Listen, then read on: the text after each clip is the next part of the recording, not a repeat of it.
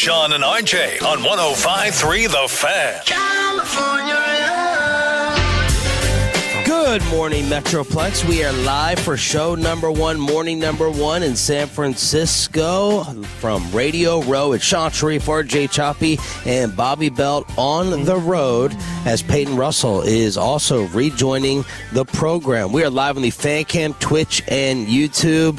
What is that? I believe they used to call this a newspaper. Turn him down. They also used to call him a maverick.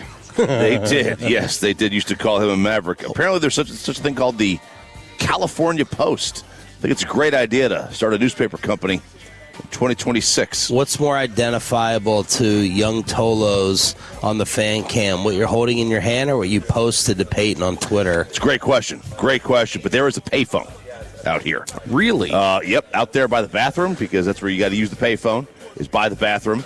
And I had not seen one of those in quite a while. Well, you think did they get it to 35 cents per call? Is that what it got to? It wasn't just a quarter, was it? I think it was 35. They tacked on a dime? I'm sure in this welfare state, that's probably a free phone call. I mean, it should be free out here. Yeah. Public utility. Yeah, so I don't know. I didn't see the cost today, or if it uses an app. Can use an app to pay for it? Like, who carries 35 cents around? Right. Have you ever been to 7 Mile Cafe?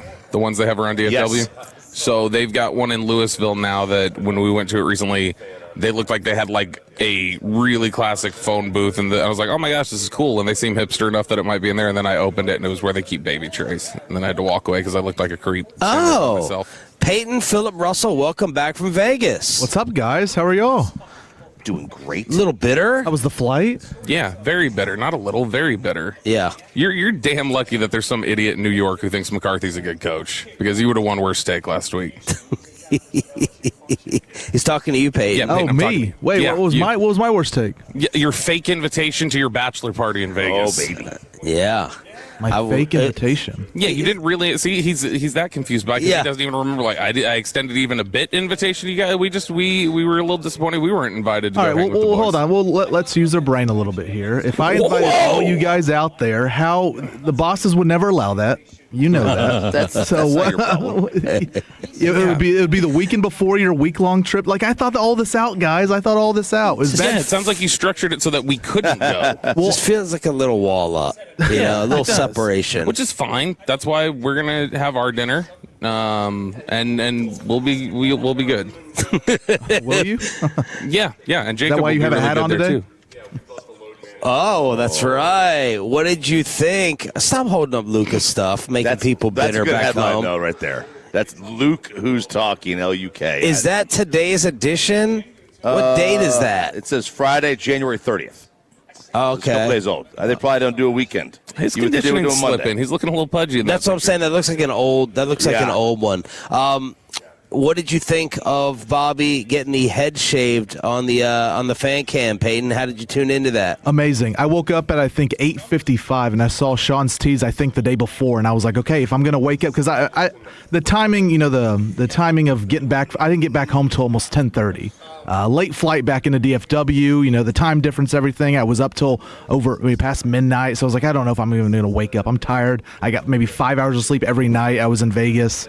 But I woke up at 8:55. I immediately turned on the Fan Cam and watched the entire segment. Fantastic, Bobby. I think you look amazing. You do. I wouldn't know. I've successfully gone 24 hours to this point without seeing it.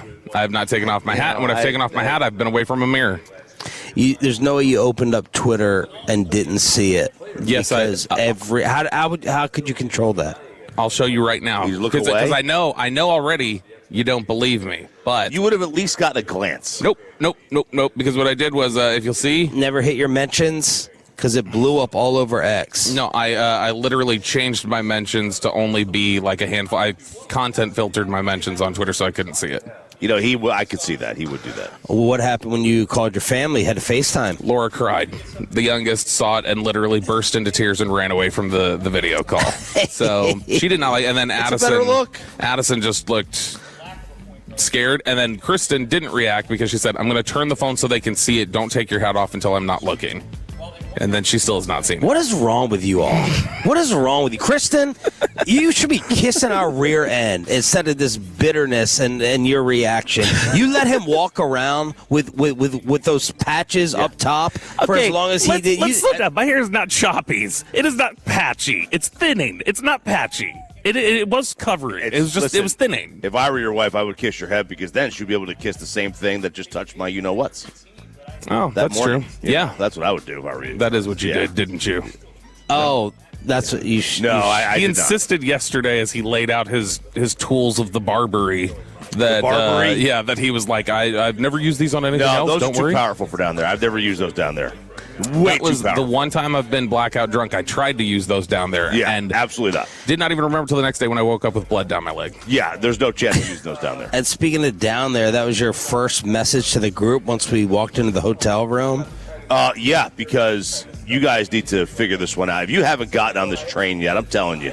Well, we have Baby Bliss Pro hair dryers in there, okay? These things are like $140 hair dryers. Baby Bliss Bro? Pro, yeah, Baby Bliss Pro. It's one of the Christmas gifts I got for Sarah this year. Fantastic hair. A little heavy. A little on the heavy side, okay? But they have got, Russ, I'm telling you, man, they have got such, they've got the really cold, not a cool, a cold setting. And it's a super high wind velocity on this thing. You get out of the shower, you put that on cold, and then you just stand there with that on your, nether region. It's a feeling, man. Why? Oh, it's so amazing. And then go around the back. Why did you just like immediately go in the middle of that point go like, I need to make sure Ross is listening up here? Well, he was on the original text. He wasn't on the original text thread, so I had to make sure that he got it. That's good. So the hair dryer, hair blower in that region on the cold setting. Oh, on the cold setting. It'll change your life. All right. It will give, you won't even need a nap. Won't even need a It will nap. wake you up for the rest of the day.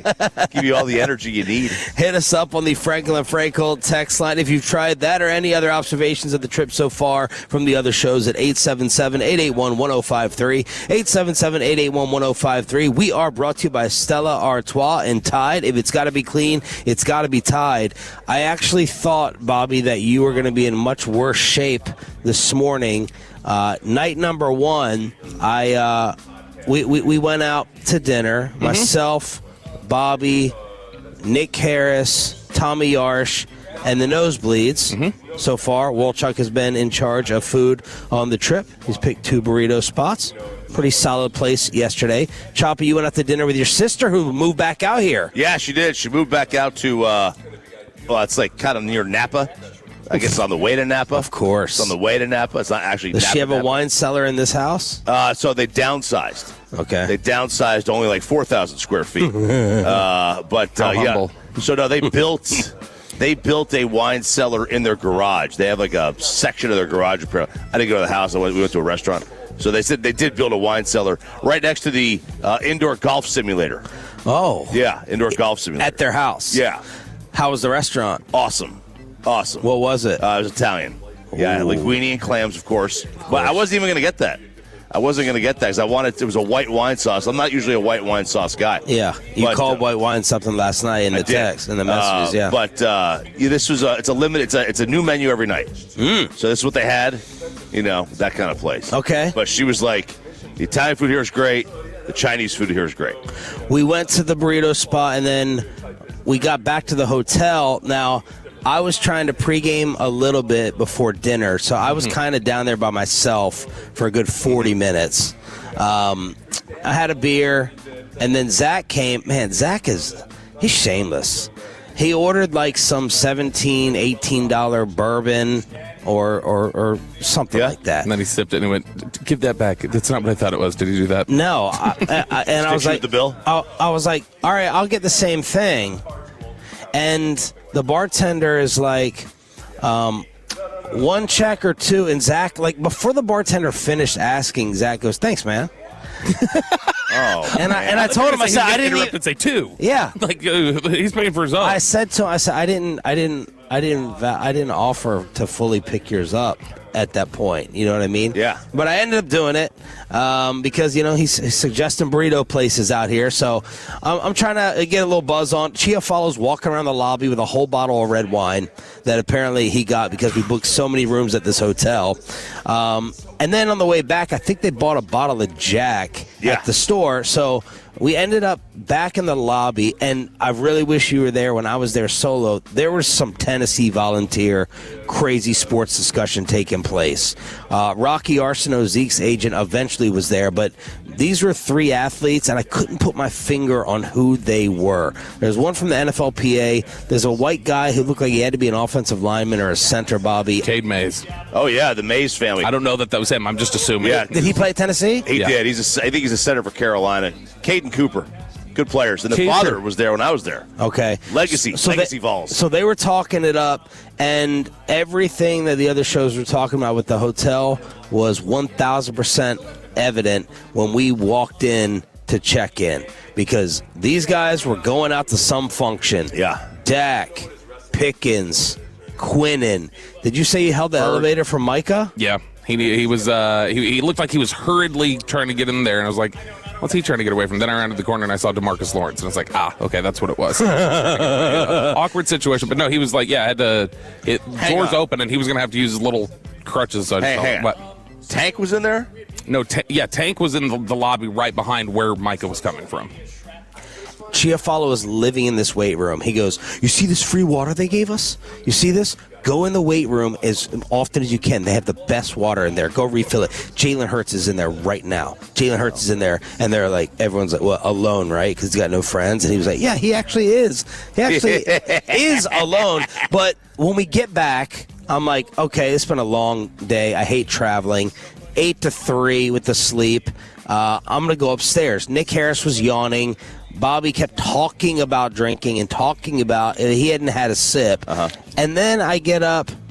I'm about to give you props. Just shut up. I know. I'm just going to say, what was I supposed to do? I didn't have an opportunity to drink before then. There was a bar. The restaurant we went to had alcohol. No, I know. They had beer. I didn't want beer. That was all. I thought we were going to get liquor. Okay. Well, we were at I was sitting there drinking liquor at the bar before. Well, I was showering then. I had to clean off my bald head. And then I said, okay, I'm out. I'm not really seeing anyone in the lobby besides, Tim Collins. Hey! And then I wake up like to pee or something, or I'm wrestling around. I look at my phone. There's like a 10:30 text chain, and Bobby and Corey Majors are talking about Corey's wife freaking out over Dak, Lamb, sitting at the bar with Puka Nacua. What did you get back and see before I get Bobby's version? So I got back. They were sitting down there on the left. I walk in. They were to the left. That little couch? Yep. Yeah. So I went up around 8:15, 8:30, something like that. Okay. But I think you had just gone up. So I was down there for maybe, 10 minutes? Yeah, which is obviously 10 o'clock Dallas time. Right. And closing inside of 8 hours when we got I walked to the elevator, and a girl walks out, and then Dak sprints on the way, walking towards her. I was like, oh. Kind of like, didn't have a chance to say hi. I would have said hi anyway. Yeah. He wouldn't have let you. No. He knows. I made all kinds of stalking segments about him. I know. I remember. So, I saw him go down there. So I don't know where they were going. That may have been the pregame. So, Bob, what developed after that? So all that happened was we got up, we sat in the lobby, and then when you got up and left, that's when I took the drink from Zach, and then I had a few of those. So I was lingering for a little while, but I don't know, when Choppy went up and left, that's when Nick and Tommy left. And so then Zach, and Eric sat down, we're chatting for a little while. We went up to their room, talked for a little bit more.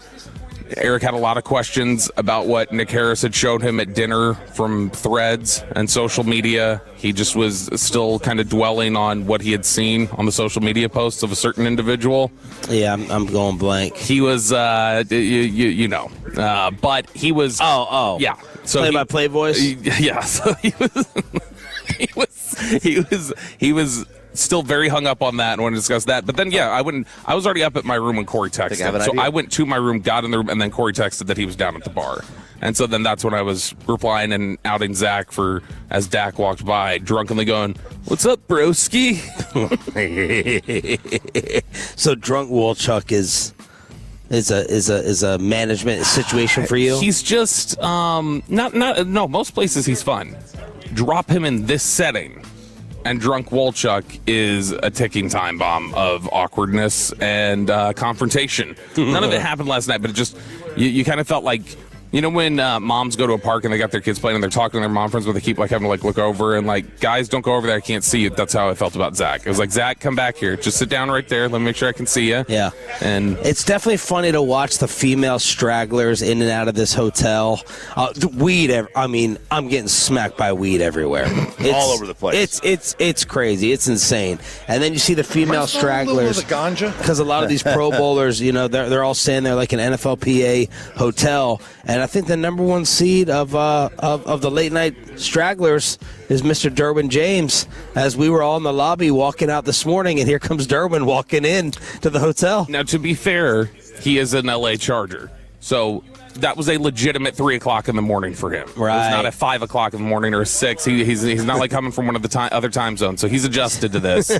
But that's sort of reasonable, right? You're probably hosting people in town, 2 o'clock bar closed. Doesn't he got a game tonight? Isn't the Pro Bowl tonight? Game? Yeah. You know they added Shador Sanders and Joe Flacco to the Pro Bowl games. Flacco deserves it, man. He had some good years. Flacco was walking around yesterday. He is so tall.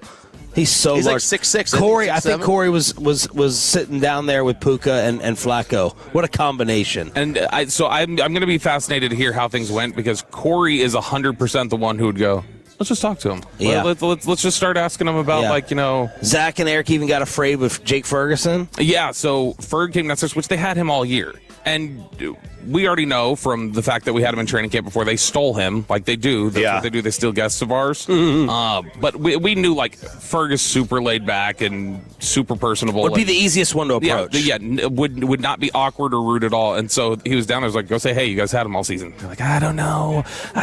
What if he doesn't recognize us? I was like, just go say hey.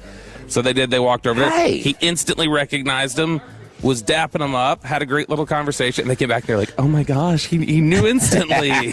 Speaking of the Cowboys, Dak's urgency in getting this guy signed, and what else they were saying about trying to actually play in one of these games from Pro Bowl practice yesterday. Inside the Star with Mike McCarthy hiring even more guys, and the rest of the moves around the NFL next on Sean and RJ, live from San Fran on The Fan.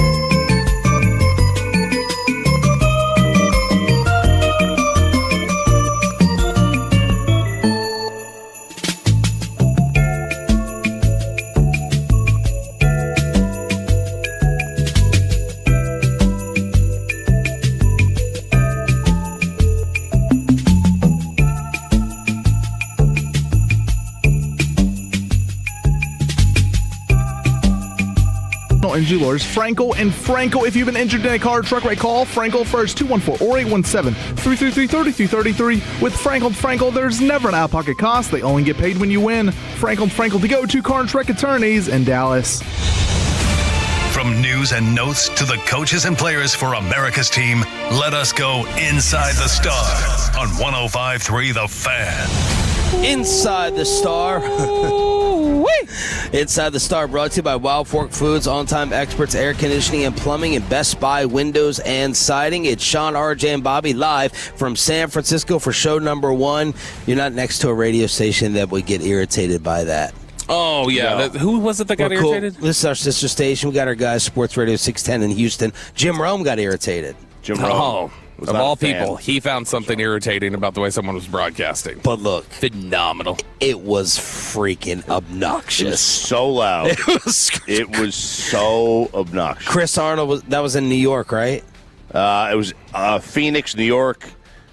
I mean, it was 3 years in a row, right? He did not care. He did not care, and he executed it. And, oh, man. But then again, we can talk trash. You can't talk trash. So I think when Jim Rome, sent one of his much taller minions over or tried to do something about it, it turned into a trash talk. Be fair, it was a normal height human. Yes, Jim, just for him. Just for Jim. It was a giant human. Jim learned from the Jim Everett situation and decided, I will not fight my own battles anymore. I'm going to send people to fight them for me. He's supposedly, like him and Bayless, they might be the two weirdest dudes in sports media over time, just in terms of not socializing. No one ever sees them out. Never. I've never seen Jim in 15 years. I've never seen Skip Bayless in person. No, never. They just retire to their lair. I knew somebody who knows Skip fairly well from back in his early sports writing days and still will communicate with him. And apparently Skip is very much about, I will communicate with you through email. I'm not going to get on the phone with you or text you. I will email you if I want to talk to you. Would it surprise you if he doesn't have? I mean, that was Kevin Kiley was the same way. He didn't have, who did the show, Michael Irvin at ESPN. He just didn't have a cell phone, so you had to email his wife, and she would get in touch with him. That's how you got in touch with him. That's how the bosses communicated with him. Call my wife, and then she'll get in touch with me. You guys are amazed by these chairs out here? I was amazed by how much they cost. Holy cow, we just found out they're $175 a pop. It's $175 a pop? After your first 4. So they give you the first 4 for free. First taste is free. But everything after that, they hook you. These are not bad. That's why the station wouldn't get us new chairs. Right. And then I thought I hit the jackpot for the Tolo who got us new chairs, only to catch grief for it from the station for getting new chairs with how expensive. Chairs are expensive. Bar stools, they're criminal. They are criminal. Those metal bar stools that look like they're made in someone's garage are like $90. And I'm like, what this is a $20 hunk of metal. Soak it all in. This is Indy right here. This is Indy. This is the Indy trip. These chairs right here. These chairs right here. Well, maybe Cody can come through for a star sales guy. Come on, Cody. Todd Archer, 9 hours ago, the Cowboys have agreed to a deal with Marcus Dixon to be their defensive line coach. He worked with Christian Parker in Denver and spent the last 2 years in Minnesota. So he joins Derek Ansley, pass game coordinator, and Ryan Smith with the corners for Christian Parker's staff. Do you remember him at all, Chop? Not really. I remember the 08, name. He was a rookie. Yeah, I remember the name. I don't really remember much of him. Ooh, yeah. 08 was Pac-Man. You were kind of distracted that year. Very distracted. But no, he's somebody who I know. Broadus had asked around about him a little bit. You heard really positive things about him. And, I mean, he's had a good run. He came from, if you look at his coaching career and where he's been, his first gig in the NFL was with the Rams. He was working under Raheem Morris and a lot of those Rams coaches that have gotten jobs in the NFL now. And then after that, it was Fangio and then Flores. So, I mean, he's got a really good run of guys that he's worked with, and they all seem to be really high on him. So, again, it's the youth movement with them. All these coaches that they're hiring, they're like our age. They're right around there. And so it's going to be a very, very young coaching staff. Yesterday, Clarence Hill caught up with George Pickens and Dak Prescott at the Pro Bowl practice, and he started off asking GP about that possible franchise tag. you don't want the franchise tag? I mean, what would you do if they gave you the franchise tag? That's the thing. I ain't even thought about that because it's been so much, kind of like you said, Micah's money and some of the space that he had. You see what I mean? They basically said, we got money for you, so you see what I mean? Why are we talking about the franchise tag? So I just wait on them. That's all I can really do. And chill with the guys. Micah was lingering yesterday. Micah, it's giving me, this is really looking into it, all right? I'm not giving a real theory, but just an observation. It's giving me kind of like future Luka vibes, where I'm like, it feels like Luka could come back one day. And Micah feels like he has to just be in the mix. Like, Micah could be at home chilling. Like, Micah, it's like Micah could not miss being out here on his walker. And yesterday when Lamb and Pickens are hanging out, like, Micah was kind of along with them. And I don't know, a lot of people, they were just kind of like doing the slow zoom in on Micah, saying, man, he still wants to be a Cowboy. Did you see the Aubrey clip? The golf? Yeah, where he's doing something. Aubrey's doing something. Brandon Aubrey. Did you analyze that swing? Well, I didn't need to, because when I played golf a couple of weeks ago, we were the group ahead of Brandon Aubrey. Well, at Cowboys Golf Club. And he reached you? No. Well, from the front tees. Okay, we play back. I play an entirely different golf course than he did. No, he was at the front tees. He was. I think he won the NFL long drive. Yeah, he was. It was obviously not him. It was the group he was with. Because you just play with the people you're playing with. So he was. Yeah, they were playing like two tees. He had a good swing. He hit it 336. And he drives the ball a long way. He drives it almost as far as he kicks it. So when he's up there and he's doing this little challenge, Mike is offset just hyping him up, and at the end of it he goes, "That's my kicker." It's like, no, it's not. That's not your kicker anymore, dude. Let's be honest. We all know this. Micah didn't want to leave. Right. This just got sideways, and there were a lot of different things that played. Like, that one felt way more preventable than Luka did. In terms of, I guess Nico could have prevented it, but like Nico seemed to make up his mind, I'm getting rid of you. And, there's nothing that can be done to salvage this. The Micah one, it was like there were steps along the way where if they just communicated better, if something happened, like he's still here probably. Bobby thinks there's a little bit of a difference with Dak speaking about keeping Micah versus Dak speaking about keeping Pickens with Chill. We know we got to get that side of the ball right, but we got to make sure that we aren't complacent with what we've done on our side of the ball. We've got to get one of our guys signed and make sure that we take a big step on offense as well. You said getting one of your guys signed. Yeah. Which one are you talking about? Yeah, the guy out here. The guy out here that doesn't have a contract, no matter in whichever way that they got to do it, he's an important piece of this offense, important piece of what we're trying to do. And so leave it to those guys. Obviously, if I need to get involved, I've said it before, I will. But confident in Jerry and everybody who makes those decisions and how much he means to us. And look, he was pro Micah with his statements, Dak was. Yeah. But Dak also gave the caveat of, it's always business, there's this and this. Like, you could tell that it wasn't like he was chasing him out of town, but that's a more full-throated endorsement of Pickens, I think, being back. That's unequivocal. It's, I'll go get involved if I have to. He's the guy that needs to be here. It's very much more like the way he talked about CeeDee Lamb. So when you look at, is George Pickens, does he have all the maturity in order? Is he too tardy to function here? Either Dak is a good actor, or it's not a serious enough problem that it bugs Dak, who is the one who generally is meant to keep players in line at the player level. Choppy, get ready to be jealous because it appears that Bobby may be going to Mexico City. Oh. As yesterday, the league kept talking about expanding, and I think we got a game in Paris. Yeah, we do. And there's going to be one in Mexico City, and people are kind of aligning the Cowboys with this by going back to an old Jerry Jones quote saying, I'd give up a home game for a game in Mexico City, and they're going to do it in December. So, Bobby, aloha. Yeah. I don't think it's an aloha. I wouldn't know. Here's the thing. I don't know. I don't know if I would go to that. I would want to. Because the station. Do you have a passport? Right there. You don't have a passport. I do not have a passport. I don't know that I trust myself to logistically have the things in order that I'm supposed to with a passport at any given moment. Hellman's getting married. Well, overseas in a couple months. That's right. And I will need a passport for that. And so I've got to like get on that and figure that out. That's why so frequently, as you've probably seen, whenever something comes up and I'm just like, yeah, sure. If Kristen's around, she will cut off and say, send it to me. Send it to me and I'll make sure it gets done. Don't send it to him because he's not going to, he won't do it or he'll forget about it or whatever else. And so, I don't know, 12 months is a long time to try to get my passport. No, it isn't. So I think you could do it. Why hasn't she started the process? That I haven't specifically told her about yet, I don't think.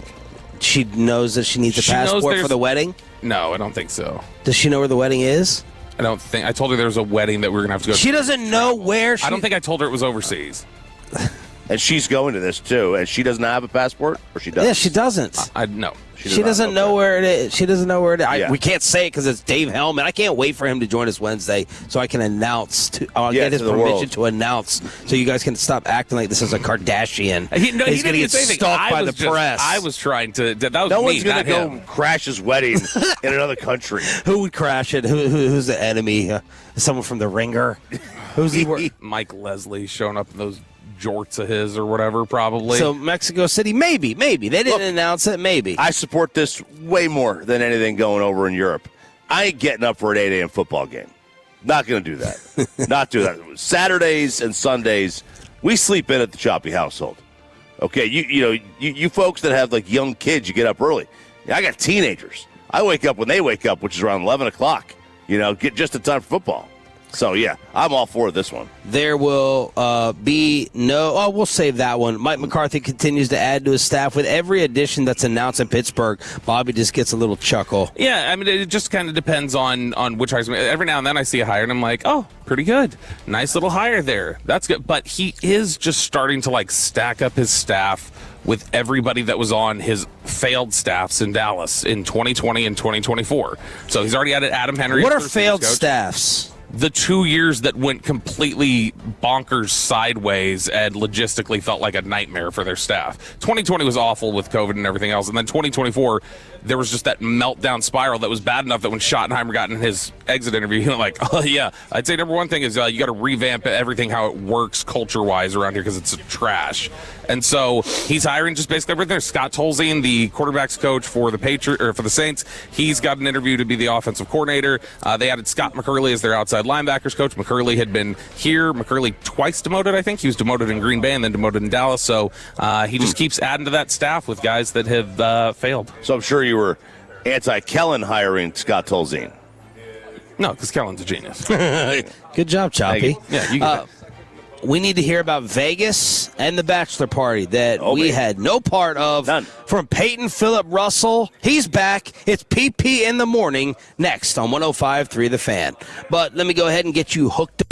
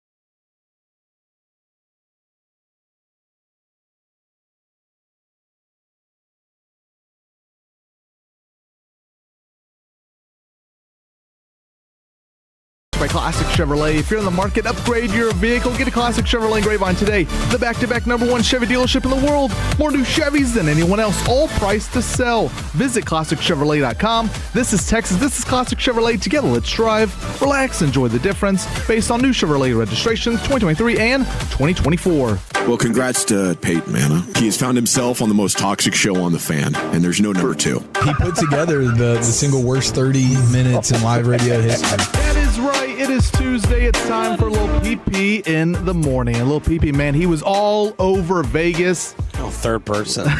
late last week. Is that third person or a reference to something else? Well, we'll get into it, Bobby. You just sit back and relax. I'll tell you all about What it. a second person. By the way, guys, the calendar is in the studio. I put it up. Aiden approves of it. Jake Reetma approves of it. I sent you guys a little picture, a little preview. So enjoy that. What is when you guys it? Get back. So I went to Burlesque. We, me and the boys went to the Burlesque show. It's people don't know about it. It's topless in Vegas there. So just topless, not bottomless, just topless. So it's half. So all you were right. allowed to go to the Burlesque, but not a strip club. Oh, I was allowed to go to strip club. I was allowed, but it was the others. Some husbands that were in the group had a stern talking to with their wives. Their wives brought it up and said, "Look, I will divorce you if you step foot in the strip They did not. club." They're not. Nobody's getting divorced. And I said, "Call their bluff. Call their bluff. They're not going to leave you." Yeah, they may not actually do it, but I 100% believe it was said. Oh, it'll create a problem. Oh yes. Oh yes, yeah. It is. It will. And I was like, what's the divorce thing? 50-50, who has more money? Did you sign the prenup? Are you really losing money in this thing if they do divorce you? But the guys were like, yeah, I will be losing a lot of money. So you got a calendar from there?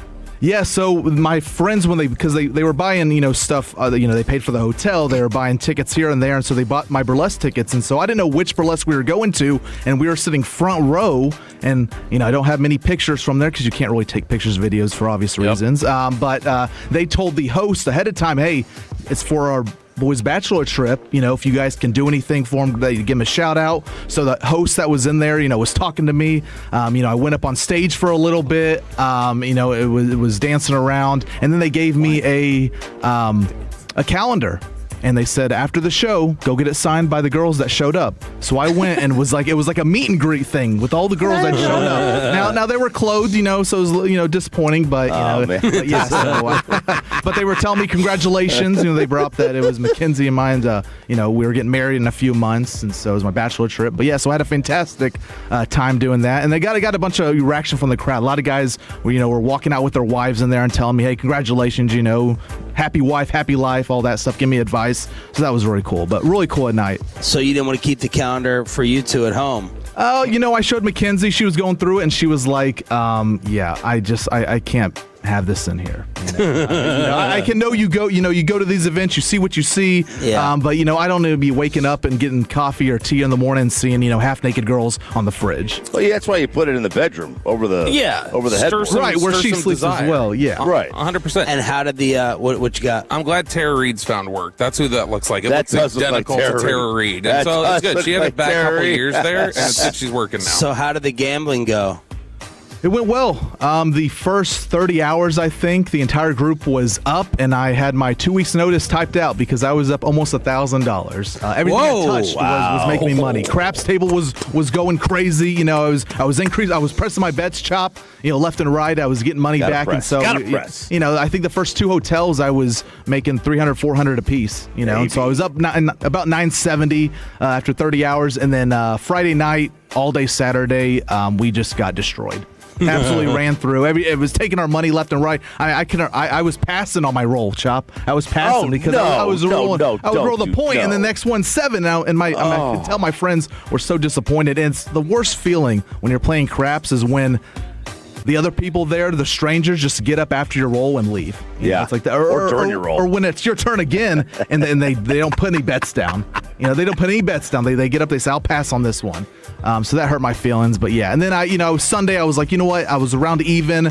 We were waiting in the Palazzo or I guess the Venetian Sportsbook, waiting to go to the airport. And I was like, you know what? There's a live bet on right now. I'll go, bet on Kansas State and Iowa State, the over. It was 151.5 for the live line. I put $100 on it, won my bet, $195, and I walked away up 100. So I'll there take you that. go. There you go. Yeah, I made money on this trip. Not really, but technically. That's a win. Yeah, that's a win. And some of my friends were walking away down 4 figures. So, Ooh. Dang.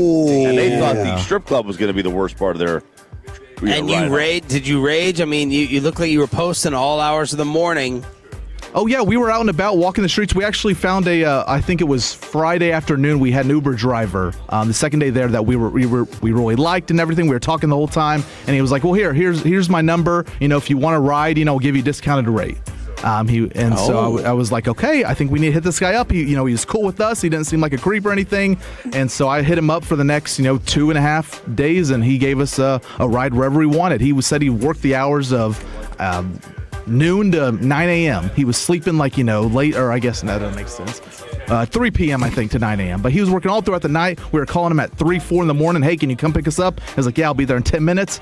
And so we were getting rides left and right from him at discounted rates. So that really helped us out as well. So 1 to 10 for your bachelor party Vegas dream vacation. What did it live up to? Ooh, I'll go 8.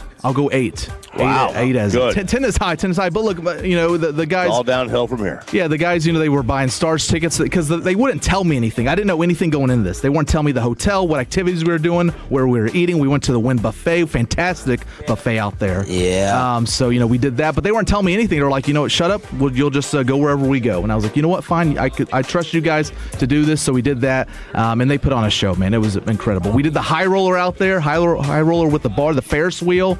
So it was like as many drinks you could pound in about 30, 35 minutes. Yeah. So that was fun. So got a little nice buzz there. What'd you think of the Sphere? I loved it. Yeah, because our hotel had a perfect Sphere view. I've never been in the Sphere still. The Eagles were playing out there. We didn't get tickets to go out there. But yeah, so the Sphere was fantastic. I've always wanted to go in it. I think the Backstreet Boys were last week out there too, so that would have been fun to go to. But that Stars game, dude, Vegas puts on a show out there. Yeah, RJ awesome. said it. I mean, the in-house entertainment, everything they have going, the intro, the preview, all the music, the sound system in there is elite. I mean, there's Choppy was trying to defend this and support you, and Bobby was crapping on it. Yeah, it's incredibly dorky how they just do their little medieval times, let's do a joust, and then they go knights, and it's all It's very cool boring. because it's on ice.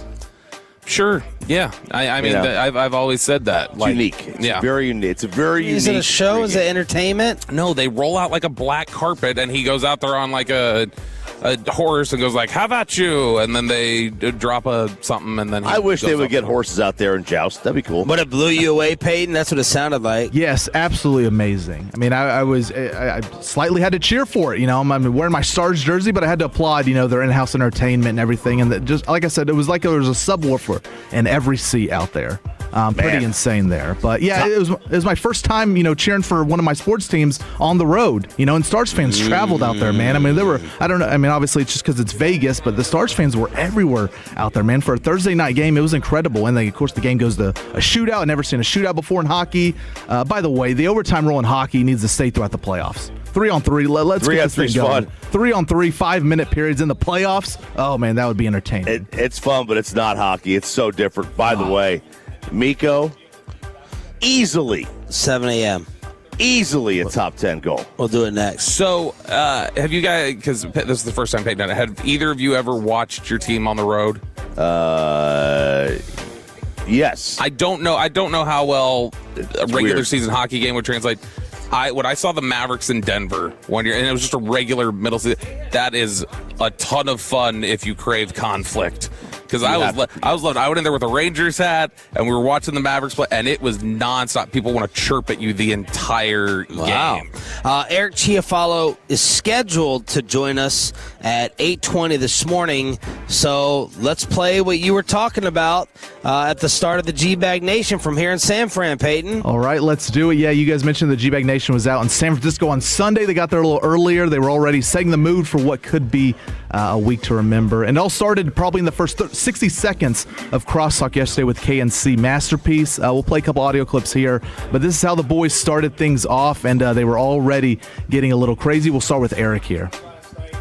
And then we got the Chowder Bowl last night too. We boogied over to the Fisherman's Dwarf and enjoyed the sourdough bread bowl with the clam chowder.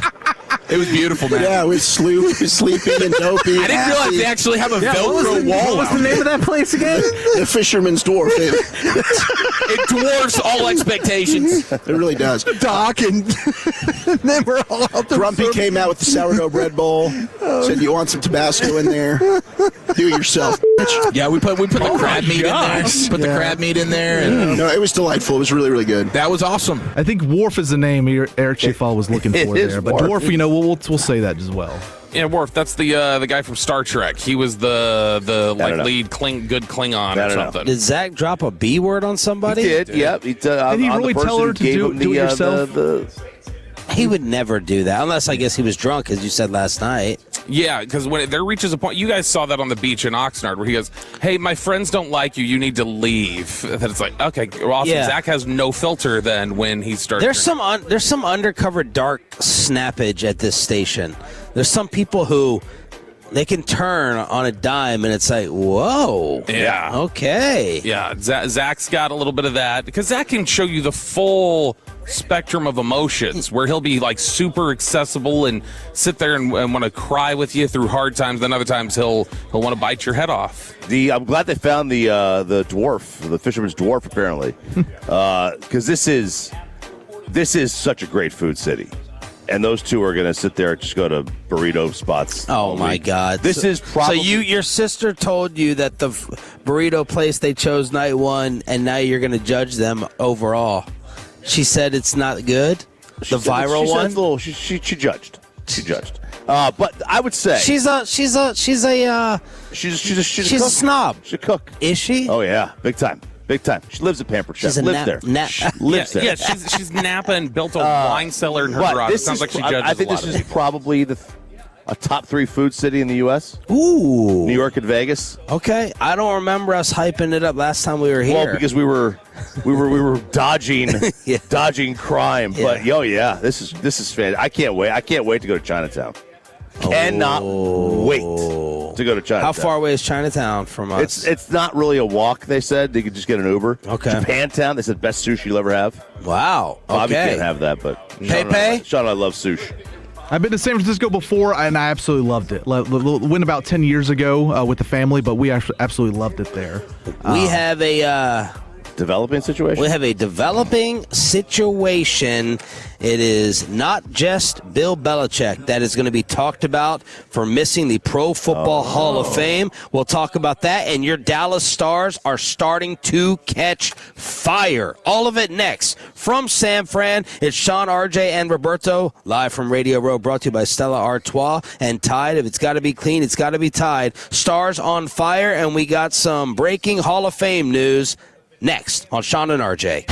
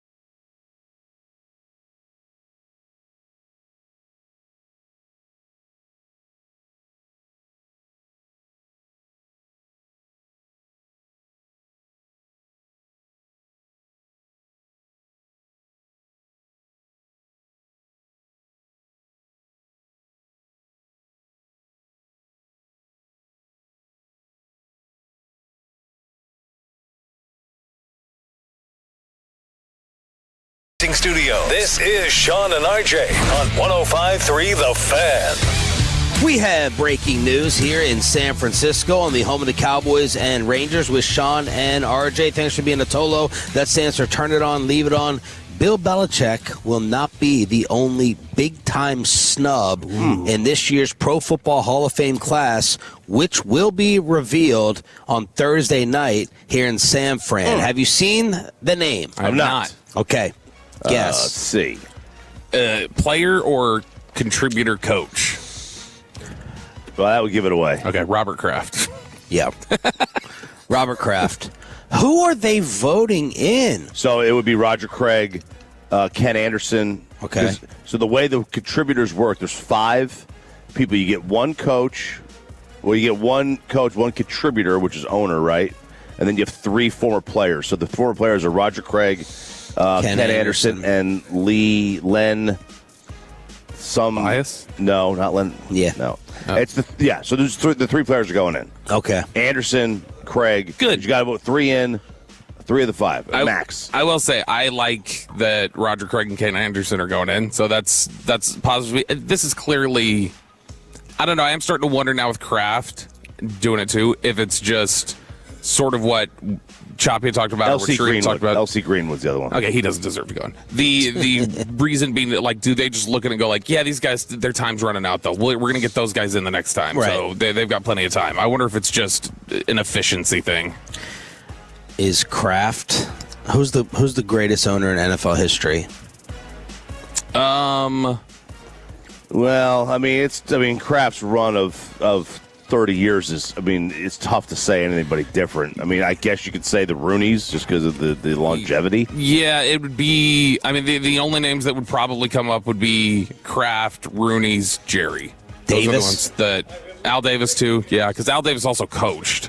So obviously when you're looking at it, your runs are they, how much are they based on impact?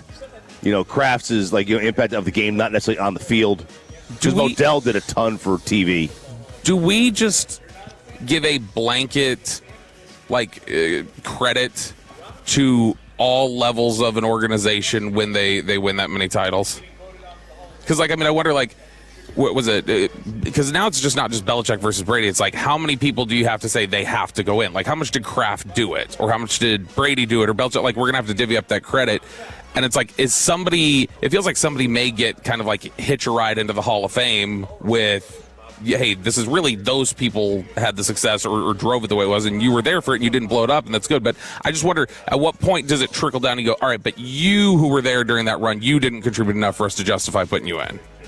I understand what you're saying. I think what that does, that just brings in, it can bring in a lot of bias. Like, oh, I don't like that person, so I'm not going to give them credit. Like, sure. If you're the owner of a team, well, that's why I said 6 Super Bowls, you got to get the credit. So we just blanket look at all 3 levels generally, right? Like, you got to put in some players from a run like that. You got to put in some coaches. You got to put in an owner. Yeah, okay. Kraft. I would prefer Robert Kraft owning my team than Jerry Jones. Yeah. He hired him. And he allowed him to draft him. Yeah. And he wasn't, sought after by everyone. He was damaged goods. I think he traded a first, maybe 2 first-round picks for him, too. And worked with his pain in the ass. In the past. Worked with Bill as an insufferable know-it-all, probably pain in the ass. And I think Bill's getting a Hall of Fame party, isn't he? Balloons? Yeah, Jordan Hudson is throwing him a big special Hall of Fame celebration. So this is like when T.O. didn't get in, and then he went to Chattanooga and did something there, and then when he actually got enshrined, then he did a separate one. But yeah, Jordan Hudson is throwing a big old party for Bill. What were you saying, Choppy? I think, if I remember right, I heard this. It may have been from Gary Myers in his book, but I think you didn't hear it. Well, I think he heard it. He did not read it. He heard it from someone. I did not read it. Oh, book on tape, so I could be wrong. I think I heard it in an interview he did, but I'm pretty sure Parcells even told Kraft not to hire Bill for that job, and Bob still did it. Well, yeah, specifically because he had been hired to become the Jets coach. Well, yeah, but I also think that there was tension there. There was tension there between the two. Yeah.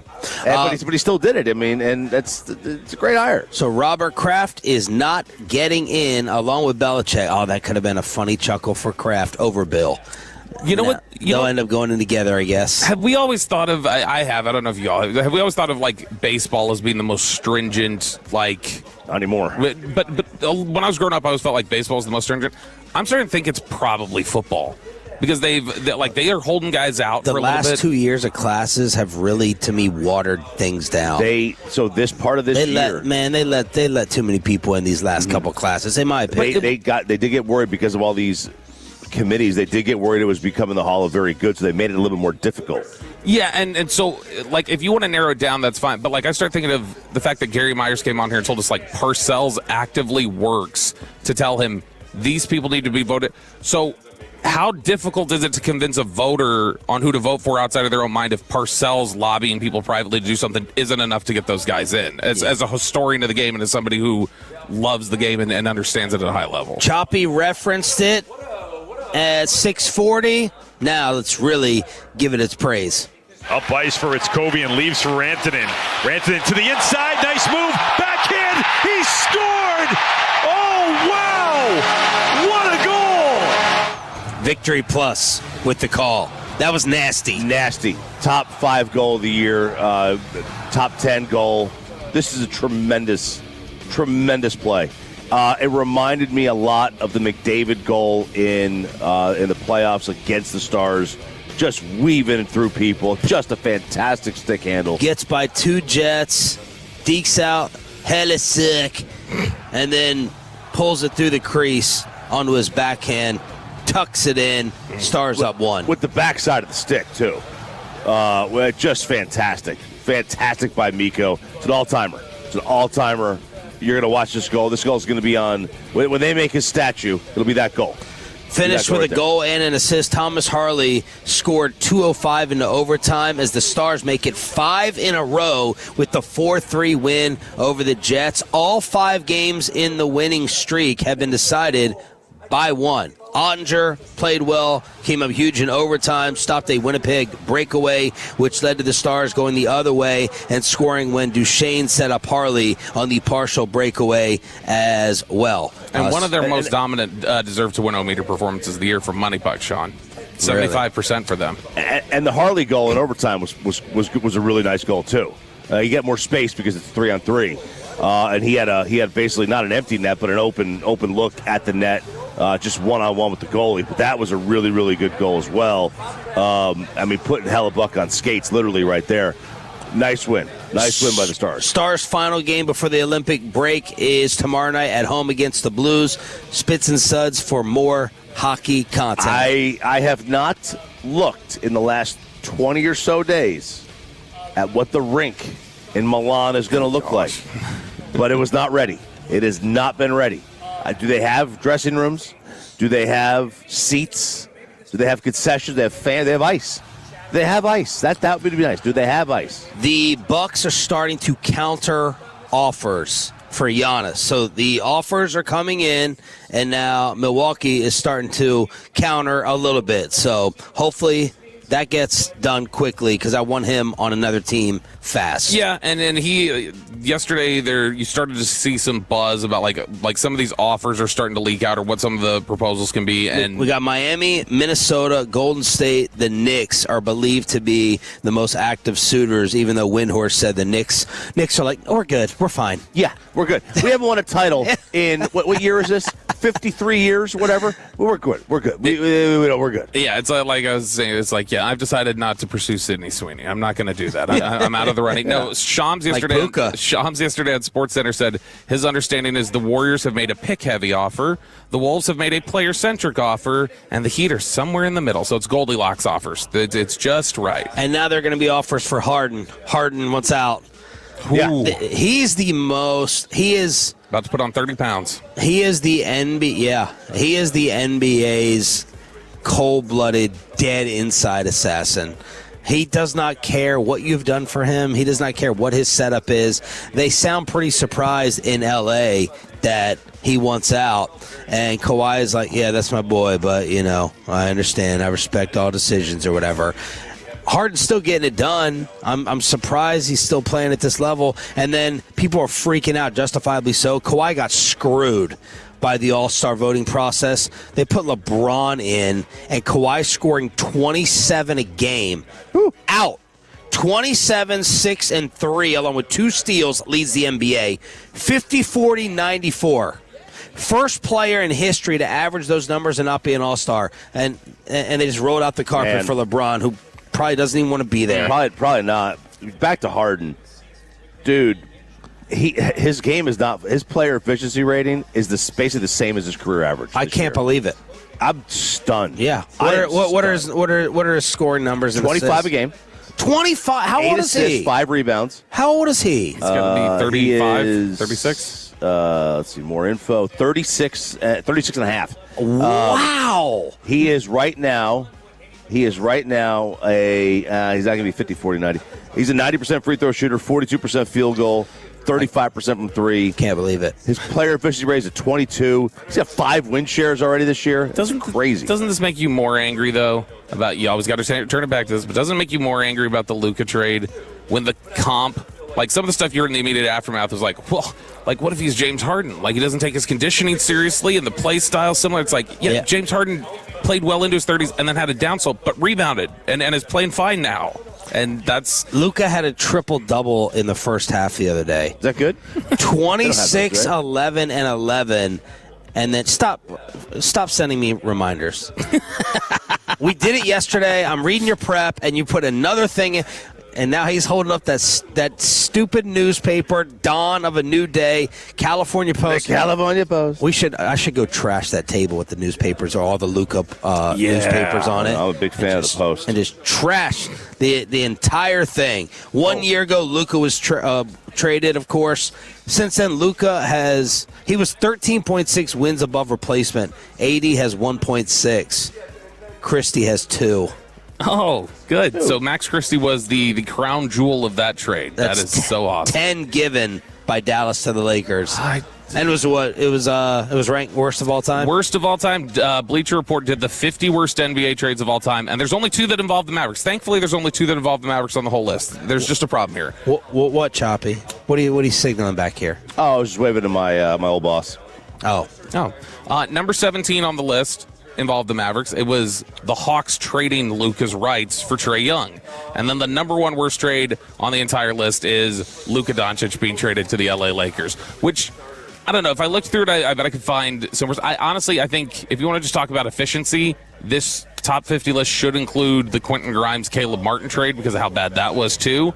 But yeah, the Luka trade being the number 1 worst one, and ESPN actually had done kind of a reflective thing where they reached out to people like, hey, 1 year later, what are we thinking about things? And the sources around the league are still just like, can't believe Dallas got worked that bad. How about Seattle pulling off a deal late last night? Did they really? You have no idea. I have no idea. He shut down the prep. He went to the Italian place, and that was it. Mariners acquired Brendan Donovan from the Cardinals. It's a 3-team deal. I did see that. All-star infielder. Yeah. I didn't pay attention to the Cardinals a whole lot last year. Going to be honest, they were a terrible baseball team. But they needed offense. The Mariners, flat out, that's one of the things they needed, especially when they lose Eugenio. Nominate the Chicago White Sox for Worst Take Friday at 9 a.m. This is bad. This is really bad. Is it bad or is it good? Is it opening doors and trying to make players feel comfortable? So Murakami, who has just ended up with the White Sox, he had, I guess, felt a little uncomfortable with their bathroom setup there in Chicago, and so he had requested, hey, I'd like a bidet similar to the one that I have back home, if you could do that. And the White Sox said, you know what, we're going to upgrade things to make you feel right at home, and that includes the addition of bidets to the White Sox clubhouse. But that is not the story I'm referencing at all, Choppy. Which one are you referencing? This one. That's the White Sox one. Because he was looking right at me. I can tell you're going White Sox. That's not a worst take. This take. They gave him a bidet. That's an awful take. The worst take is the... Look, if you can't adapt to our ways of wiping around here, you can go back home, okay? This is worst take. The Chicago White Sox are celebrating Black History Month. And you sent this too, so you know the story. Did I send this one? Oh, man. They are celebrating Black History Month, and they reflected on momentous firsts for the White Sox organization. So it talks about, playing host to the first Negro League All-Star game back in 1933, and it goes on. And, Dick Allen becoming the first black player in White Sox history to win the MVP. And, it keeps going on and on and on. And you just notice an omission of Bo Jackson in the 90s, Ken Williams, the first black general manager in Chicago sports history in October of 2000. And Frank Thomas is like, I guess the black player who made you rich over there and holds all your records is forgettable. Don't worry, I'm taking receipts. They left out Frank Thomas. The big hurt.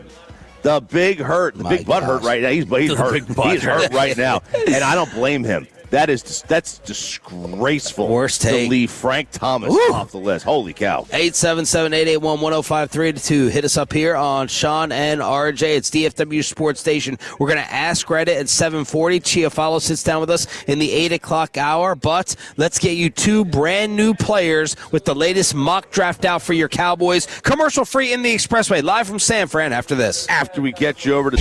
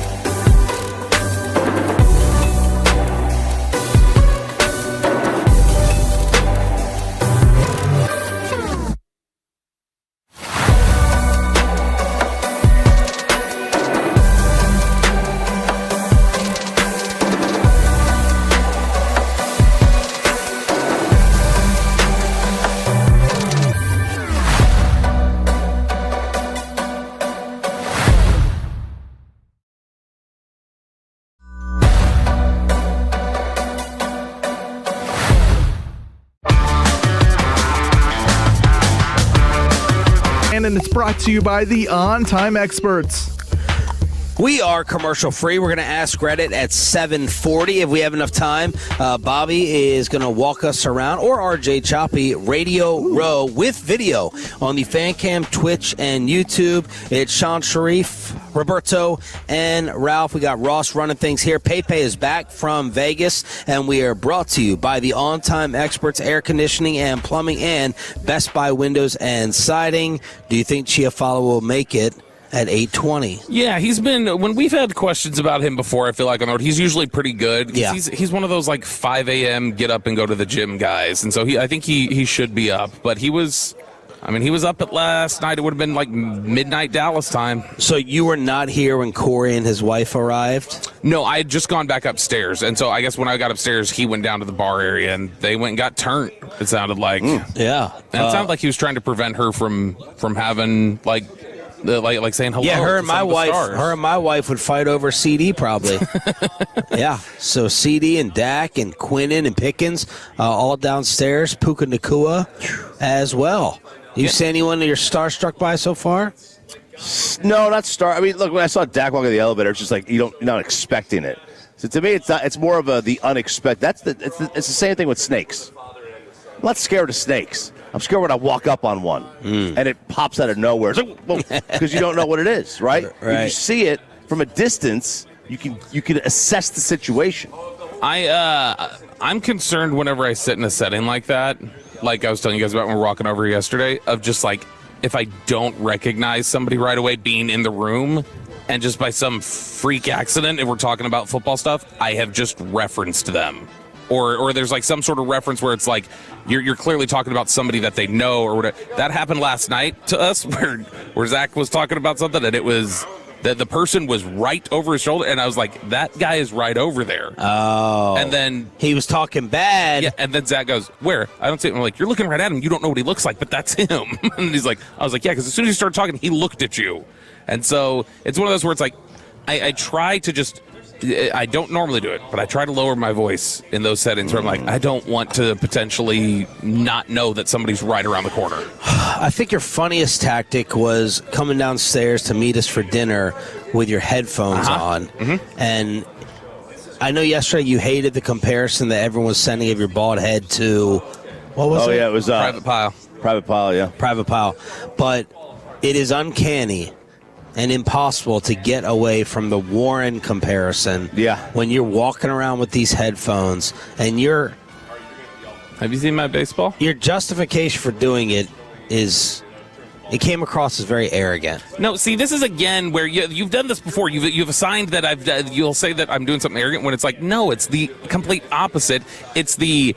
I won't have anything to say. I don't want to be like even seen in this, like not even as being me. I don't want to be seen as somebody who would be listening in on something they'd be doing or something like that. Because they all the time get on elevators with fans, and then they're like, "You're looking sideways." I'm telling you, like I've actually all right, now I'll be arrogant. I've done this for a few years now. I've been around team hotels and been around. No, you leave the hotel room to go to dinner. Mm-hmm. Why do you have headphones on? I have my headphones on in the elevator because when they are off.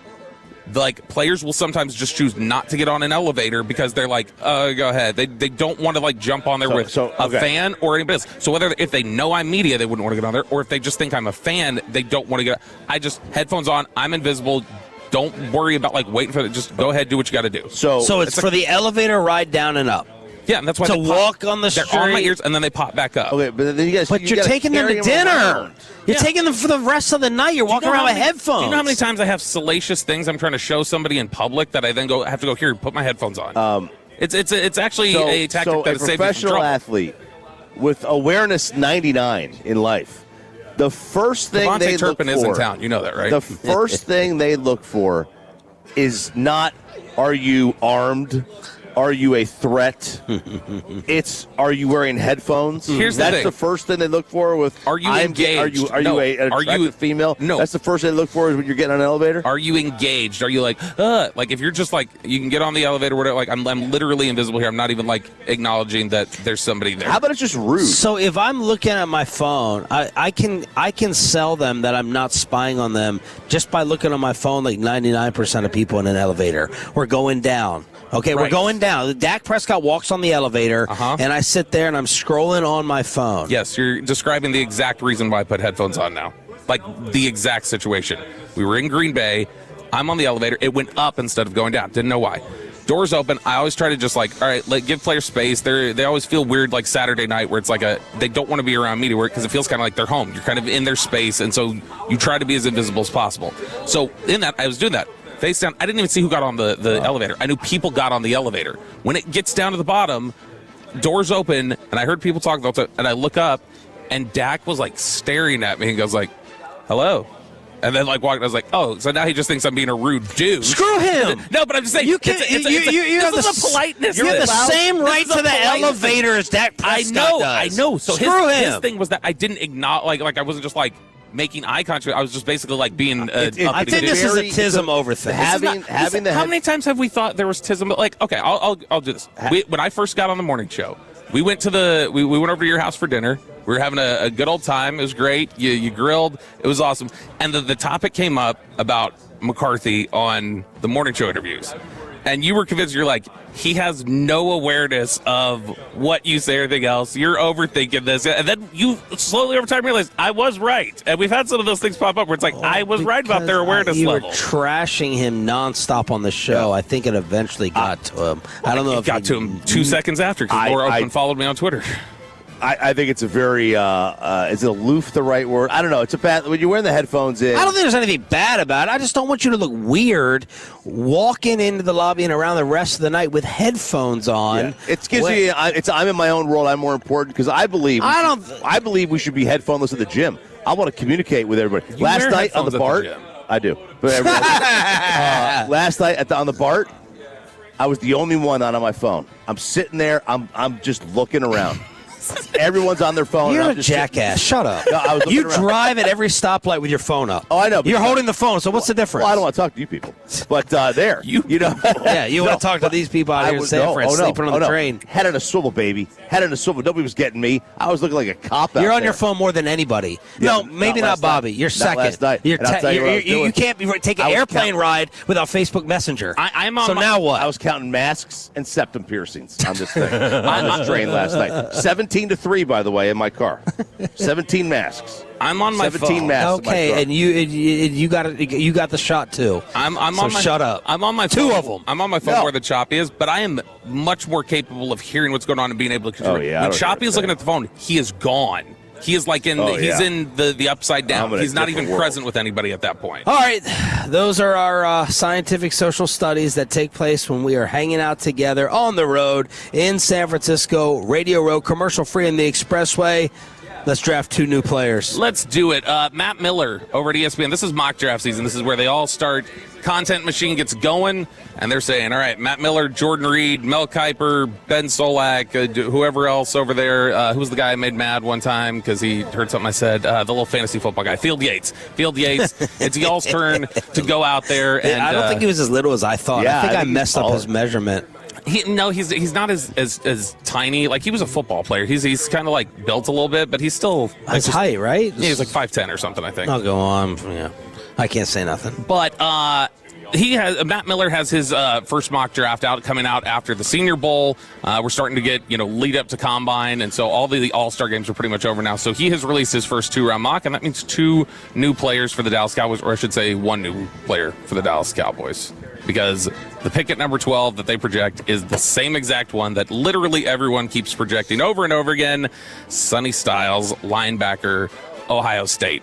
He writes that with the trade of Micah Parsons to the Packers, giving the Cowboys 2 first-round picks, Dallas enters this draft with an edict to fix a porous defense that gave up the most points per game in the NFL this season. Styles is a quick fix at the second level with his sideline-to-sideline speed and range. He's similar in terms of his trajectory. I'm not saying this is the player he's going to be. He's similar in his trajectory to a guy we're going to interview later this week, Brian Urlacher. So Urlacher was a safety in college and then converted to linebacker, bulked up, but was always kind of a bigger linebacker and had really good coverage skills. That's like the just dream scenario for projecting out Styles and his frame and the way that he's played up to this point. So that would be a big helpful one. Here's the problem that I have with this mock draft, though. And it comes at 20, and everybody keeps doing the same thing. Number 20, the Dallas Cowboys select T.J. Parker, edge rusher, Clemson, who's a good player. Edge rusher vaulted up the Cowboys' list of priorities the moment Micah Parsons was traded. In this spot, they would get a long, tough, aggressive defender who had the best Senior Bowl week of any edge rushing prospect. Parker was seen as a potential round 1 player entering last season after compiling 11 sacks, but saw his production dip to 5.5 in 2025. So if you had a second-round pick or you had a third-round pick, I would be much more just like, yeah, just pick whoever the best defensive player on the board is, other than defensive tackle at this point. Right. But when you don't have anything again until the 4th round, I don't know if edge rusher is what I want to pick in the first round, unless it's just a blinking light. Like a player who the value is so ridiculous there. Like CD drops. Because, like, you've got the defensive tackle room, which is... You can generate pass rusher. Quentin Williams is a pass rusher. They've got some guys there. You've already drafted Ezra, who you hope is going to develop a little bit more. Free agency defensive ends. And you're bald because of him. That's true. Free agency defensive ends are hit more commonly than first-round edge rushers do. I just don't know that with those limited resources I'd want to do that. God, Baloney Boy is here. What? Oh, Baloney Boy is here. I saw him. Who? Waved.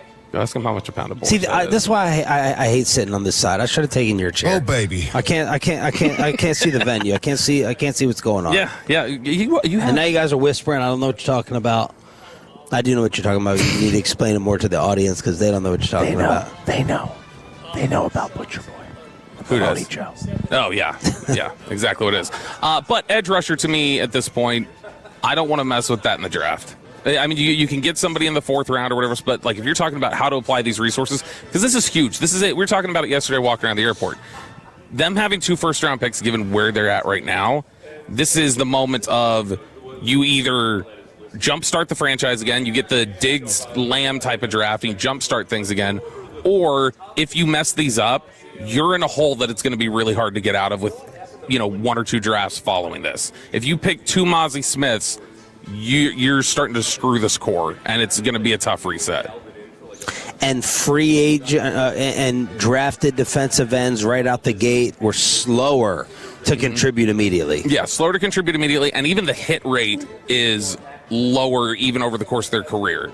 First-round edge rushers are lower than 50%, and free agent edge rushers are about 50%. All right, if there's a D end on the board who's an 8, and there's a corner who's a 7, who are you going to draft?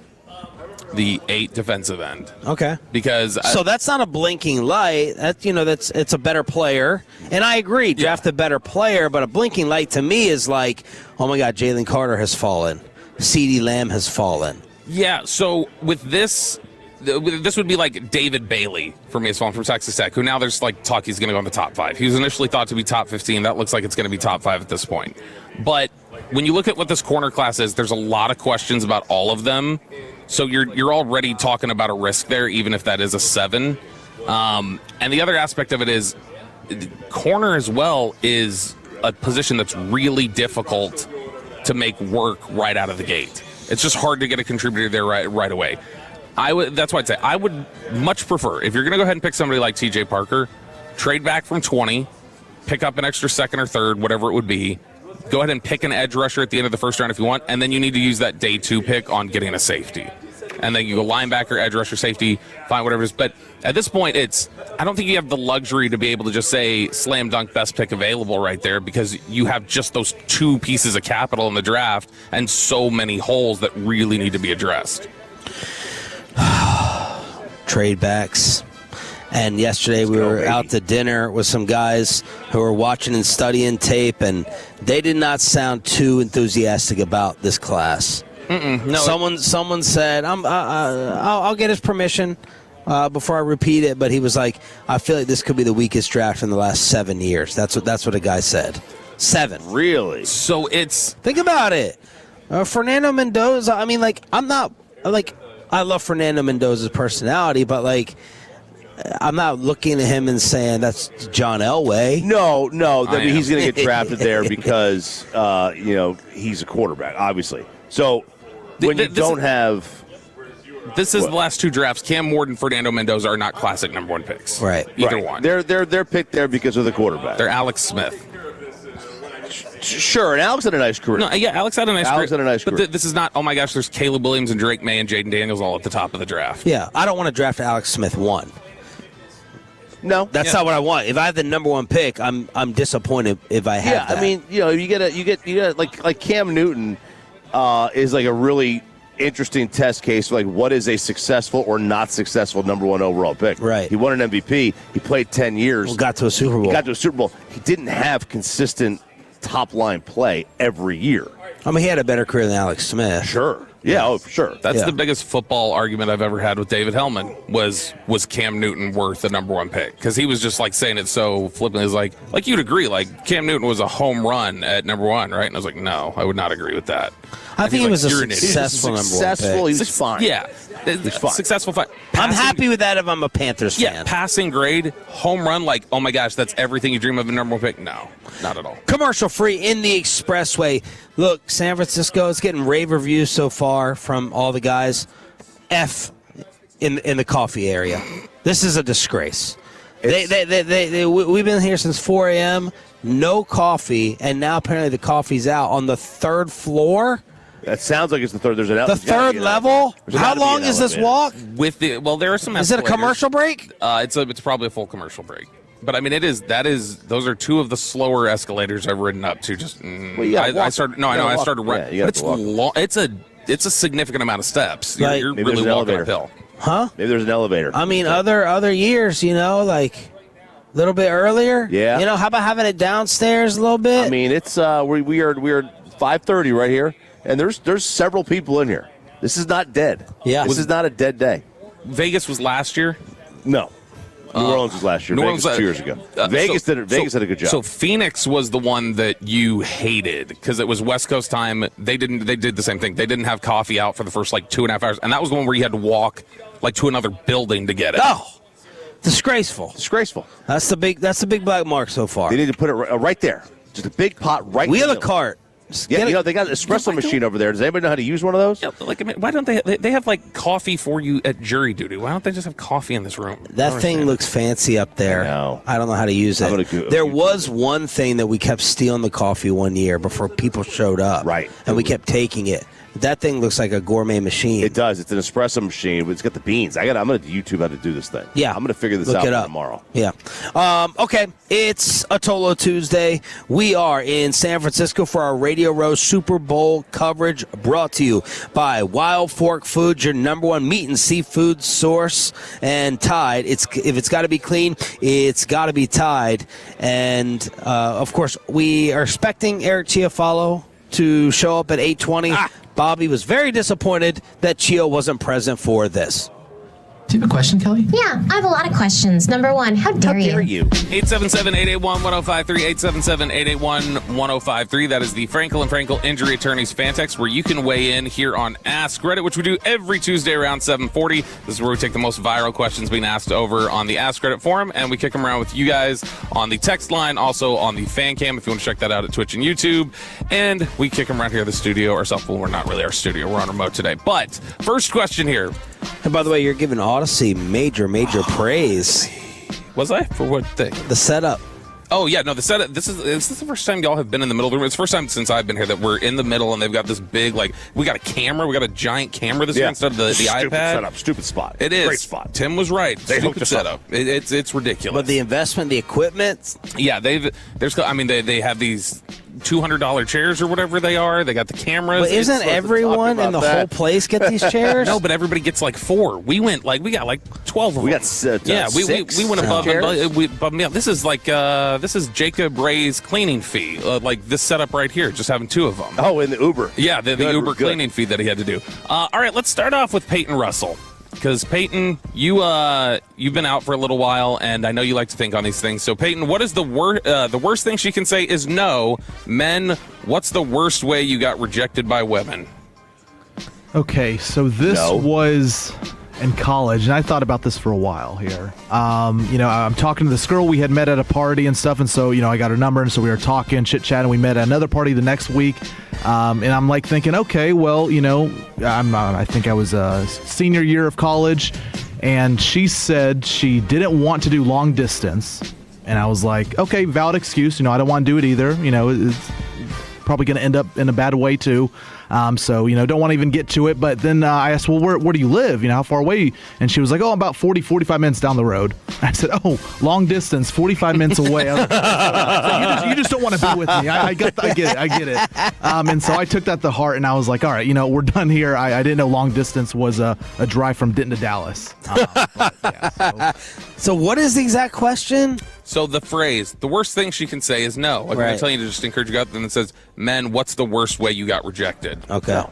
I mean, I had a girl tell me she wasn't attracted to me. And I said, well, I'm not attracted to you either, but I'm still here. Wasn't Joy Taylor the worst way you got rejected? I mean, he wasn't really trying. That's a rejection in the way that you said earlier, I've taken myself out of the running for Sydney Sweeney. Right. Yeah, 100%. The worst way I've been rejected is not, I'm not going to go with, I'm going to cheat on the question. So it's not in a dating setting. It was the story I was telling last night when we were walking on the street. Last year, we're in Indianapolis for Combine. We're hanging out at the bar, me and Nick Harris, and there's an individual, I'll be general, there's an individual within league circles who's walked into the bar and walked over to us because she knew somebody that was sitting there with us. And I was familiar with her, and I was like, oh, I've wanted to introduce myself to her. Really liked this lecture she gave at a symposium where she talked about analytics and stuff. And so I was like, oh, that'll be my icebreaker. I'll just jump right in. It won't be a problem. So I reach out to shake her hand. She does not reach back. And I said, by the way, I really loved the talk you gave at MIT about ball, and I went into detail. And she paused, silence for 2 seconds. She goes, okay. And then she walked away. I was like, okay, I don't want to introduce myself to anybody here the rest of the week that I don't know because that went just that poor. Nick literally is sitting there. She does that, and he turned around. Is this the one we were talking about last night? Yeah. He turned around because he was so uncomfortable. Like, I can't even sit in this moment right now. That was so awkward. So, Sean, you ever been rejected? I just think it's like I go back to my high school crush. It's just like it wasn't one. She rejected you by having a stronger serve. It wasn't one particular moment. It's just like it's not happening. Yeah, and it's just the reality setting in. And you don't want to admit it. Yeah, it's probably not. But you don't want the ultimate heartbreak by finally having the discussion and addressing it. So and it's there. It's sitting there. Yeah, so I'm like, screw it. I'm going with someone else to prom. Well, that made her jealous then. Yeah. So then it messes with my head. I'm like, why is she jealous? Yep. So then, okay, I'll take you to the next prom. And still nothing. Yeah. That's the worst. 352 with a good answer. He said, can I sit here? And she said, my man will beat your ass and he looks better than you. Bye. Whoa. I cried in the car. All right. Ask her to hear on 105.3 The Fan. RJ Choppy. Bobby Belt. No, wait, actually, I'm going to throw this one to Sean. Sean Sharif. What do you think about the saying, quote, women hate to see men relaxing at home? We all think about what we would do if we win the lottery. Yeah. And I think I would fight with my wife more because if I quit and I was at home, I think she would walk in. Now, she would probably say, oh, let's get a 24/7 housekeeper or live-in maid or something like that if you win the lottery. But I think my wife would pick at me and have a problem if she just walking in the house and I'm not doing anything. So no, when in terms of me relaxing at home now, no issue, no problem. She's a football saint on Sundays. But if I do think about him, if I didn't have to work, I didn't have to do anything, I think we would have some issues. Does that make sense? Yeah, no, it does. I think because now I come home and for a while I'm going to be working, or I got to do this, and then you got to do that, and then you have the kids. I'm just not going to do anything till the kids get home. So I think it's a lot of times just a. And I don't think the answer of I'll just pay someone to clean the house or I'll pay someone to do it. I think there would be a respect level lost a little bit. Oh, yeah. You know what I mean? Yeah. Now, this this sort of situation, I think, just comes down to a matter of perspective. So, when I come home, if I've been out of the house all day or I've been running and going and stuff like that, and then I just want to like sit down and Kristen's like, we need to go do stuff. We need to go do this, or like, hey, I want to do this. Then I think it's easy to look at it from that perspective and go like, yeah, of course, she just doesn't want to see me relax and whatever else.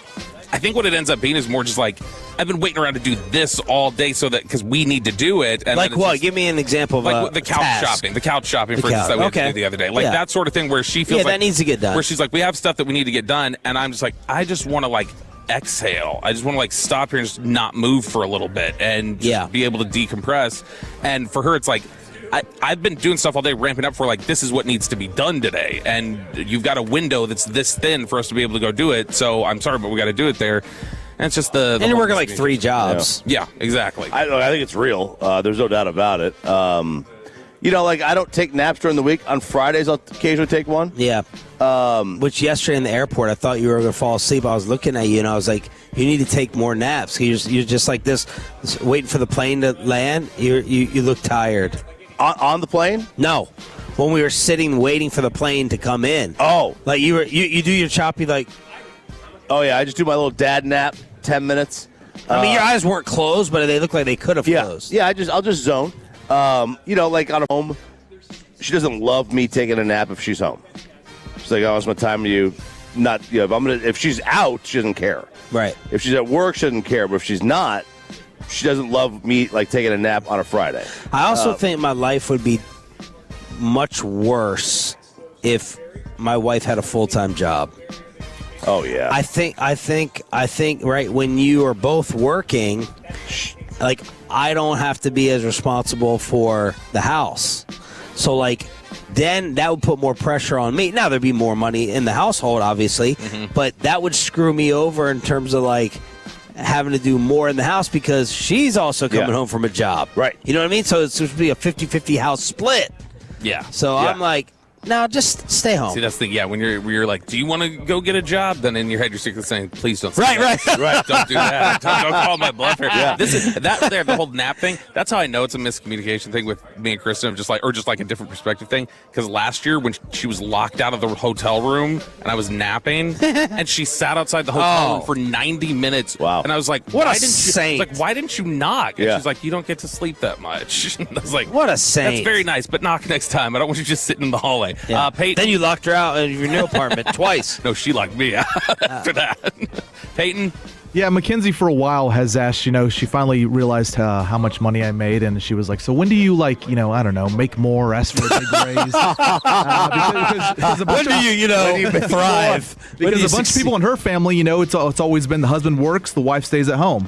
And so she's like, well, when am I going to be able to do that? And I took offense to it. I was like, okay, well, my parents, both of them have always worked, and they make great money, but my mom has always said, well, I'll get too bored at home, so I need to get a job and work. And obviously, the more money both sides make, husband and wife, the more money is for the family and everything. And so I didn't really think much about it, but I'm thinking, like, man, is she really expecting to, be a homemaker here in a little bit? And so I don't know what I'm going to do. But I think the saying overall is pretty stupid. I feel like she loves her job, though.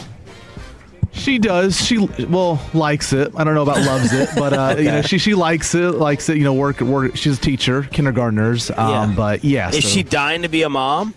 Yes. Yeah. Okay. I mean, the wedding is in 4 months, Sean, and then the goalie gets pulled in 5. Yeah. By 2027, there better be a baby. If you guys could swap, and you stayed at home. Mm-hmm. Would you? No. I mean, can I play golf? And it goes a lot. Well, you got that, but the house has to be good to go. Yeah, I could make that happen. Mm-hmm. I could. You would switch. I could make that happen. He does have a stay-at-home dad feel to him. He hates being at home. No, but he strikes me as because of that he could do the golf thing, and after watching him work with the barber and stuff, I think he's very naturally domesticated. I would find a lot of things to do around the house. I'd fix a lot of things around the house. I'd try to learn how to do that. I mean, I'd get bored. I'd lose friendships. I'd need guy time, right? Which you lose. But yeah, I could, because Sarah would love to, I'm sure, stop working, and she can when child support ends. This feels very real. Power 903 power naps are strictly forbidden, but she's magically 5 episodes ahead on our show. As I go to, you want to do one more? One more real quick. All right, let's go with RJ Choppy then. Choppy, why is being on time so hard for people today? Oh my God! Time blindness. We shouldn't have done this because I'll have rants. Save it up. Yeah, we can do it later. Okay, what series is worth binge watching? Look, Game of Thrones was great. Blacklist was good for a couple of seasons. Yeah. You know what? Dexter. Especially getting through season 4 was maybe the best season of TV I've ever watched. You want to talk about bingeability? Wow. Yeah. Scrubs bingeability is so, you get 20-minute episodes. They're funny. Yeah. There's like drama in it. It's just easy to go. And you've got 8 seasons worth of it. It's perfect if you get locked in sometime. Sean? To binge watch it, man, these Netflix things, man. Like you see His and Hers yet? No, it's pretty decent. But this terrible in it. The WWE series. I'm just going to what I've recently binged. The WWE series season 2. I'm not done with it. Tracking down mafia bosses like the Philly Mob. I watched this whole Netflix documentary on the Philly Mob, the Diddy one. I love documentaries. Peyton, do you watch any TV shows at all? And Narcos. Narcos probably my 1 seed. The show I watched several months ago. That me, Mackenzie, and I we binge watched that. What season how did many you get girls to? did you kill? Yeah, like season 3. It's like it was too much of the same. Yeah, when I was when I watched a little bit when that show first came out, that's what I heard a lot. People were like, "If you followed a different path, the way you are, you could have been that guy."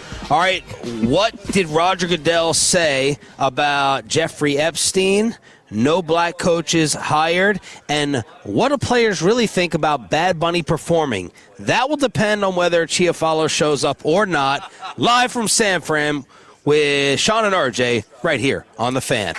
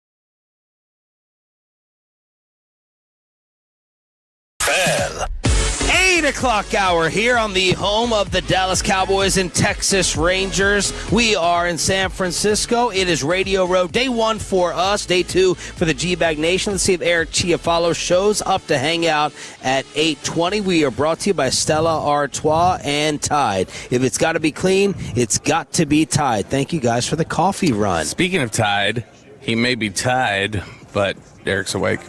So he is coming over here. Oh, he is? I just texted him to make sure he's awake. But he did give me just I said, are you awake? And he went, yeah. So I was like, okay, he may be a little groggy and irritable. He was feeling good. Yeah, he has been more embracing of this city than anybody else. And I didn't think we were going to get that. That's the upset of the century. Well, I think it's vibing with some of his past. He feels like he can release. It feels like he can become one with himself again. Yeah, I could see that. And I think he's loving the old days. Yeah, there's that. And I mean, like, let's be honest. Like, if you just give a cold read looking at Eric Chiofalo and how he presents, I would look at that and think San Francisco. Absolutely. It is wool shirts, sandals, sweatpants. It has always been one of the great cities. Yeah. It was San Fran, San Diego. San Fran, San Diego. It had its like, it's got its culture. It's got food. It's got the scenery. It's not flat. I mean, it's unique. It's always been an incredible American city. Yeah. And I was just talking to San Fran over here, and they said this area in which we're in right now, this is the worst part. Like this is the worst part of the city. And I was like, no, we stayed in the worst part of the city. And he's like, no, this is the worst part of the city right around here. But I think I got you 9 holes of golf. I saw that. May have been 18, but not this week. I didn't remember my clubs. I didn't remember the clubs. Golf courses have clubs. Yeah, they do. They do. Do I have time? It's half the week. Why is he looking for a reason not to take a favor? I don't understand it. He's not like that normally. I know. Is this a known golf course or club? It's an all-timer. What's it called? Olympic Club. Yeah. They play Ryder Cups here. They play U.S. Opens here. PGA Championships and here. It's being offered to you 9 holes. You literally said last week 9. You I need 18. 9. You literally said last week it's my you dream. You play 9 at Augusta? Not the front. Maybe the bat 9, not the front. You literally said last week my dream is to get 9 holes in San Francisco. Yeah, that is my dream. Yeah. What if I played 6? I'll just play 6 holes. You know why? Why do I need 9? I'll play 6. Fine, forget it. I'll pass it on. You know what? Pass it on to someone else. I'll go talk. Consider it forgotten. I'll go talk. All right, 877-881-1053 in order to hit us up here on Sean and RJ. Roger Goodell addressing, as he does once every year, league issues and questions. Said not so fast on the 18 games. It sounds like there's going to be a Mexico City game in December. A lot of people think that will be the Dallas Cowboys. But let's go ahead and talk about 0 African-American head coaches hired in this cycle. 0 for 10. 0 for 10, a horrible look for the league. And Roger Goodell said, we may have to rewrite some of these things. They tried the feeder program that got canceled. And he did say we have to reevaluate. There's more work to do, obviously. Yeah, I like the spirit of the Rooney Rule. I like what it's trying to accomplish. I think it has become detrimental in some ways. Of just like it becomes so it's viewed, it seems like, more as like red tape to some of these teams. Yes. Look, let's just be honest. I'll be honest about it. When the Dallas Cowboy court, this is keeping it real. So if you get upset, get upset. This is keeping it real. When the Dallas Cowboy coordinator interview list comes out, you sit there and look and go, who's their Rooney Rule check? I'm not just saying that for the Cowboys, by the way. I'm saying it for all these teams. Well, yeah. Who is there, okay, that gets us, that clears us? That's the truth. That's the ugly truth. And all these teams, they all do it. They always make, it's like they always conveniently put their first interview to acquiesce to the rule. And it's like, oh, we got that out of the way. Now we can, it's a garbage. It's garbage. It's like always the way something, half the time they do it. We never hear of. Like the thing is just it feels like they're not even trying sometimes, because it'll be like, oh, the Dolphins are going to interview the Bengals running backs coach for their offense. Okay, right. What are you doing? Could you at least seem a little bit interested? Yeah. So I don't know. Demeaning and insulting too. Imagine going in for that interview. Yeah. Imagine knowing that you are, you're a check. Yeah. I'm trying to come up with a better thought for it. I mean, the word that it gets used for that a lot of times is it feels very much like they are doing, it's like tokenism, basically. Tokenism. And if you look at, I don't know, I think a better way might be just finding more of the Bill Walsh fellowships, like getting more of those Bill Walsh internships where you're giving like minorities like internships and getting them in the building and letting them learn and giving them an opportunity. And I think that's naturally going to create more opportunities. My buddy had an idea 15 years ago when this was just being talked about, and it's so simple, and obviously it would never happen. He goes, you just have to be required to hire the other race for every cycle. When you're switching a coach, you have to hire the other race. Done. Well, yeah, because now... So Brian Schottenheimer goes, you have to hire a minority coach. And that's a league rule. I mean, I've seen people throwing draft pick compensation. What do you mean? Like if you hire a black coach, or a minority you get a coach, second. you get a comp sandwich round pick between the first and the second. Yeah. Baseball has that, right? Baseball has a competitive balance round, right? So you have your first round picks, but then you get a David Culley, right? And then you get accused of trying to just do it for the You're trying pick. to game the system, right? Right, and but like the flip side of that is like nobody. We say we don't want to get a job a certain way. Nobody really cares how they get their dream job. Right. Someone's going to pay you $5 million a year. I personally would not care how I got the job, right? I just want the job. So, yeah, like the coach may feel like, I got the job because of this. But at the end of the day, hey, I'm still a head coach of the NFL. Yeah, but what about all the ones, the majority, almost all who don't, when you are getting the fake interview? Oh, that and no, yeah. The only thing those guys aren't getting the job. The only just went 0 for 10. Right. The only thing you're getting out of those fake interviews is you are getting your name out there. Like there are names that we've never heard of, maybe that get like I never heard the name David Culley before he got the interview with Houston. You're getting experience with the interview, but that's not enough. I mean, that doesn't do anything for your bank account. Doesn't do anything for your career advancement necessarily. Let me ask a dangerous, sensitive question. I love them, especially before Chiofalo. Is this a DEI topic? I mean, yes and no. I mean, there's an element to it, but would people who hate DEI say that this is not a problem? Wouldn't that go hand in hand? They would reject this as an issue for the league. Some people would probably say that. Here's what I would just say back to it, though. If you're talking about generalized society and you look at it broadly like that, and you try to have that conversation or have that argument, that's one thing. I think when you are talking about in an industry where there is way more Black and Latino and everything else representation within the players. topic of the players, to then it's not represent. Like you're telling me that these guys who get out of playing and then get into coaching, none of those are hitting.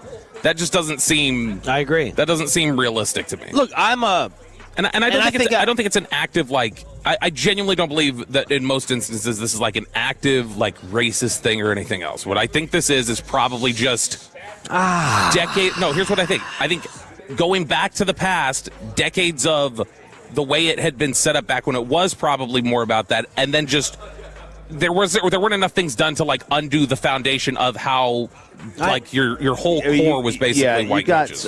I can't excuse that. No, I know, but I'm saying I don't think that's an active thought. Like, you know what I'm saying? I think that a lot of white owners are like, I'm not going to have a black person representing my team as the face of it. I think it's a bigger problem in the college game. Do you disagree with that?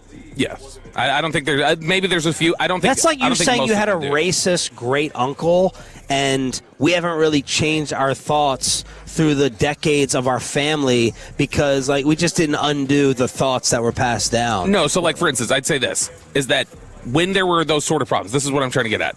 This is like a broader conversation about the economy too and stuff like that. Like people apply the same sort of thing to let's get into various. I'm just saying they apply it to various occupations, but the idea being that you had all these coaches in the NFL where if black coaches were frozen out basically back when there was more of that prejudice, that then it created a pool of coaching candidates that even once things changed, they didn't do enough of the Bill Walsh Fellowship type programs years ago to naturally develop that. They're doing it now a little bit, but it's like that's going to take time for them to cut. And so to me, it's more just like there has been a lack of candidates in a lot of instances. I don't think there's a lack of less seeds. I don't think that what is minority seeds. Who gets hired consistently in the NFL? Offensive innovators. That's what happens. I don't think right now there's a single black offensive play caller in the NFL.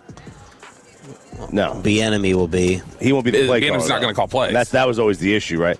That's McDaniel will call plays. So there's McDaniel. Yeah, McDaniel. But I think African Americans would say, because there's a lot of people who thought that we couldn't play quarterback, we couldn't execute and digest a playbook because of that stigma, over, and that was a stigma that was discussed and put out there for a long time. So, you're not gonna have a black guy run my offense and call the plays. You didn't trust me to play quarterback. You know what I mean? It's really hard to the Brian Flores thing. They can usually, I know they can point to, there are like personality issues that exist there. I don't understand how Byron Leftwich still doesn't have a job in the NFL of any sort. Like those sort of things that's those stuff that's hard to answer. But Flores also, is in a lot. Someone pointed this out. Like if you are a league defender, and I was jealous I didn't think of this. I don't know this for a fact. I agree with the theory. If you are a staunch defender of the Shield, who's the biggest? Who's most in love with the league and defends it the most amongst the owners? Which owner? Jerry will die for the league. Jerry Jones ain't gonna hire Brian Flores when he's suing the league. That was never going to happen. No. Yeah. And I never thought of that beforehand. So I said Flores wasn't going to get hired, and I probably wasn't going to hire Flores myself. Not because of that, because I think he can't get along with people. I don't know. I don't know how he's been recently. But and I think you mentioned the owners. General managers obviously play a role in this, you even have some of the black general managers in the league not even hire black candidates. Like how many black GMs?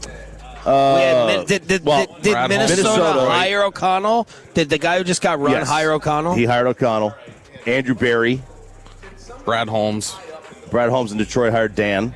No, I'm listening to black general managers. Chris Greer in Miami, he hired McDaniel. Before that, he hired Flores. Sorry. Mm-hmm. That's interesting. Ryan Poles was in Chicago. Mm-hmm. Eberflus. They hired Eberflus. That's interesting. Is that coming from on high? Right. That's the question. That's. And by the way, we're never going to find that out. Yeah. Unless there's some kind of discovery with depositions and stuff, where we find that out. This is why, though, I think the coaching clinics that go on and the fellowship programs, those matter. Christian Parker 7 years ago was no one in the coaching ranks. He got with Peyton. Peyton would recommend him to other people. He gets with Fangio, and all of a sudden he's 34 years old, and he is like the youngest defensive coordinator the Cowboys have had in 40 years or whatever. And he's somebody who was really desired by a lot of people. And Christian Parker will be a head coaching candidate in all likelihood in the next 2 to 3 years. And that's why you've got to feed into that program a little bit more. Roger Goodell was also asked about Steve Tisch, Giants co-owner, being put in the Epstein files with the allegation that Jeffrey Epstein would scout girls for Tisch. Hi, Roger. Last week, release of some of Jeffrey Epstein's emails indicated repeated exchanges with Giants co-owner Steve Tisch. To what extent will the NFL look further into those exchanges, and could Steve Tisch be subject to discipline under the personal conduct policy? Well, you may be getting ahead of yourself on the second part, but I would say that absolutely, we are going to look at all the facts. We're going to look at the context of those. We're going to try to understand that, and we'll look at how that falls under the policy. But I think we take one step at a time. Let's get the facts first. I mean, that's what he was going to say. He was never going to go out and say anything that is going to be on the record. That could come back at him. They're going to give the guy his due process within the league. They're going to investigate, and they'll figure out what happens. The problem is going to be what happens. The Giants are going to make this decision before the NFL even finishes, because what happens if players refuse to sign with them? No player's not going to not sign there because of this. Nothing's going to happen. No, absolutely not. I don't know that that's even going to cross a player's mind, to be honest. I mean, I don't know that it would for me if it's a bag of money in front of me. But someone out there is going to have conviction about this. He has arrived. He is a member of the G-Bag Nation, and I think he's moving to Cali. Eric Chiofalo joins us next on Sean and RJ 105.3 The Fan.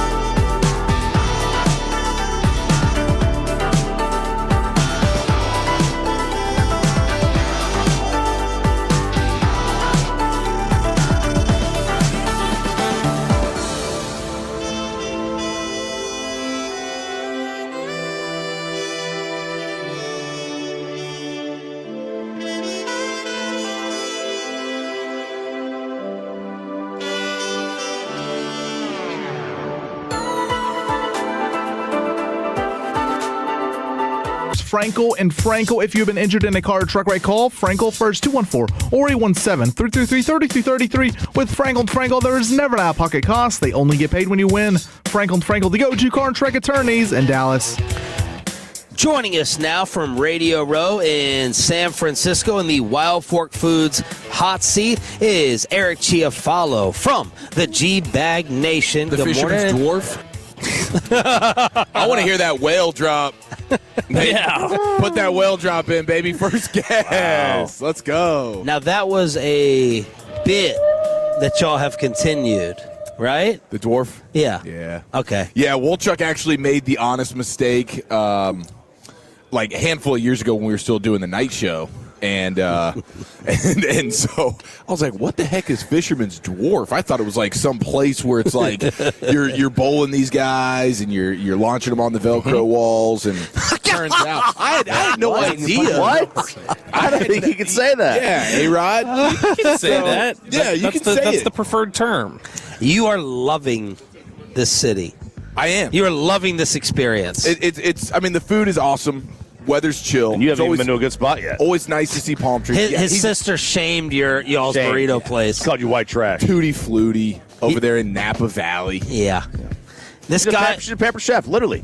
She's the pampered chef. That's what she is. What do you mean, literally? Is she a chef? Oh yeah, she's like she's a lawyer, isn't she? Well, that's her. Am I a chef? I think you would consider yourself. Bro. Okay, I think you would consider yourself like a tier one.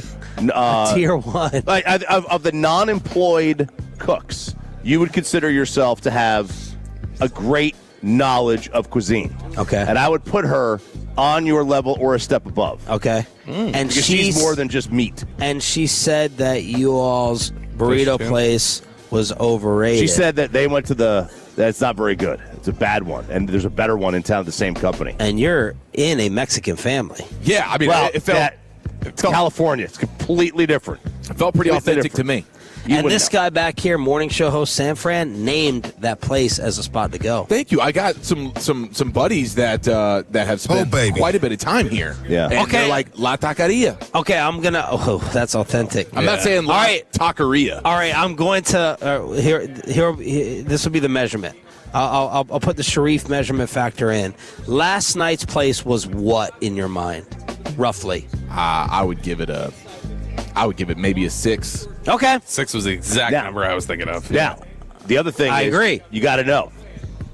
That makes me more willing to trust him now on La Taqueria. She also said, telling you, bro, you cannot go there for dinner. It's not a dinner. It's not an acceptable dinner. Yeah, listen. What do you mean it's not an acceptable? Well, it's like a sandwich. You can't go to a deli for dinner. Okay. Sandwich is not a dinner. A quesadilla. Dinner's a completely different meal. Quesadilla and a burrito for dinner. Not I a think dinner. we're all high five and saying, "Hell yeah, boys, That's not a dinner. Let's go get some grub." You got to have your courses. There's no course. I mean, Broadus Does it come out with a pregame yes or salad? no, quesadilla burrito for dinner. No. You can't do it. It's not a dinner. Wait, what was his food take? Cheesecake? Cheesecake. He just called me lazy as he walked It's a away. lazy dinner. You can't do that for dinner. A dinner has got to be courses. You got to have a salad. You got to have an appetizer. Yeah. You got to have all your food pyramid, but the real food pyramid, not the old one, the new one, the Maha pyramid. Thank you. Right? What's that? It's upside down. You got to tip it upside down. Meats first, grains last. Okay, let's go. You got to tip it upside down. It's the inverted pyramid. It's like on the dollar bill. Okay, it's like that. It's the all-seeing eye. That's your second time bonding. The first was The over Illuminati. what, Orange Bros? What's that about? Is it your phone? Yeah. Oh yeah, baby. Yeah. What is that? The new iPhone the new 17. iPhone, the orange iPhone. Gotta get Oh, that. it's the orange up top? Gotta get that orange.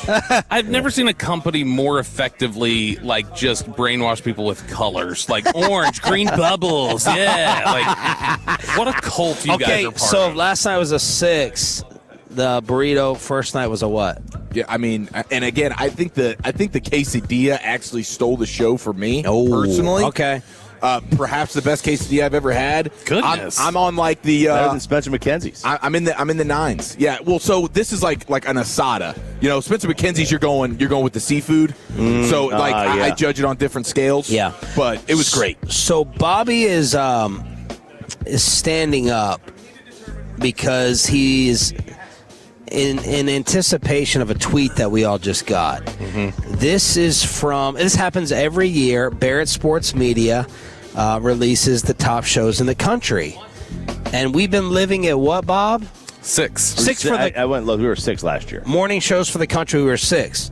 Well, we just got this tweet of a picture of all of us. Dallas's 105.3 The Fan live from Radio Row after ranking blank in today's top 20 major market morning shows. Congrats to all the guys. Oh, so this is like Price is Right? We got to put in our bid of what they put us at? Yeah. Okay. You think we're higher or lower? Based on how you... let's play high-low. Yeah, we're playing Card Sharks. Based on how you're saying it, I'm going to say we are lower than 6. Meaning we're like 7 or higher. If you didn't read it and you didn't react, I would have thought we were higher because I thought we had a pretty good year. But feel like you guys are on a hot streak. And also it's it's subjective, I guess. I suppose. Greatness is subjective. I disagree. I don't think greatness is very subjective, unless it's Tom Brady. So I'll guess because of your reaction, I'll say lower. They dropped us to 10. Wow. Okay, so let's see. Bobby is pissed. These were the. Where's that dude? Is that dude around here? Yeah, well, you can't miss him. He's around there. These are the. I know, is he Bobby, around here? Doesn't he? Wasn't his market in St. Louis where they literally have no professional sports teams? These are the band of losers. Is this the guy that interviews us for all that stuff? Yeah, he must not like your commentary on Nielsen.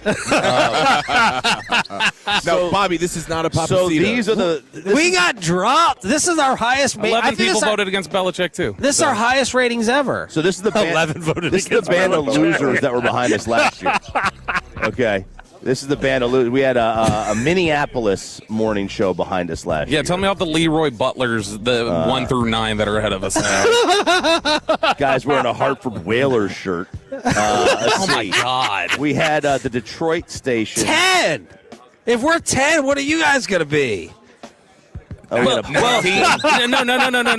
Judging by how everything else has worked, they'll be 4.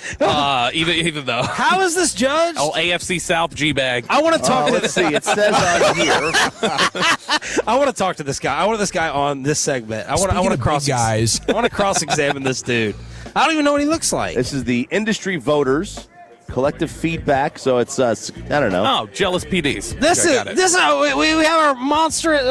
This is technically not their list, so it is based on polling from like 50 PDs that they've talked to, which I don't know how often. There are like other industry people. I don't know how many. They look at the ratings. They look at the numbers. Probably not. Let's see. They probably just do the ear test. They don't listen. It's unfortunate. It's like the Marconi stuff. That's a joke. You have to submit. Have we ever submitted from the Marconi? Parker, do you know how to submit for a Marconi? All right, Parker. Let him work on Indianapolis first. Here, Parker, okay? Let him work on Indy before we worry That's about Marconi. Parker, our boy. Yeah, where'd you vote us? Parker, how does this list, this Barrett list get done? Yeah. So it's actually really, really simple. All of the PDs get a giant Word document with all of the shows in the major markets across the country. And we all just send in from like 1 to 20 where we think that the shows are. And to your point earlier, I heard you talking about it.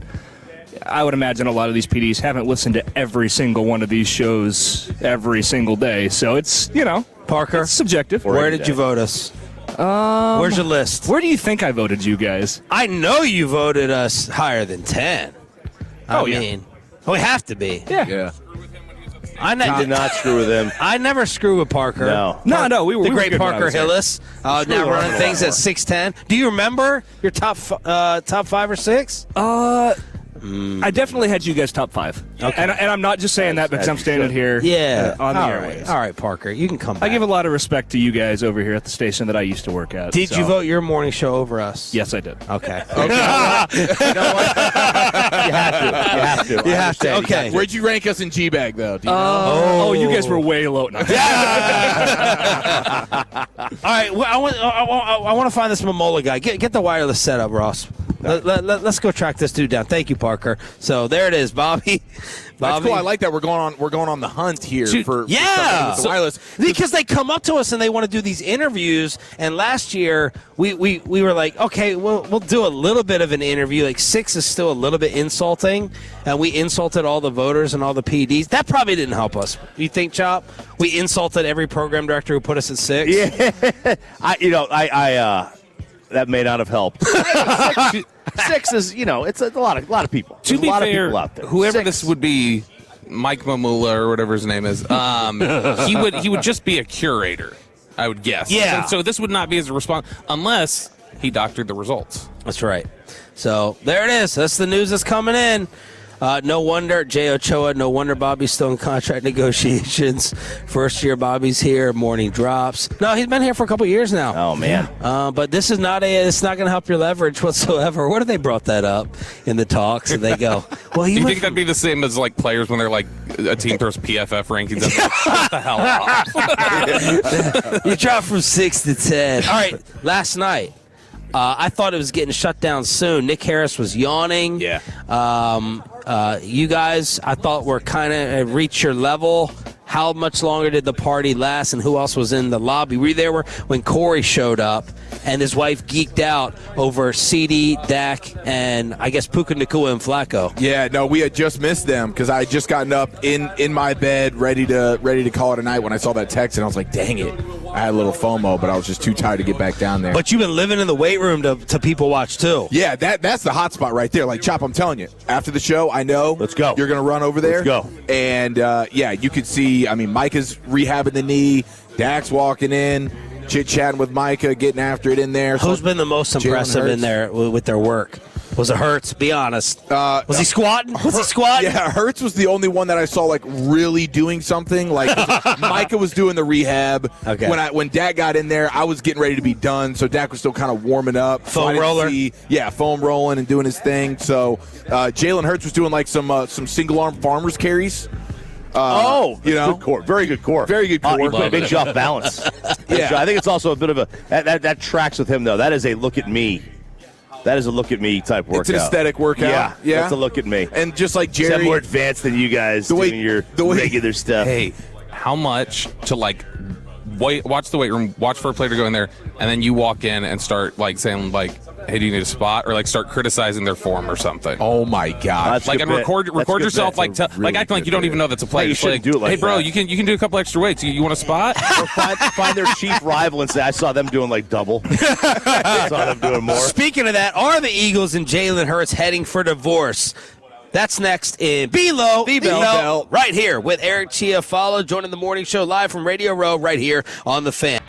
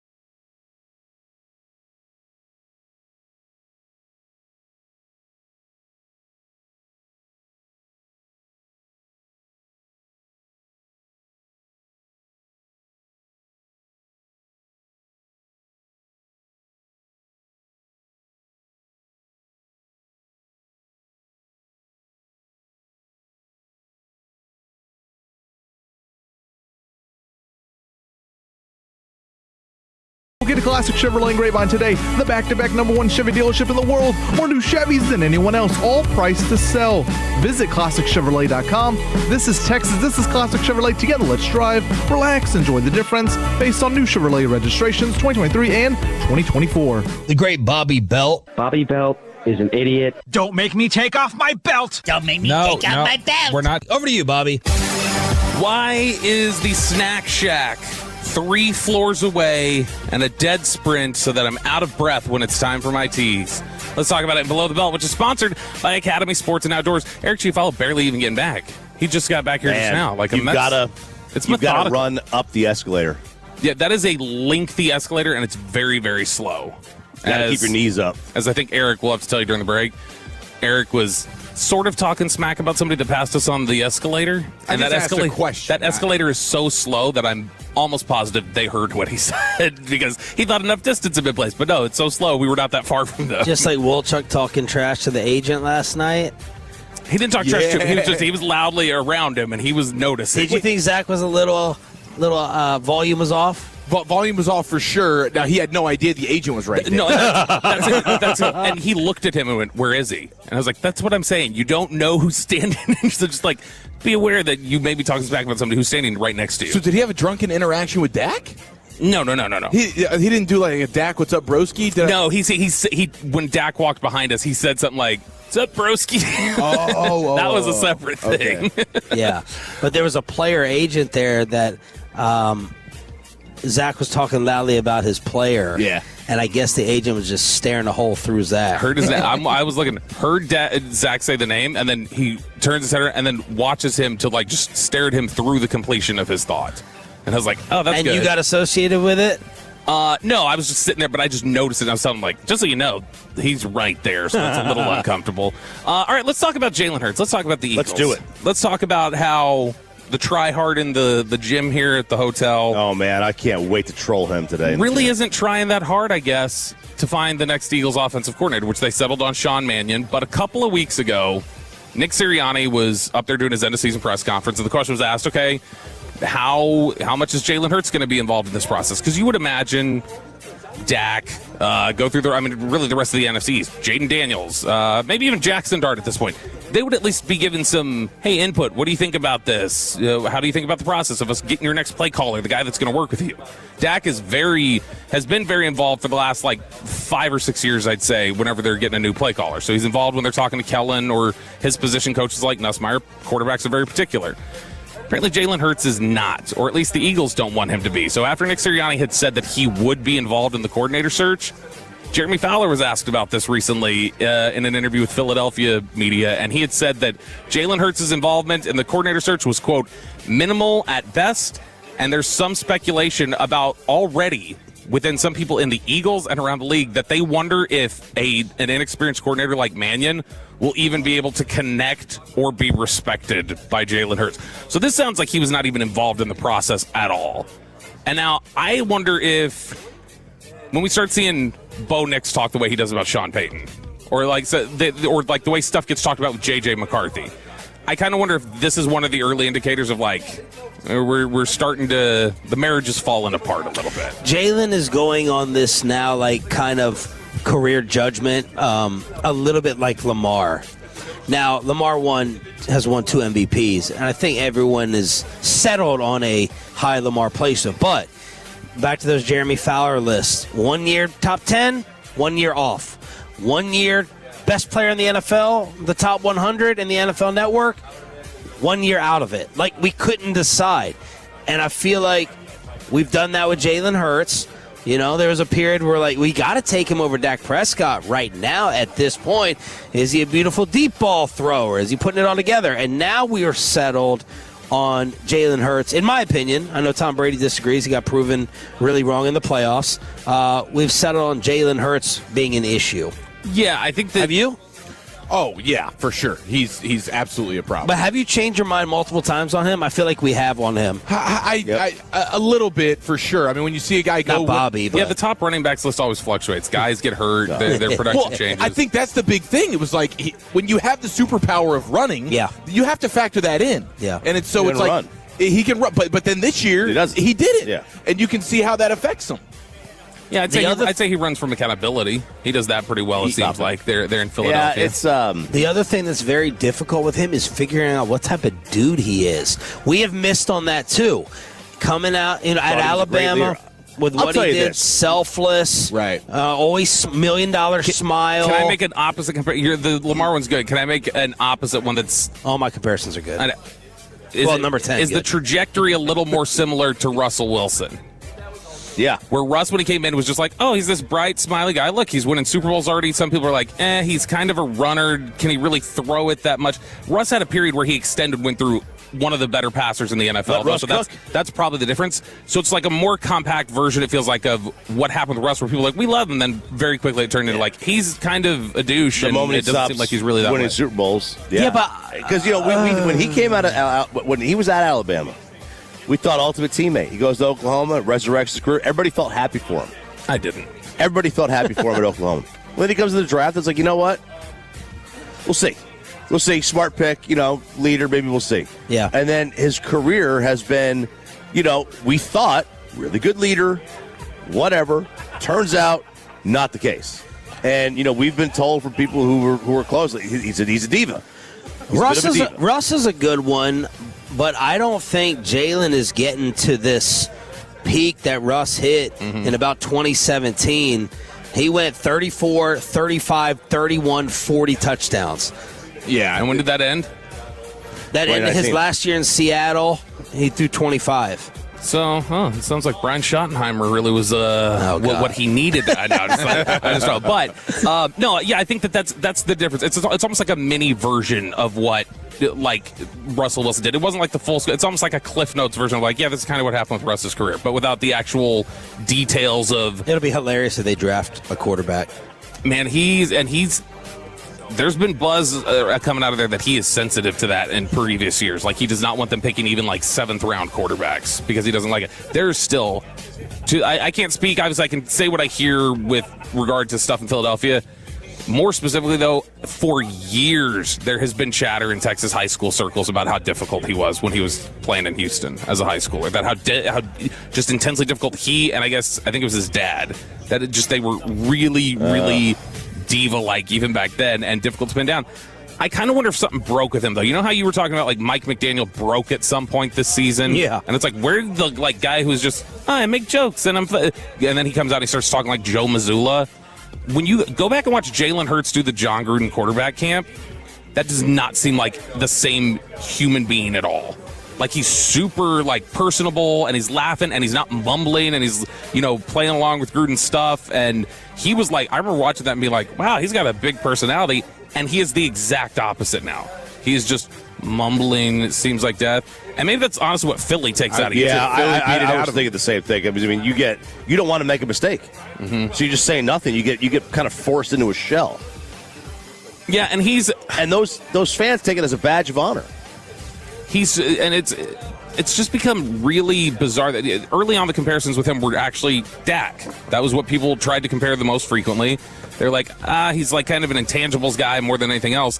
And now it's gone the reverse where it's people would put his intangibles or his leadership traits and other things like that, it feels lower on the list. Yep. But he is, I think in Fowler's list last year, he said that is that has no doubt about it become the most polarizing quarterback in the NFL when he gets responses. Where you have some people who talk about him that's 100% a top 5, to where other people are I wouldn't have him start on my football team. He's just not very good. Speaking of guys who should start on the football team, George Pickens. He should start on this Cowboys football team. A bunch of different Cowboys Pro Bowlers have been out here this week, training in the gym with Chiofalo, doing various things there. But because they had media day yesterday, a bunch of Cowboys were able to be accessible, talk about the offseason in ways that they don't typically. I think this was 20 minutes of availability. All this video you see yesterday was literally just they threw guys on the field for 20 minutes and you had to run around and pick and decide what to do. Yeah, Nick and Tommy were saying that it was it was super, it was the most easy. Every player was wanting to talk. It was it's open, but it's kind of a free for all. It's like a supermarket sweep. Put as much in your basket as you can. You've only got 2 minutes to do this. But with the question yesterday, one of the things George Pickens had said, he was talking to Tommy Yarish. And Tommy Yarish had asked him, hey, you're entering the offseason, talking about his value. George Pickens quotes Tommy, price of the brick went up. He said, I feel like if anything, my value went up. But me personally, my value is just a playmaker type of guy. I feel like any team or wherever I play, I can be playing in Canada. I just want them to know that I'm definitely a playmaker.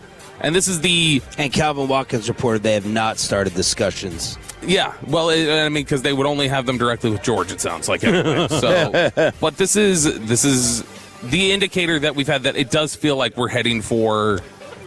It doesn't necessarily have to be a Micah kind of tension, but it definitely feels like we're heading to a standoff of like, yeah, we know there's disagreement. I don't even know that there's disagreement. I think they think he's good. I think they just want to see it for another year. What's your point? Drop it, Eric. Here we go, Adam Schefter. Hang on, make them guess the name. Okay. For the news. They'll never get it. We'll run out of time. The Giants are hiring an offensive coordinator. Who is it? And you're going to love it. Love it? Dave Brown, their former quarterback. Tony Romo. No. It's a name. It's not a crazy name. He was getting head coach opportunities. You're going to love it. This is fantastic. Because they lost out on Todd Monken. Was a head coach at one point. I don't know who I'm. Did McCarthy already realize he couldn't cut it in Pittsburgh? Did he take the job there? Paul Hackett. No, I love the name. I have no idea. Who? Nathaniel Hackett. No, it's Matt Nagy. Ew. Oh God, gross. Nathaniel Hackett. Even the Chiefs, who could have just brought him back. He's getting head coach opportunities. The Chiefs could have just brought him back. They're like, no, we want to bring back Bieniemy. See you later, Matt Nagy. Okay, good luck. I mean, Jackson Dart is not a super intriguing piece of clay to mold, so that may be it. But you're getting Scattaboo back, having him roll around on his little wheelie, so that's a positive. What is some of my favorite 3.5-yard runs I've ever seen? Oh yeah, Scattaboo. I mean just man, haters. He's great. I like him. Yeah, I would think Eric likes him. Yeah. I do like him. I just know that he's not Mr. Explosive. No, he's limited. He runs faster on that scooter than he did in real life. I was the Roger Staubach line about years ago about Walt Garrison, where he goes, if you need a yard, Walt Garrison's going to get you 3. If you need 5 yards, Walt Garrison's going to get you 3. That's Cam Scatterbo. The Dallas Stars are on fire, and let's call audible and finish up Ask Reddit with Eric Chiofalo to kick off the final hour Tolo Tuesday edition of Sean and RJ in San Fran. Next.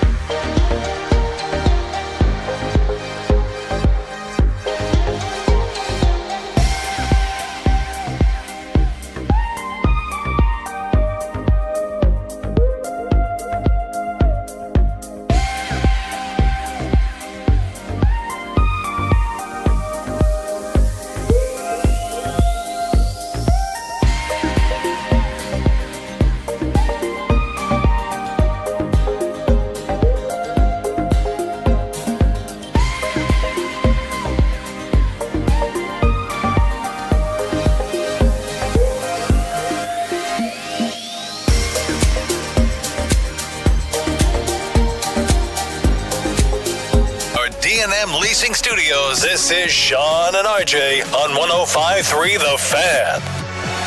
Riding a tied career-long streak. Harley, he scores! The backhand in overtime! Thomas Harley, one more time against Winnipeg. Game over! Final hour, fist pump time of the Fan Camp, Twitch and YouTube. It is show number 1 for us here in the morning from San Francisco. The G-Bag Nation started us off. KNC Masterpiece. I'm going to be interested to see if Corey got after it. If he's hurting a little bit this morning because he brought the wife on the trip.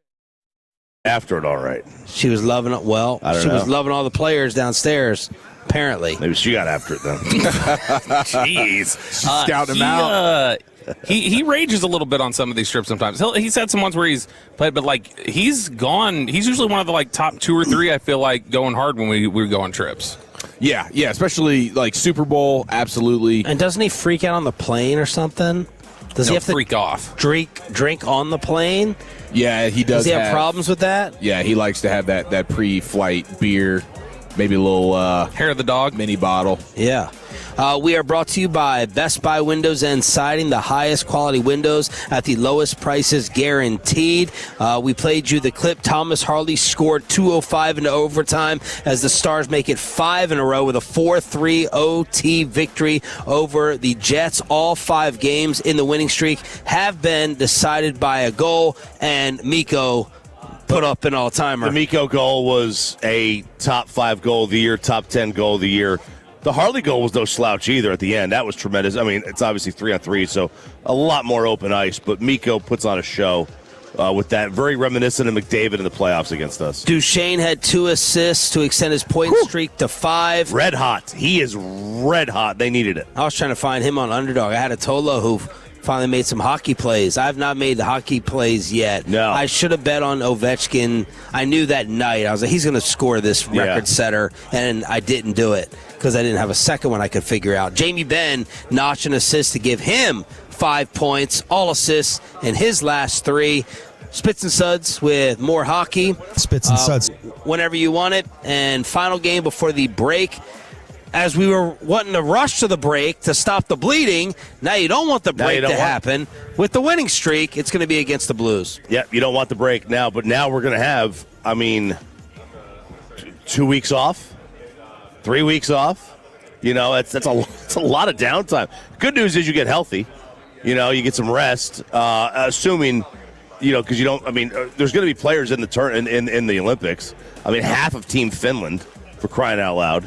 Eric Chiofalo is sitting down in the Wild Fork Foods hot seat, your number 1 meat and seafood source. Let's finish up Ask Reddit. That's all Bobby cared about. He said, I really wish Eric was here for Ask Reddit. So we'll finish it up. I cried a little. And not give KNC the opportunity. All right, let's do it. We're going to start with the one, even though we're doing this for Eric, we're going to start with the one that we were doing for Sean. Sean said, no, hold on. I need to weigh in on that. We got to save it. So we're going to lead off with this, Sean. Why is being on time so hard for people today? I don't know. That was your rant. Yep. It's called This is one of life's great mysteries. It drives me insane. I know. The phrase is called time blindness. And that is the ill of society, is that I just can't see time. Time doesn't exist. I'm blind to time. I don't understand. 8 o'clock and 8:02 is the same thing because time is arbitrary. That's what they say. Time's just an arbitrary thing made up by man, doesn't exist. But what about us?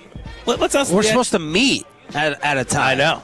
So do you think that your time? A lot of people think if you're late, you think it's rude. You don't care about the other person's time. It's very rude. Very rude. You're the expert on this issue because, you guys can never be on time with your clock. So what is that? Yeah, I think there's a lack of care to some extent. Sure, for sure. And are you on time? In general life, yes. I'm the one who's more punctual. I got to tell my wife an hour before. If it's at 5 o'clock, I got to tell her that it's at 4:30 or something. That's to get done up. Yeah. Well, but. Just, I don't know. She's, even when it's because you all are always the last to my house.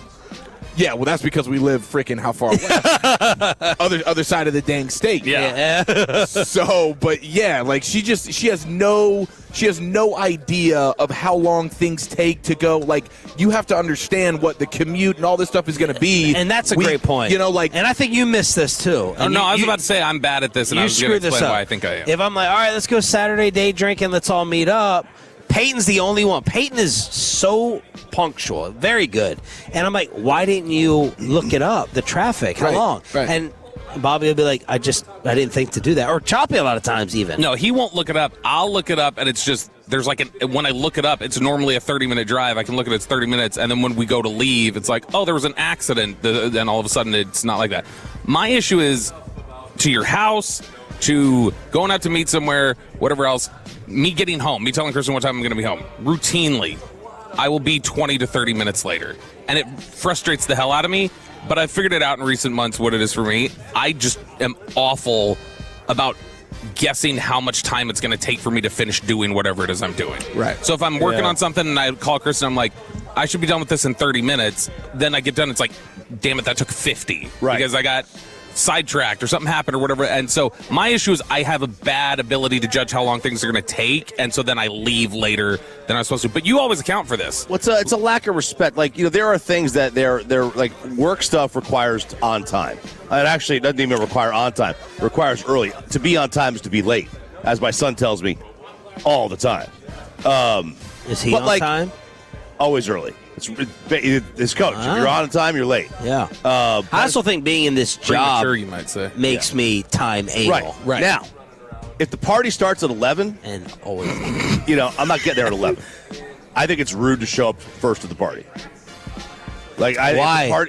Yeah, you say party at 11. See, Sean thought it was rude. I won't even think to leave until noon. Sean thought it was rude when I didn't show up to his party early because I had misjudged the time, and I drove up and I was like, oh, crap, we're early. But I thought it was rude to drop in, so I was like, because you don't like the drop-in. So I went, oh, crap, all right, let's go kill time for an hour, we'll come back. And Sean was like, you could have been here helping set up. No. Dinner reservations. If it's a party, parties are fluid. Meetups for drinks. Sean, it's different when you have kids, and it's different if you're making the food. If I'm making the food, I don't want you showing up 90 minutes late. That infuriates me because all my hard work is now cold and stale. Right. And then if you got kids, like, you got a shorter window. Yeah. Why does your computer say 80% wiener juice? Ooh. Because if it was any higher, because it's not 100, it'd be a problem. Pay. Go ahead, Eric. This was when we were doing the straw dog bet payoff a couple years ago, and I was drinking beer out of a hot dog wiener. And at one point I said, because I wasn't getting enough suction of the beer, and so I was getting mostly just the juice from. Did that make you feel a little insecure that there just wasn't enough juice coming out? Pay, you're excellent with timing. What's your secret, and why do you think other people can't do it? Because I care about people. I care about people I hang out with. I want to see you guys. I want to be there early. I think it's hella rude. I think it's hella rude if you're late to stuff like that. And this was something I figured out, but with Mackenzie early on, she was fine with showing up 15, 20 minutes late. And after a few months, I said, no, we're not doing this. If I'm driving, you're going to leave when the car leaves, and that's when I leave. Woo! So Sean will account for this. Sean will tell us, hey, the reservation's at 7, and then it's actually at 7:30. Yeah, the morning show dinner, I lied to everyone by an hour. Yeah. So he Corey had a night. Got to. Corey had a night. Oh, man. Tep warmed over, baby. Good morning. I knew it. He was freaking out. He was geeking out on the text. Oh, he's got the coconut water, bro. What does that mean? That means he needs electrolytes. He is fighting tooth and nail right now because his BAC Bathrooms is higher than he would want it. Bathrooms away. That's a hangover cure. Yeah. That's a headache cure. That is a dehydration. Get you back to. Need some Menudo. Get you up to speed. Yeah. Get that crap away from I love that stuff, bro. I want some of that. What's wrong with it? It's revitalizing. Water. It doesn't taste good. You think it's dainty? You're a step away from kale. You're a step away from kale. You're out of your mind. Out of your mind. That's not on. Avocado toast. That's what that is. That's the avocado toast of drinks. Yeah, I love avocado toast. You don't like avocado toast? I can't hear you. Corey? I'm talking now. Yes. Right. What happened? Guys, we went down to the bar last night when we got here. First off, what happened with the plane? Flight was what I was saying there. Jeez. But make sure you have it at home. There was a part broken and they were like, "We're decommissioning this plane. Sorry, guys. Decommissioning? It's out of service," is what they told us. No. And we were like, "Oh crap, that's not good." And so I don't know, it was like 2-hour delay. So I just went to Nowitzki's and added more bourbon, and then and then we got here and it was dark, so I didn't get to see all the gorgeous views of San Francisco as we were rolling in on our Uber, but it was fine. Then I went downstairs and sat down at the bar, and my wife said, "Hey, I'm going to go talk with CeeDee Lamb." So she went and hung out with CeeDee, and then Pickens came through. And she had no fear? No.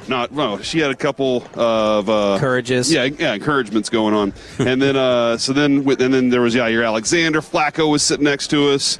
I was talking to representation for a quarterback that just made the Pro Bowl that maybe a lot of people don't believe he should have made the Pro Bowl. Whoa! So it was a busy night in the bar last night. Busy. See, yeah, exactly. We were who's Shador's agent?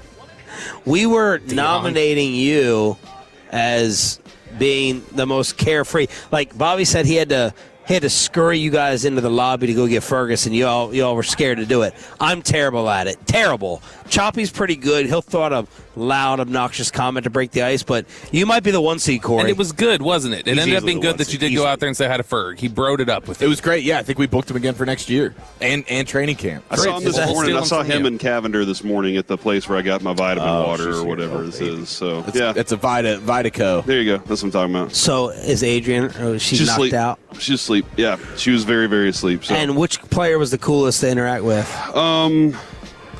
CD was great. Like CD was fantastic last night. He was. Were they really- all, like, kinda and she went to chilling? OU, so she brought that up too, and so like that was everybody was. It was like a everybody bar had good time. scene. Whole place, yes, just like our bar in Houston, except for it was all players. So it was awesome. He was super cool to Kristen when she bumped into him on the road one time. He was really, really nice. to her. Big fan of the Snow Bunnies. All right, Eric. What is the worst thing you ever saw on someone else's phone? Everything. It's Bobby's phone. That stuff on my phone. Bobby will just randomly hit you with, "Hey, check this out." Yeah. And you're like, "Breaking news. What do we got? What do we got?" And it's the craziest meme. Let me ask you a question. This could really offend Bobby. Oh, very good. Nothing offends me. Has Bobby Except 10th. Has Bobby reached the status of I'm getting caught guy? You know the person like in the hallway, if you get caught, you're stuck there for the long. When he gets the cell phone, when he gets on the phone, hell yeah. Hey, look at this. He starts doing his little thing. Yeah. I literally did that. I did that last night. Is he get stuck status? Is he in stuck status? 100%. You feel trapped a little bit? You're like, okay. But you want to see a couple. But then you got to listen to the whole 3 minutes. Yeah. And then you got to listen. And then something else pops in and says, like, "Oh wait, you got to see this." Yeah. And he's got to scroll for And then like put 3 these years sweaty ago. headphones on. But you know what? You know what? I've earned the time because pretty frequently there's something in there that you want to see, and I'm the only one who has it, or I'm the one who's like, for instance, like this is something on my phone. Like I like that. It's unbelievable. That's a great meme. Like you don't get to see that meme all the time. I had some other ones. I couldn't find them though. They're really dark, and I think if anybody around here saw it on set, it'd be bad. Chop, what's the worst thing you saw on someone else's phone? I don't know that I haven't gone through somebody else's phone. Like, are you what do you? I know what it is. Oh, that was on my own phone. That was on my own phone. Wait, I know. We showed it to Michael Irvin. I know way better. If you're a guy and you go through your wife's phone, you're asking for problems, or your girlfriend's phone, you're asking because you're going to find something you don't want to see, even if it doesn't mean anything, because you're thinking that way. You're already in that thought. I saw a pudding cat? I'll say it was on my kid's phone. It was on my kid's phone, which I should not have been going through my kid's phone, but you have to. You have to go through it. I can't wait to go. That's gonna be my Friday night. That's my answer. I'm putting that up on the big screen. Well, don't you put? I told Amanda Friday, Saturdays. We're gonna be scrolling through their phones. However you hotwire it up there. I'm not putting a up little glass of wine. Yeah, you're putting up blocks and stuff to where you know your kids aren't getting into craziness. I mean, You just let it He's ride. watching them. He's monitoring them. They're driving app. We monitor them and drive it up. He showed me the air tags. Communication with their friends. It's generally their communication. I don't look at her. I don't go in that. I think their mom sometimes goes through their texts. I'm like, you got the privacy. I'm not gonna go through your text messages. But I'll tell you this: I will never go through their photos. I don't want to know what they're working with. I saw a friend's D-pic by accident one time because of this. Oh. We're trying to show me something on their phone. They couldn't find it. They started just endlessly scrolling, and I guess got back there and forgot that was sitting there. And so then they just quickly heard it. I never acknowledged that I saw it, but we both knew. We just never talked about it again. The Rams are not being broken up, and what is the deal with this year's Super Bowl commercials? Your football fix with the Red Zone is next, live from San Fran, here on The Fan.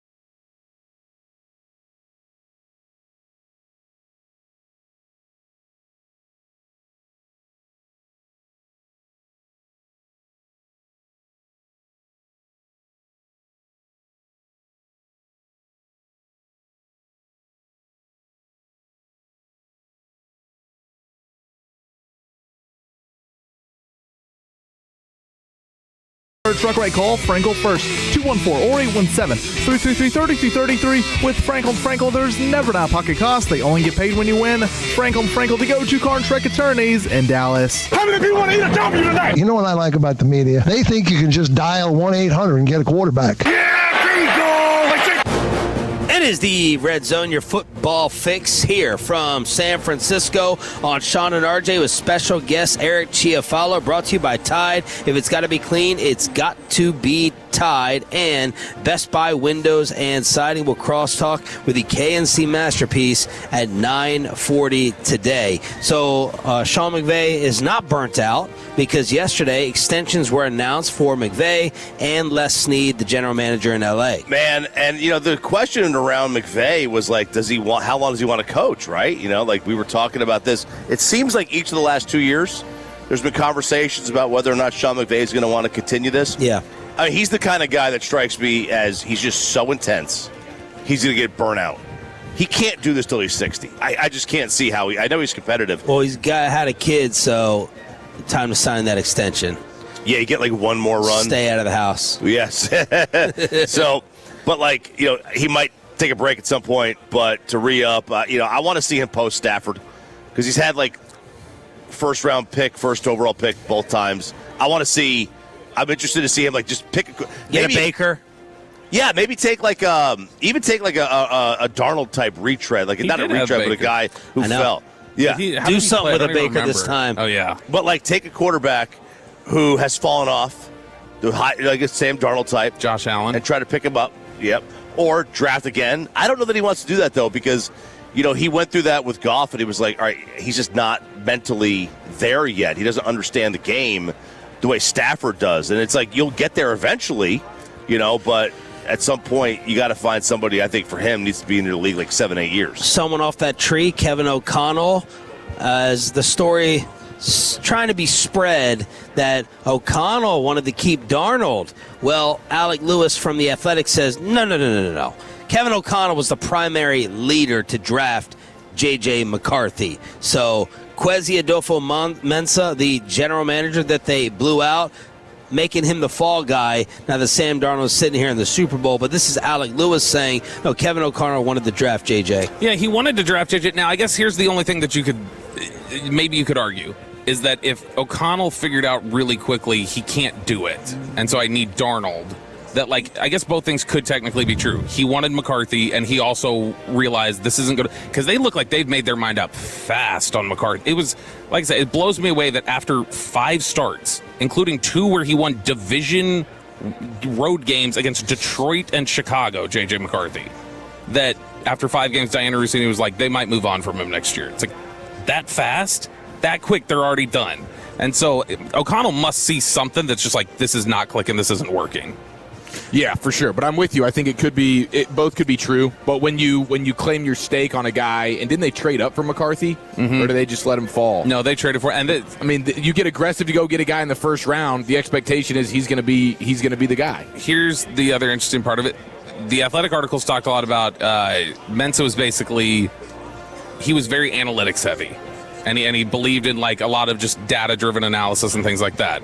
O'Connell and the coaching staff more evaluation based, and that was causing issues and friction, and that the push for the analytics, almost like the Moneyball era thing, Grady Fuson or whatever else.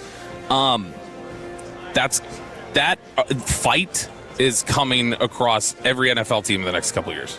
It's already starting here. What is the fight of analytics departments and the war for here? You talking about Dallas? Yes. No, it became a 49ers insider. Okay. It's bound to happen. It's happened in every other sport. I don't know to the level. So Chris Young said, get it out of here. We're still old school boach. Yeah, just wants to. I don't know to the extent that hockey has utilized it. But, the NBA surely has. Every team. Who was it we were talking about? Was it A&M. My gosh, A&M's the team in college basketball. All they do is press, shoot threes, and dunk. That's it. They are the most analytic offense in the world. And they've had this great resurgence, but it's cheap. It's cheap because they're pressing every time. That's so stupid. Football's really tough. I had, because football, it's the old, I think it was Football Outsiders headline, but Matthew Berry uses it all the time, which is The ball's a funny shape. Like, that's the way they like summarize it. Like, the ball takes funny bounces. It's weird. You cannot predict it the same sort of way, so it's hard to like extrapolate that. And I remember I was talking because fumbles are so randomized, like who recovers the fumble. Yeah, I was talking to a coach one time who had said that unless you deflate it, they had been like thought of as being within their own like house. They were thought of as like being anti-analytics. And he was like, I'm not anti-analytics. I think they're really great. The disagreement for me and for a lot of coaches comes from, can analytics be predictive in football? You can have predictive analytics a lot of times in baseball, predictive analytics in basketball. They feel like analytics are more applicable as telling the story or filling the gaps of what's already happened rather than being able to predict anything. I mean, they can be predictive. They're as predictive as your quarterback and how good he is. Like, if he's not good, they're not as predictive. If he is good, they work a little bit better because he's better. Like, I do think they fill in gaps more. But, analytics in all sports, they only work in the regular season. They only work in a long form because that's the only way they work. And you have to look at analytics like blackjack. Yeah, you can hit on 16 and hit and win. But if you do that for a whole day, you're going to get destroyed, right? You have to, or whatever it is, you have to play it by the book in order for it to work. And that's why these things don't work in the playoffs, because the playoffs are one-offs. You've got to treat every playoff snap, pitch, whatever, as its own season. And that's why the analytics don't work in the postseason. Tolo Edgar sent John Sutcliffe from ESPN saying the Cowboys will not be in Mexico. So, Bobby, you do not need your passport, as that maybe was the most tweeting that took place on the show today, the amount of people going through their passport process. Do you have a passport? I do, but it's probably going to expire soon. Mm-hmm. Well, how long do those last? Like 5 years? 10. 10 years? Okay, so I probably got mine for a couple more. It sounded like the Cowboys will not be in Mexico, at least according to him. It's a bummer. That is a bummer. I heard the cartel was beautiful that time of year. Should we go to Melbourne? Melbourne. Yeah. Excuse me. Yeah, we got the Melbourne communities over here doing their football. We can't even pods. get to Indy. You want to go to Melbourne? Yeah, it's a good call. Man, jump off your island and push it closer if you want me to go there. That's too dang far. What? What'd you say? If you want me to go to Australia, jump off the island and push it closer. That's how I'll go. Yeah. It's too far away. 22-hour flight. That's brutal. I couldn't even stand 3 hours. I couldn't do that. That just reminded me, I need to see his face when he finds this out. Outside of the first 4 chairs, how much do you think each of these chairs cost? We're not supposed to talk about No, this. I heard about it. Yeah, you guys said. That's insane. $174. What made you bring that up again? Because he said we can't even get to Indy, so I started thinking about money. Let's talk about the Super Bowl commercials. Speaking of money, was it $8 million? $8 million for these commercials? I didn't see that. Yeah, for a 30-second spot. Yeah, just to have for a 30-second. Yeah, just for 30 seconds. And I think Coca-Cola stole the Pepsi. No, Pepsi stole the Coke bear. Yeah. Whoever had the bear got stolen. How do you steal it? I know. It's like Winnie the Pooh. It's your bear. Trademark run out. Yeah, the trademark runs out, and then you can make Winnie the honey. How killer cheap? bear. Like, what's your marketing? You have no You're a bunch shame. of lazy No shame. people. No shit. That's why you're number 2. So unless you sponsor us. No, yeah, the NFL, they won't allow the prediction market commercials either. They've got their list of things that they're not allowed to. They draw the line at the poly market. Well, so apparently, most of the leagues do. There's only 2 professional sports leagues that do allow prediction markets to advertise: NHL and MLS. None of the others do. Prediction markets like what?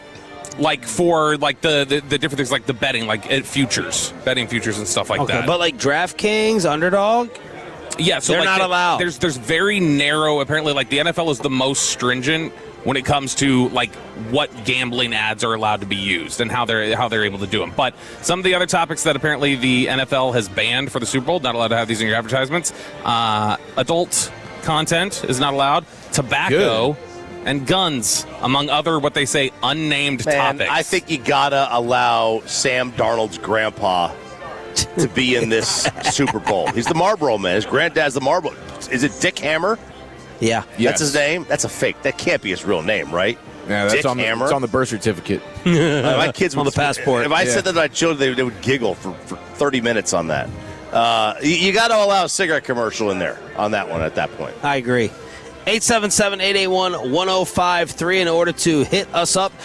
Who you got on your show today? What do you guys have going on to tease for G-Bag? Oh, that's a good question. Who do we have today? Oh, well, we have Demario Davis, who is a free agent linebacker. Should have signed him when he was 39. He's still playing good ball. I know. Still playing good ball. How great a leader Kellen Moore is. And just an awesome head coach. Yeah, I'm gonna ask him a handful of questions because I'm curious, like, to be that good this late in your career. Like, what are you doing? Like, how do you feel physically after a game? Like, how different is it now than when you were younger? I'm trying to figure out who else we have on the show. They have Demario Davis. They have Joe Milton on today. So both shows are going to interview Joe Milton before Choppy gets a chance to. Zach offered us a trade. He said he would give us Milton. What time is that? That's at 2:20. And then I'll be here for it. We've got Josh Johnson is going to be on with you guys. I want to just run down his resume, bro. He's got the funniest, like, he has been on 18 organizations so or something. many teams, different leagues, bouncing around. Like, how many offenses does he have in his mind? Oh, that's a good one. Johnny Skywalker is the other. And I don't know who that is, but Johnny Skywalker? I know Kenny Skywalker. Sky is his nickname. Johnny Skywalker. Oh, wow. Okay, I have no idea. I'm letting you know who your guests are today. That's Thank you. That was. Are you messing with him? No, it's 100%. It's right there. Is that like a wrestler? Johnny He should be with Skywalker. KNC. Is this some? Look at that. What we got though. He's probably that big ass dude walking Johnny by, so be careful. Skywalker. Yeah, we're that's being what we got, filmed man. for something. Who are you guys? Oh, it's a live broadcast. Yeah, we're live what's too. up, Channel 4? Hey, What's up, hi, 4? Channel 4. Hey. Here you go, catch this. Whoa, hey, action shot. There you go. Get up out of here. All right, there it is, the Red Zone. Here at your football fix on DFW Sports Station 105.3 The Fan. Eric, thank you so much. Hey, thank you guys. I appreciate it. I'm going to stop by your show today. I think Broadus is going to give me a little bitterness when I stop by today because Broadus was actually supposed to be on today, but because we have no guests this early in the week with the time difference, we needed Eric for the long haul. But I don't think I told Broadus that.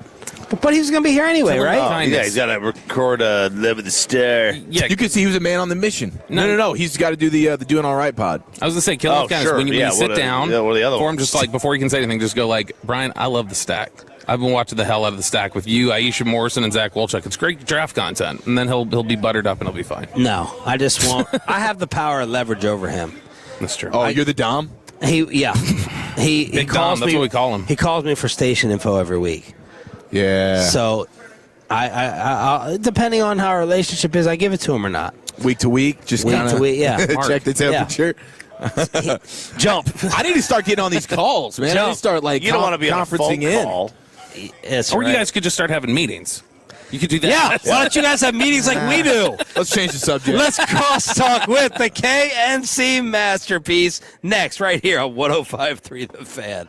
But first, let me get you on over to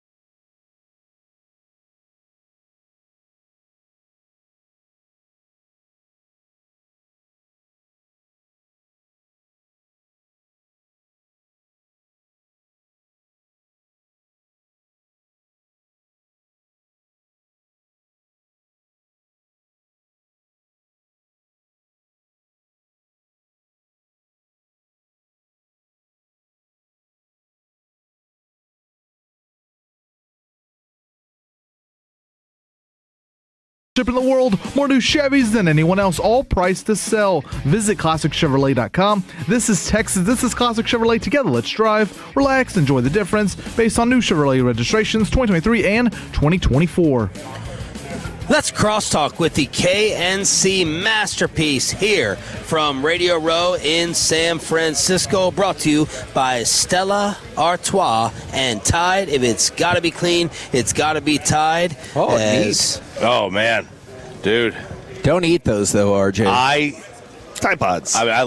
These things, do you guys have like that thing where you like to touch things and it's like, it's not like a fidget spinner, but it just gives you like a soothing, tactile, satisfying. Ooh, I smell these it. Tide Pods, the way they're so squishy right here, I love the thinness of this. I mean, I could smell it. I could taste it. You're the reason people ate those, though. The way you're doing. I'm not. TikTok is. I did Smells say like wine.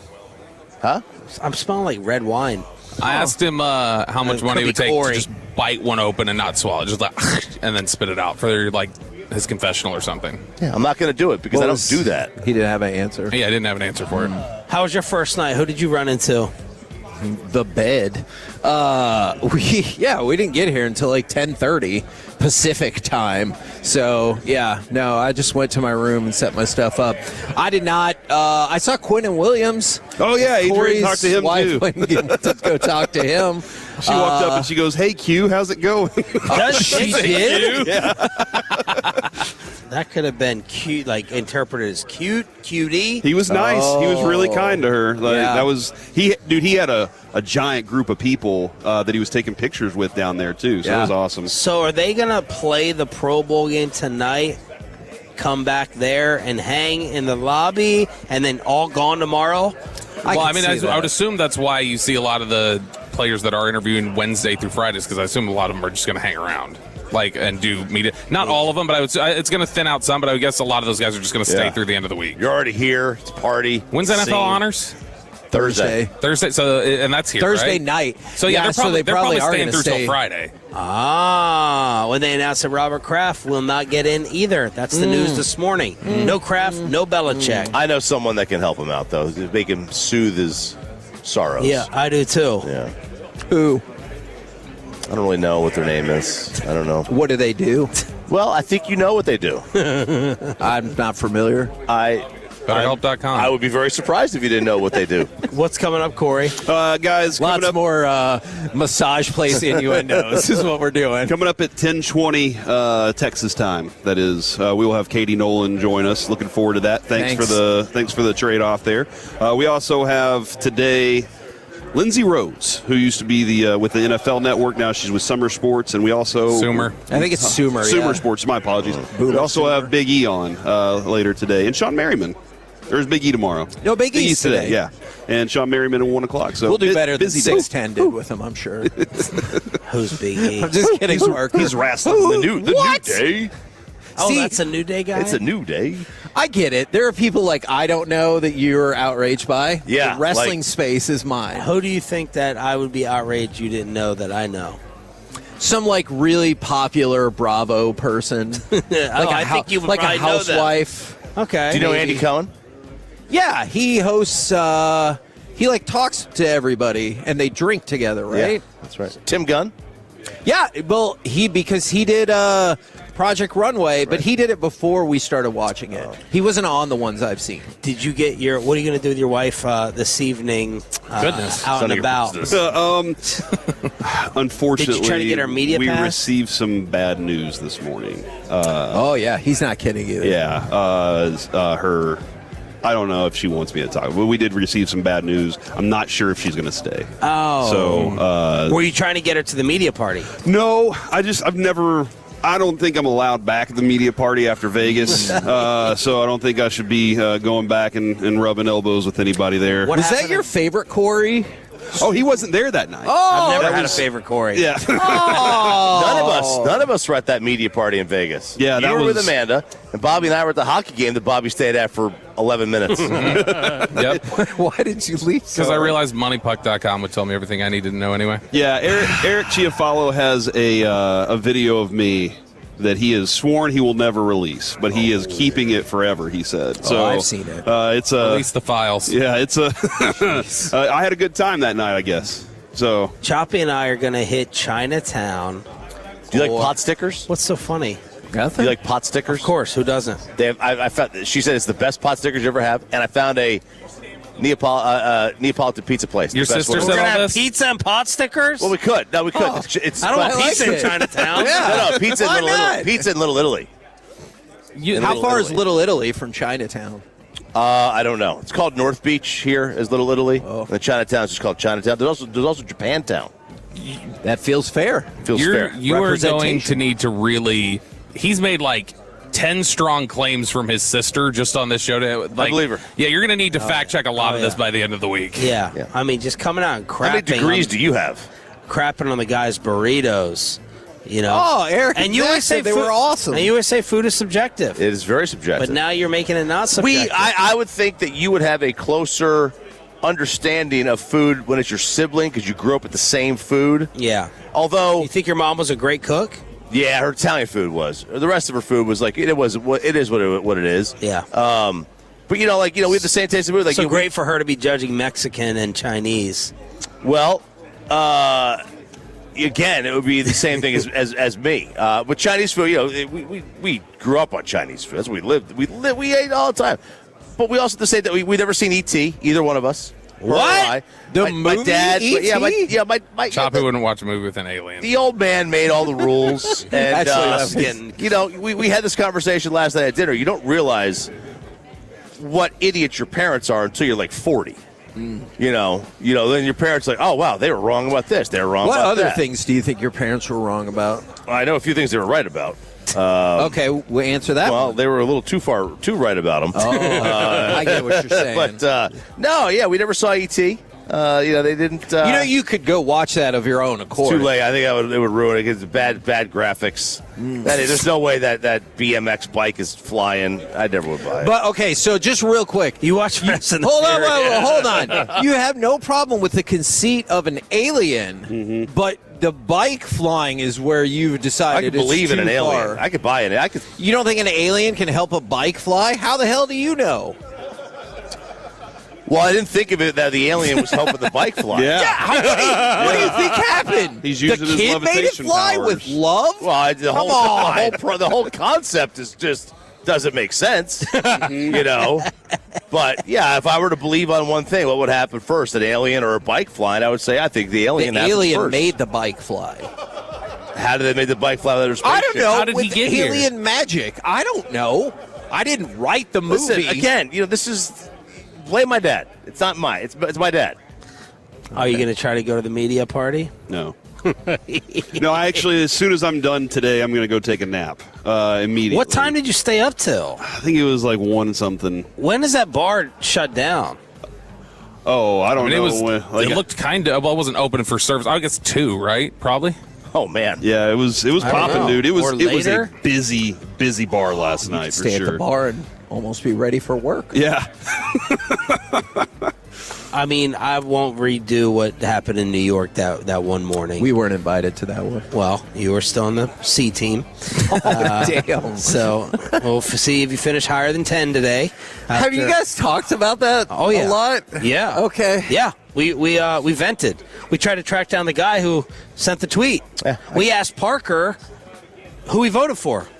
Oh. Where did we get put? Yeah. Yeah. Yeah, we Shireened him. She's like, I voted for Belichick. He's saying he voted for us. That's right. Tracked it all down. Would you want to have Jason Barrett on the show to discuss? No, because he just collects the votes. I think that's he's like the Ryan Thibodeau. It's all these other moron PDs that are walking around here that are at the home of the Dallas Cowboys. Mamola. Yeah. Dominion. All these That's other what it ones that is. strive to be on the home of America's team, they're the ones responsible.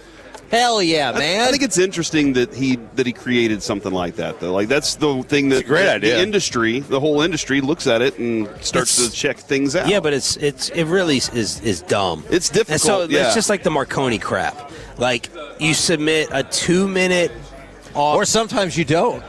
A 2-minute piece of audio along with a 2,500-word essay. Now, these guys, no one's listening to other shows across the country.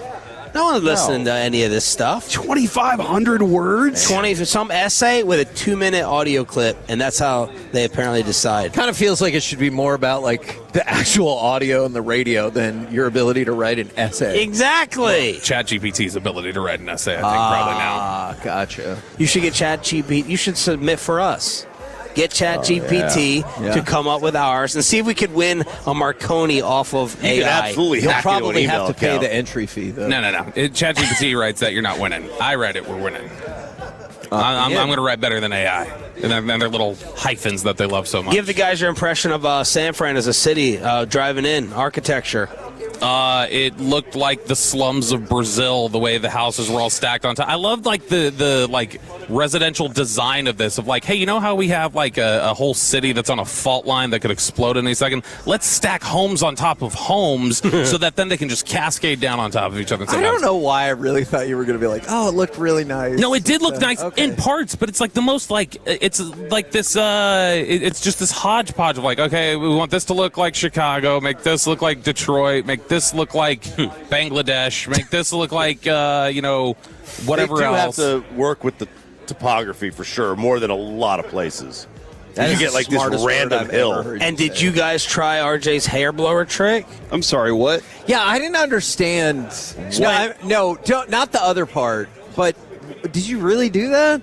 First of all, I do that every day when I get out of the shower. Okay. I got a problem. I got a problem down there. Yeast? I got a problem with yeast down there, so I got to keep it dry. Cold air works best, I found, Russ. I'm telling you. But yeah, this blow dryer, it's a Baby Bliss Pro. So wait, when you walked to the bathroom, did you like recognize it could be a Baby Bliss Pro? No, it was in a little bag. It was in a little bag underneath the shelf. And I it was grabbed labeled? And I grabbed it. I unraveled the cord, and then I looked at the on the gun part of it, and I was like, huh, that's a lot of settings. This is pretty good. I look at the side. I was like, oh, Baby Bliss Pro. I just bought Sarah Baby Bliss Titanium, which is a lighter version. This one's a little heavy. I don't care for it. But this thing's got so many settings. If you put it on the cool setting and high, change your life. Just squat down like a catcher, move it all around, backside, front side, working it. He said you won't need a shower. Dry. You won't need a cold shower. You won't need caffeine. This would have solved you this morning. Yeah, It's amazing. I should have used Changed the Baby your Bliss. life. You've never felt anything like it. It's more disgusting now than ever after he just disclosed his yeast issue that he thinks I don't have it anymore. That he thinks a jump in the pool is an effective shower. I don't have and that it he'll go without the shower for 7 Chlorine kills everything. I mean, It's the not. fecal matter's a problem, but The blow dryer has cured it all. I thought Broadus just handed him the blow dryer. The blow dryer. All right, we're back tomorrow. Holy moly. Corey, How could you not be higher based off of stuff like that? I know, 10. You scrubs, you morons. The KNC Masterpiece is next on The Fan.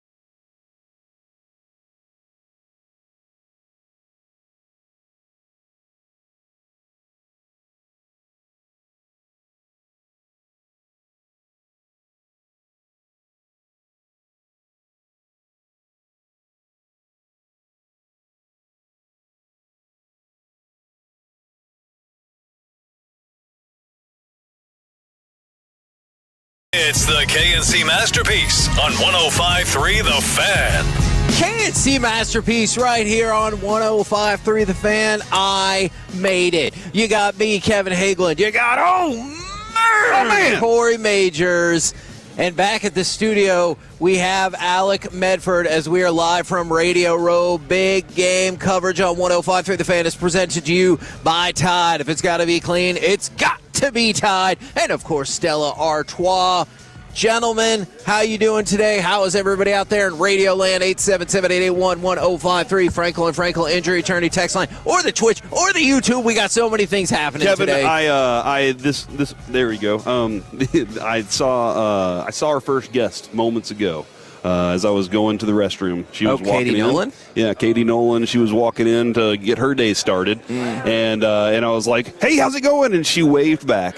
That's nice. Like she remembers us. What if she would have been like, "Hey, Corey, I'm going to be on your show today"? Yeah, that would have been amazing. That would have been even cooler. She's like, "Oh my gosh!" But I think this is our great opportunity, Kevin. Second time we get to interview her because we had her in studio a while back. True. And this is how you build relationships. You know, this is how you get relationship building going, and build strong bonds. And that's really what life's all about, Kevin. Strong bonds. Strong bonds. Okay. Yeah. All right. Like Barry. How important is that second date? What? The second date? Yeah. It's been a long time since I've gone on a second date because I've been married for, Kevin, I'm running up on 20 years now. I know. Gonna go to Italy. I think the first date is like, that's the impression, right? You're just saying what's up. You're letting them know what's going on. But the second date is where you can get deep. You can start asking questions to find out, real things about their lives. I get what you're saying. First date, you're asking questions. You're not listening. You're just like, how quickly can we get disrobed? That's the first thought that's going on there. Second date, though, that's the one where you're just like, okay, we've already disrobed. But now, now I need to know if this is somebody that I can spend the rest of my life with. Okay, and that's an important thing too. From the 3-2-1. Thank you for saying big game, Kevin. Yes, I heard it. I was like, wow, that's impressive. I'm glad. And then, man, I'm off to a disturbing start to media week with Choppy talking about, well, honestly, all of the things that he talked about, and I get that. Let's try to change things up a little bit, and let's go with kicking off the show with some Super Bowl stew. All right, we have a couple of different directions to go with this. Would you like to start with players' thoughts about Bad Bunny at the Super Bowl halftime show, which were kind of surprising to me, or the 4 matchups that could decide the Super Bowl? I'll be honest, Kevin. I've seen a lot of people text in, and they're like, if you ever talk about Bad Bunny again, you lost a Tolo. And I'm like, wow, are you a true Tolo if that's the case? Yeah. Man, that's weird. Even if you're on their side, or are they just so indifferent to the whole thing? I feel like every year we talk about who's doing the Super Bowl halftime show. Well, Kevin, I think this brings about what our show has been very adamant about, and that is discourse is important.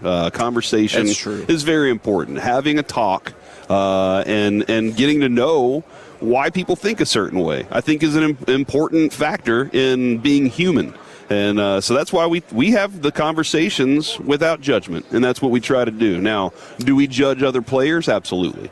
But we try to have those conversations and say, I'm interested in what you're thinking, even if I disagree. Yeah, absolutely. I mean, I did offer another alternative of the matchups that could decide. Oh, yeah, let's do that then. Okay, that sounds like all a right. good I was idea. just going to say, for the record, we have other options that we can do. Yeah, it's under the table. All right, 4 key matchups that could decide the Super Bowl. Let's start with this. New England's offensive line versus Seattle's defensive front. Going into this game, I don't think there's any doubt that in most cases this feels like something that could decide a game. But do you have a feeling for this going into the big game? As yes, some people want it called big game gumbo. No, I like it. That is not bad whatsoever. Do you feel better about the Seattle defensive front or the New England offensive line? Because while Will Campbell has had a really good regular season, man, it feels like he has been singled out in this playoff run. Yeah, no, he's had some moments where he has looked not good. And I know everybody, he's got short arms. They'll probably continue to throw that out there. Kevin, I think this defensive front from Seattle's fantastic. Yeah, they're coached well. They have talent across the entire defensive front. They get off the ball fast. All those things that you want out of a defensive line, they do well, and you can't run on them. So it makes it you can't. It makes it very difficult for anybody whenever you're dealing with the fact that you got to figure out how to be consistent with the run to set up your play action, but they're not doing anything to allow you to do it, which makes their secondary better. Because they're more comfortable. They're like, we can get home with 4. We know what we're doing. And then they have Emanwari, who's doing everything right there in the middle of the field. And so I think their defensive line is the winner for me on this. What is the magic number that New England can't give up more than this number of sacks? Now, we talked about it. They've given up 5 sacks in all 3 of their playoff games.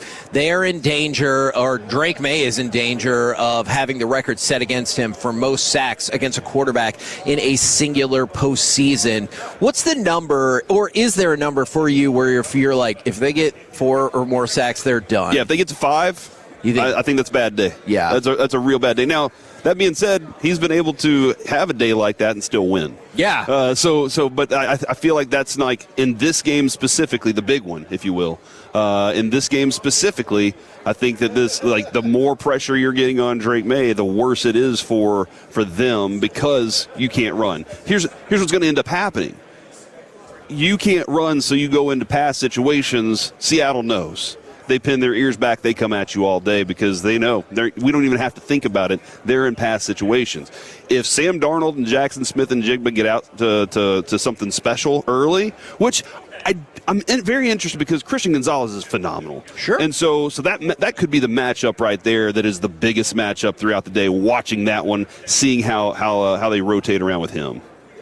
Now, you just mentioned the next matchup, so we can move beyond this if you want, but Jackson Smith and Jigba versus the Patriots corners. I feel like we've already talked about that a good bit. Now, you have set a very specific stat line for this individual. So, how key is the matchup of Kenneth Walker against New England's run defense? Because, like I said, you have been very specific with your stat line. 84 of the toughest yards you'll see anybody get. That's what I believe is going to happen.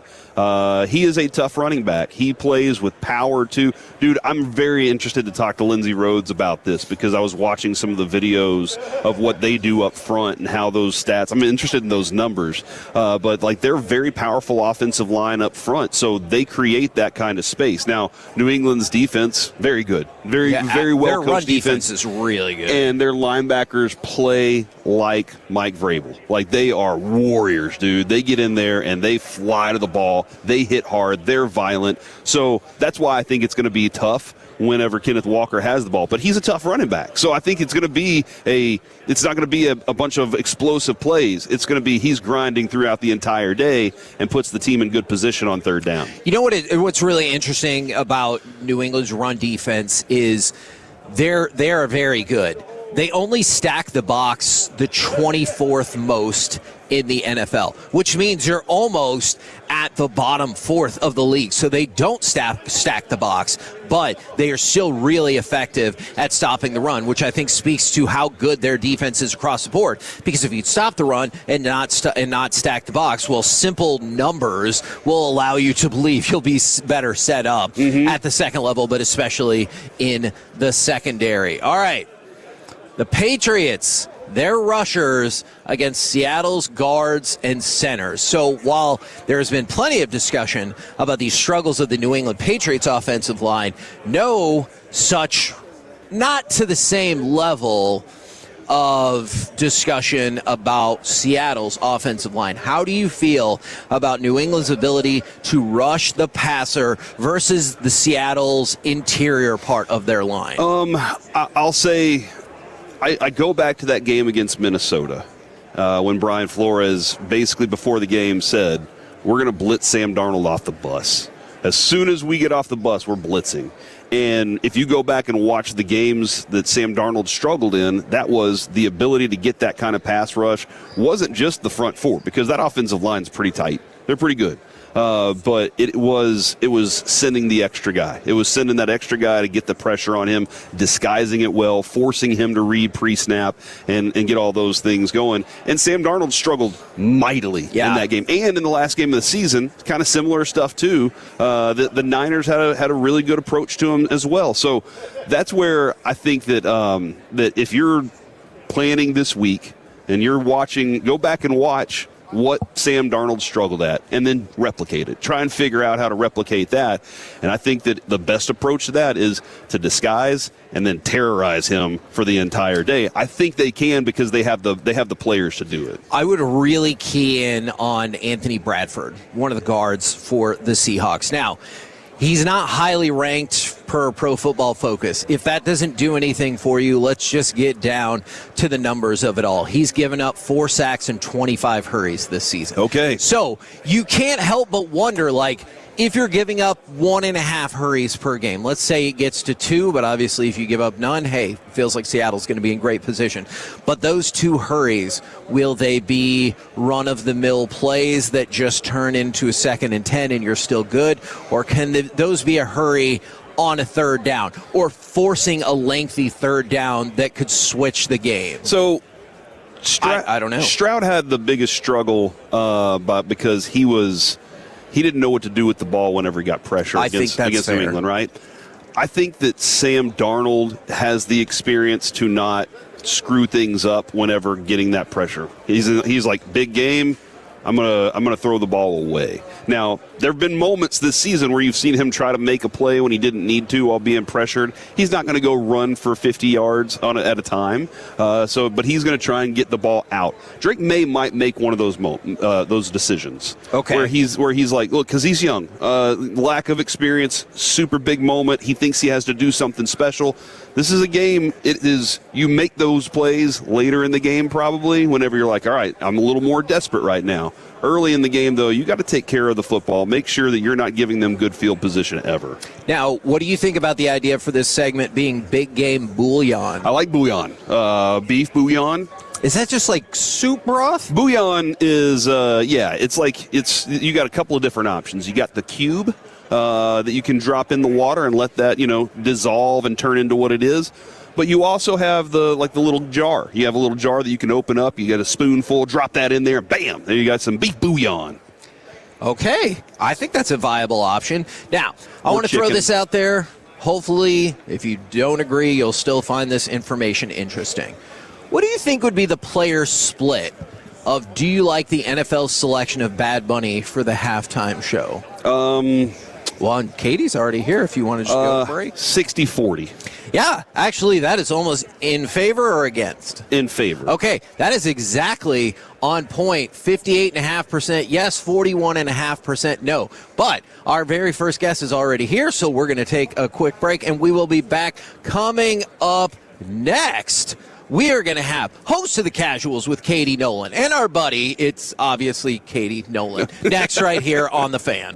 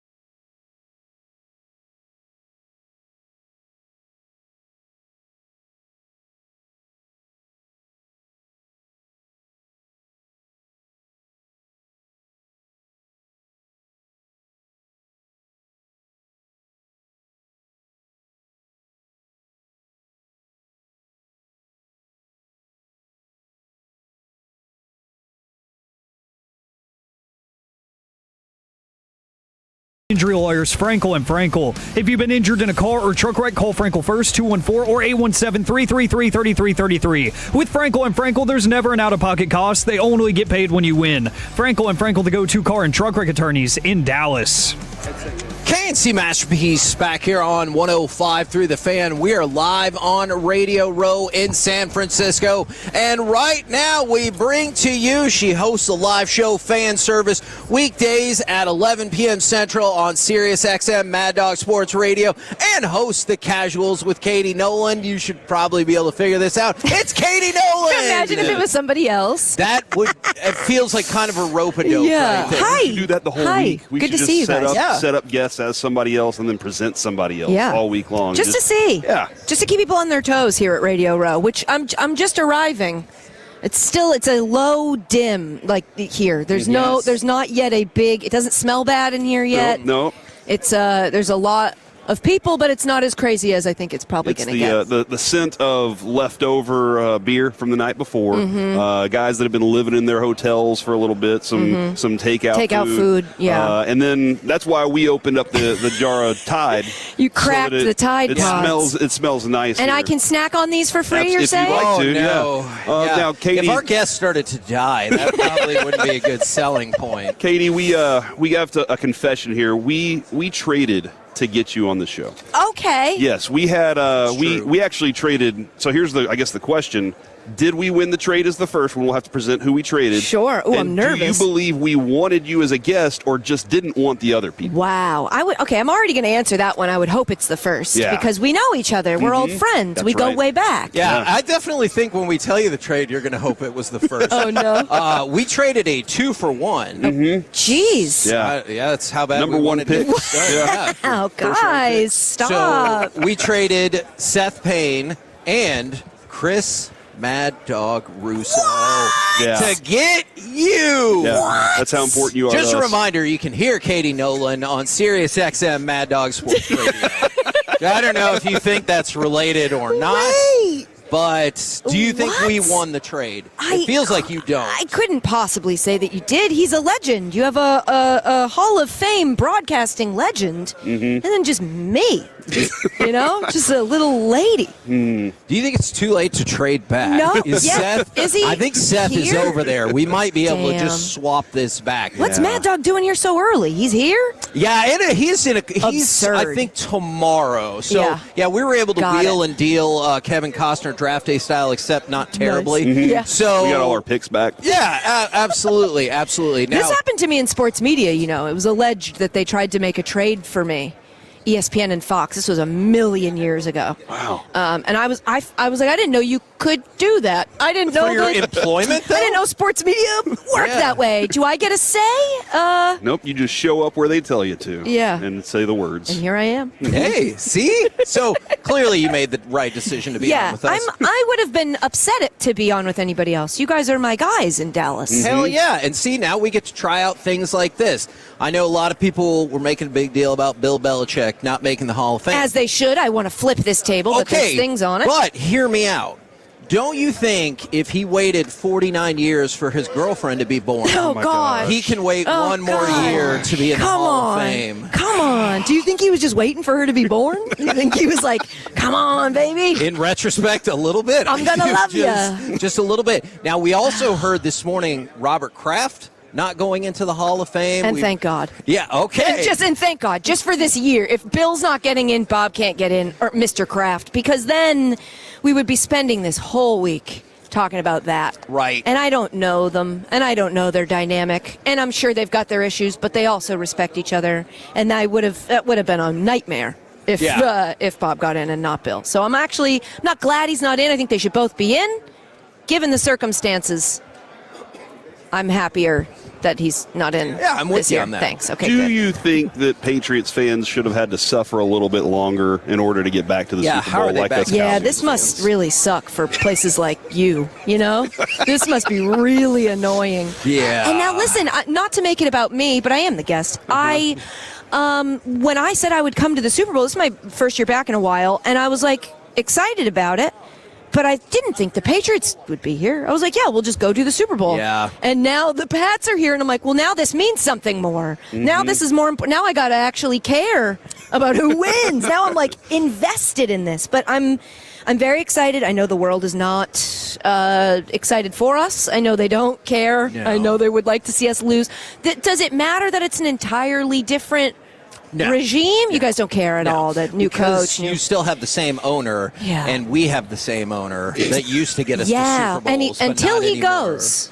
But didn't he just recently say he wants to beat the record for Super Bowl wins for an owner? Oh yeah, he's got work to do. I think he has 4 more he has to get to. Right. So And we haven't even and been he's not to getting any younger. One in 30 years. Yeah. So you know what I thought? I just realized this.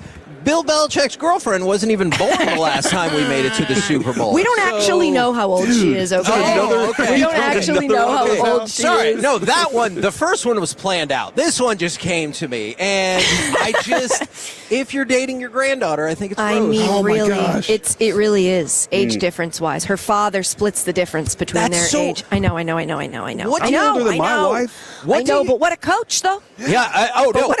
And that's where I have some difficulty because word was maybe some Hall of Fame voters were, quote, uncomfortable with that. Yeah, grow up. And I was That's like, enough. isn't that not in the rules At of how all. you're supposed to vote for the Hall of Fame? At all. I mean, I've also heard, Spygate, Deflategate. I just feel like he took a historic punishment from Right. Spygate. He had no one had ever fined a coach that much. It was like $500,000. So there's you did the thing already. You don't have to do the thing to him again. Right. He's obviously the greatest coach of all time. One of, if you need to curtail, one of the greatest coaches of all time. And for him to not be a first ballot Hall of Famer, well, man, I can't wait to talk about it for the next 5 days. What did you think about? There's been at least one voter who's come out and been like, Bill Belichick is absolutely worthy for the Hall of Fame. But these 3 people I voted for, this was their last stand, and they'll never get a chance at this again. I appreciated the line of thinking behind that. Yeah, same. I appreciated it more than some of the other lines of thinking I think we've heard since. The thing for me is like this, that at least points to the issue, which is we got to fix the way the voting works. It should not come down to like 3 guys who are legacy players that should have gotten in and haven't, plus a contributor and then is it a coach, I think is the other. Correct. It's too different. They're too. How do you compare Roger Craig to Bill Belichick anyway in the first place?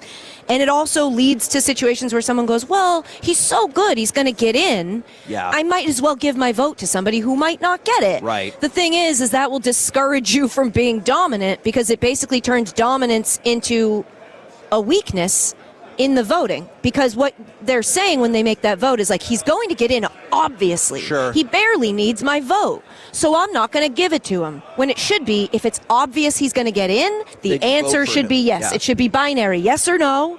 Bill Belichick should never get a no. Do you think there's going to be any issue with Brady then? I can't imagine that I there wouldn't would think be. so either, but silly enough, I think that him going to Tampa Bay and winning a Super Bowl, I think will be the thing that they'll go like it removes whatever alleged thing would have been on him is removed by having success elsewhere. So I can't. If they do this to Brady, I'm going to light Radio Row on fire. I will be at the Super Bowl that year, and I'll light the whole place on fire. Yeah, just let us know before, though, so that we can I will. get out. Yeah, I'll do I'll see you in the happens. lobby at the hotel, and I'll go, don't go to school tomorrow. Oh, wow. see? Yeah. Wow. Yeah. Dark. Like our old intern. Our old intern who would walk around going, you're on my list. And then he got expelled from his school. Yeah. That's a true story. Now, from the 214. In a place like Dallas where there are guns, it's a little more scary. The 214, Katie's trade is the equivalent of the Luka trade, and we're the Lakers. Oh, so, see? yeah. Okay. Yeah. Great. Yeah, I like that. That's a good Thanks, guys. By the way, speaking of Dallas, do you think there's any comedy shows like March 19th at the Texas Theater or Is anything Dan? like that? Wait, is Dan going to be here? Yeah, he is. Oh, exciting. And you know why I know that? Because somebody texted in and said, tell Katie to plug Dan's upcoming appearance Yes, Dan March Soder. 19th. March 19th. So they're doing the work for you. Yeah. DanSoder.com for tickets. You used to be able to go to ShaneGillis.com for tickets, but they changed that. They fixed it. He hacked their website and had it redirected to his, which was great. DanSoder.com for tickets. Yeah, he'll be, what's the venue? What do we March got? 19th at the Texas Theater. That's right, Texas Theater.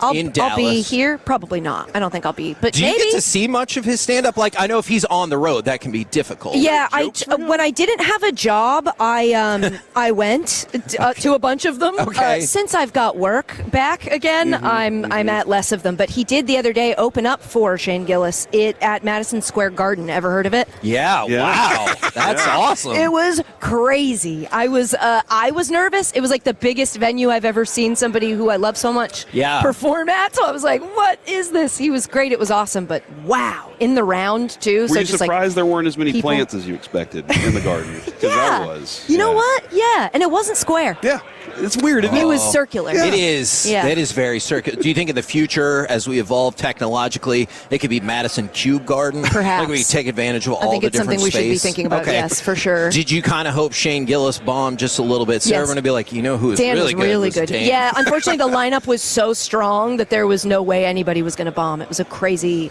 night at Madison Square Garden, but very fun, very cool. And we love Dan Soder. And he's very funny. And I that was my first time seeing.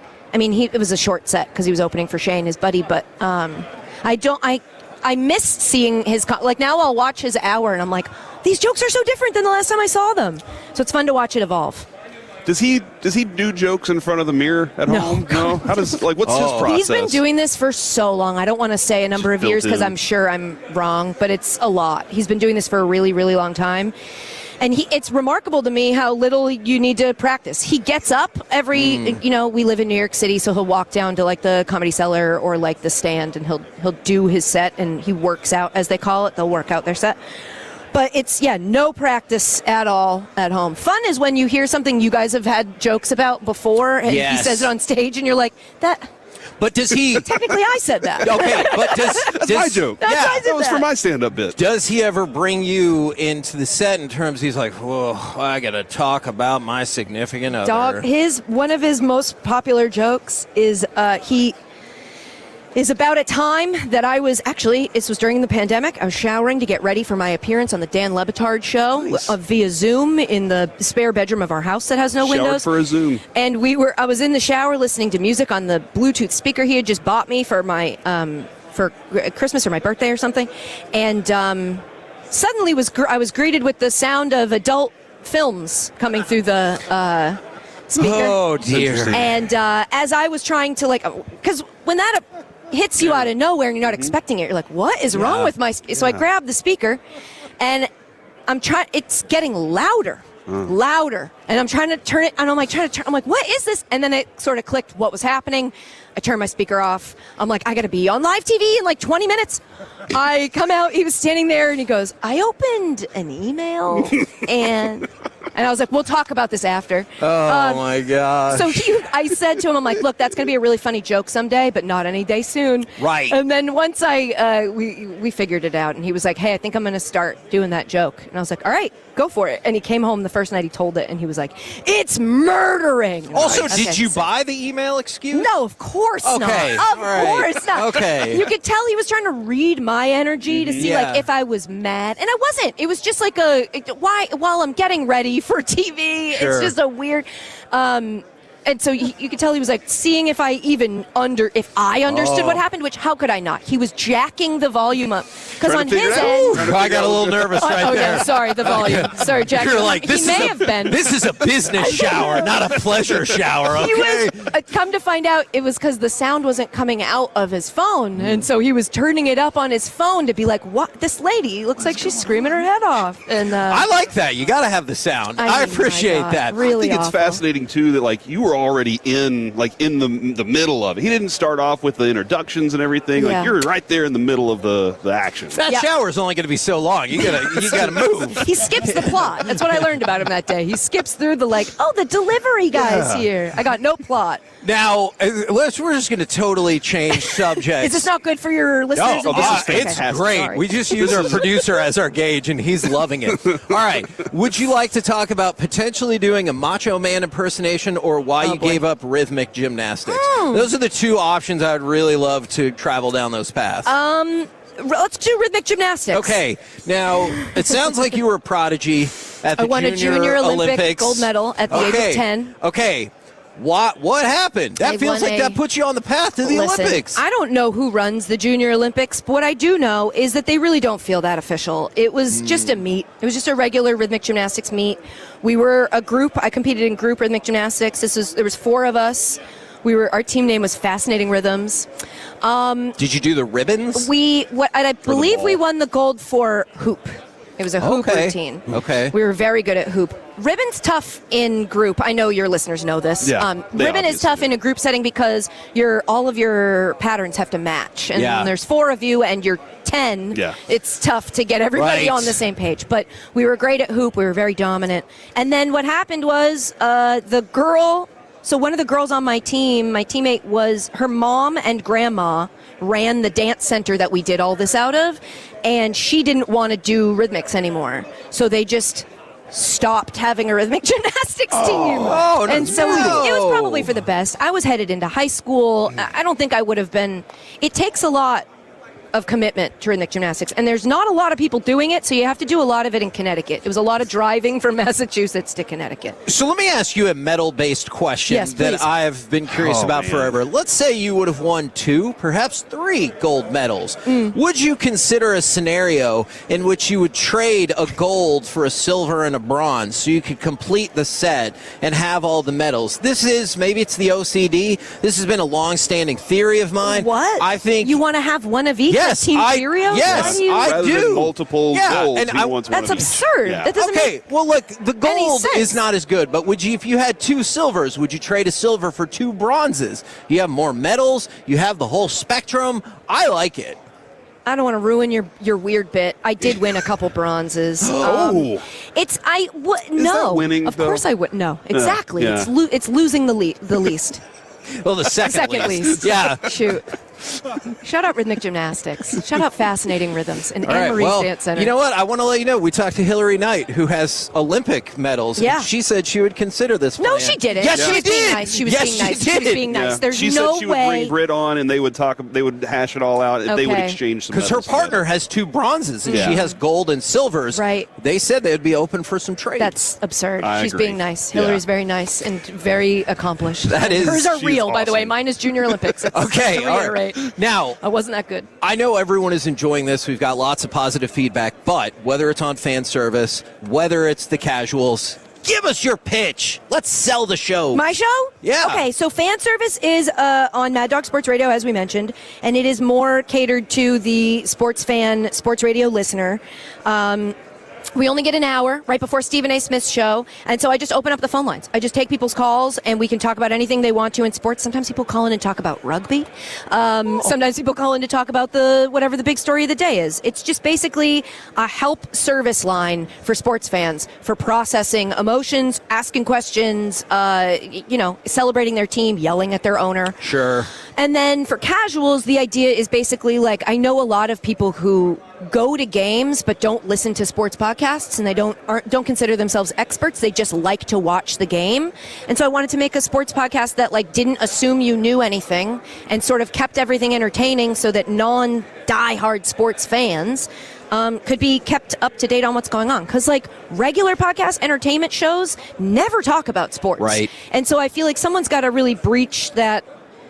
So I'm trying to do that, trying to bring more people in and go it's okay to just like it a little bit. Yeah. You don't have to be obsessed with it. Obviously, we're obsessed with Yes. sports, Sure. but they don't have to be. So those are kind of the two. Casuals is twice a week. It's a podcast with my buddies, my producer buddies, and we have a non-sports fan on there, and she's the best part of the show because she doesn't know. She'll go what do you mean Deflategate? And I'm Yes. oh geez, Louise, Yeah. sit down. We got a lot to talk about. And we got to show her Randy Johnson hitting a bird with a ball for the That first is the time. most She had never amazing seen clip that maybe before. in the history. She needed a day we after get that. to do. Yes, Yeah. she was devastated. Yeah. But we get to show her sports, and that's the coolest thing. So that's casuals, and then fan service is noon to 1 Eastern, which I guess is 11 to noon. Correct. Your guys' time Correct. zone on Mad Dog Sports Radio, channel 82. really feel like, I've never had to say it before. Okay, well, 82. we did it. We accomplished it. We clearly made the right trade. Yes, we Katie, did. thank you so much for Thanks, jumping guys. on with Thanks us. for having me. Absolutely. Thank you. There you go, ladies and You're the gentlemen. best. Katie Nolan right here on The Fan. Coming up next, baseball nuggets. More ways for the Rangers to improve in 2026. And would this be good enough for DeGrom? We'll do all of that next right here on The Fan.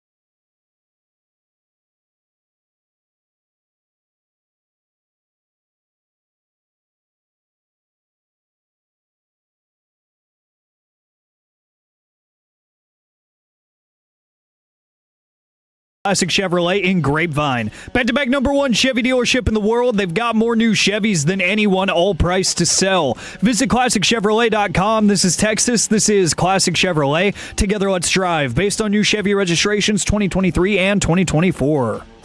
KNC Masterpiece by Carol 105.3 The Fan. We are live on Radio Row in San Francisco, and right now we bring to you, we just forced them to be on the show, essentially. Knowers, sit down now. And reporters of all things Dallas Cowboys, Nick Harris and Tommy Yarish. Gentlemen, welcome to the program. Thanks for having us. Appreciate it. Did we tell the story right of how you were just walking by trying to live your life, and we're like, no, you need to come sit down with us right now? No, not entirely. It was actually Corey kidnapped us off the street, put bags over our heads, and then sat us down here. So I just he is aggressive. Landman, so I mean that's kind of one of the key things. I understand it. I understand. Yeah, I get it. Got to have Cowboys content. You know, got it. All right. So I guess I got to start with your general thoughts about Marcus Dixon being added to the staff, and then what you've thought about how Christian Parker's constructed the staff thus far. Feels like some maybe more young and up and coming coaches on the staff. Yeah, it's clear that they're looking for a type of person and a type of coach, and it's the teacher, it's the communicator. And anytime you talked about any of these guys who are not only been hired but have been interviewed, those are the two things you typically hear is like, hey, these guys are really good teachers, these guys are really good communicators. With Marcus Dixon specifically coming from the Vikings, a coach for sure, played in Dallas for a little bit too, so he has experience in Dallas. It's a hire that I think should excite some people. And it's funny because we wanted the thorough search for the defensive coordinator, right? And we didn't even really ask for it for the staff, but we're getting it anyway. And so that's been encouraging to see. Christian Parker and his staff are doing their due diligence. I mean, we were talking to Steven last week in Alabama, Tommy, and he was like, yeah, we hope to have it wrapped up by the weekend, but we're Tuesday and we still have 3 position coaches that are out there that need to be hired and need to be filled. So it's they've done a really good job, thorough search, and we'll see what this complete staff looks like probably by the end of this week. Now, Tommy, counterpoint, why do you think these are dumb hires? Well, I mean, put the team employee in that spot. Just kidding. No, to build on it, with Dixon, we've heard nothing but good things over the last couple days about him, and even going back to when he was initially interviewed. Nick talked about he played for the Cowboys. He also coached for the Cowboys very briefly in one of those internship roles. I don't remember what year it was. So he's a guy who's very familiar with Dallas. They know him, and it just kind of feels right. I think that you look at the Vikings the last couple of years, I think they've been first in sacks or in the top 5 in sacks over the last couple of years on the defensive line.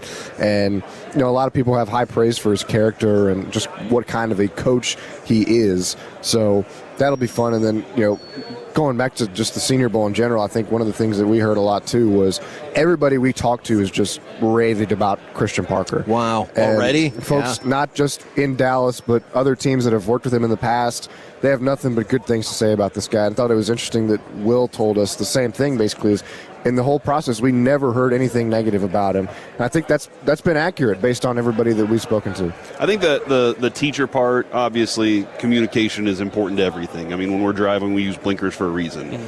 How much of that, though, is this is going to be a relatively young defense if you're drafting on that side of the ball, and how important that is to get them going quickly. Yeah, I think that's a big part of it. I think another big part of it is not necessarily, well, I think it is a knock against Matt Eberflus. I'll go ahead and say it. He wasn't that last year. He wasn't the teacher. He wasn't the communicator.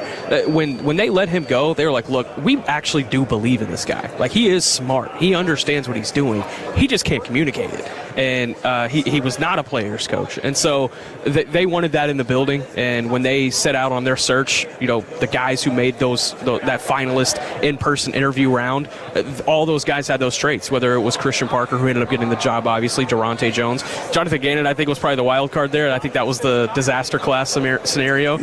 But nevertheless, it's a trait that's continuing to pop up with these coaches. Kevin, you present 3 options. Yeah. One that nobody wants. Yeah. And then so you get the one that you really want. That was the Jonathan Gannon option. Look, we have Mickey on every day during the season when he was like, I don't really know if I would feel super pumped about that one. I was like, that was Mickey's version of being like, if we hire Jonathan Gannon, I'm done with this crap. And so I did really enjoy that. That would be funny to see Mickey throw his notepad in somebody's face. And I'm out of here.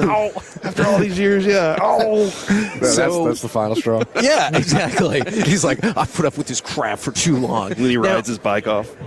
He loves riding his bike. Oh, my gosh. Do you ever ride bikes with Mickey? No, not a chance. I would. I have no problem with riding a bike. But kind of sounds like you do. He cracks me up because every time at training camp, he would come in and he's got that bright vest on. You couldn't miss him in a crowd of 100,000 people because he's got the vest on. And he's a part in Tank Top Tuesday this year out there when we all had tank tops on. Just what we all needed. There's a videographer that works for the Cowboys. His name's Alex Lilly. He does a really good job. He does the sounds from the sidelines. Oh, yeah. He's the one that puts that together. That was a couple of years ago at camp.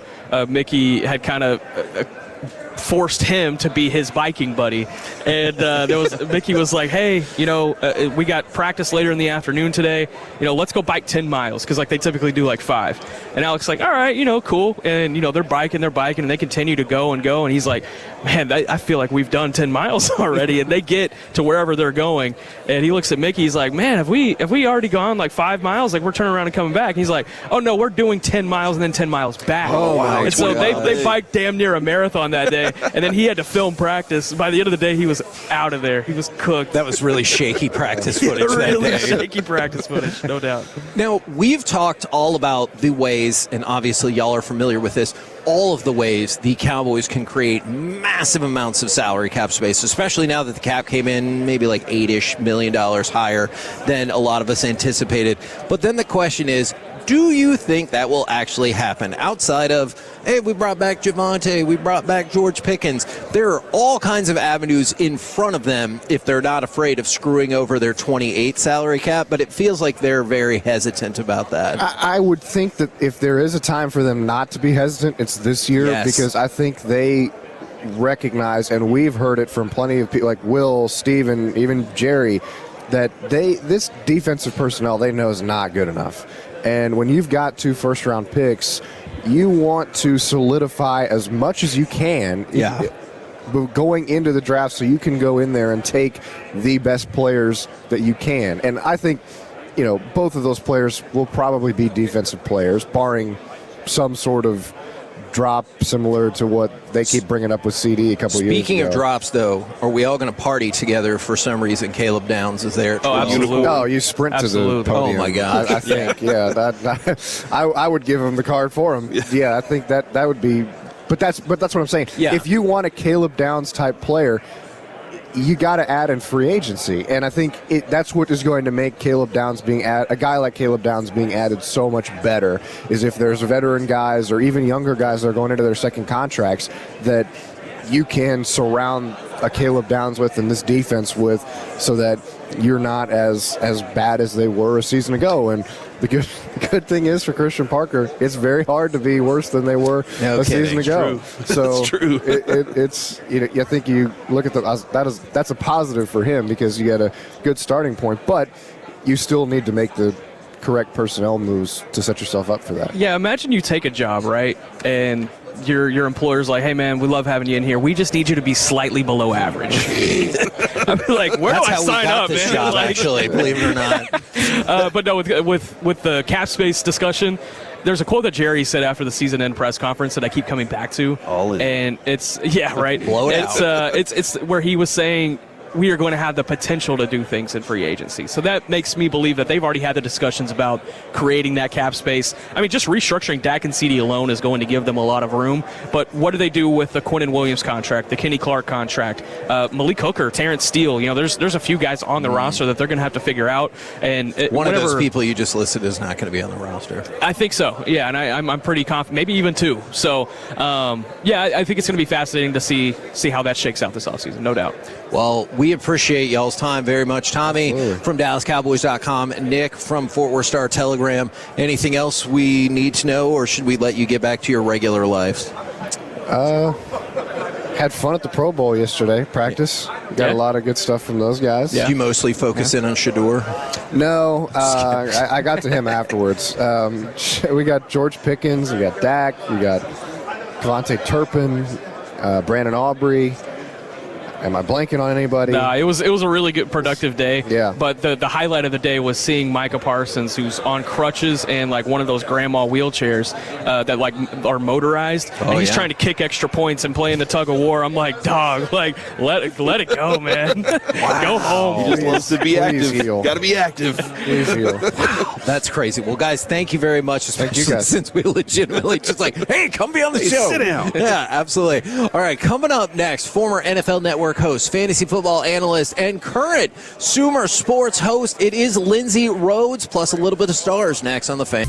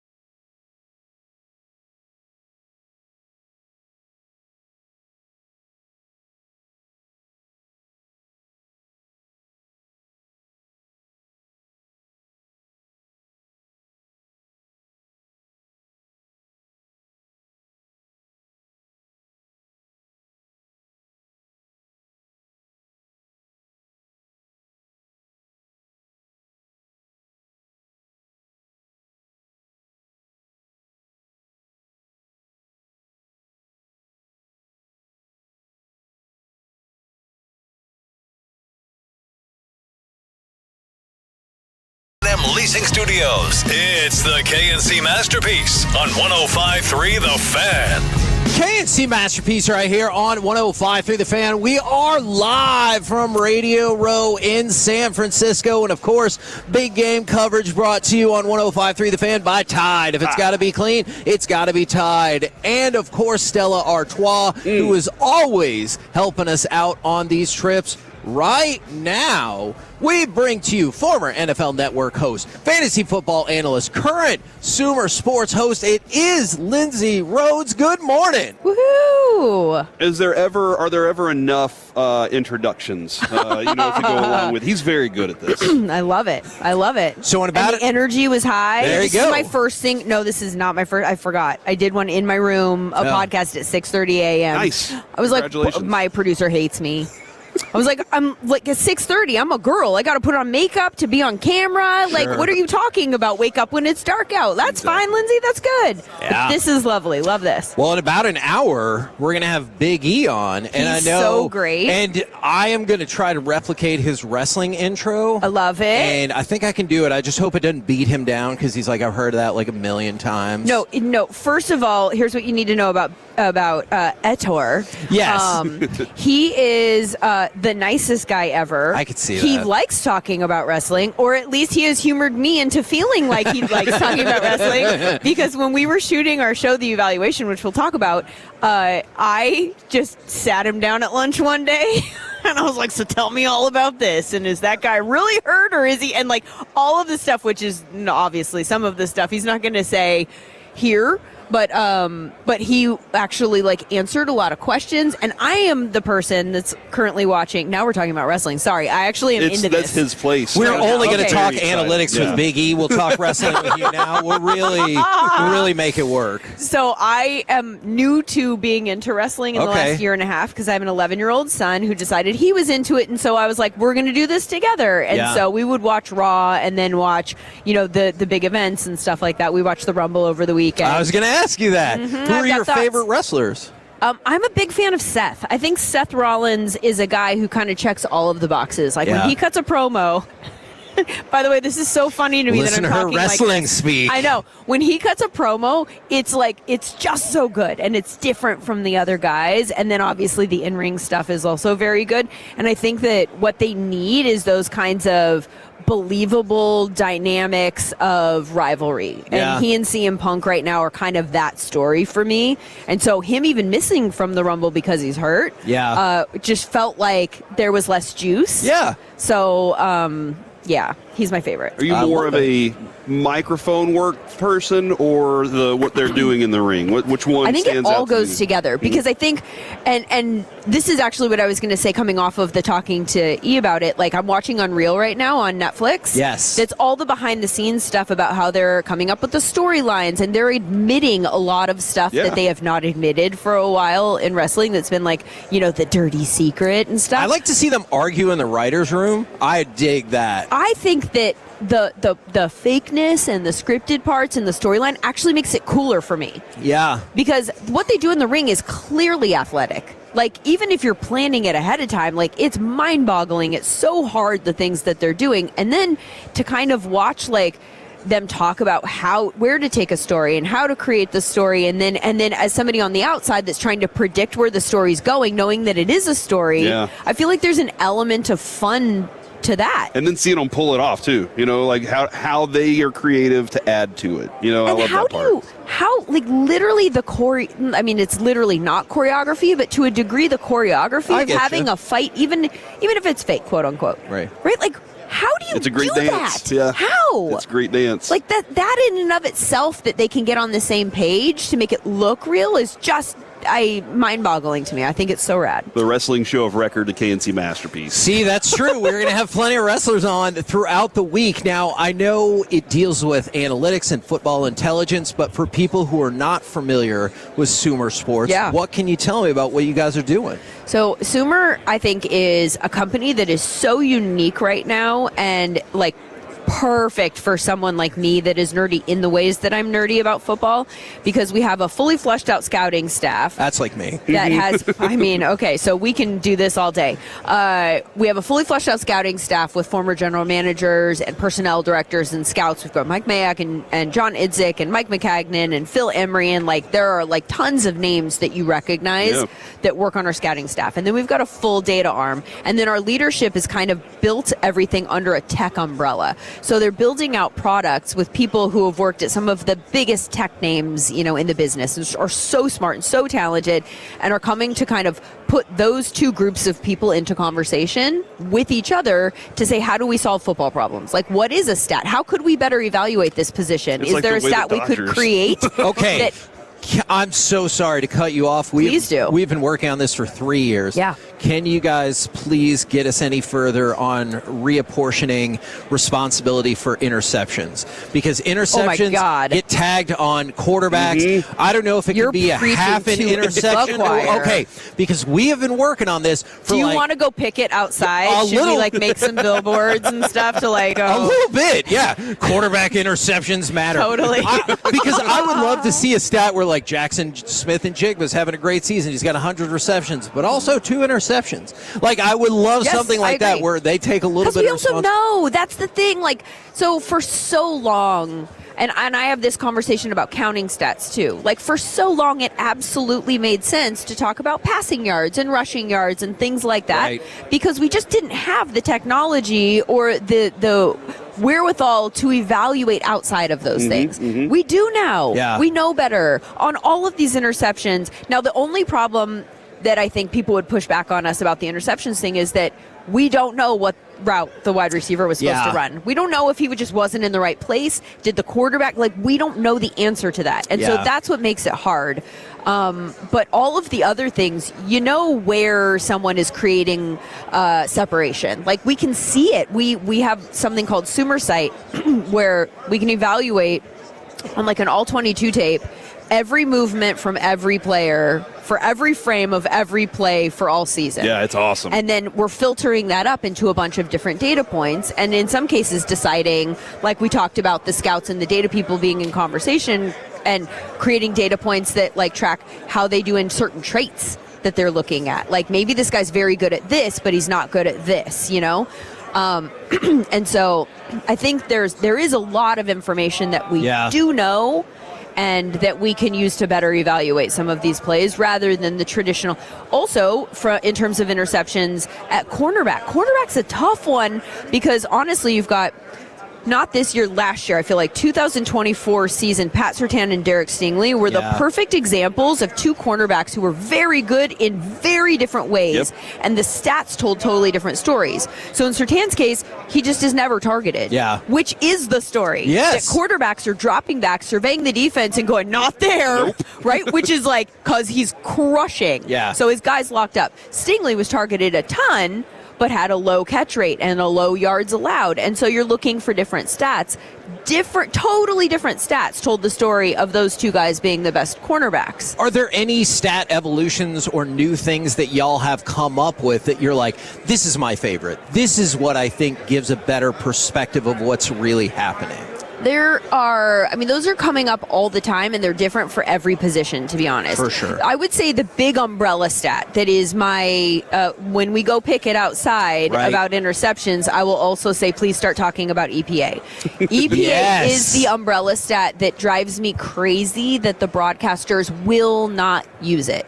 Because, and I understand this, they say no one knows what it means. And I get that. And it is complicated to explain. But I also feel like I want to go, can you tell me how they determine passer rating? No, I can't.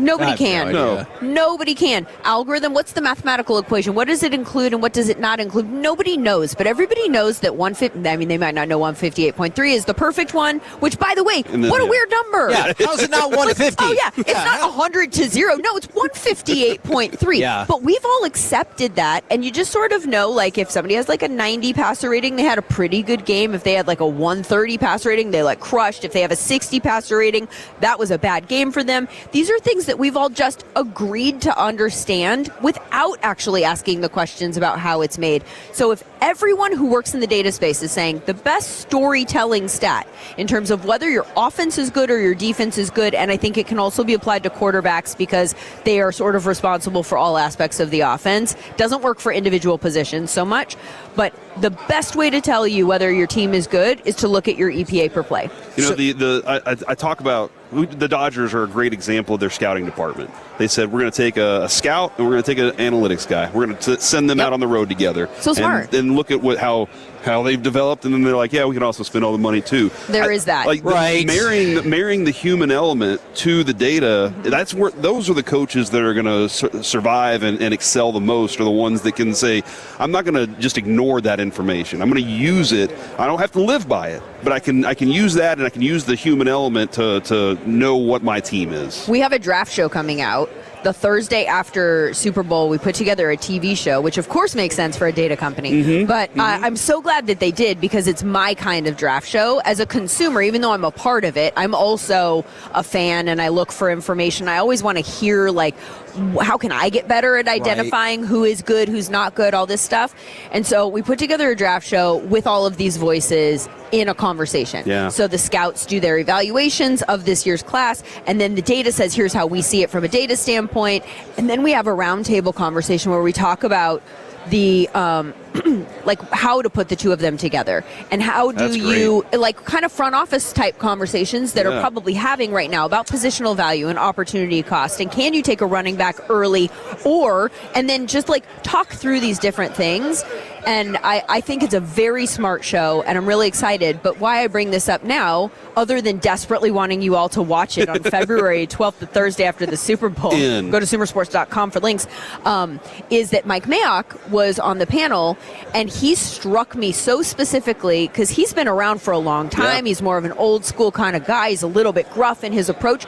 The number of times that he acknowledged that working for Sumer for the last 2 years has changed the way that he would operate as a general manager now if he was a general manager now. And he specifically name checks things that he looks at differently now, like his openness. And I think people think like, oh, the older guys or people who have been around for a long time or have a lot of experience are going to be a lot more protective of like doing it my way. We have 2 sandboxes, and they don't ever merge. And he says in the show several times, this has changed my mind about this. This is what I would tell a general manager to do now. And I think that stuff is fascinating. Just watching the evolution. We are definitely at an inflection period in football. There's an old school and there's a new school, and I think we're clearly going more towards the new school stuff is being implemented, and we just need to start kind of having those conversations to bridge those gaps so that the young general managers who are utilizing analytics but also doing other things. I mean, no one is using analytics. No one. No coach, no front office is just going, well, the numbers say. Right. No one's doing that. So the whole conversation about like nerds are ruining the game, like nerds are just providing them information that they didn't have before, and they're using that to form their new opinions about situations with different information. Kevin, remember the Titans is a great example. I went to the math teacher and I got some trends. And these trends are going to help us in this game. So I keep thinking about yesterday. So we were talking about, we're the home of the Cowboys and the Rangers. And so we were talking about baseball, and we almost like kind of blew past WRC Plus, and Corey stopped it and was like, we should really explain that to people, because that I feel like is the catch-all tool for baseball that really dive into. And he was like, let's take some time. What does that stand for? And so essentially it is wins above replacement plus, because it factors in the ballpark, and it factors in the weather, and so essentially it gives you a percentage per regular player. And so like, hey, I'm a 104, you're 4% better than the regular player. And so we got a chance to like really go in depth, because I almost kind of skipped past it, and I was like, I don't know if people care. And Corey's like, well, they need to care. Yes, I agree with that. This is really important. So and the more that you can explain why things are important, I think will help us get there faster towards people actually looking at the right things. Like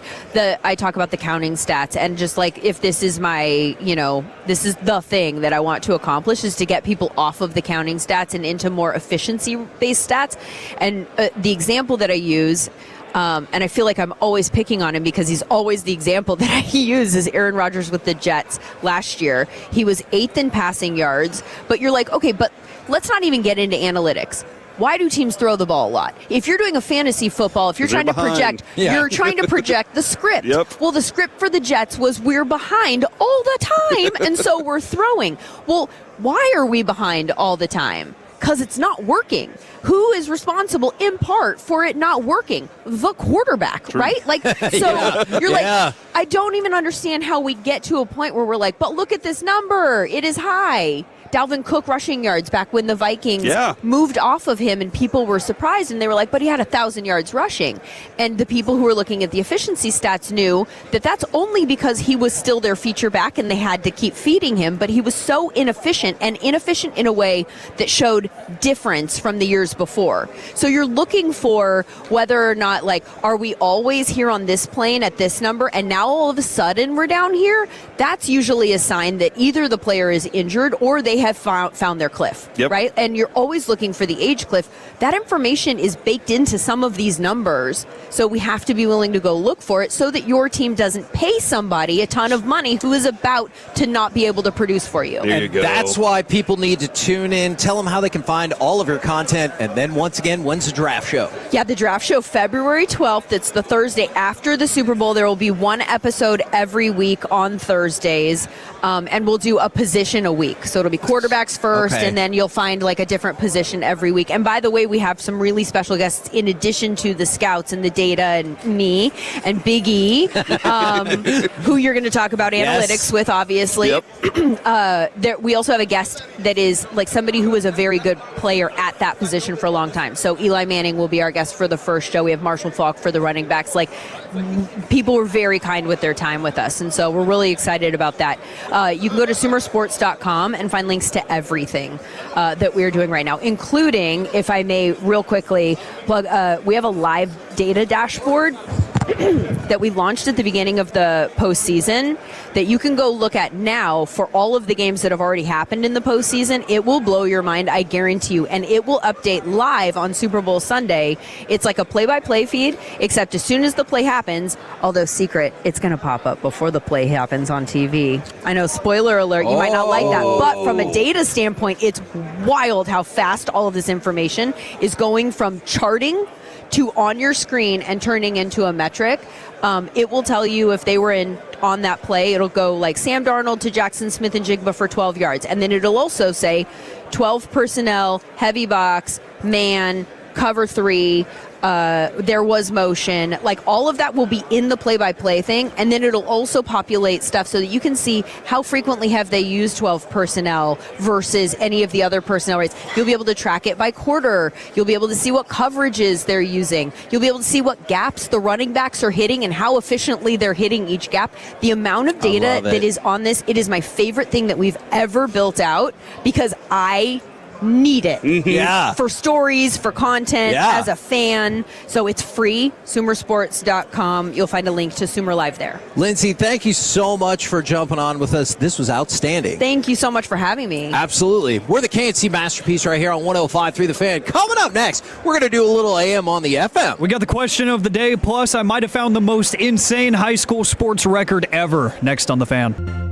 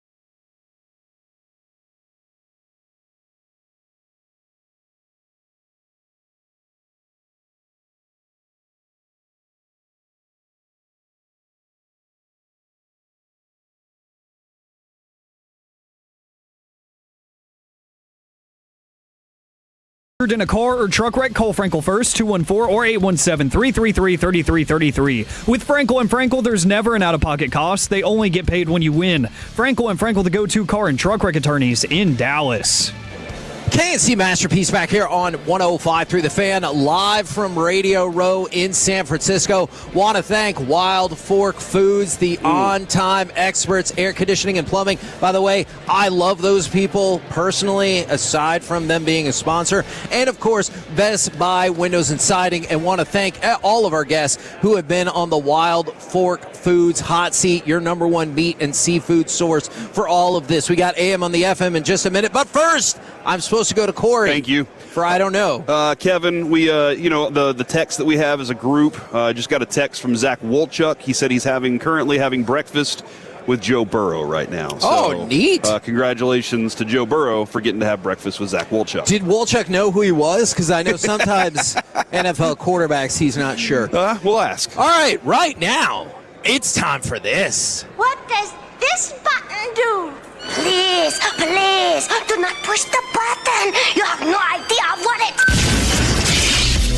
Alec, you be quiet. Alec, that was awful. 1 for Alec, 0 for Peyton. Don't you dare touch that dial.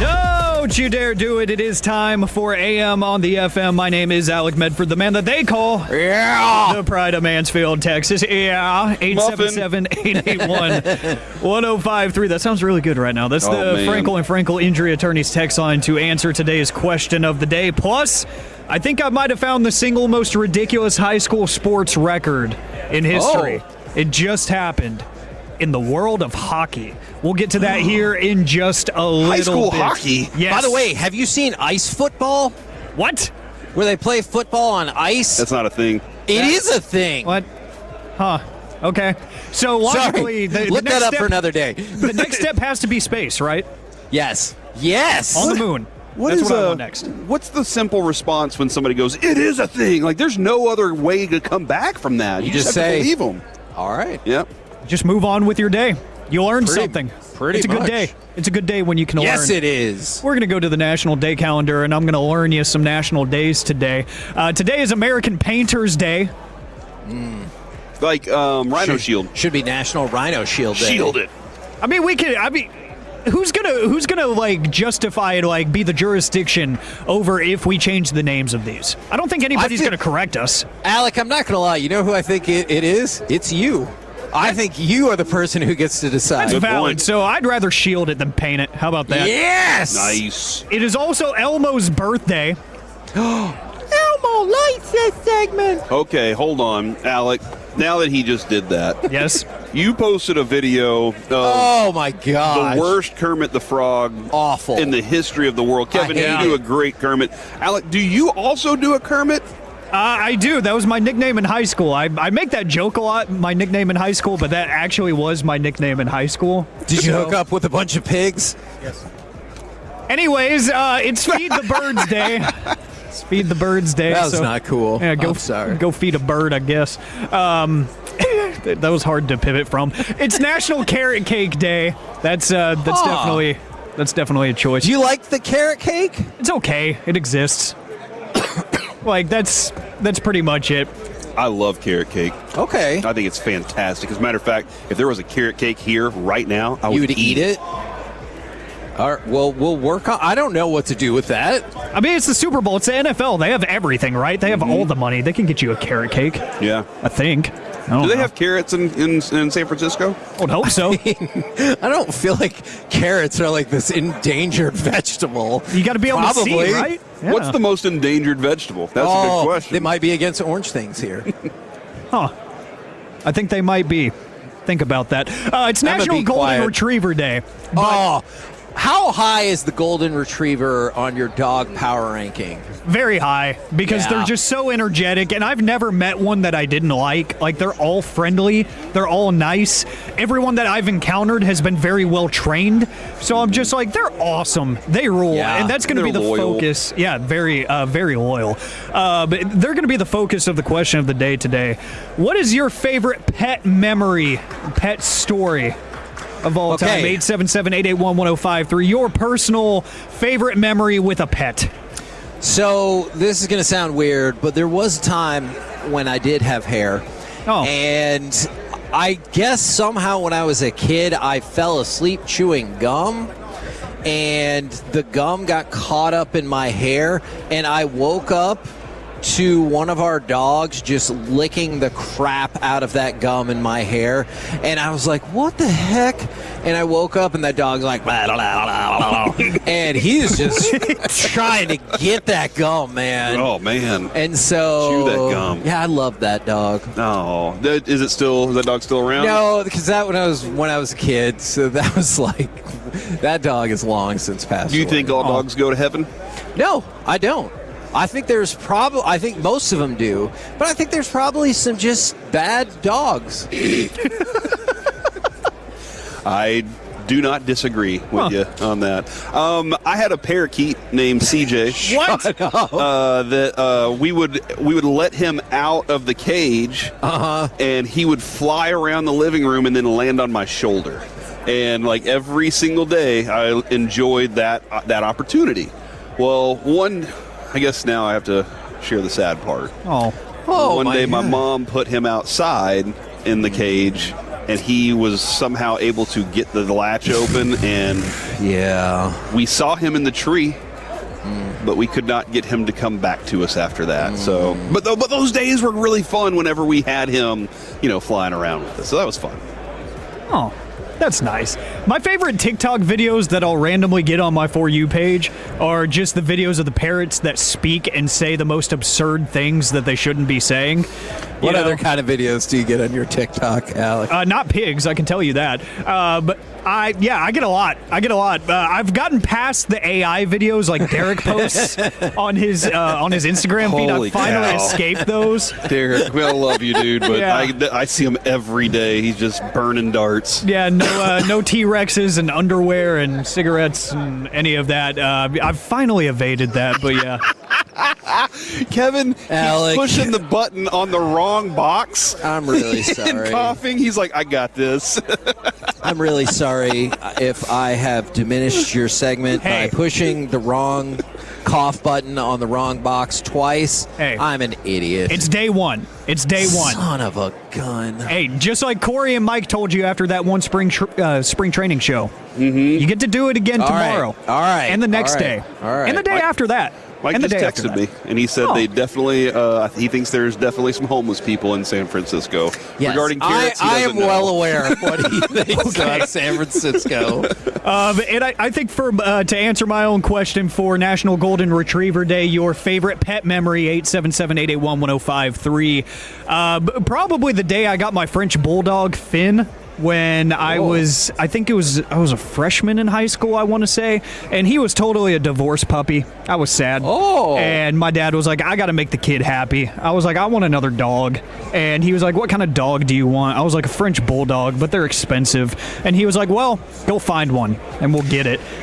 Alec, you bring up an interesting point. I think that people underrate about divorce. You can have the opportunity to get a lot more things during the divorce as the parents are either trying to placate you or battle against one another. Yeah. See, here's what happened. I graduated high school whenever my parents got divorced. All right, my sister was still in middle school. She got everything.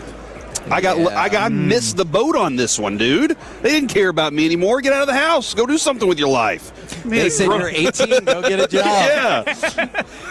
That's my favorite mentality now. And we're going to get to some of these answers during the break. I'm going to respond because there's some great stuff. Like I saw, I believe it was from the 817, my little brother getting dragged around the yard by my family chow chow. That's kind of terrifying. It's kind of aggressive, but I kind of like it. And from the 817, I had a parakeet named Stroud. Aw. And yours was nice. CJ. Yeah, CJ Stroud. Look at That's that. fun. That's a good joke. Guys, this is going to be the most amazing high school sports stat you ever hear. I'm planting that flag right now. Okay. You will never hear something crazier than this. Tell them. How many shots do you think the average high school goaltender in a hockey game faces in an average game setting? Maybe 25. 17. Yeah, like somewhere maybe like a couple dozen, right? Yeah. Well, there was one netminder who was tasked with doing a lot more than that. The boys hockey team at Mountain Lakes Bontoon was sitting at 6-4 when it was headed to Vernon Township High School for a showdown with the 3-9-1 Vikings on January 31st. According to NJ.com, Vernon goaltender Klaus Harthaus had become very accustomed to dealing with a lot of shots in the 33 games he had played heading into that contest.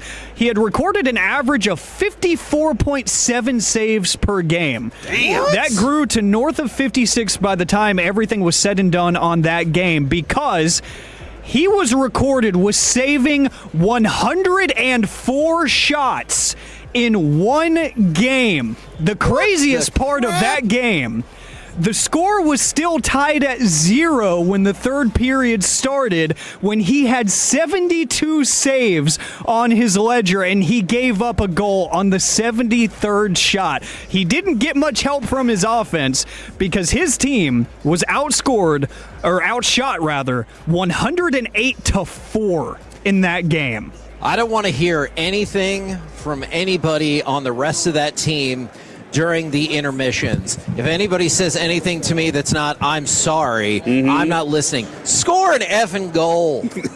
That's it. It's that simple.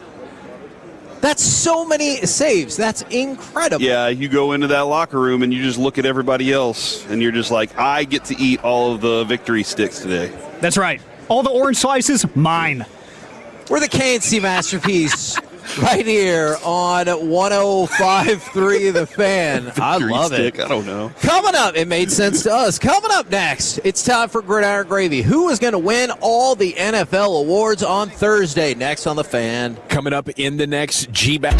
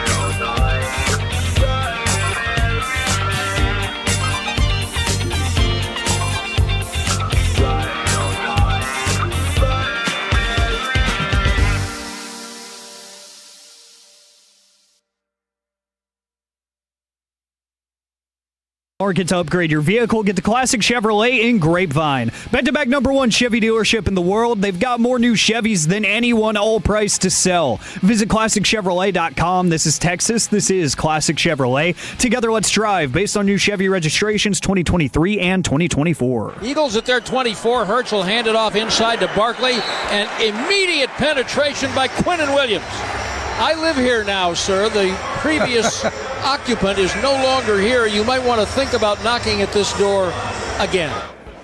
KNC Masterpiece right here on 105.3 The Fan right now. Powered by Men's Tea Clinic. It's time to go around the entire NFL and dip into some gridiron gravy. Dip it and sip it. Kevin, do you have a nosebleed? Yeah. Oh, no. Yeah. Did you pick your nose too hard? I don't think so. I thought I didn't even touch my nose, but here we are. It's the dry San Francisco weather. And I know people are going to make cocaine jokes. I'm prepared. I didn't even think about that. I am prepared for that as well. All right, a couple quick things before we get into the NFL awards. Brandon Beane continues to handle it well when people talk about the Bills maybe not having the best roster. He said, "F the outside." Nice. And he has been really circling the wagons. He's been very assertive about pushing back of any potential critiques of the Buffalo Bills team construction and their head coach and everything. As you should. Like it's your baby. You're the one that gets to control how it's built. So you're proud of it. You take a lot of pride in the work you did. Now, I think some of the best are able to take some of the criticism and apply it correctly, and take a really good hard look at that. But I like that approach. Circle those wagons up and F the outside. And this was in direct response to the fan base, who they did a newspaper poll. 75% of their fans said they did not like Joe Brady being the head coach. All right, for the Falcons, their new GM. Wasn't that kind of the feel when Shoddy got hired? Like that, it was a very similar, it was underwhelming. You're like, why'd you go with this guy? It's the same result. But we found out we kind of liked the guy this year, so interesting. Do you think that's where most people are? Like, I do, but do you think most people have been like, hey, the winning's coming, good culture? I think most of the fan base is still out. Okay. They're just like, whatever. Yeah, you can be I've seen a lot of texts, Kevin, that come in and they're like, dude, I don't care what this he's a snake oil salesman. He just talks. I need results, not talk. And so I understand that. Oh, this is a good question for the 817. Kevin, did you go to the 49ers practice facility? Oh, that substation, yeah. man. The cartilage in your nose is probably getting affected. For the Falcons, they will not commit to Michael Penix as being the starter next year, which makes sense. He's coming off an injury. When he has played, he's been fairly underwhelming, so they're going to let the process play out. Now, earlier we talked about the 59 to 41% split for players in favor of Bad Bunny. Who do you think their dream performer would be for the Super Bowl? The Eagles. Don Henley, okay. That could be a one. Led Zeppelin, maybe a little Led Zeppelin. Okay. Tom Petty's no longer with us. He did it once. That does not factor into this. Oh, really? Whether or not they're alive or not. The leading Chuck Berry. The leading vote getter was Michael Jackson. Oh, so you haven't seen the video on his halftime performance, have you? Evidently, it ran 5 minutes long. Yeah, they can deal with it. And he told the producer, he told the director, I want the crowd to wait. I want them to anticipate. Whenever I jump up and the fireworks start, do not start the music yet.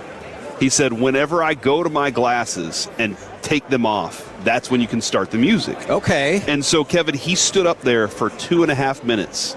Just standing there, staring off into nowhere with his glasses on. And the director was like, it was the longest pause of my entire life, because every second you're like, something needs to happen. Right. But the crowd lost their damn minds because Michael Jackson made them wait.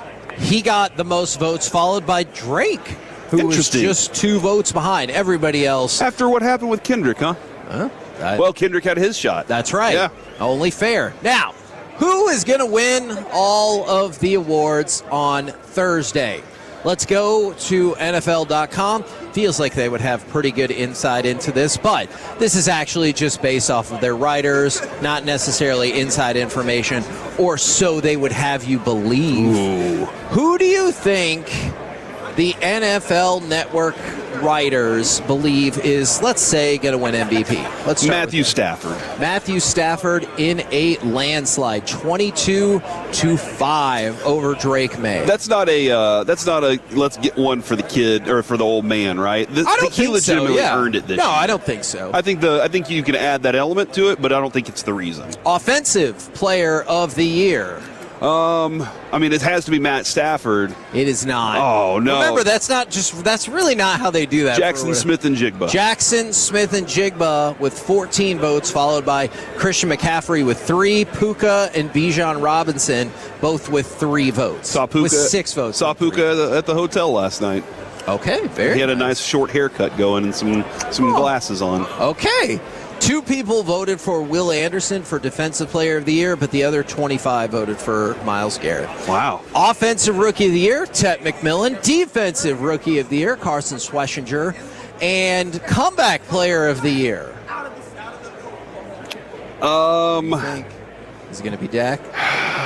No, Christian McCaffrey. Christian McCaffrey is the winner with 21 votes, followed by Aiden Hutchinson. Nobody voted for Dak Prescott for Comeback What? Player Why not? of the He had a Year. great year. Well, why didn't you pick him? He came back because Christian McCaffrey deserved it. Okay, Yeah. all right. Now, Coach of the Year.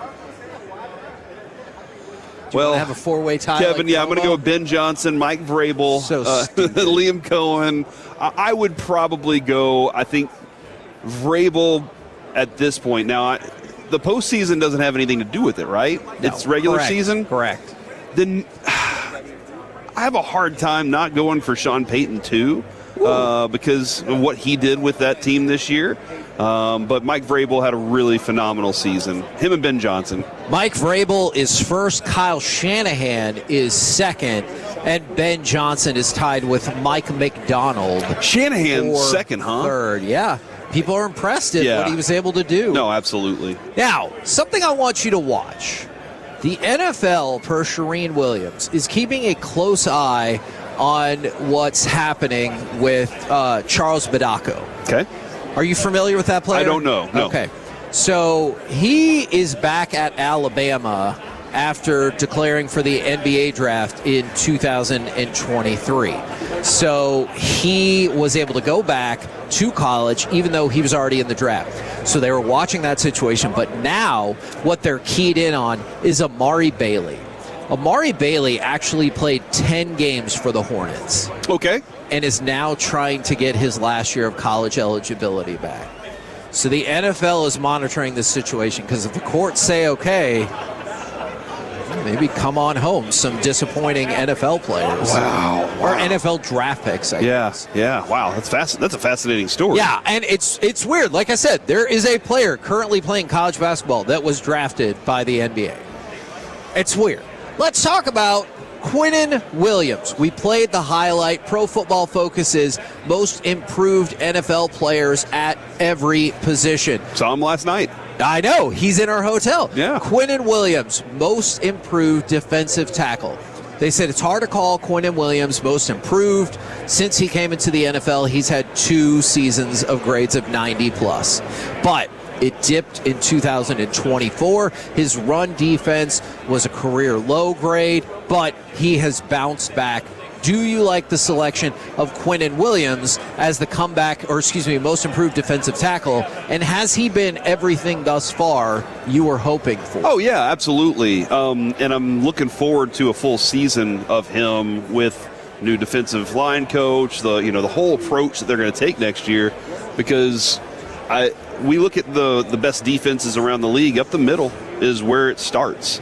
Now, obviously, your big playmakers are the ones that are kind of playing in the middle of the field too. We've talked about that with the nickel position a lot, and Kevin off air talked to Nick Harris and Tommy Yarish a little more about that. But you have to have strength in that middle part of your defense. He provides that, but he also provides some push. You add some players that can get to the quarterback on the outside of him. It's going to be special. We're the KNC Masterpiece right here on 105.3 The Fan. Coming up next, former WWE World Champion, Intercontinental Champion, Tag Team Champion, turned commentator. It is Big E. Next right here on the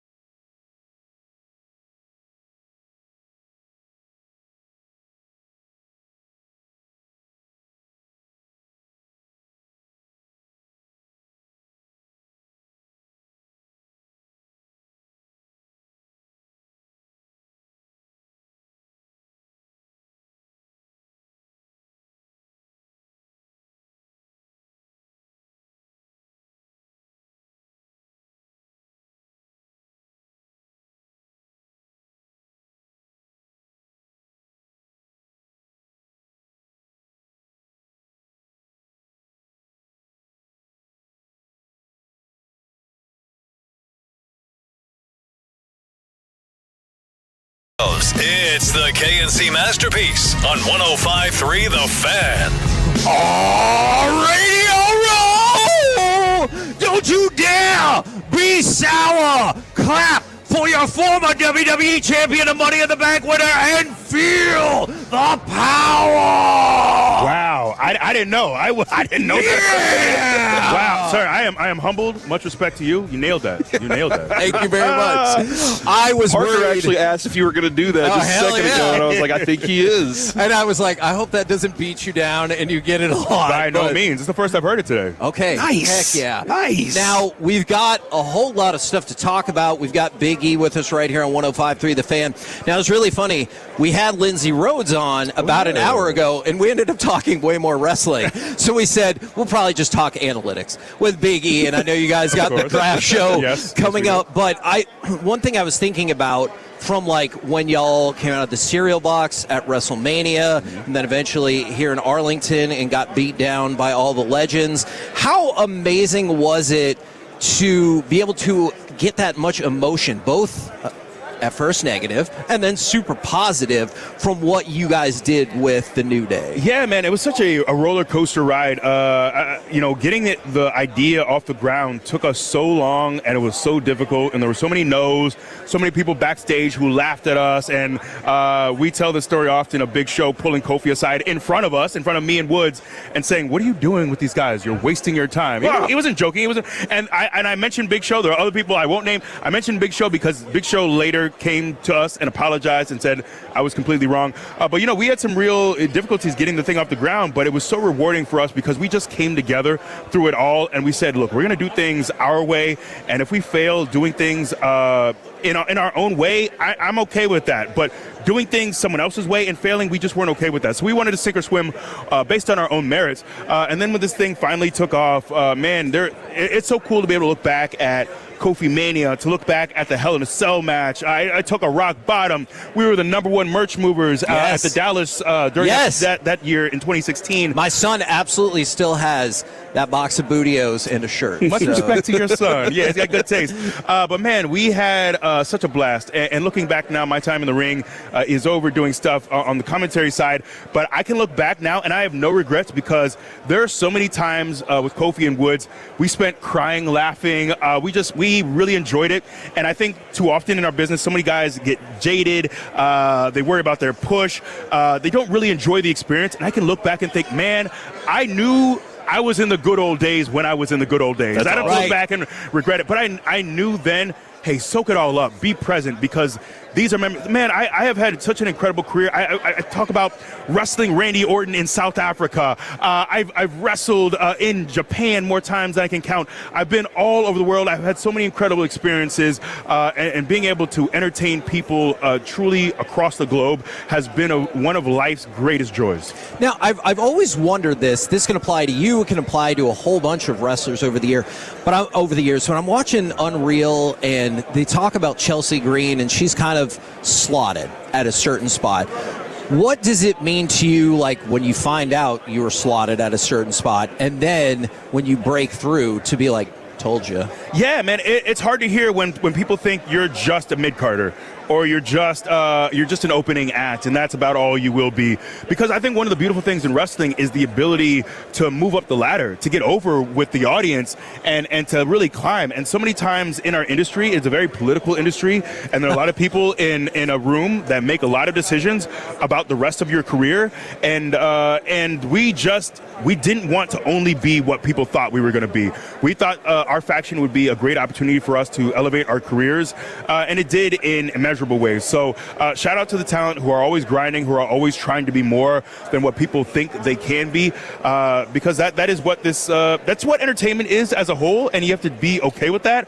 But for us, we were always fighting for more. And then y'all have had a lot of big moments in the Metroplex, because we go back to Money in the Bank 2021. A bunch of us were at that show, and just that feeling, and I know you would go on to win the world title, but what's that feeling when you grab that briefcase or know you're going to win and just know that, like, you've taken another big step? Man, I got chills right now just thinking about that moment, because it is one of the coolest moments in my career. I always tell people, like, winning. So I love, first of all, I think the championships, the accolades are all great too, but it's also about building moments. And that match I love that match. Yeah. And it really had didn't have that much to do with me. We had so much, look, we had Ricochet in the match. We had Drew McIntyre. We had so much talent. It was a great match too.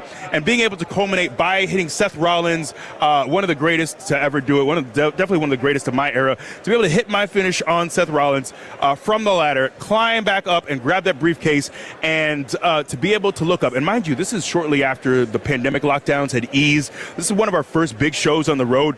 So, I feel oftentimes, I think of Drew, and Drew's thankfully won the title in front of people again. But I think about his time during the pandemic when you're winning these championships and there's nobody. You're looking at a bunch of screens in front of you in the Thunderdome era. And that was a very bizarre time. But to be able to climb that ladder, to look out at the sea of people who are standing and clapping and cheering. That, for me, I am so grateful for the reception of fans. It means the world to me. That moment of winning the briefcase in Fort Worth is one that I will fondly remember for a very long time. And I swear I'm not trying to just blow smoke. We were those people cheering because we were really excited, because you love it when you see that person that you also like. You talked about it. You don't want to be slotted as a tag guy, mid-card guy, but like fans feel that too. You're like, oh man, that dude can be the dude. And so to see that opportunity, it's super cool for the fans too. Yeah, absolutely. And I think as a fan, I love seeing the rise. I love seeing the climb, watching a guy's career. Get to watch someone. If you watch Sami Zayn, if you first knew Sami Zayn when he was El Generico, seeing him grind on the independent scene to one day get signed by WWE, then seeing him unmask, and now he's Sami Zayn, the climb through NXT. I love that. I love that when you get to see a guy that you might have watched at a VFW hall, 15 years ago, seeing him now climb to headline WrestleMania, to main event WrestleMania. I love that. I love watching the rise of talent. So I'm sorry. Vagabundo. Yes. So I'm sorry I'm nerding out super hard on this, but I have a bunch of family who lives up in Chicago, and I was super into Ring of Honor, and so I would always go to the Frontier Field House, and like one of the days, it was like Ring of Honor, and then 2 days later, it was like the middle school soccer indoor championship game. And so, but like, yeah, you said, I mean, Kevin Owens, Sami Zayn, Bryan Danielson, Seth Rollins, I almost said Tyler Black. But yeah, seeing all those people on the rise is super cool. And you mentioned Seth Rollins. That's who Lindsay Rhodes, she said she's drawn to. That's her guy. Yeah. Now, it's really cool working with Lindsay. She has a brilliant mind. Getting to do the show, the evaluation with her, which will be out February 12th on Sumer Sports YouTube page. She's brilliant, but she's also a huge wrestling fan, so I love, too, that we'll just talk wrestling. She showed me a picture. Her daughter was Bianca Belair for Halloween. Oh, wow. So she had the long braid as well. So Lindsay is brilliant, but it's fun just talking wrestling with her as well. Bianca's my wife's favorite wrestler. Is she a Bears fan when we had her on? Is that her husband is a Bears fan. That's right. Yeah, I remember when we talked to her a couple of years ago. That was something that I drew away from that. I'm always fascinated at like the putting something together, having an idea, creative part of it, then pulling it off and making it actually happen. Are there times where you're like, no, we can't do that, or is it always an open like, oh, let's try, let's figure it out? No, yeah, we're all like, I think the best of us, we're all creatives, and we have these big ideas, and you spend enough time, especially when I was an active wrestler at the time when I first came on the road, we were doing 5 shows a week every single week. So that allows you a lot of time on the live events to start honing your craft, to try things. Yeah. Especially if you know it's not going to be televised, you can try something, and if it fails, it's okay. It's just a live event. So that became one of my favorite things. I got into wrestling because I love the physical side of things, but as I started with the New Day, I really love the creative aspect. I love the idea where the fact that you could take something, a seedling of an idea from your brain, and then talk to a bunch of guys and see it come to life. Yes. And then you go out there and see the way fans take to it. For me, that's the drug. That's what I'm addicted to. Is I love that something's swirling around in my brain. Oh, I don't think I've seen that before. Or I don't think we've ever gotten into that move that way. Let's see if we can make it happen. Let's see if we can build to that. And then you start structuring it and layering it in your idea. And I love the creative, collaborative process of putting a match together. When you're sitting down with your opponent, and it's a little inside baseball, but when you're sitting down with your guys and you're talking about structuring what you want to do out there, when you can have these collaborative minds come together, and that was the best part of working with the New Day. We had so much fun, and we had so many laughs together, but we had this real collaborative spirit. And the same thing with the Usos, and I think that's why we had so many great matches, is because we all saw the business much the same. Too many talent, I think, get caught up in getting their spots in or getting their moments in, and it's not about building. But I think the best matches and the best programs, the best feuds are all about how can I make you look as good as possible? How can I sell for you? How can I set you up to look good? And when you know that your opponent is going to do the same thing, it becomes like a competition between who could be more selfless. Yes. No, I'm going to sell better for you. And now it elevates everything Like even Shawn better. Michaels, yeah. Absolutely. Yeah. And that's why I still get chills when I think about our Hell in a Cell match, because I love awesome. that. I think so many times we get these gimmick matches where they don't feel warranted, like the feud isn't hot enough to really warrant it. But we know we're moving to a certain PLE, and we have to do that. And it's branded, right? yeah. But the great thing I think with the Usos is we had enough equity, we had enough time. I think we might have been 4 or 5 months into our program at the time, where we had enough back and forth where it warranted having this Hell in a Cell match. And at the time, a lot of tag teams weren't getting those opportunities. So to be in a tag team Hell in a Cell and to have a level of creativity, look, there's some silliness in that match where you see a trombone come out as a weapon, you see a cowbell as well. But we also wanted to make sure, as creative as we wanted to be, we also had to make sure this thing had to be hard-hitting. Yeah. Yes. People had to believe it had to be violent in many ways. And look, there isn't a lot of blood pouring out, but there's a time Woods is dangling from the pole, handcuffed, and the Usos are taking it to him with these kendo sticks. They are wearing him out. That is real. What you hear, the way we hit each other in that match. So what I love is when you have these moments to really build something special and deliver and have fans invested, that for me is the real beauty. So I really just fell in love with the creative side of our business.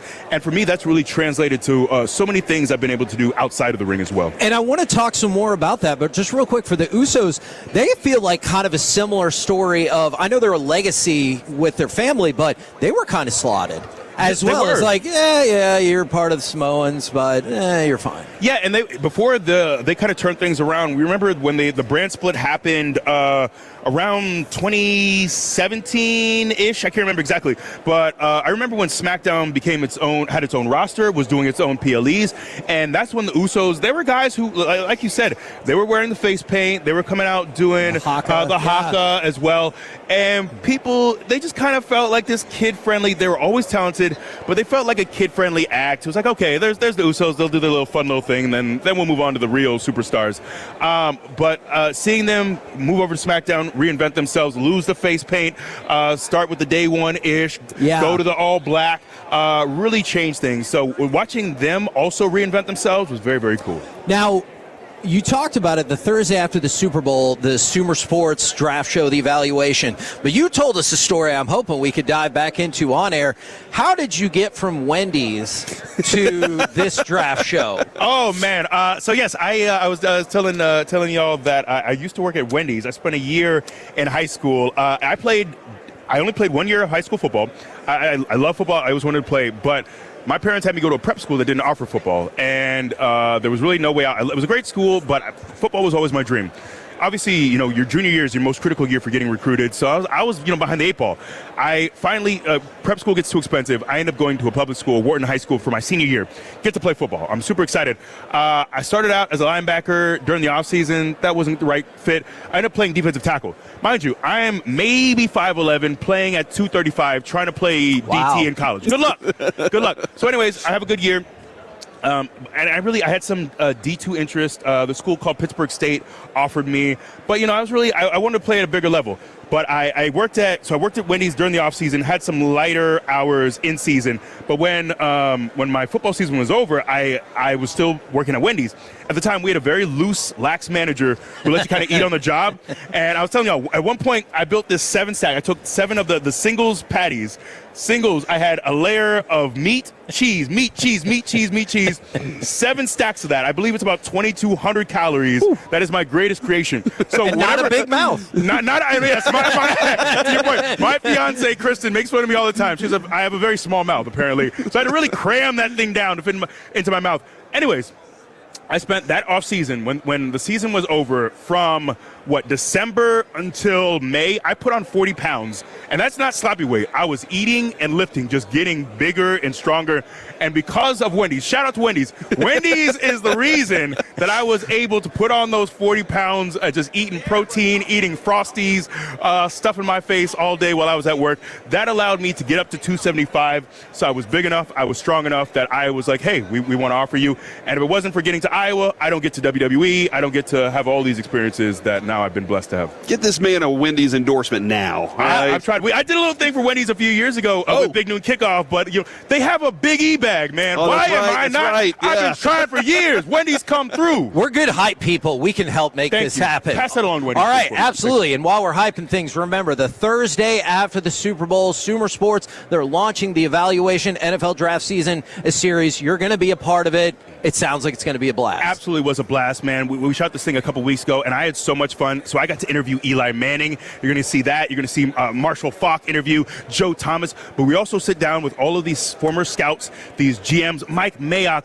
and we talk football. Lindsey Rhodes, who is such a brilliant mind, and we have 10 episodes. It starts February 12th. Sumer Sports YouTube page. It's called The Evaluation. I'm telling you, the production quality is incredible. We sit down with Sumer Sports. Their incredible technology, their analytics, the way they break down the game is really incredible. So it really is marrying these conversations with scouts, with GMs, and with the Sumer Sports technology, with their AI, their analytics, to talk about the game, to talk about the pre-draft process.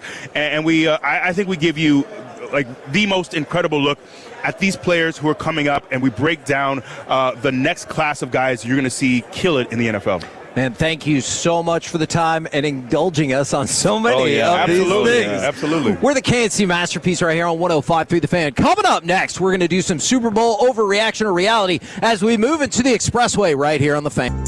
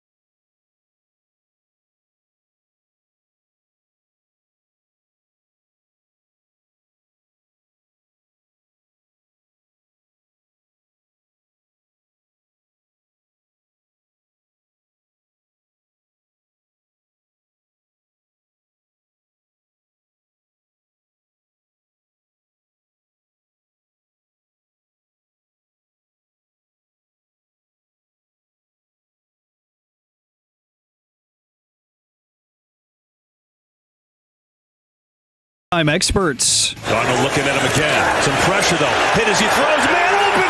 Guess who? Smith-Njigba. Touchdown, Seattle. KNC Masterpiece right here on 105.3 The Fan. Let's fire up some NFL Super Bowl overreaction or reality. Kevin, this place is getting very busy, and I'm very happy of our location and the fact that we have this big sign up, because I would get fancy. I would get very distracted every other year whenever I could see the whole room. Yeah. And right now, because I'm kind of closed off from everything, I'm more focused than I've ever been. Do we need to point out that Lindsay Rhodes ran into that? She definitely ran into our TV sign, and she was like, "I can't believe I just did that," and I said, "I can't either." But she was fantastic, so Yes. I appreciate her. Are you guys ready for some Super Bowl overreaction or reality? Yeah, let's do All it. right, overreaction or reality. The Seattle Seahawks, maybe I wrote this question for you, maybe I didn't. The Seattle Seahawks are getting the appropriate amount of credit for this Super Bowl run and looking like the best team in football. I think it's fascinating. I think they are. Okay. I think they are getting that credit right now. Like, dude, the love fest for Sam Darnold after he won the NFC Championship game was insane. The amount of love that was like, oh my gosh, Sam Darnold finally shutting everybody up. It was interesting. I wonder how much McDonald is going to get, how much credit he's going to get for Don't you feel like that started to build? I don't know. I haven't felt that. I haven't felt that yet. Okay. Maybe you've seen it and noticed it a little bit, and maybe it'll be during the big game. Maybe that'll be a bigger factor. They'll talk about it more. But like, he implemented this defense. It's his defense playing at a high level, and then Kubiak's offense has just been explosive at times.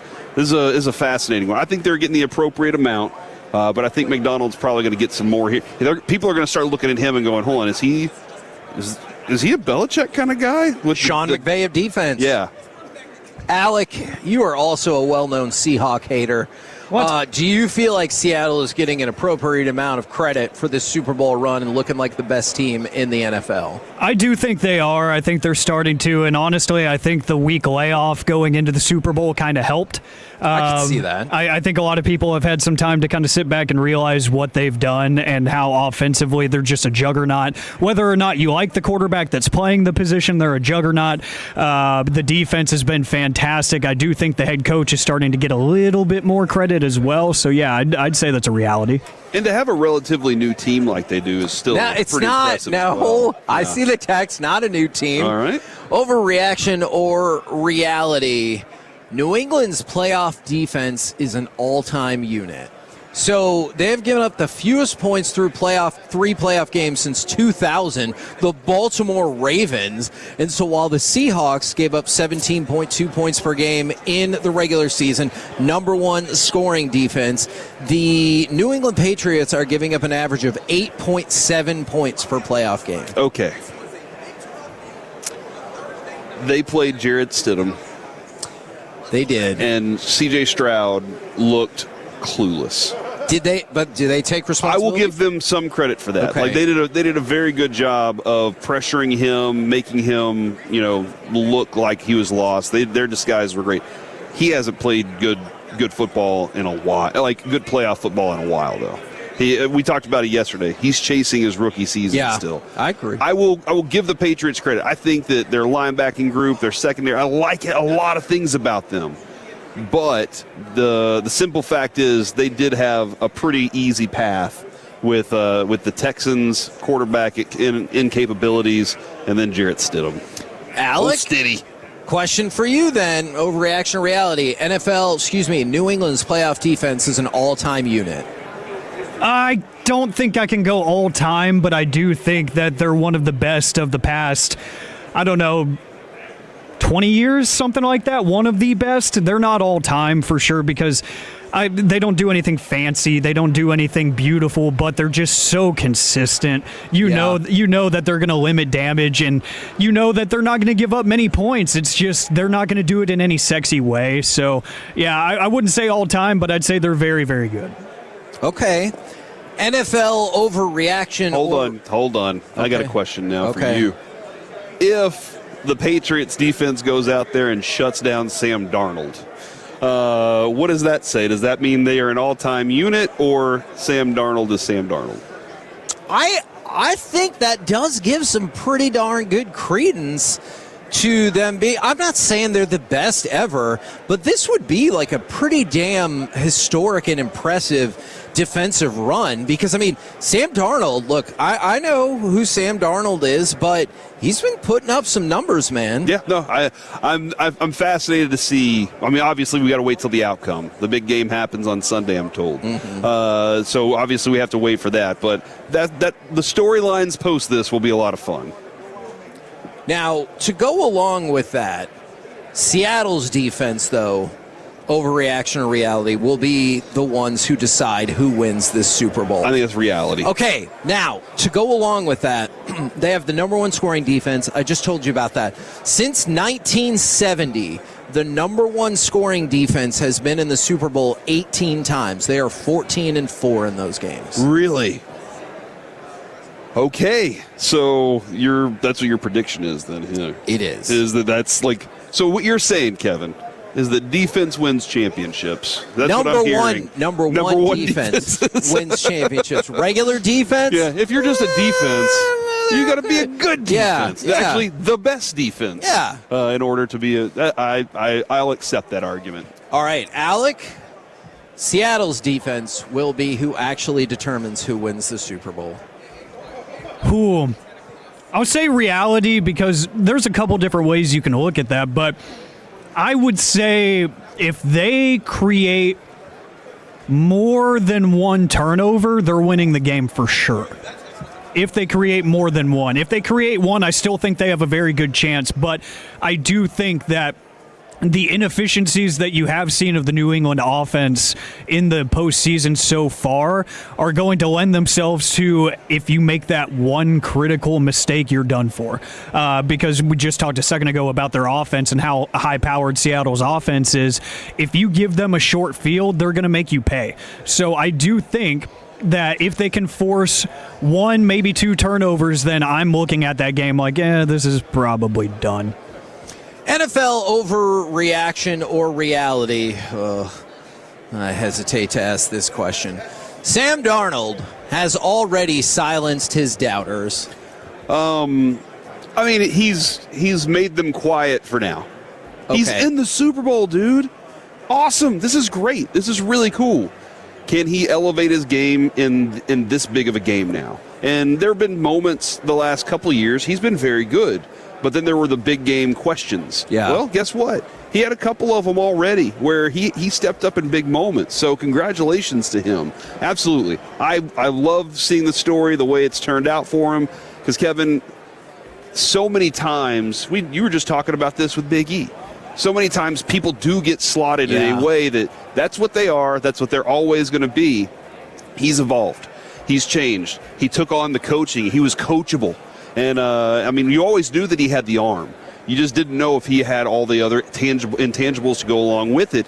Well, now he's showing that with the right coordinator and a receiver like JSN, he can do a lot of good things. Alec, overreaction or reality? Sam Darnold has already silenced his doubters.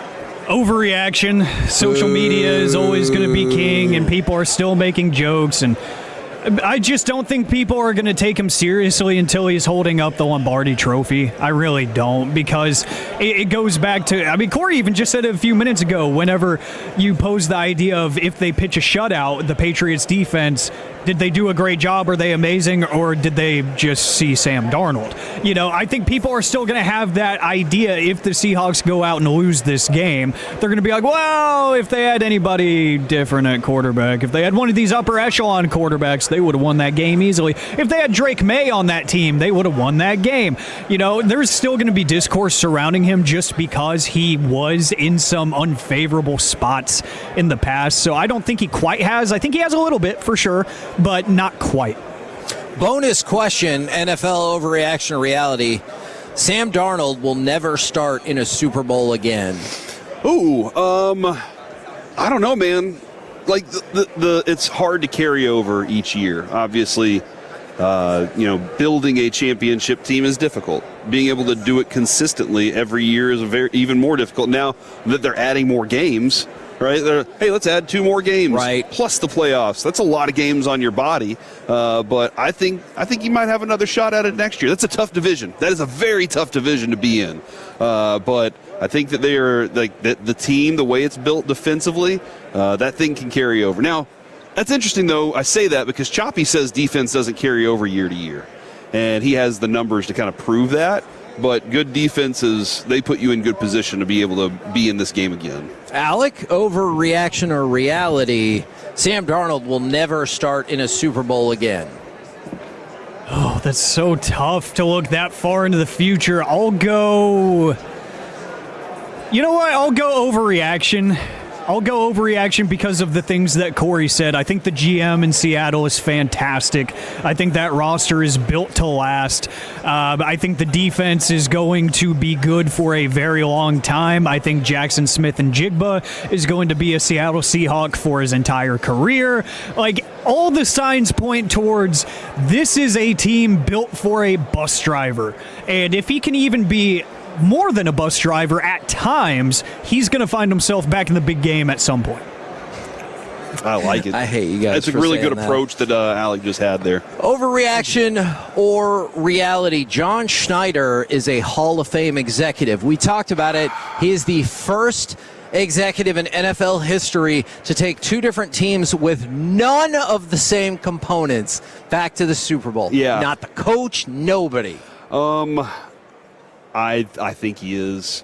And it is also fascinating that he was brought as his only ever intern. Right. Like, obviously he learned something there. Yeah, right. But I think the move on from Pete Carroll wasn't just a move to say goodbye to a very good coach. All right, Pete Carroll was a very good coach, but it was a move to establish his power in that franchise.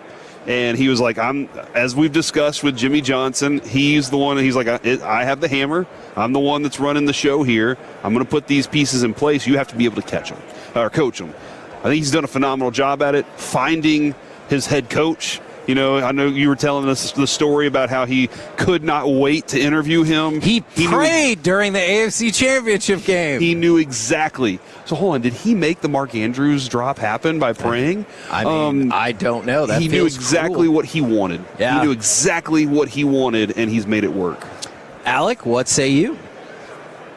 I'd say reality at this point, because think about the consistency that he's had to do this with a totally different regime twice now, with a new roster, a new coach. And I think about some of the historic marks that he's had, like Russell Wilson's success that made him a Hall of Famer at one point. You can debate if he still is or not. Right. That legendary defense in the first Super Bowl run with the Legion of Boom. And then you talk about now, it's almost like the Island of Misfit Toys, where outside of JSN, it was okay, the quarterback is overrated. Okay, the defense, you can't name many people, or they've been names before. Are they still names now? And then a bunch of rookies. And he's making it work. And praying for the head coach is insane. That is insane. That is psycho stuff. And I love it. I think he is, and it's going to absolutely solidify it, rather, if he's able to win the big game. Yeah. The fact that he just keeps driving that home, I love it. Hate you so much for that. Now, to go along with solidifying your spot, maybe you already think he's there. A New England win on Sunday would lock Mike Vrabel in as a top 5 coach in the NFL. Is he not right now? Who do you think? I mean, maybe you already think he is. I mean, Ben Johnson, him, Liam Cohen, those are 3. There could be a 4th one. Who knows? For the top 5. Shanahan? Yeah, Shanahan. Andy Reid? Yeah, I think it definitely could. A win there. Now, being here already puts you in that conversation for sure. But yeah, you're right. Andy Reid's won them, so he has the skins on the wall to say it. There are Shanahan. It's fascinating how good of a coach he is, yet he's still missing that one thing. Yeah. Like, he is that good of a coach where every single one of the all of us would love to have him. Sure. But he's missing that one thing, and will there be that? Is that going to be the knock on him forever? So I think it's good. I think Sean Payton's at the top of the list. McVay's at the top of the list. But Vrabel, dude, culture-wise, he established it fast, very fast. Got everybody to respect that quarterback to be more than just a dude running around and making plays. And so I think Vrabel's working his way there, man. I think that's a reality. Alec, what say you? Would you like some breaking NBA news first? Is there a trade? There's a trade, and Shams Charania is reporting that the Memphis Grizzlies are trading Jaren Jackson Jr.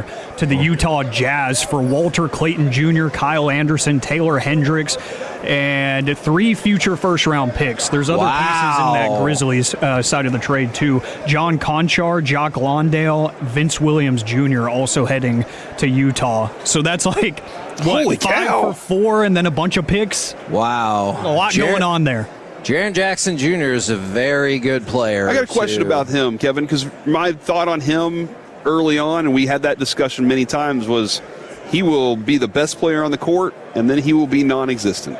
Has his career changed? I definitely think he's gotten more consistent and avoided that same level of drop-off. So, yeah, I think you've moved in the right direction. Hey, I think every time we've ever been here, some big Mavs trade has happened around this time. That is true. Keep your ears out. And word is they're shopping. You know what I thought was funny is they're like, the Mavericks are allegedly shopping D'Angelo Russell. And I was like, neat. Nice. For what? They picked him up for nothing. They've kind of stopped using him, or at least they have stopped using him to the same extent they were. For what?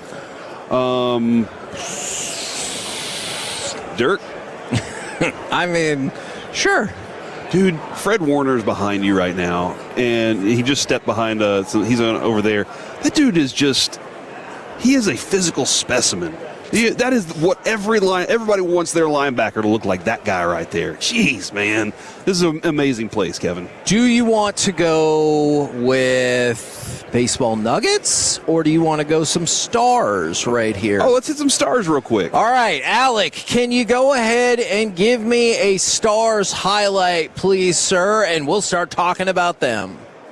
Riding a tied career-long streak, Harley, he scores! The backhand in overtime! Thomas Harley, one more time against Winnipeg! Game over!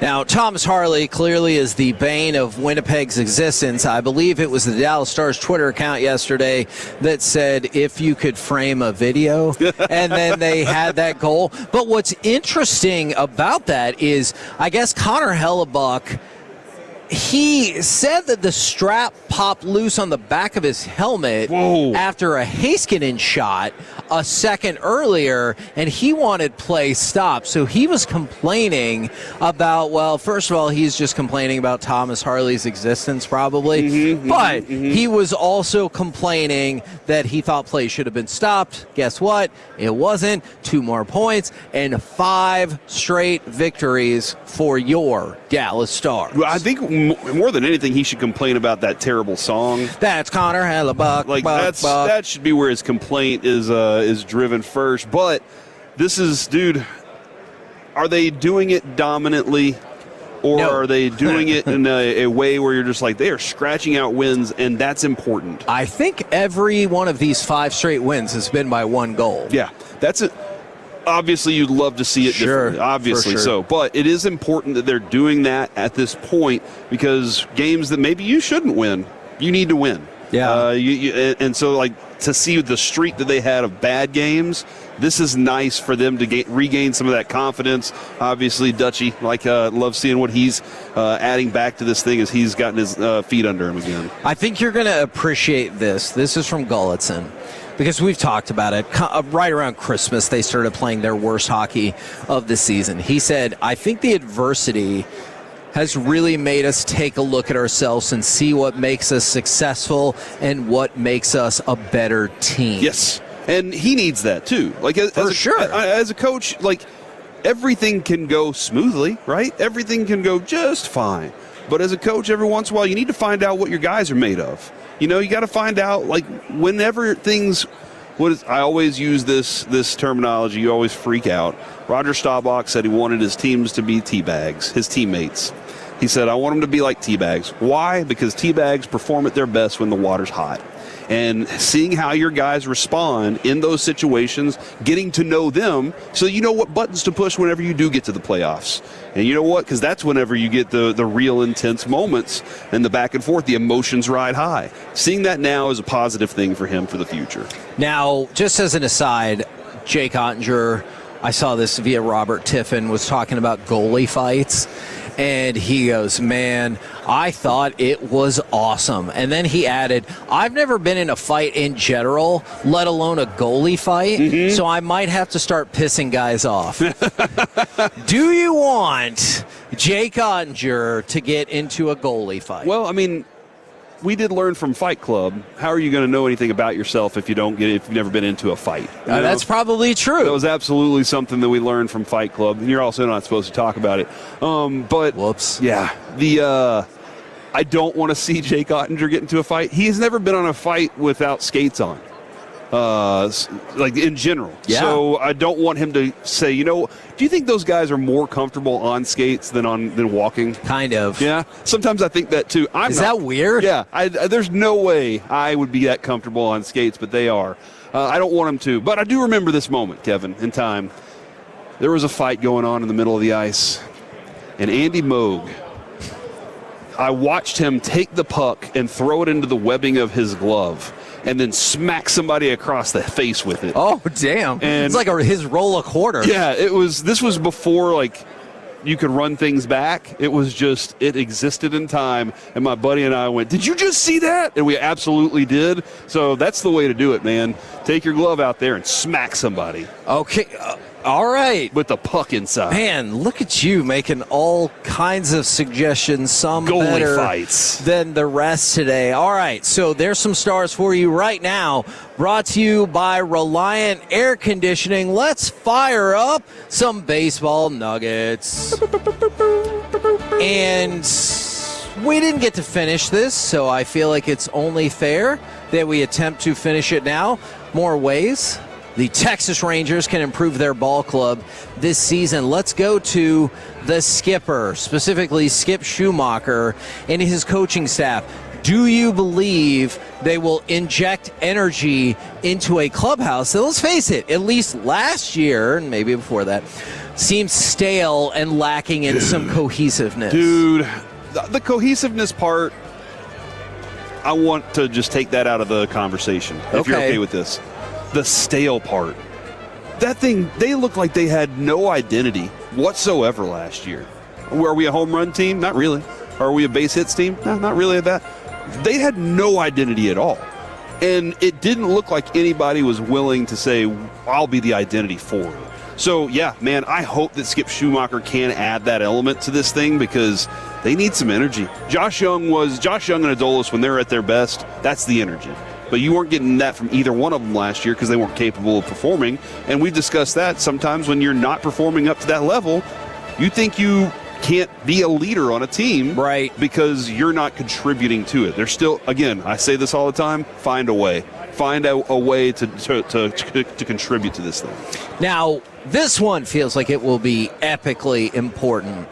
Getting off to a better start. So last year, Rangers' first 40 games, they were 19-21. This year, 27 of their first 40 games are against teams that made the playoffs last year. Really? So, I mean, I realize things can change year over year, but it feels like a tougher schedule to start the run, and you're going to have to get off to a better than 19-21 start. Well, I agree with you on that one, Kevin. They're going to have to, start fast. The Rangers a couple of years ago, 40-20. That's the way they did it. So let's start fast. Let's see how this thing comes out. Because if you start slow, the questions of all right, who's getting shipped out of here start happening very fast. Yeah, I don't want that. Yeah, man. And I think you could have the potential for a huge change to continue that. So let's go to the owner. We've talked about this kind of in a roundabout way a whole lot. Ray Davis, Heard of him. If he stays true to his history of being willing to add to a winning team.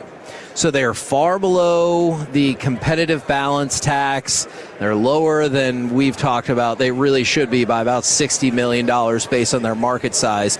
But do you believe if Ray Davis sees a winning baseball team, he will be willing to add at the moment in question? My question mark there is, if they're winning, won't he just ask, I mean, we're winning, guys, what do we need to add?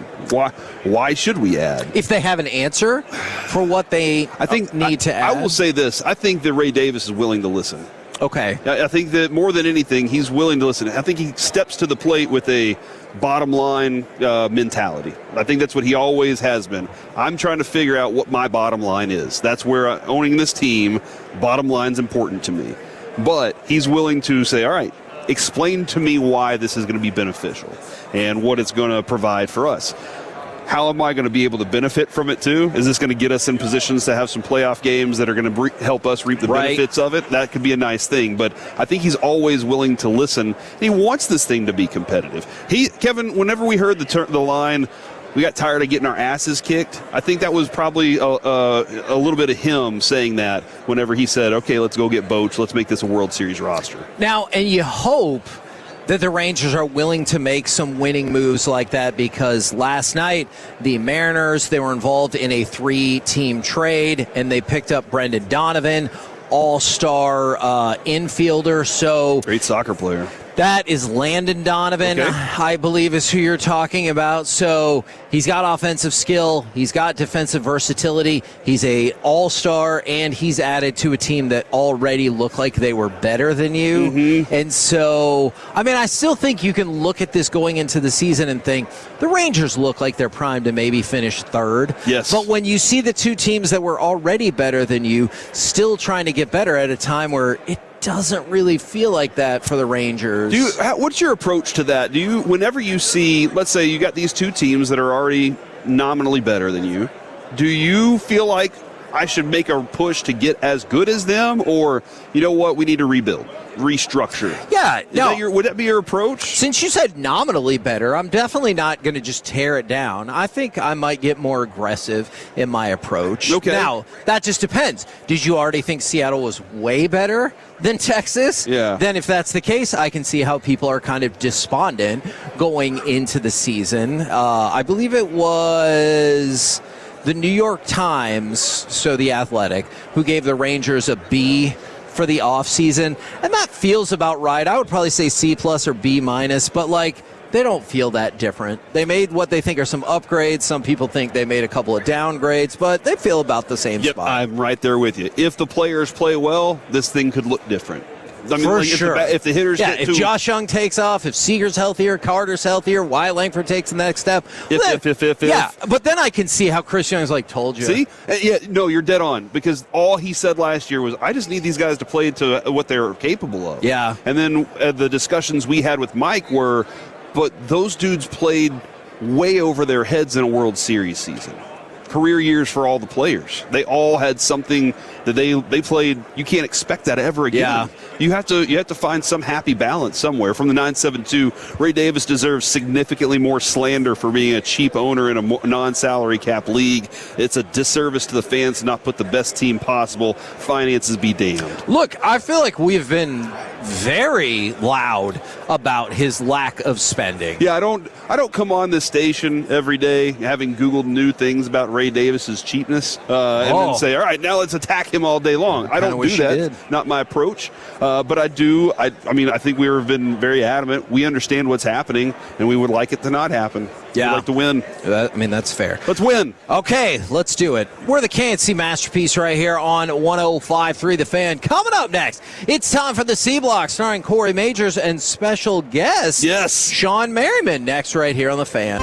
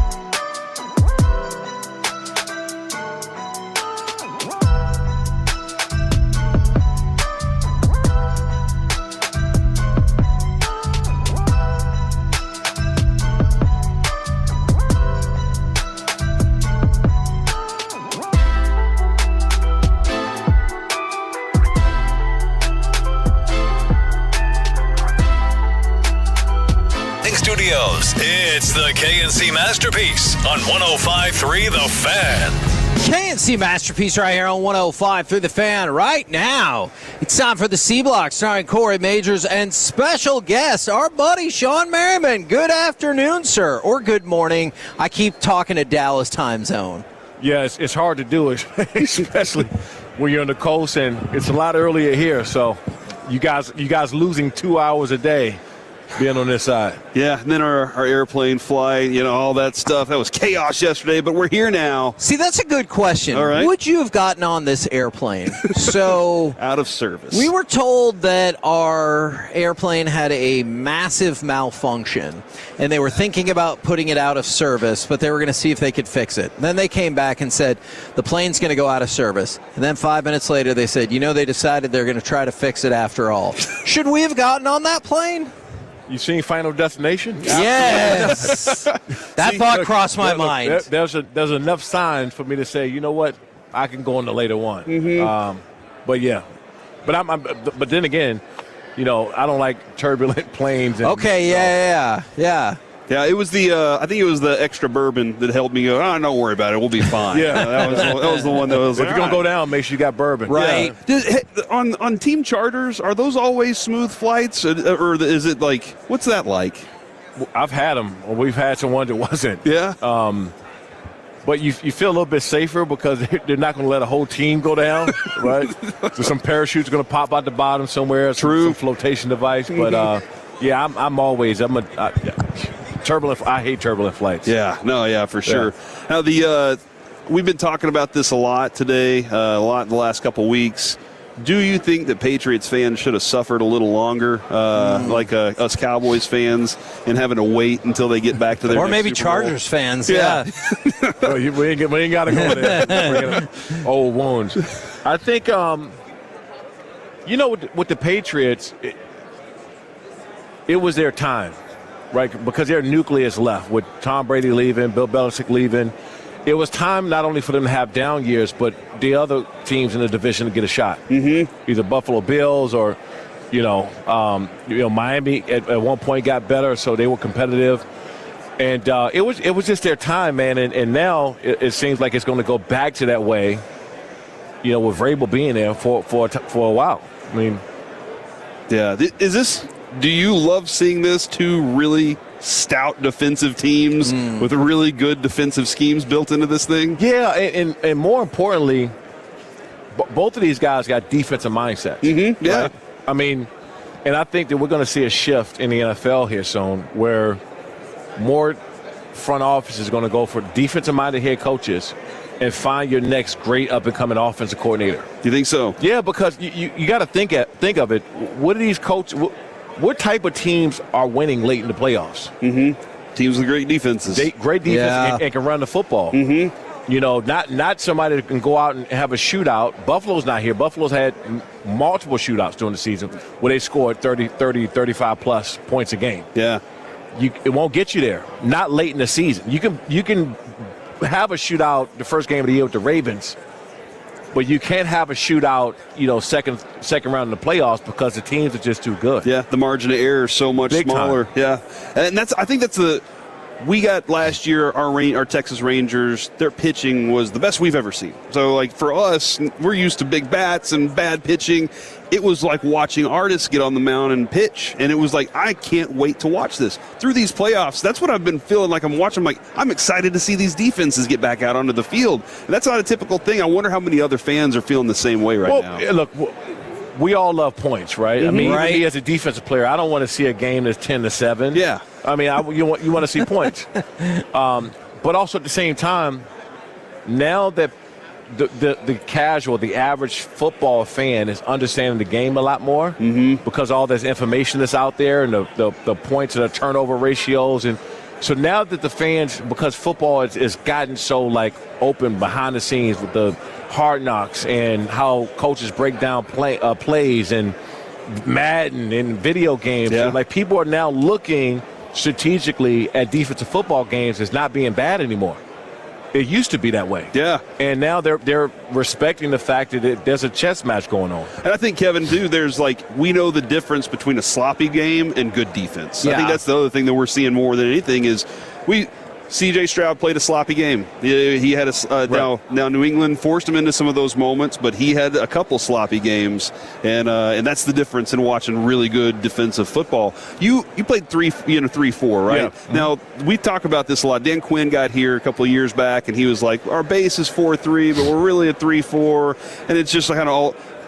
Can you explain kind of how that's developed over time? Because disguise has become so much more of what defense is now. Well, so even in our 3-4 defense we played when I was with the Chargers, you can also put my hand in the dirt on nickel or dime. So I didn't technically have to come off the field. But when you have this 4-3 combination, you take somebody like a Micah Parsons and you put his hand in the dirt and he's staying there, you diminish what this guy is good at doing. Move him around. Get him off the line of scrimmage. Don't let the offense know where he's going. Because if you can line up every play and you can start the play off with saying, hey, Micah's on the left or Micah's on the right, you automatically shut down a big percentage of your success rate on defense out the gate. And that was Wade Phillips when he was the defensive coordinator with me. It's like we didn't know. And then I had to learn how to play the weak and the strong side so teams would not know if they motion, cool, I'm playing the wheel now. Yeah. And sometimes I'll travel with the strength. So you had no idea where I was going to line up at, and that was the whole goal of it. Have you liked the way that the Cowboys have used Quinnen Williams because they have been able to move him a little bit and still get that pressure while also helping what has been a dreadful run defense here? Yeah, because you have to. And you get guys like that who can play the run and do the dirty work, but you start pass rushing him and put him on half a man and let him work a half a man on those guards and tackles and be able to move him around. They're dangerous. They can do a lot, and you don't have to disguise as much. You can say this guy can work this way, and we don't have to bring him off the field. You can actually use him. And the more you can make every formation look the same and do different things and have somebody that can beat it win in a one-on-one, the more success you're going to have. I'm a noted Sam Darnold hater. No for many different reasons. But he's shutting a lot of people up right now, winning in big games. Has he changed, or is it the offenses, the minds that he's working with have been able to pull the best out of him? Some of these guys get caught in really bad positions with teams, whether it's the bad front office, bad coaching staff, or the Jets. The Jets, yeah. Whatever you want to call that, right? I just think that they get put in bad situations, and coaches matter. Coaches are important. And when you got a coach that realizes he has a player who can go out and make plays, you put him in a position to win, not necessarily because this is what you want to do. And I've seen coaches do this all the time for decades, where they come in, they may have a scheme, they may have something going on, and say, this is the way I want to run it. Well, guess what? That might not be good for that player. What does he do great? I feel like we have argued that. That's why we were excited about bringing Christian Parker as the defensive coordinators. We feel like for the longest time the Cowboys have brought in a defensive coordinator and said, this is what we're going to do. Even if the talent that you have is not reflective of you should do that. I used to spend so much time with Wade Phillips, and he had an 80-20 rule. 80%. If you're great at doing something, you're going to do that 80% of the time.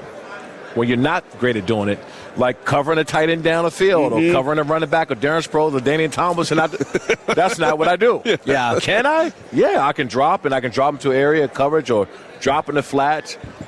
I can do those things, but is that going to put us in the best position to win? No. Yeah. And so when you have coaches saying, you know what, we're going to take your best pass rusher and we're going to drop him in coverage 30, 40% of the time because that's what my defense, that's what I traditionally know. Those coaches are normally in and out all the time.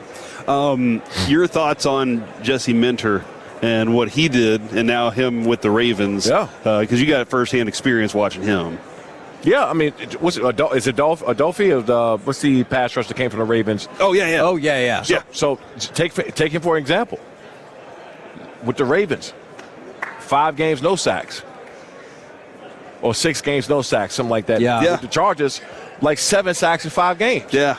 You get what I'm saying? And so, again, it just shows you that it's not the player.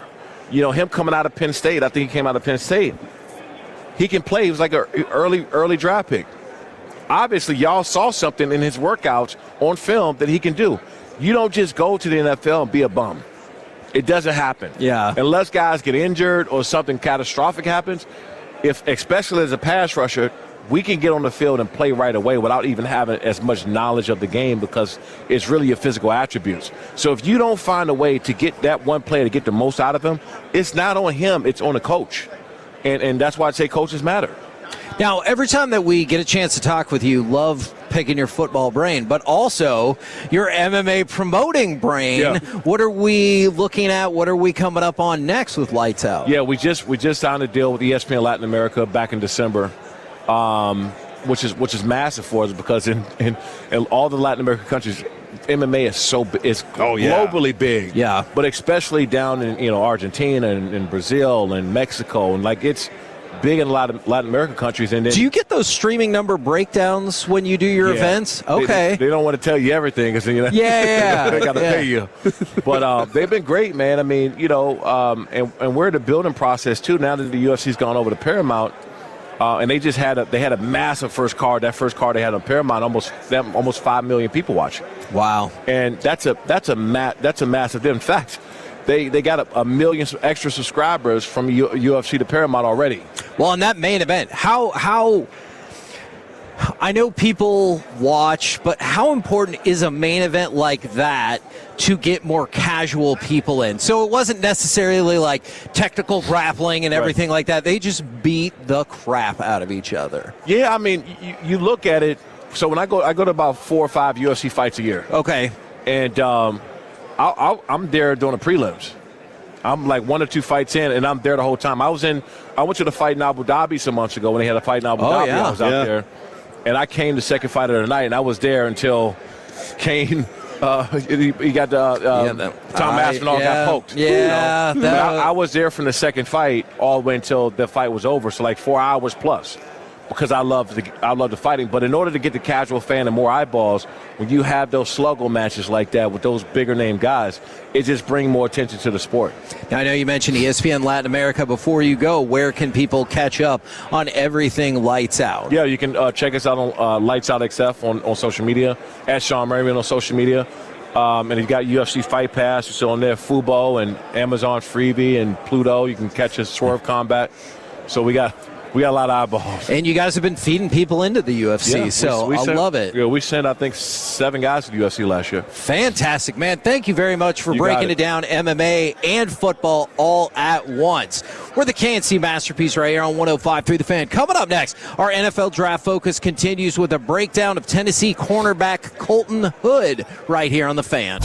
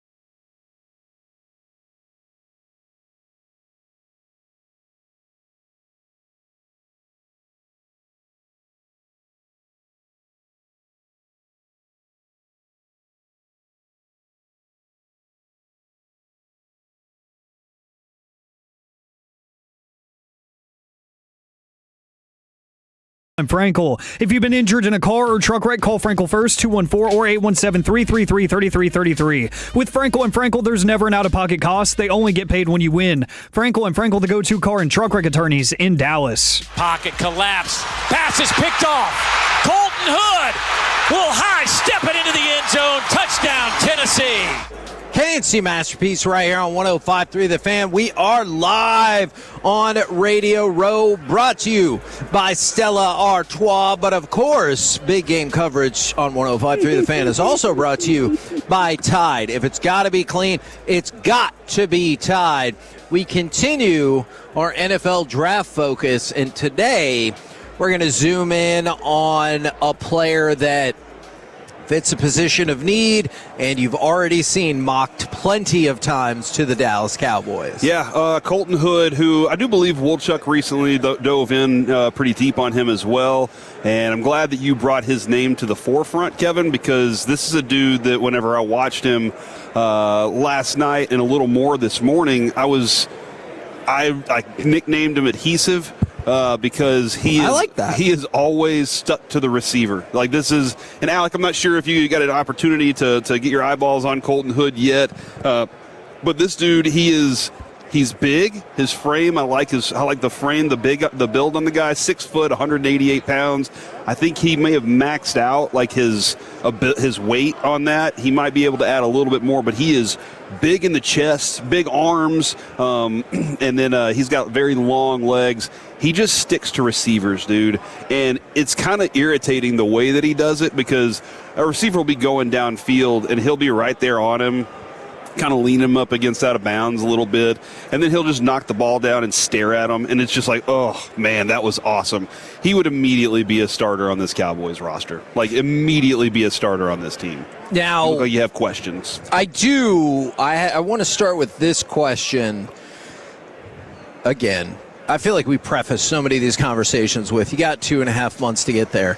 Is pick 12 too rich for your blood for this player? I think, I would be comfortable taking him there. I think I think at the moment there might be about 3 other cornerbacks in front of him.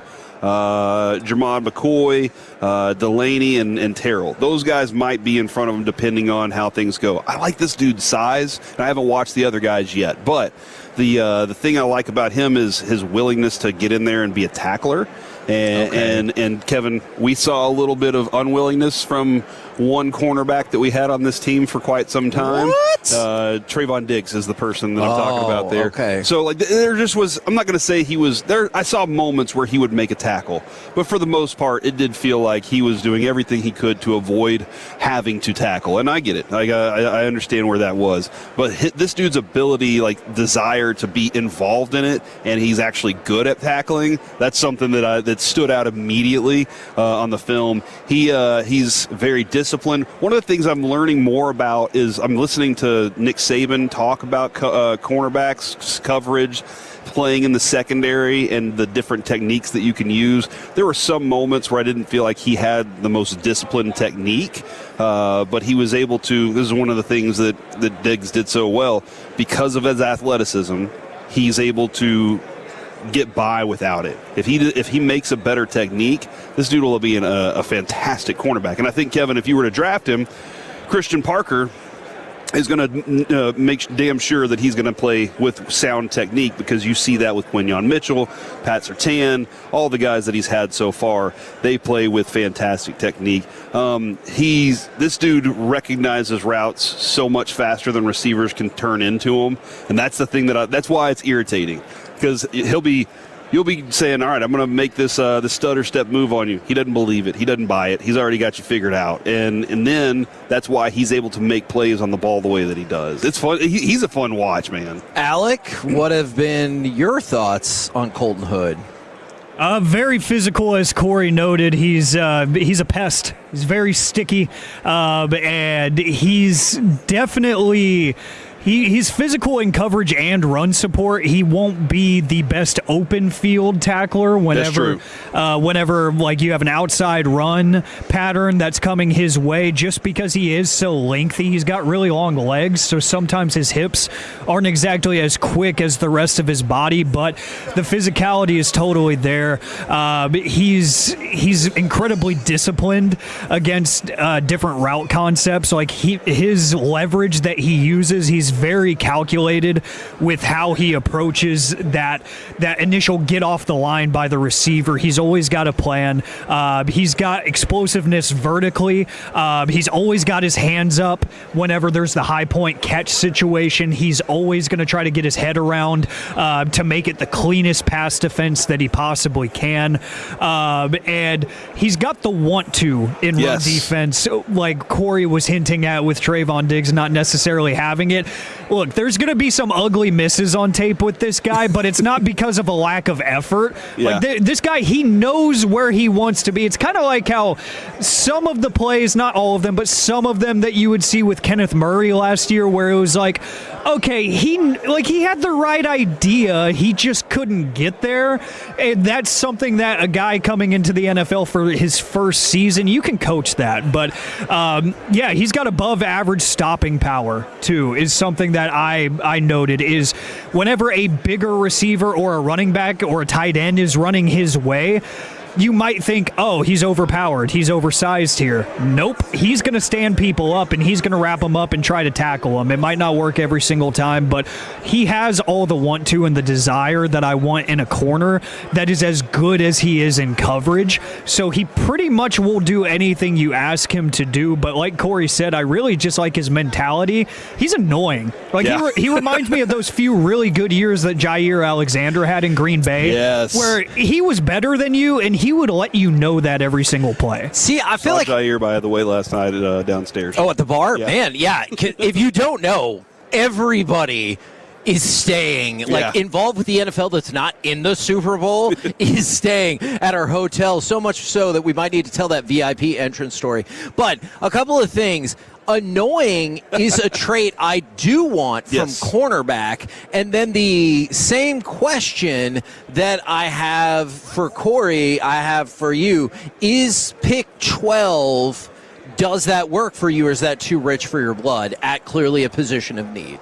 It works for me, honestly, because it feels like if they were to take him at 12, it feels like to me it would be the sort of like Tyler Smith pick almost, where it's like, okay, people are going to start looking at mock drafts and, big board rankings and stuff, and they're going to be like, that might be a little bit too high. But it's like, no, for what they need, that is the best that is available. So I think that really fits the Cowboys draft structure, and I'm comfortable with how they attack the draft more times than not.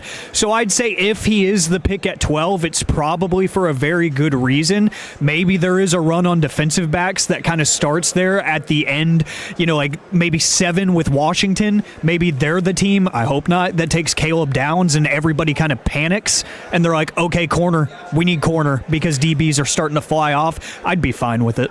Okay, quick question about that then. I know it's tough to project how the draft's going to go even like 2 days before the draft, let alone now. But you know how we've talked about, like you said, Caleb Downs, he's probably going to be a couple picks out of your reach. Does Hood strike you as somebody that if you could find pick 14 or 15 that wanted to deal, you might be able to make that happen? Yeah, in my opinion, yes. And again, it matters who's there, as you just said. But if you're going to trade down and collect some second-round picks, and now I can feel more comfortable going with Jacob Rodriguez in the second or third or fourth round because I have some extra picks to do that. If you got Rodriguez in the fourth round, I'd flip out. That makes it more viable to make something like that happen. But I feel comfortable. You need cornerbacks. Like, this team is not cornerback rich right now. They have Siobhan Ravel, Kalen Carson. Like, you have dudes that can play. Injuries have been a little bit of a problem, and inconsistency has been an even bigger problem. So you need more of these guys. And Kevin, we talk about it all the time. They're like pitchers. They're like starting pitchers, in my opinion. You can't have enough starting cornerbacks on your team. And Duron Bland, quite honestly, we have a big question mark on his health and his future. Yeah. So yeah, man, if I can make something like that happen, I'd absolutely do it, and I'm comfortable doing it as well right now. Did you want to do the VIP story, or did you want to stick with this? Yeah, right now? well, we could throw that in because I have a couple other things I wanted to note from here. Yeah, no, we can throw that in crosstalk for sure. So go ahead. Yeah. The conversation, Kevin, a couple years ago. Or I have extra gridiron if you want it. A couple years ago in Las Vegas, I've became friends with some Australian radio hosts from the Australia? Yeah, from Australia. Okay. I had so many questions about the kangaroos and the koalas and all those conversations. With the chlamydia? Yeah, and they let me know the facts and all that. Kevin, I saw my Australian friend again today. He came by. He specifically came over to say hi. Yeah, every year. This is an amazing thing is every year he comes by to say hi, and he was like, hey, I'll see you at the party tonight. And I was like, oh, my gosh, you said it in Australian. That's crazy. But like, this is one of the things that I did not expect and anticipate to have so much fun with that part of it is every year we come here, there are people that we've associated with that we get to know and get to say hi to, and that's one of the things that I forget that I look forward to it. You know, I forget that that's going to be a thing, and then whenever I see him, I'm like, oh my gosh, I have a friend in Australia. We need to go hop on their show sometime. I mean, I would absolutely do that. And in the meantime, the other thing that's happening, in case you wondered, I apologize why I just disappeared from the fan cam, is my computer just went completely black in the middle of a segment, and so now I'm kind of operating off my phone, and I feel like I hope I didn't disrespect Sean Merriman, because I was trying to look at my phone to pull up all of my notes and stuff, as opposed to like just screwing around. I love talking with phone. Sean Merriman about defense and football and stuff, so I felt very comfortable having that chat with him. Kevin, did we get the I think Alec mentioned this earlier, but Chicago, Minnesota, and Detroit trade that now a multi-team deal sends Jaden Ivey, Mike Conley Jr. to the Bulls, Kevin Herter and Dario Saric to the Pistons. Sources tell ESPN Detroit also receives a 26th first-round pick. Man, I'm still interested about Jaden Ivey, but it just was like not working there. So it makes sense. He's still a young player. That's interesting. And you're going to see, like, obviously not on the same level of Jaren Jackson Jr., but that is interesting. I want to see if Jaden Ivey can figure out a way to put it together. A couple of other football notes, if you don't mind. We're at Radio Row for the Super Bowl. The Giants did in fact hire Matt Nagy as their offensive coordinator. I know we maybe thought yesterday that was going to be the way it was going to go, but let me ask you this. Do you remember what I said was going to happen yesterday with Roger Goodell at the State of the NFL? Yes, I do remember you discussing that yesterday. He was going to get some very specific questions. Yes, he was going to get specific questions, and he did get specific questions, as there was 10 head coach openings, and only one coach was a minority, and there were no black coaches that were hired, and so that did get brought up. They talked about maybe making some changes with the Rooney Rule, but he kind of reiterated, hey, like, we're doing the best we can. But the only person... Sorry, I think I said the wrong background. My apologies. Robert Saleh, who is of Lebanese descent, he was the only minority hired in this head coaching cycle. And so, of course, those questions came up, and there was a lot of questions about not having any black coaches. And so he kind of gave a few things, but then fell back on his usual, hey, we're doing the best we can, we're always trying to improve, etc.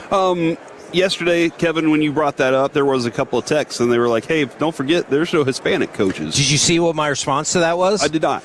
My response to that was, you are 100% right. That does not seem to be what the NFL media cares about asking. I wonder what that disconnect is. I don't know, but those people are right. No, I responded to numerous people, and I was like, you are 100% right. That question is not going to be asked like that for whatever reason. I think it's probably a big part of it is the racial makeup of the NFL itself. That makes sense. But, like, that just doesn't seem to come up. It seems to focus more on if you have black coaches, and so that is what came up. Now, one more question for both of you guys. I didn't get a chance to bring this up in NFL Super Bowl overreaction or reality. Tom Brady was asked about Seahawks and Patriots, and he said, I don't have a dog in the fight. May the best team win. Overreaction or reality? One way or another, you believe that Tom Brady does not have a rooting interest in this game? Overreaction. I think that he absolutely wants the Patriots to win this. Does he? Yes. Okay. I mean, I think there's some people who are like, they ended on banter, blah, blah, blah. I think, one of the things I think about that specifically is, and it's just because, we talked with Sean Merriman earlier. Right. Guess what? He still keeps up with the Chargers. I know. When we made a dig at the Chargers, he's like, hey, chill out on that. You're right. We don't need to talk about how many of the Cowboys players do we talk to every year that are former players that they still care about this team so much? Like they love they want their Cowboys to be better. We'll talk with him at Smith this week. I guarantee you he says we. And so I think whenever you play for a team, you have this connection to the city, you have this connection to the franchise, and it never leaves you. And I think I think Tom Brady, even though he won a championship with the Buccaneers, he wants them to continue to be dominant. He might care about some of his titles and his stuff and his legacy that goes, but I think he's already built that in the statue. But I think he absolutely wants them to win. Alec, what say you? Overreaction or reality? Tom Brady, in fact, has no rooting interest in the Super Bowl. Overreaction. He just doesn't want to put bulletin board material out there and doesn't want people to dunk on him, which, yes, it's smart. I don't like the whole like acting like you don't. Just say, lean into it. Say, why would I tell you that? Just be real. Like, why would I put that out there? Of course I do, but am I going to tell you? No. Have some fun with it. Don't try to lie to me and say that, oh, no dog in the fight, good football. No, you're an all-time great that played for 2 franchises, and one of them is in the Super Bowl. We know that you either want to see them absolutely fail because you don't want people to talk about your name in vain, or you want to see them win because you still care about them. We know it's one of the two. Just have some fun with it. We're the KNC Masterpiece right here on 105.3 The Fan. Coming up next, we'll have some fun by chit-chatting with the fellas from the G-Bag Nation right here on 105.3 The Fan.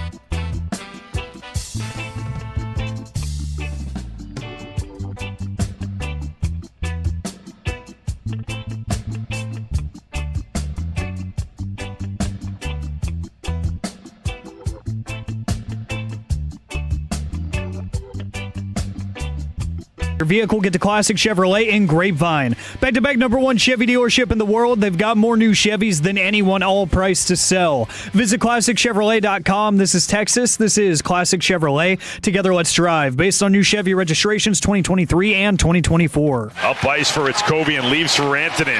Rantanen to the inside, nice move, backhand, he scored! Oh, wow! What a goal! K&C Masterpiece back here on 105.3 The Fan, live on Radio Row, but still talking about some local stuff as the Dallas Stars are victorious. That is 5 straight wins, all of them by 1 goal, with one more home game left to go tomorrow prior to the Olympic break. But right now, courtesy of D&M Leasing, it is time for our chit-chat with the fellas from the G-Bag Nation. Gentlemen, how is you today? Terrific, Hagee. How are you? Man, I'm doing really well, but I was hoping that Corey could retell the story from last night coming to the hotel where we got big-timed. Yeah, we drove in. It was dark, so I didn't get to see the glorious views of San Francisco on the way in. Hopefully, we'll Did get to see you hear them on the Bobby's way take out. about that? The glorious views? Yeah, he talked about how, hey, it's a good idea to build all these buildings on top of one another on a fault line. That's never going to go bad. Yeah, it's just all these hills, and they just stack them all up. But I didn't get to see that, so we're coming in and getting to the hotel, and they open this gate and let a van in. And then as our Uber driver's like, well, that's where our stop is. He starts going through the gate. Dude slams the gate shut, and he goes, no, this is for VIP only. And so we had to go around. Plus, then he was like, you got to go. You got to go. And I was like, you can't just sit here right in front of the stop sign? Like, why do we have to go? And at that point, we didn't quite understand, like, the size, the magnitude, if you will, of what was going on. And so when we got out of the car and saw Quinnen Williams standing at the front door, and then look in the bar, and there's, Pickens and CeeDee Lamb and, Jair Alexander, Flacco's just standing there. I was like, oh, that's like, this is extra security. This is a security purpose right now. So it's nice to know that we're in the most secure hotel probably in the San Francisco area. A lot of VIP situations going down there. Just the street lined with the big SUVs ready to take somebody anywhere at a moment's notice. Yeah, it's pretty legit. Like, they just rented an entire fleet of Escalades and said, be ready if anybody needs a ride. Be ready. Have you seen the autograph people just standing outside of the hotel? I was thought they were there for us. Oh, no. And then I'm serious. We were walking in, and I was like, are they here for us? And then we just walked right past them, and they didn't say anything. And then Corey was really sad. You wanted them to stop you and beg you, like, please. Hey, I've been waiting for you to get this autograph. And no, they were like, if you're an NFL player and these people are like camping out, these autograph hounds, I can understand why they don't like them. They're like, dude, you're weird. You're like 40 years old, and you're just waiting out. No, it's for my kid. It's for my son. That you get me in the perfect time, and I don't want to sign for you. It's not an organic deal. You're being strange about this. Do you think it's impossible to convince an athlete now that you really are staying there or have a flight? Like, you could really just run across Quinnen Williams, and you're like, yeah, I swear my flight's in like an hour. And he's like, yeah, right. It's probably hard to convince them that even when you're there legitimately. Right. How about the bomb dogs out there? Did you guys get sniffed up? I didn't get sniffed up. Adrian wanted to go like play with the dogs, and I was like, no. They say don't pet them. They have a job. Petting. they have a job to do don't right pet now. the dog. I do remember that when we were in Surprise one year, the bomb dog came up. He was like, he smells something, and he like walked him around our bags and everything. Me and Mike and Kevin were like, what is happening right now? And then they were like, take a picture with him. That was awesome. Not a great time at first to do bits, because like you've been like, busted. Like they probably don't think that that's very funny. Yeah. Well, I wasn't sure what they were sniffing for. It took me a few trips in to realize, okay, they're definitely not sniffing. We're about to lose a huge chunk of this show. We're about to do some overtime. Broadus was ready to do radio by himself. I don't know about you, but I'm scouting the dog, and I don't think they're that locked in, to be honest with you. Oh, interesting. Too much going on. They're just, what makes you say that? They Dog scouting you, you're scouting the dog. They might be shepherds in training of some sort, but I just feel like the focus should be more intense. Now, maybe they're just so good and they can smell it so easy that they're just kind of relaxing, hanging out, seeing if they detect some explosive material. But they don't come across like they're overly professional. Yes. Yeah. I think they're a You wouldn't be shepherd getting a mix. race. They're probably starstruck with guys like Corey Majors walking around. Probably I so. can see Yeah, that. yeah. They understand my dog Kodak's a big deal too. So, But they knew they couldn't ask for an autograph because they're working. Yeah, exactly. Yeah. You just signed my tail. Yeah.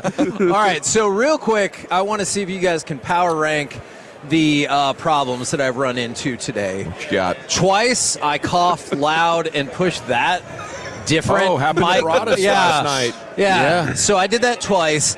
Then during a segment, my nose just started bleeding, and then You already started doing that? And then my What computer the hell? just died in the middle of another I segment. thought you just need that to get through the media party tonight. It's not a cocaine thing anymore.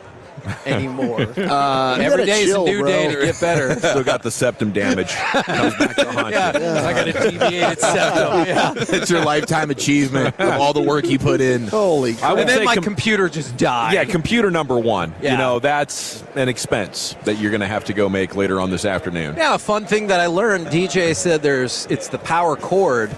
Literally got that cord 4 days ago. Oh, the cord went out. Yeah. Okay, I thought it was so my there's hope. computer. My computer's older. Okay. So, all right. We've got Not a good enough cord? We need a flash. I guess enough watts? I guess not. Need a flash coordinate situation. Okay, so Yeah, there you go. There you still go. computer. Yeah. Okay. Still computer. Nosebleed number 2. All right. The mic thing could happen anywhere. It happens today. Okay. Yeah. Now, I do You know what- appreciate you really leaning into our old show name, though. What's really- That's commitment. What cracked me up a little bit, though, Kevin, is right before COVID happened, Reggie would tell me every single day, you're going to have to buy a new computer because my computer was running slow. Then during COVID, it finally crapped out, and Reggie celebrated. You have to buy a new computer now, and he thought it was hilarious. And then I got a new computer, had it for like a month. Something happened, and he was like, oh, now you got to get another new computer. And he just thought it was hilarious. So whenever yours died, I got to tell him, and he celebrated for you. Well, he loves it. In a twist of extra cruel irony, about 3 weeks ago, I bought a new computer. Then right after that, we got the company computer. And I was like, I got the company computer. This computer's doing fine. Oh, we'll be okay. You sent it back? And so I returned said computer that my wife bought because she decided I needed a new computer. I haven't gotten totally comfortable with the company laptop just yet, so I brought my computer. And this is the reward. Your 3-week-old computer? No. We returned that one. Oh, that's right. Yeah, no, I returned that Back one to the old one. keep mine, and now it died to really be like, you probably shouldn't have done that, huh? Hey, what do we have to do to get one of these work computers? Yeah, I'm using it right now. It's like a Chromebook. I'm You got a using it work right. computer? It's that right one. here. Yeah. So basically, Jim Kendall came to me and was like, "Hey guys, you want your new computer?" And I was like, "I didn't know this was happening." But sure. And so we hooked it up. I wanted to make sure that I got used to it before I came out here. So I started working on it as quickly as possible. It's fine. It's nice. But I think there was a big data breach a while back, and it was more expensive to pay for that than it was for these laptops. So they were like, "We're just going to give y'all laptops security purposes. Y'all can't bring your computers into the building anymore." So Interesting. that's the future. That's the future at 105.3 The Fan, I believe. That's wonderful. As an aside to all of this, not really related whatsoever. Yeah. I started naming some of my prop bets. Have I pitched these to you already? No. All right. So I had 50 Shades of May was one of them I was pretty proud of. 2 teams, 1 cup. You sicko. But the one I like the best so far is BDS Sam. And I feel like that's a pretty solid one. That's the 1 seed. Haven't totally gotten a lot of positive feedback from my showmates on this. They also don't like my new Olympic segment, BDS Sam. Bros Before Snows. You're just. I like Bros Before Snows. Okay, what I like about that. Reach for the Skis? Reach for the skis. So, yeah, we've been workshopping a lot of How'd your intro go? I missed it with Big E. Oh, it went great. He Okay. loved it. He goes, I didn't know you had it like There we that. go. Atta He baby. loved it. And then my computer died in the next segment. Well, hey, you made it through Big E. Hell yeah. And that's what counts. Hell yeah. Maybe it was his aura that just shut down the computer. I could see that. You know? What do you guys got coming up on the program Pure today? Gold as always, Heggie. Yes. Thanks for asking. Joe Milton's coming up here in 30 minutes from right now. Will you talk I just to saw him. about how he can't be on RJ's show? and only all the rest of our shows. You know, I think he's dodging RJ for a reason. Makes sense. I think you guys creeped him out on what RJ could possibly do around him. We told the truth. That's all we did. Well, Fair. we were trying to protect y'all because I know sometimes they like to book your guests. They do. We actually had that conversation last night. I had to put Sean in his place. Whoa! All right, roll home with the G-Bag Nation. It sounds like it's going to be fun. We have been the KNC Masterpiece. Make your way back with us tomorrow, 10 a.m. to 2 p.m. right here on 105 through the Fan. Say the big game, Kevin. You could say Super Bowl still. No, you can't.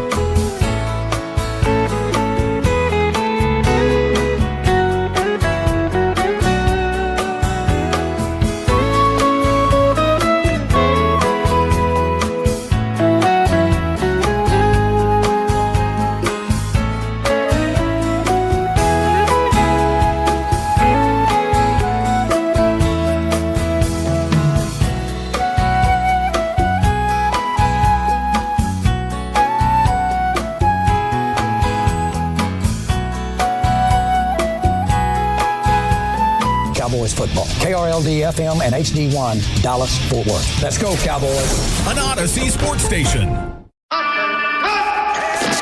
Driven by our D&M Leasing Studios, you're rolling with the G-Bag Nation on 105.3 The Fan. Here we go. It's hour number 1 of the G-Bag Nation on 105.3 The Fan, live on Radio Row on this Tuesday with you here in the nation. We have 5 hours of sports coming up. Salute to our sponsors. You, of course, got Stella Artois and Tide. If it's got to be clean, it's got to be Tide. General at your service at ease. There's Brian Broaddus, former Cowboy scout, Super Bowl champion. You got Lucius Alexander, the Pimp Cup back home, Master Control, 75 and 635, fixing to go 5 flawless like it's nothing. Wolchuk and Chiofalo are here. DJ, Don Pridemore, he is remote engineering. He's going to keep us rocking and rolling. And Tim Collins, remote producing for us here, live in San Francisco. Day number 2. You guys have a good night? Good night. Everything really good good? night. Wonderful night. Yeah, solid night. Food quality not quite as good as day 1, night 1. I think we set the bar pretty darn high. We did. That was the thing. It was like when you hit that 9.2 on the scale, all of a sudden the 6.2 comes in and you're like, son of a gun, we should have just gone back to the 9.2. But it was great. We did get to see Ferg last night. Yes. Shout out to Bobby. Bobby Yes. built up our confidence. At first we were like, do we really want to go out there and talk to him? He was waiting on an Uber. We popped outside. Eric did the whole like we're looking for something. And then we turned around. Oh, hey, Mr. Ferguson. How are you doing? Well done. Talked with him. He said he had a great time with us. Very skillful. We slid in like, hey, you want to come back next year, round 2, keep the continuity? He said he'd love to. That would be fantastic. Going back to back, not having to build up the rapport again and wondering how it's going to go. I thought Jake Ferguson set a high bar for how the Cowboys player show could go with the G-Bag Nation. And if he would want to be back for year 2, I'll book it right now. Let's do it. I don't care. I don't even care about the yards per completion thing. Right. I thought the same thing. Or the fumble thing. It's fine. I can put that to the side because the personality is fantastic.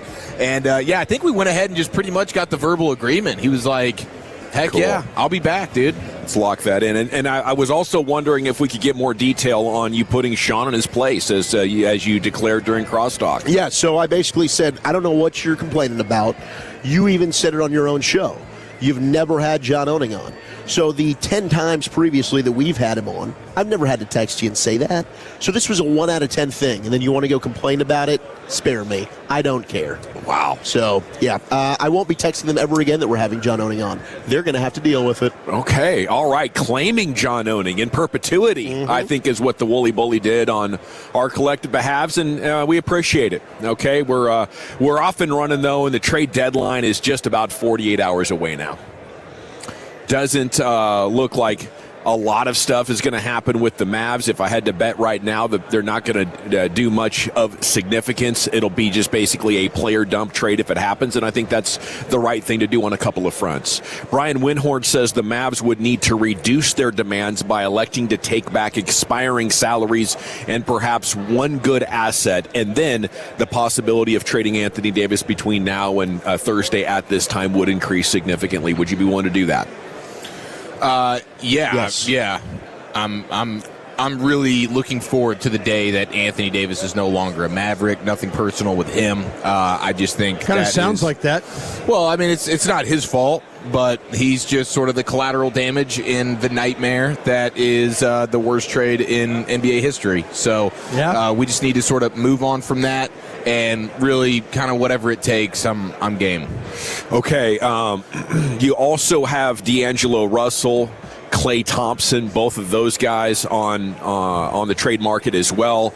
I'll take whatever I could get for either one of those guys. Yeah. I don't really, want them anywhere near a playoff rotation. I think Klay is just a shooter, and I think more than ever, being just a shooter, there's just not a role for you guys on the court. If you can't defend something or dribble or rebound, there's a lot of people that can shoot in the world. They're all not in the NBA for a reason. Right. I mean, it's one thing to be a dominant offensive player and you're putting up 30-plus and you're getting other guys involved with the assist, but you don't play defense. But if you're a one-trick pony, it's always 3 and D. It's not just 3. You need the D to accompany the 3. Yes, absolutely you do. Okay. What if it's a 2 and D? You don't hear about 2 and D. You don't hear anything about 2 and D. Where's the 2 and D? Where's the 2 and D player? Guy who just gets to the rack. I'll take plenty of those as well. I need a good 2-and-D every once in a while. Agreed. Doesn't just have to be the 3-and-D. There's a place for it. What about a 1-and-D? Free throw merchants? Well, yeah. I mean, however you want to slice it, as long as it's efficient scoring, I'm in. And I think with the 2-and-D guys, we're talking about Daniel Gafford, who, for me, I'm confounded. Why would you want to be putting Daniel Gafford? I mean, it's not like he's a pillar of health either. But he's the most healthy of your three bigs. I think he's the one guy that you feel like right now I could get a first-round pick. I could get a first-round pick for him. So I understand that. I think that's all it is, right? It's got to be. If you're committing to the rebuild, right, it makes sense. Yeah, it's like, you know what? Let's just. What are we committing to? I would commit to trying to win next year. I'm trying to feel like I want Gafford and Kyrie. I agree. I think we're trying to win games now. And it's been tough for them to find legit bigs. Now, all of a sudden, it seemed like you had an embarrassment of riches. The unfortunate thing is my guy Lively can't stay healthy. That's probably going to be an issue throughout his entire career. But that is also something that comes with the bigs. Other than Jokic, I can't really think of another big. Please, throw one out there if you can, that has been healthy as often as he is. You're usually going to have missed games there because of just the stress and the wear big skid hurt. Yeah, which is Has our guy in Philadelphia done a much better job of staying healthy? No, Embiid's been hurt. No, this year. This year. Yeah, this year for sure. But last year, he stayed healthy throughout the season. Oh, no, I understand. And then come playoff time, it's dang, he's out. Why did I feel like that this year he's playing a lot more games than he normally has? Right, and then I that would be my concern if I'm Philly. It's like, I'd rather you be injured. I mean, you can't really pick and choose these things, but he's probably going to end up getting hurt at some point down the road. But I'd like to keep Gafford too. But if you can get a first for him, maybe that's something big picture that they'd want to do. James Harden is being shopped about on the trade markets as well. Because he demanded it. Yeah. Get me out of here. He's going to wear a fat suit again? He hasn't played the last 2 games. The Cavs are looking like the most likely team, possibly sending back Darius Garland. Cleveland believes they got to go for it now, or Donovan Mitchell is going to leave in the offseason, so Harden would be like their last chance at it. The Bucks are deciding whether or not they want to move Giannis, with the latest being they might decide to wait until the summer. The Warriors are said to be considering involving Draymond Green in a trade for Giannis to make salaries match. It would be either Green or Jimmy Butler that they would have to move on from to secure Giannis, and I think I would be willing to give up both those players. You kidding me? Oh, for sure. Yeah, from the Warriors' standpoint, you would. The Giannis, they're going to steal Giannis, it sounds like. That would suck if they're able to find a way to steal him that way, but I wonder if a team can put together enough of a package right now, and if Milwaukee is willing to just hold tight till the summer, because a handful of teams, Lakers included, will have more tradable picks by the summer. Like, you could probably get a better Giannis trade. Yeah. If you wait till the summer, because you have a handful of teams right now, like Miami's one of those teams where, man, once you get to the summer, they have more picks that are tradable. Mm-hmm. And so is Milwaukee willing to eat this right now and have a frustrated Giannis and probably trying to lose games while Giannis is still trying to win games when he comes back from his injury? It's a weird dynamic. Yeah, it is. And, for the teams that don't make it, there's a lot of consequences on the other side. They gave up several picks trying to make trades to make the roster better around them so they could win another championship. But so far it's gone backwards. And, losing your superstar at 31 when he might have another 7 or 8 years in him, at all NBA caliber is a tough pill to swallow. So I don't think there's a right way to move on from him. But to your point, waiting for the summer, at least they could have a better chance to getting more picks. Tank Lawrence was asked, now that you've got there with Seattle, what do the Cowboys have to do? He said that's for them to figure out. Mm-hmm. I really like Tank Lawrence on center stage. I think he's built for the spotlight. He's got a courageous spirit about hot taking, which is rare. Yeah. And he's clever enough to really land some great lines. So it's cool, and I hope he continues to say more. I think that is, probably true. But ultimately, it comes down to better players and better coaches than what they've had. So that's hitting on the draft more than they have in the last 5 years. That's signing more players in free agency. But the cool thing is they are somewhat close. Mm-hmm. Like what the Cowboys have compared to what Seattle and New England had last year, they might have had more than both of those teams. So this is doable if you hit on the right draft picks and the right free agents. But, to Tank's point, that's for them to figure out. I think it's simple. We can talk about Jerry Jones needs to step away and this, that, and the other thing. Hell, they were kind of close with Green Bay. If they had hit on 2 more draft picks, with Mike McCarthy, they might have, made that run. They might have been able to beat San Francisco. They were close. They had 2 top 10 defenses. So I don't think it's moving on from Dak. It's just add a couple of more good players, and I think the coaching thing is falling into place now. Yeah, you look at how these rosters are constructed. We do this every year in the Super Bowl, right? Seattle is a pretty darn complete team. Their defense is excellent. They've got really talented players at every single level of the defense. Offensively, they've got arguably the best receiver. They've got a really good running back. Their offensive line is good. And Sam Darnold, they've benefited off of getting a quarterback that's in the mid-tier of quarterback salaries, right? So maybe that helped them be uber aggressive in free agency to go get a DeMarcus Lawrence and company. For New England's standpoint, they went out and spent money in free agency, too, to help build together what is a really talented defense. For the Cowboys, it seemed like it's always been one side of the ball, and then we're going, a little bit cheaper on the other side because we can't go ahead and have the full complementary pieces that you need. So your defense was good enough in 2022 when you hold San Francisco to 19 points, but you didn't have enough weapons on offense because then you lose Tony Pollard. Then it's T.Y. Hilton. Then it's, you've got CeeDee Lamb. But you're signing your second best wide receiver, T.Y. Hilton, with 3 or 4 weeks to go in the season. That's a problem. You didn't do enough around Dak. Year before, probably the opposite. Your offense was great. Defensively, maybe you weren't good enough when it comes to the secondary. There's always some kind of flaw in the roster. They've got to find out a way to try and have this thing be as balanced as possible.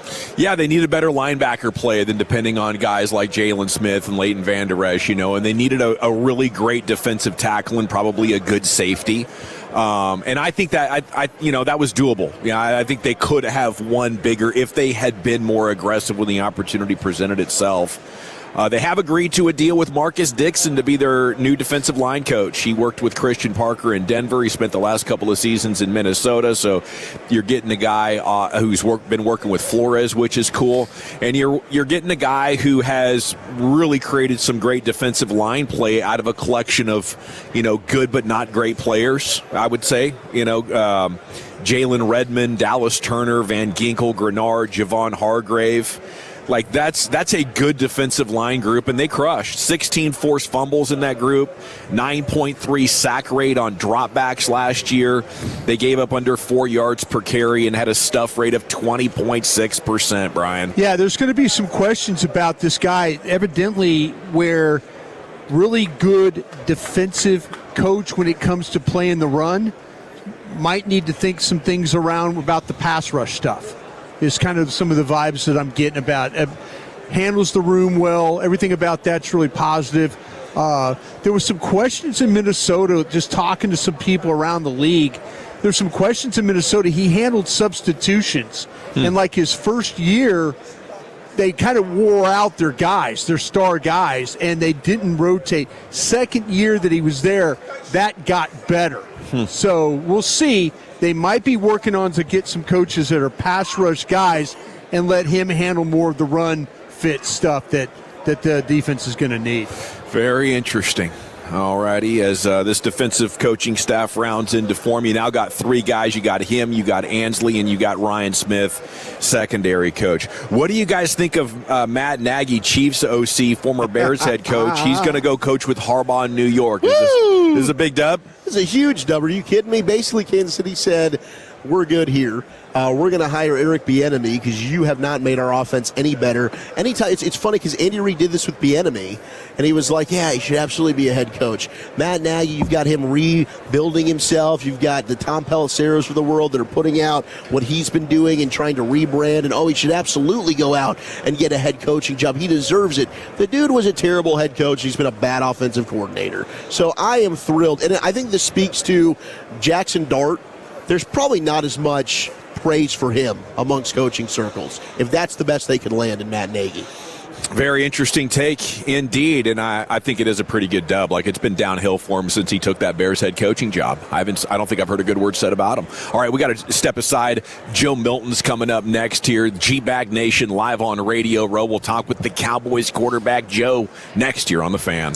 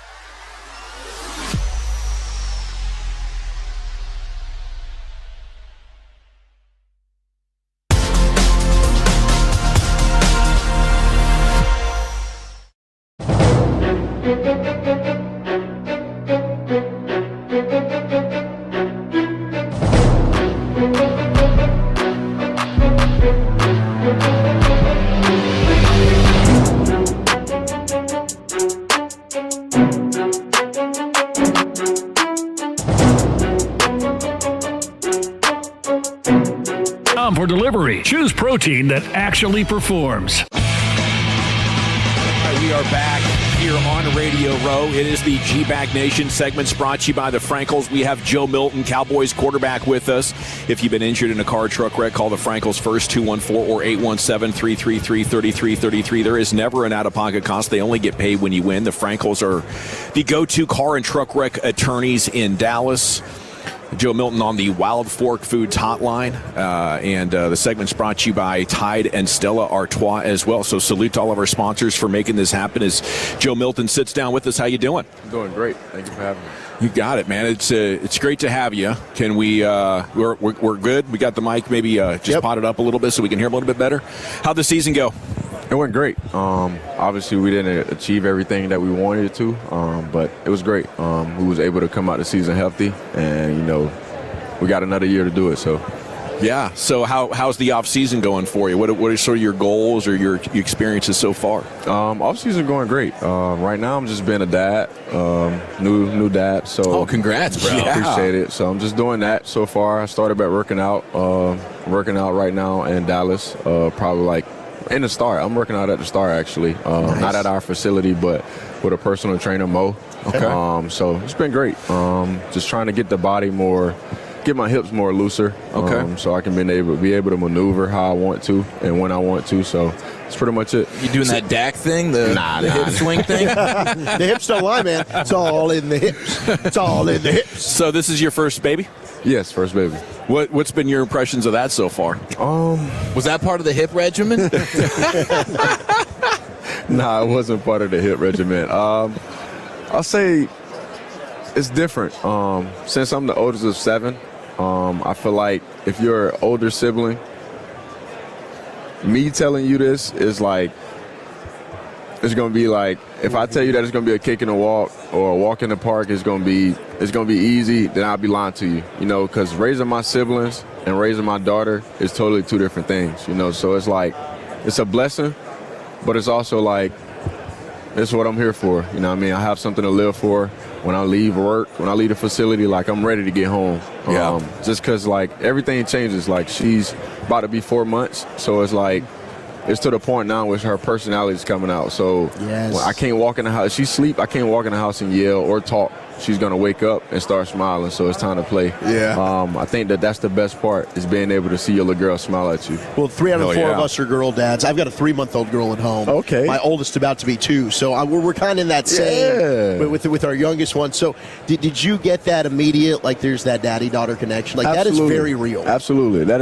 is very real. I feel like there's nothing that you can, like, ask for in the world other than that, especially when they look at you and they just start smiling or they know it's you. So I, like, with her, I have my hair in a ponytail up and she just stare at my ponytail the whole time. So I walk in the house and I have my hair down and I just be like, all right, babe, I'm going to put my ponytail up. So I love it. She love it. It's awesome. It's awesome. We saw Dak last night walking around with his baby girl. So we were just talking with you off air about how you're a very visual learner. You need it hands-on. Same way over here. When it came to now you're coming over to Dallas, you get to learn, observe behind Dak, working with Steve Shimko. So what were you able to gain first year? Yeah, a lot, man. I gained a lot. I learned so much this year, especially with the new offense. And then obviously with Shimko, Dak, and Will Greer in the room. Yeah. Like, the meetings basically were for me. And they literally treated it like such. Like, Dak was, any question I had, like, he was bound to answer it. Like, it was legit that serious. Like, even when Shimmy's talking and Shimmy say something that I might not understand or their terminology, Dak could be like, just cover 2. That's all he means. Okay. You know what I mean? And it'll be that subtle. And I respect them a lot for that. And I couldn't ask for no other better room than this. Man, it was great. Like, my time in the Patriots was great, but this quarterback room is special. Like, those 2 guys being older than me is like a plus for sure. Yeah, that's a different dynamic because you were Drake May. Yeah. Obviously, he's playing in the game now. Drake's awesome, but you were the same age. Yeah. No, So I'm older. You're older. I'm Okay, older, but you yeah. came in both rookies. Came in both rookies, but older's okay. So not exactly birth age, Yes. right? But now you've got somebody that's played in the game, and you can really kind of learn from it. Absolutely. Instead of you're going through this together. Absolutely. So it's life-changing, man. I love it. Offense completely different from New England to Dallas? Terminology is, and far as like scheme-wise, yes. I think every play caller is a little bit different, but when it comes to the scheme and the aspect of the game and how the game is ran, that's where Shotty comes in and be different. And then just the run sets and how the play-action pass revert here, like how we talk about them here. And I've been to another place where they talk about play-action pass, and it's, just get there and, just step up. Like, it's a little bit different over there at the Cowboys. And, you got to learn and take in a lot. But after you get it, you got it. These play calls pretty crazy. Could you give us like a little example of what one sounds like? Like Joe Milton's in the huddle right now. You're looking at Tyler Smith and Tyler Booker, and you got some long play calls in the playbook. I can give you one. You got Y hustle to do it right, 2 jet, F striker, wrap. Ready, break. Ready, break. On one, ready, break. On one. Yeah. On one. Are you a downset hut guy? Are you are you a white 80 guy, blue 42 guy? That's gun, so we'll be off the cadence. If we're at home, it'll be off the yep. Here we go. I just set. If not, it'll be off a leg lift. Hell gotcha. Yeah. I've never asked the quarterback this. How hard is it to play the position? Because everybody acts like that on Monday morning they could do your job. Yeah. Joe didn't see the damn safety sitting in the hole. They're yelling, and we're on the radio, and it's like, how did you miss that throw down the field, Joe? Come on. You MFers don't know how hard it is to stand there when all that's going on. But how hard is it? I don't think I've ever asked a quarterback. Yeah. And I was a scout for 13 years. I don't think I've ever asked a quarterback, how hard is it to play the position? It's very hard. I think that's why quarterbacks make it their own way of play style, because it is hard. You got a lot to do. You got 10 other guys to worry about on your side of the ball. Right. Plus yourself. Plus you got to make sure the running back is going the right way. Right. He know the protection. You got to understand the cause of the center, where his mic declaration went at. You got to understand where if you hot off two opposite of him, you got to know if you hot off one opposite of him. You got to know if the nickel's about to pressure. Yeah. You got to know if it's too high shell, or if that safety over here is rolling down to the nickel and it's about to blitz. If it's capped or not, you have to know what the defensive front is. It's a lot, man. You have to. Yeah, it is. And behind you, some dude's about to throw the flag and say, delay a game. 10, offense, still second down. Do you catch yourself overthinking? Because you want to be able to play fast. Yeah. So and when we go through and we're watching some of these draft, I like to do that for fun. Like we're watching these draft prospects. Sure. They're coming out, we're scouting them. But so you want to play fast, but there's so much information that you're trying to gain pre-snap. Yeah. At what point does the game slow down for you? I think that comes throughout the week. Is how you prepare. You don't never just get ready for a game after one day, right? So obviously Mondays is off. Mondays we have meetings. Tuesdays the whole NFL is off. So that Wednesday, Thursday, Friday, Saturday, that needs to be your best 4 days of your life. Yeah. But it starts on Monday, because you're going to go over the last game film. But if it's not the first game of the week, you got 2 weeks to prepare for the first game. So therefore you should be knowing what's going on by the time game time Understood. comes. So Joe Milton here with you on 105.3 The Fan, brought to you by Tide. If it's got to be clean, it's got to be Tide. What do you foresee your playing style being as you evolve in the NFL? It's so much that I haven't done. It's so much that I haven't done and that I want to do. But I kind of just let the game come to me. However my body reacts, I react. But my ultimate goal is to just be the best version of myself. Nobody in my family other than Inquan Bolden has made it to the NFL, so it's whatever I want to do for myself and however I want my story to be written. I think that's the best way to do it. So by just playing free, having fun, I think that's the best thing about it. About football is it's still a kid's game. You know what I mean? I started playing football at 4. I'm 25. I just want to keep having fun. Man, it's funny you said that, because I was going to say I think you look like one of the guys out there that is having the most fun. Absolutely. I literally talk trash for no reason. Just because we out there. We don't not too many people get to do this on a daily. Yeah. We plan on a Sunday. Since a kid, you've been asking to play on a Sunday. What am I going out there stuck up for? Ain't no point. Mm-hmm. What's up, bro? How you doing? You doing good today? Oh, you ain't doing good. You ain't doing good. You know what I mean, like, it's cool to do stuff like that. Like, you see people that you watch grow up. Like, I watched Dak play as a kid. Like, my mom's a big Cowboy fan. Like, she been watching Dak since he started with the Cowboys. So I ain't have no choice but to watch it. So being in the same room with him is like, I'd be like, damn, man, that's Dak. Yeah. Like, Sometimes it's like, it's a pinch. Like, is this real life? like, that's Dak we talking about. Like, and then he talk to me like a regular person. Like, you wouldn't know Dak is Dak if you didn't look him up or if you didn't know who he was. Like, he's a regular person. Like, he's legit. So, I mean, the Patriots are in the Super Bowl. That could have been you, but it sounds like there's no regrets because you love what you got here now. Absolutely. Yeah, absolutely. No regrets. I feel like every decision I made in my life, I made it, and I'm going to roll with it. I'm always the type of guy that rolls with the punches. I feel like everybody on that team that was there when I was there, still love them. Yeah. I texted Drake, 5 days ago, and told him I'm proud of him, man. You know, like, what you're doing is outstanding, bro. Like, keep going. Always remember who you are.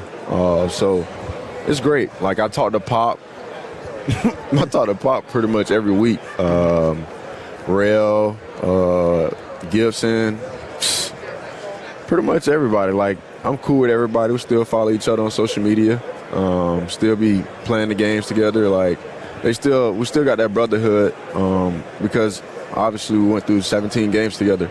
Went through a whole fall camp, whole OTAs, 2 of them. So it's a family. So your request to be moved, if that's how that went, if I remember that right, that didn't have anything to do with any of your teammates or anything? Oh, no, sir.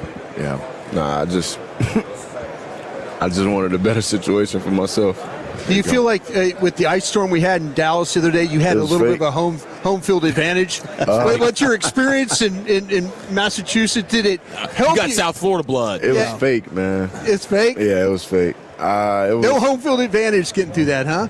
That ice storm we had? It was devastating. My house, how my house is built, the sun doesn't hit my driveway. Oh, no. So I just removed the snow yesterday. Oh, no. Yeah, I was in the front shoveling. Oh, no. Yeah. See, I thought maybe, like, your experience, you had a little bit on the road. You had a little advantage. Actually, on my way home from Jersey Mike's, I stay around the corner from Jersey Mike's. You and Gavin share something. I love Jersey Mike's. Philly steak, Philly cheese? Oh, Philly cheese. Yeah. Mayo. Mayo. Yeah. But I was literally turning around. I meant turning in the neighborhood. Yeah. And as I'm turning in the neighborhood, I'm like, I'm cool. Yeah. It ain't that much ice. Yeah. Slid right into the curb. Oh, no. Yeah. Smacked knocked a piece of my wheel off. No. I want to hear more about this storm being fake, though.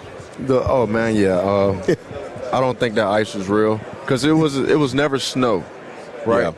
And they said it was going to be a snowstorm. Yeah. But every time that it fell, it was legit ice. Yeah. Right. But weird. It wasn't regular ice. So I seen a video on TikTok. Okay. And this lady had a blowtorch. We need to get you on another rhythm on that TikTok this lady had a ball of snow. She had a blowtorch and was trying to burn the ice. It was not melting. So I was like, you know what? Let me try it. So I went to the store, grabbed the lighter, got some ice, lit it on fire. Nothing. It ain't turned black. It ain't melt. Yeah. Nothing. It ain't get hot. Big Nothing. weather is crazy. It was weird right ice. It was definitely I cleared a lot ice. of it. I've never cleared anything like it. In terms of preparation, like you went up against a Brian Flores Vikings defense, a Dick Fangio Eagles defense. Which one's more difficult to prepare for? I think they're both great coaches. They both had great schemes. I feel like it's different, man. Like Which one made you think the most? Vic. Yeah. Vic. He puts a lot of stress on you, doesn't he? It's more of like where's the pressure coming from? Right. You know what I mean? Like, Yeah. They have certain guys they want to pressure, but where's it gonna come from this time? Yeah. You know what I mean? Like, they got the whole Georgia defense, so where's the pressure gonna come from this time? Joe Milton brought to you by standtogether.org/NFL. You got a lot of great causes. Which one would you like to tell us about here? Single mothers. There you go. I was in a household with a single mother. I'm obviously the oldest. She did all right. Yeah, she did great. She did all right. She made it happen. But being in a household with a single mother is probably the toughest situation you could be in as a kid, especially when your dad's in the same state. You know what I mean? It's tough. Not saying he didn't do anything. Obviously he did, but it's tough when they're not in the same household and you go to school and you hear kids talk about their parents and how their parents took them somewhere or what their family did together, right? That's probably the toughest thing. And then going to games, my high school games, going to the stands, only person up there is my mom and my sisters and brothers. Yeah. Everybody else walking to their mom and dad, their dad giving them a hug. Like, it's probably the toughest thing, right? So me is like, I want to help single mothers. I want to kind of be that guidance in the kid's life where it's like, you know, they can call Joe. I could be the big brother to them or the father figure that everybody wants, right? Not saying I have to do everything that a father does, but be there for you. Being able to talk to you out of situations. Like, everybody go through something. You just never know what somebody's going through. And my biggest thing is seeing people smile. I want to see everybody smile every day. No, there shouldn't be a reason why you're not smiling. I mean, you woke up this morning. Yeah. So why not smile? You're able to go through a whole day of life. You never know any second, and no second is given. So you never know what can happen. So that's probably the biggest thing, is just helping out single moms, kids that have dreams, goals like I did. Being able to go back and give back to them, whether that's Christmas, book bags, camps. I did a couple camps in Knoxville already. Me and my team trying to set up some in Pahokee. They kind of updated the field that I played Pop Warner on, so I'm trying to get that situated. And then obviously back at my high school, where they're trying to what it's called, retire my jersey. Oh, fun! So, Nice. Congratulations, man. That's awesome. Appreciate it. So yeah, dude. Well, Joe, it's real easy to root for you. Thanks for sharing more of your story with us, and give them hell. We'll be pulling for you. Absolutely. Thank you all so much. Joe Milton, brought to you by standtogether.org/NFL for more details on his causes. We'll come back, get you the G-Bag of the Day, champ. So much more coming up next here on 105.3 The Fan. But Fort Worth, I bring you fantastic news here live from San Francisco.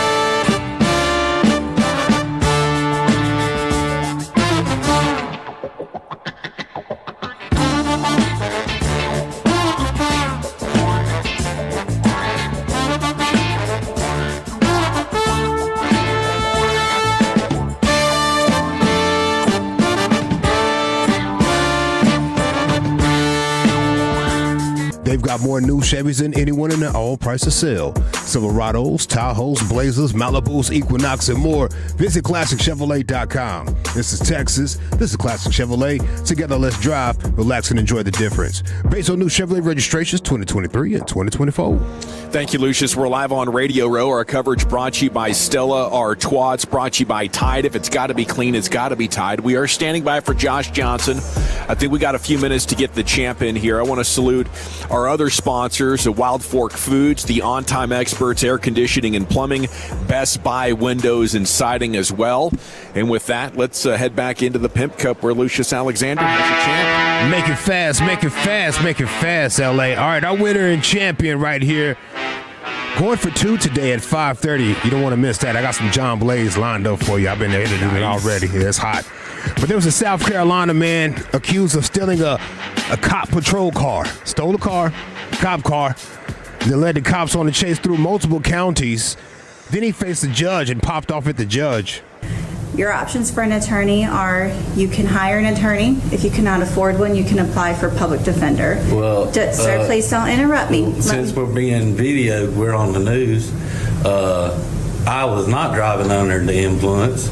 I got blood tested. Excuse me, I'm speaking. No, sir. I got blood tested. Water's not the time for this. I got blood tested. I don't want to, but I will hold you in contempt I of court. was not.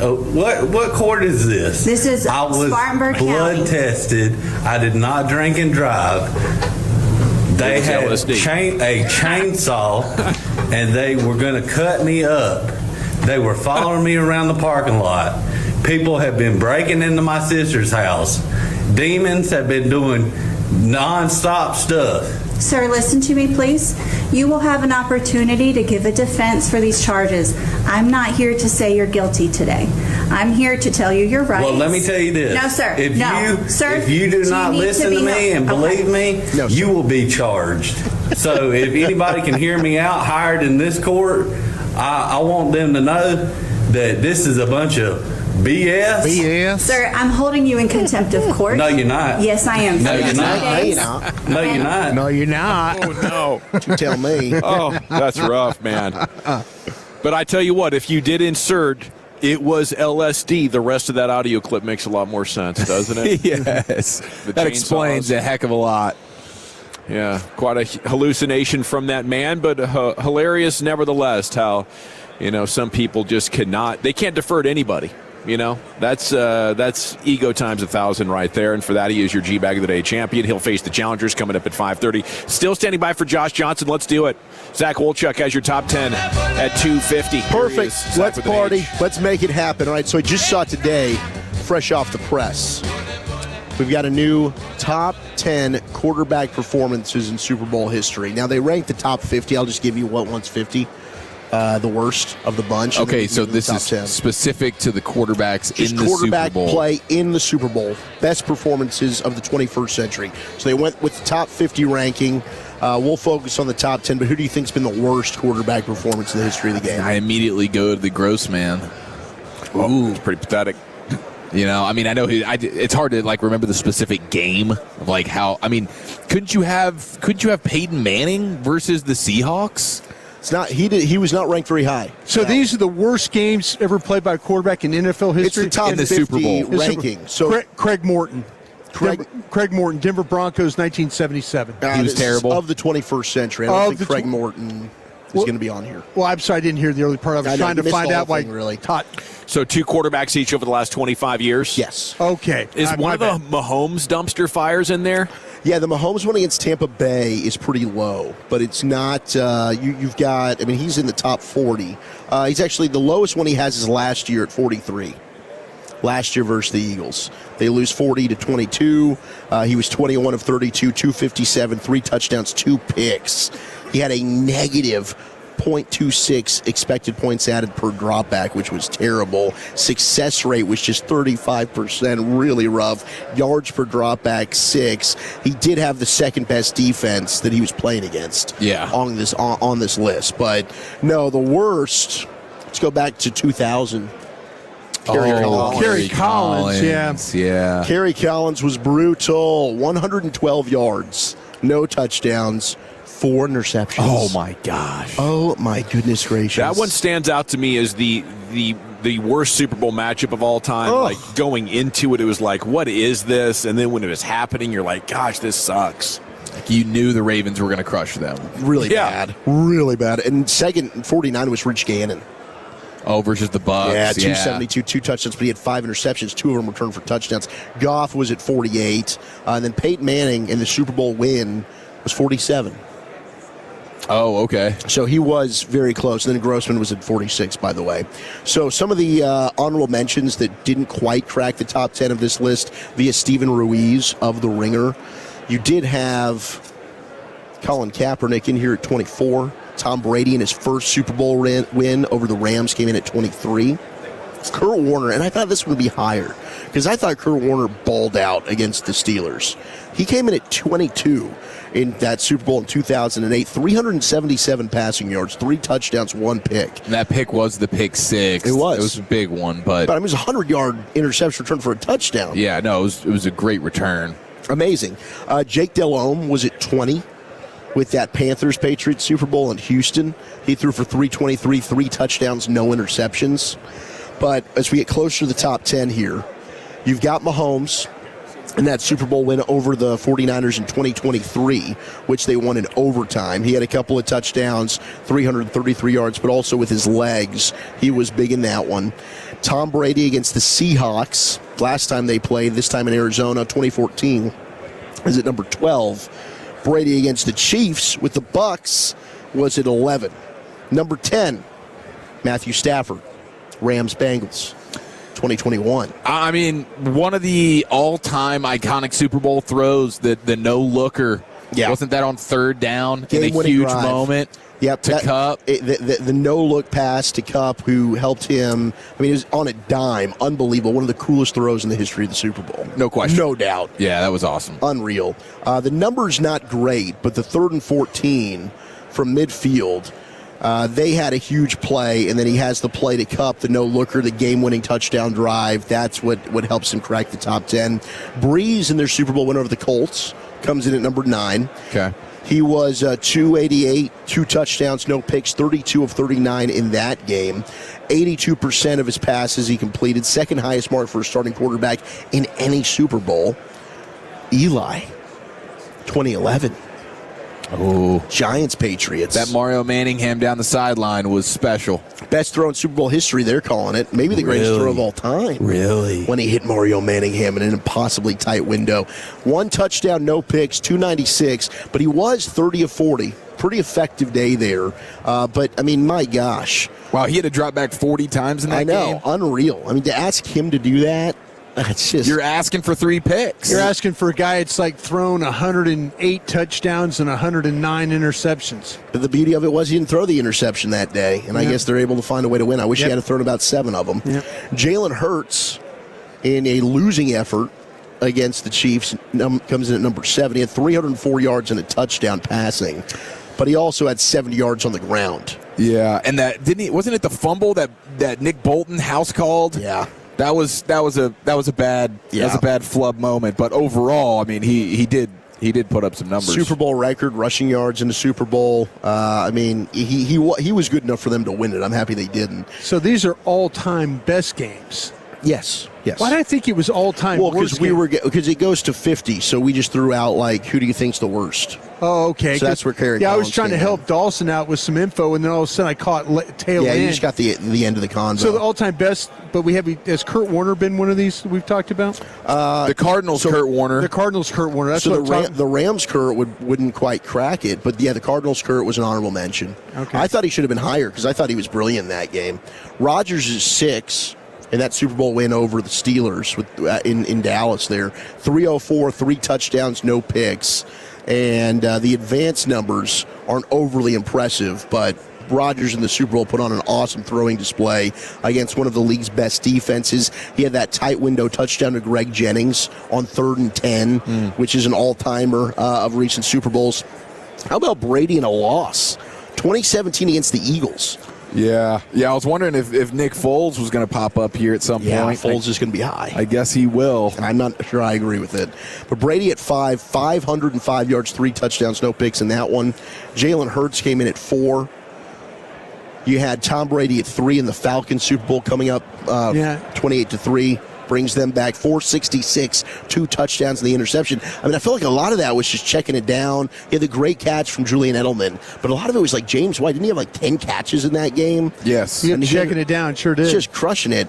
Nick Foles is at 2. It's probably because he catches a touchdown. Yeah, Philly special. He had 3 touchdown passes, then he had the receiving touchdown. Didn't he have like over 300 yards passing in the game? 373. Yeah, I mean, he really was damn good. That's a baller game versus Belichick. I mean, you have 2 of the top 5 performances in the last 25 years in this game. And I don't think of that as an all-time great Super Bowl. Maybe it's just because the Eagles won. Yeah, because it was. It was a hell of a game. But number 1 is Mahomes against the Eagles in 2022. 3 touchdowns, no picks. Also with his legs was fantastic. He averaged more EPA per dropback than any quarterback this century. That's expected points added. Under pressure, he was brilliant. Also on a bad ankle, he scrambles for 26 yards, sets up the game-winning field goal. Mahomes at number 1. Stud. Thank you, Wolchuk. Sorry about that. We have a little developing situation as Matt Hasselbeck, AFC champion, I believe, with the Seahawks. They were still AFC. No, that was NFC. They beat the Steelers. Become the NFC? Yeah. That's right. Okay. All righty. So, yes, Matt Hasselbeck, Super Bowl appearing quarterback, joins us next year as we get an hour number 2. Top of the hour, Matt Hasselbeck joins us next year on The Fan. All right, well, it is a Tolo.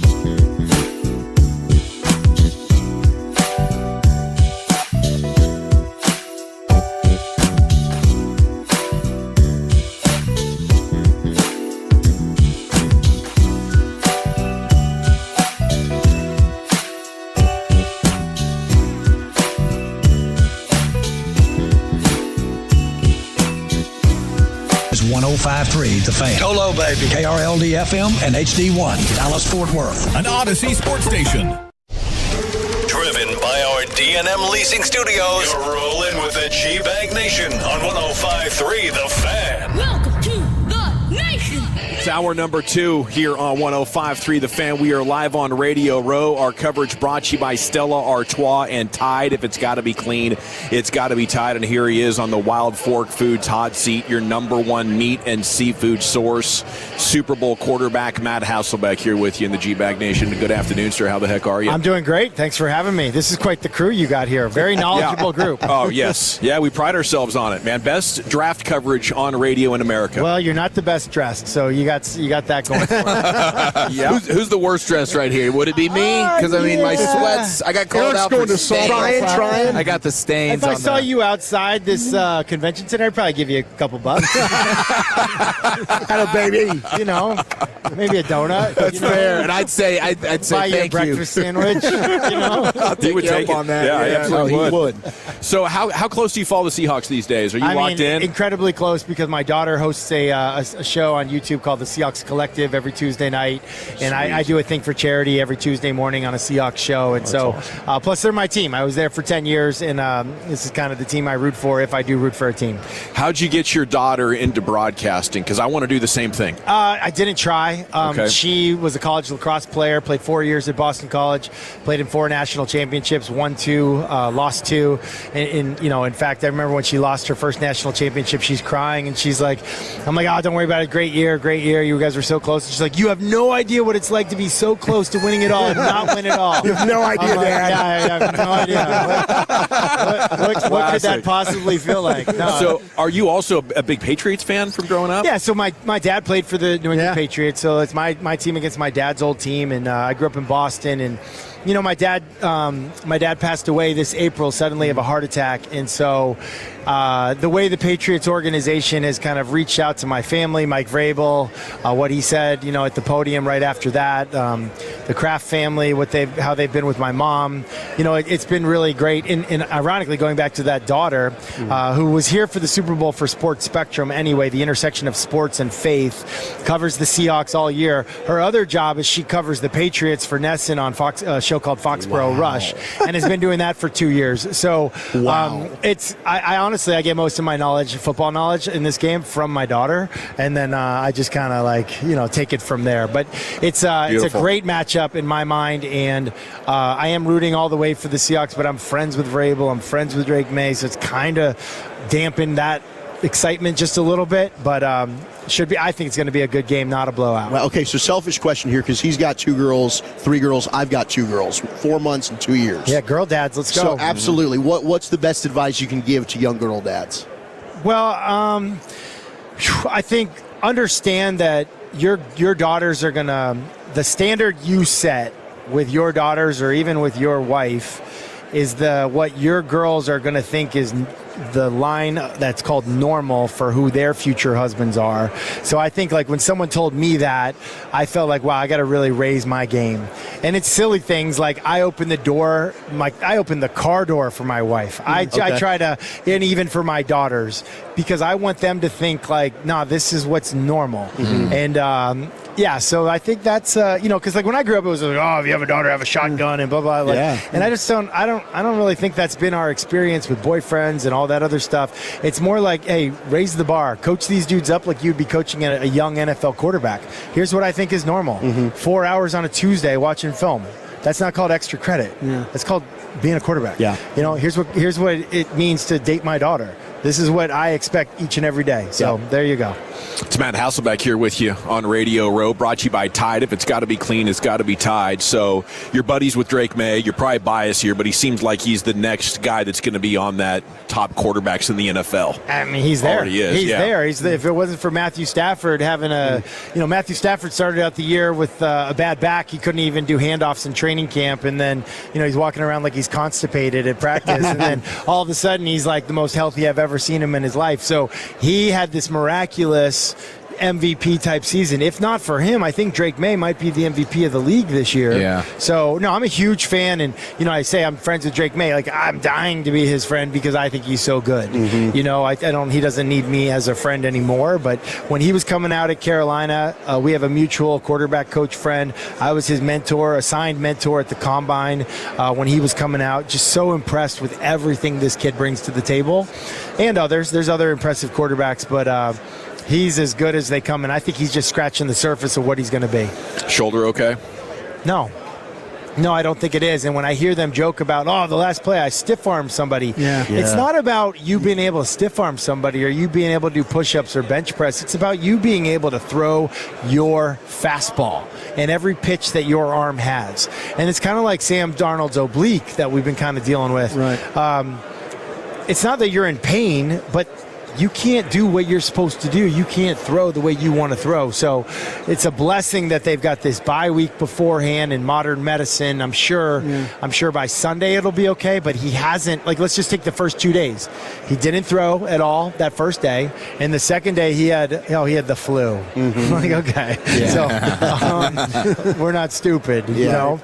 And by the way, Josh Dobbs is taking half the reps. It's similar to when Drew Lock was taking half the reps of Sam Darnold. Mm-hmm. Can you get better by game day? Yeah. Mm-hmm. But is it a real issue? It is. Wow, man. Okay, so what do you think about you mentioned Matthew Stafford, you had the Phillip Rivers stuff, like these older guys playing at this stage? Yeah, the rules have changed. Medicine has changed, and I think that guys have seen the success. Like Tom Brady changed the game. Like when I was I was turning 35 years old, I was in my last year with the Seahawks. Pete Carroll was the head coach. You would have thought I was Moses, turning 35. And like, I can't possibly play past 35. And then I, had a great finish to the playoff run there, like 7 touchdowns, 1 interception, and they were like, well, maybe we could keep you for 2 more years, maybe, but that was 35. Mm-hmm. We've pushed past that. Yeah. Big time with quarterback longevity, how we take care of them, the style of play, a lot more like now and later offense in terms of like just catch it, throw it, get the ball out of your hands real quick. So part of the run game is kind of like how you do it. But between that and how we don't do a good job of developing college quarterbacks. Yes. Job security's there for old guys. Okay, so what do you think about the development of quarterbacks now? Because you're seeing like Sam Darnold, who's in the Super Bowl now. We've seen Geno Smith, also Seahawk, with your old buddy Pete Carroll there in Vegas. Like, these guys have kind of had a renaissance later in their career after kind of being cast aside early with their struggles. Well, there's a lack of people who know how to coach the quarterback for sure. There's even a bigger issue with evaluating quarterbacks. Yeah. And I think the issue that I see is a lot of people in charge follow Twitter for advice on who to play. They're pushed by very strong arguments on talk radio, and they're great arguments. But compare that to like the Jets and Sam Darnold as a 20-year-old. Josh McCown should have been starting that whole rookie year, and Sam Darnold should have been sitting there watching Josh McCown, a great leader, watching how he was a pro and watching him take a beating for the Jets. Much the way that, like in my era, Donovan McNabb watched in Andy Reid's first year, he watched Doug Peterson be the piñata for the team as they were growing and getting better, and then eventually McNabb took over. I mean, I sat behind Brett Favre. Tom Brady sat behind Drew Bledsoe. Aaron Rodgers sat behind Brett Favre as well. If you can sit a quarterback before he's ready, you should. And I think Sam Darnold's a great example of a guy that was not ready at 20 years old. I mean, couldn't buy a beer. What are we doing? We're throwing him to the wolves. Can I say one thing to you, because I never thought I'd get to sit next to you? As when I was watching Green Bay and Seattle in the wild card round, and you said, I want the ball, we're going to score. I was going to ask this question. It didn't end up well. I thought it was so badass that you did that. Well, right? It wasn't. It still is. That was my question. When Bernie Kukar looked at you and asked you the call, and then as soon as it hit the right. Yeah. You thought you said it? Well, and it was. There's a lot to the story. Snow's flying. Yeah, there's a lot to the story. I don't even know where to even start with this, but we had played Green Bay that year. Yeah. And that was my old team. These were my friends. Yeah. These were my guys. And Mike Holmgren was like, hey, calm your emotions. Just play, Are you okay? Take a deep breath. Okay? You don't have to do too much. Yeah. And I appreciated that. It was good advice. But I went out and I played okay, and we lost the game. Yeah. And the next time, like, we weren't expected to be in the playoffs. We're in the playoffs, and we're a wild card team. These were the mighty Green Bay Packers, all these Hall of Famers. And I was like, you know what I learned as Brett Favre's backup for 3 years? That dude had fun. He cut it freaking loose. Yeah. And, you know, all these teams would come into Lambeau and the mystique of the snow and the cold and, like, the names Bart Starr, Ray Nitschke in the stadium, they would, like, get tight. I was like, man, screw that. Yeah. I'm doing what I learned here. Cut it loose, have fun like it's a snow day and there's no school. Yeah. And that's how we're going to play this game. And so I was talking so much smack at the coin toss, but I wasn't even talking smack to Bernie. Yeah. I was talking smack to Ryan Longwell, the kicker, who I was his holder. And part of the reason I even wore number 8 in Seattle is because he was a Seahawks fan and he was number 8. That's like my guy. Okay. But we had the coin toss at the beginning of the game, and I had a winter hat on, and Brett Favre says to me, he's like, hey, before the game, very serious moment, wild card. He's like, hey, you hear what happened in Milwaukee last night? I'm like, what? And he takes my hat and pulls it over my eyes and goes, the lights went out. And so, like, it was just kind of the vibe of the whole day was just like trash talking, like cleanly, like Phillip Rivers-ish, you know, dadgummits and stuff. Yeah. So I just was like, we want the ball, we're going to score. And yeah, sure enough, we did not. But I don't regret it for a second. I regret the audible, but I don't regret anything else. What's so cool is I was with that group, Mike Holmgren and Brett. We traded for him in '92 and stuff. So everything you're saying about Brett is absolutely right. Absolutely right. Yeah. Matt Hasselbeck, brought to you by the Diagnose CTE study. What can you tell us about where we are with this? Yeah, so mentioned I was turning 35 as a starting quarterback. Well, this year I was about to turn 50. And there, you know, when you hit a landmark, everyone wants to like look fantastic. Make fun of you. Well, you know, that's look like you can still play. Modern medicine. And you're not even doing the Brady bro talk stuff. No, like, you're just all natural. No, I don't do avocado ice cream. But so when I was turning 50, there's this study, and who's eligible for this study? People that are 50 years old or older, and you played college football or more. Okay. And you're eligible. It's a 2-day study. It's free. It's easy. It's really, really, really simple. And the goal of it is to study brains so that we can have solutions while you're still living. Currently, you can't know if you have CTE until you're dead. And then what good is that? Right. And so the goal of this is to find cures, solutions, treatments while we're still living. And we also think that if we learn more about CTE and kind of like football, quote unquote, football injury, kind of brain dementia types, we will be able to separate that from things like Alzheimer's, which is a terrible disease that affects so many people because we're not making enough strides in those diseases. And so I think that the football people, we can do better to help everybody. I love it, Matt. That was terrific. Thank you so much for your stories and your perspective on football. Have a great week. What a treat. Your dad was a nifty 6'7" tight end. Appreciate it. Nifty. You know your football. Of all the interviews I've done today, I'm an old man of the group. But I got to say, of all the interviews I've done today, you're giving me like the vibe of like you know the most football of anybody I've talked to. A long time. But no, your dad was a nifty tight end. He at 6'7". He really was. He was Gronk before there was a Gronk. Hell, he could go. He go high point that ball. He would. That's awesome. Absolutely. There he goes. Matt Hasselbeck with you here on Radio Row on the Wild Fork Foods hot seat.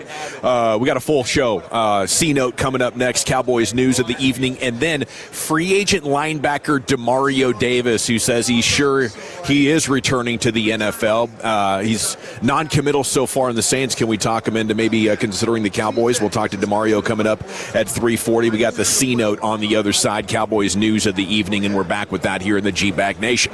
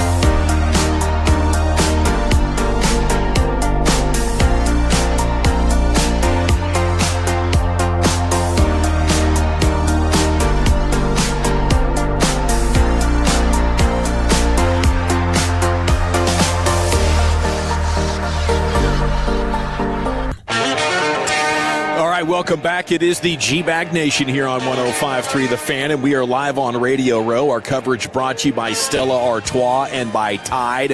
If it's got to be clean, it's got to be Tide. If you're just tuning in, you just missed Matt Hasselbeck, and I feel like we could have just done a 4-hour football podcast with Matt Hasselbeck. Like every story he told, every road that went down, there was full of infinite possibilities there in the curiosity. But the Super Bowl 40 quarterback with the Seahawks there and Mike Holmgren's crew lost to the Steelers that year, a hard-fought Super Bowl. Had a lot of success up there in Seattle, and it was their first real Super Bowl foray until Pete Carroll and Russell Wilson got there about 5-6 years later. But they've definitely been one of the teams of the century so far in the NFL. After New England and Kansas City, I think they're on a short list for very successful teams here, and maybe they're about to add another chapter to that. And it was really cool to chat with Matt Hasselbeck. Anyway, you can go back with the Odyssey app. I know Brian was chomping at the bit probably to talk Packers stuff with him. He's got so many people in his life that I crossed with. Yep. And the Sean Payton story about the draft, when Sean was the go get coffee coach. Yeah. For us in Philadelphia, and I gave him like 10 quarterbacks to do. It was the Leaf Manning draft. And Sean came back to me and said, "Hey, I don't know. I know you're not probably going to take a quarterback, but I got this guy in the 4th round. I like this Matt Hasselbeck from Boston College." And Matt was talking about, he was confirming that Sean was recruiting him on the phone. So if we went post-draft and he didn't get picked, we were going to get him in Philadelphia. Okay. How about that? But Andy, he said he was on the phone with Sean. Andy Reid then clicked in, and then the Packers drafted him. Yeah. So I think about that draft, and I'm like, damn. Imagine grabbing, Matt Hasselbeck in that middle of that draft. I mean, we had 4 of the 8 players in that draft made Pro Bowls, and to have a guy long time quarterback like that playing, God, that could have just turned your. They might not have got Donovan McNabb. Yeah. If Matt Hasselbeck was doing what he was doing. What do you think yesterday about our guys saying that the Sean Payton and Sean McVay offenses are actually a lot more similar than they get credit for? That's the first time I'd heard that concept. Was that Nate Tice? Yeah. Well, and he's right. I mean, he said there's kind of been 3 different iterations of this McVay offense, and I was watching, I think it might have been Stephen Nguyen, and he was talking about, they couldn't run the football. When they first got there, what they had done with some of the zone running scheme, especially in 2018 when they beat the Cowboys. This is the Saints, or? Well, I was talking about the Rams. The Rams, okay, I'm sorry. Yeah. The McVay and Payton comparison, right? Yeah. So McVay, and Sean Payton might have done some of this stuff now, too, in Denver, because you saw the running game evolve and get better as the season went on. But he had to kind of reassess and adjust because the league, basically how they played their safeties in that too-high shell, when we talked about how the points came down, the amount of scoring came down, it's because everybody was limiting the big play. And so they didn't have a way to run the football versus for the Rams. So, and when they first started the too-high shell, they could run on. Then they adjusted when they just played the Rams. They kept the safety down in the box. Now this year they found the rush success again with guys like Kyron Williams. It started really 2 years ago. It's been an evolution, but it's crazy when you do a deep dive into it, just kind of how schematically these guys have had to tweak just little nuances in how they call plays and formations, and it's really all about setting plays up. These guys will call a play in a certain look, and it's not even like, okay, hopefully you have success in this down and distance, but it's all about setting up a play that they want to come back to later on. Well, they're looking how you react to the play. Right, and how they're setting up. Yeah, if you send a formation or you send a personnel group on the field, you're kind of getting ideas like, okay, they go back on the tablet and they go, this is the look they gave us when we did. Now we can think about doing it this way. So, yeah, it's a way of adjusting. Most of the really good coaches can do it. A lot of the Tolos and the Twolos are reminding us that rules are still rules. Oh, that's good. About that. 5 Favres got dropped in there, so you can just rattle this off. Mama gave me them flapjacks, and Mama took away 5 of them flapjacks. Want to stay hungry? Crimson Tide. It's time for the C-Note, brought to you by the Frankels. If you've been injured in a car or truck wreck, call the Frankels first, 214 or 817-333-3333. There is never an out-of-pocket cost. They only get paid when you win. The Frankels are the go-to car and truck wreck attorneys in Dallas. Again, Demario Davis, Saints linebacker, 37 years old. He's a free agent. He's going to join us coming up right here on the Wild Fork Foods Hot Seat, live from Radio Row, and we'll ask him, does he want to be a Cowboy? See if we can get this thing going. Yep. Send it up the flagpole to Steve and get pen to paper before too many more days have passed. Patrick Surtain at Pro Bowl practice talking about the impact Christian Parker had on him when the now Cowboys DC was coaching the defensive backs in Denver. Pat Surtain saying just tapping into another level. Just not being where you're at and reaching another level. He sort of makes you reach that potential. There are going to be days when he's going to challenge you to do this and that. There are going to be days when he's going to tell you that you need to do this better. He's going to critique you, but it's for the better because he wants the best out of his players, and it shows with what he produces out there. I think that's big because a lot of these younger coaches are getting known as culture guys and vibe guys and building the relationship. How do you keep your guys accountable? I have no doubts after everything I've heard about Christian Parker, this quote included, that it's not going to be a problem for him.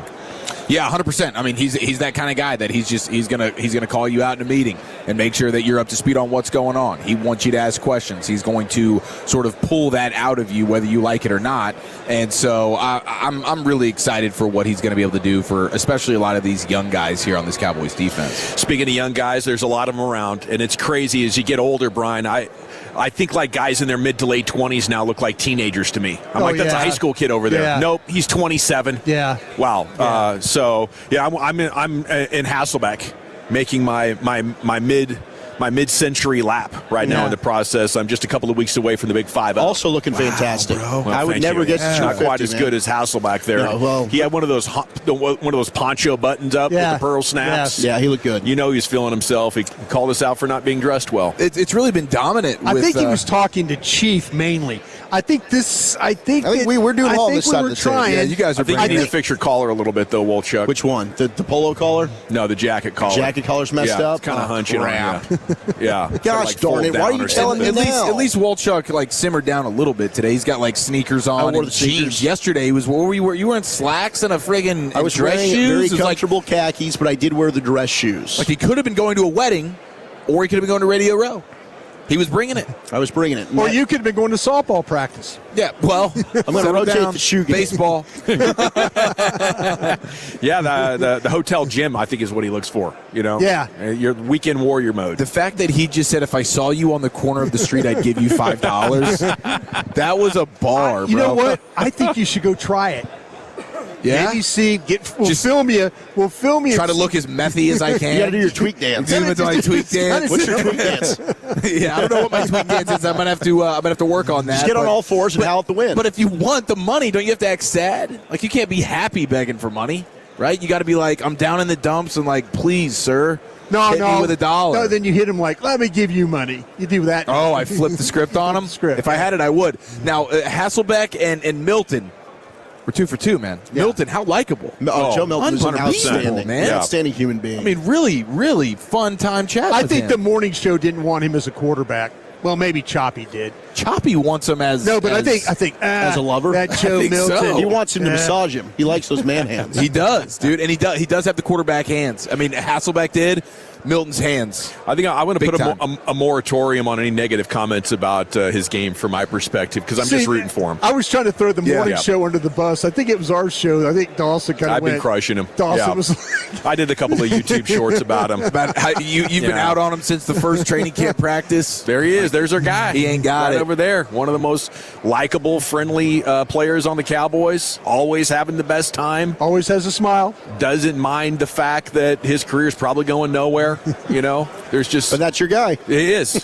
He is. You're pulling for him. He's so fun to watch. I just want him to lean into the running a little bit more. Yeah. Like everything I said about Drake May yesterday. You can be this good if you want to be a pocket quarterback, or you could run all your way into a lot more money. I would like to see Dawson. That'd been funny if listen, bro.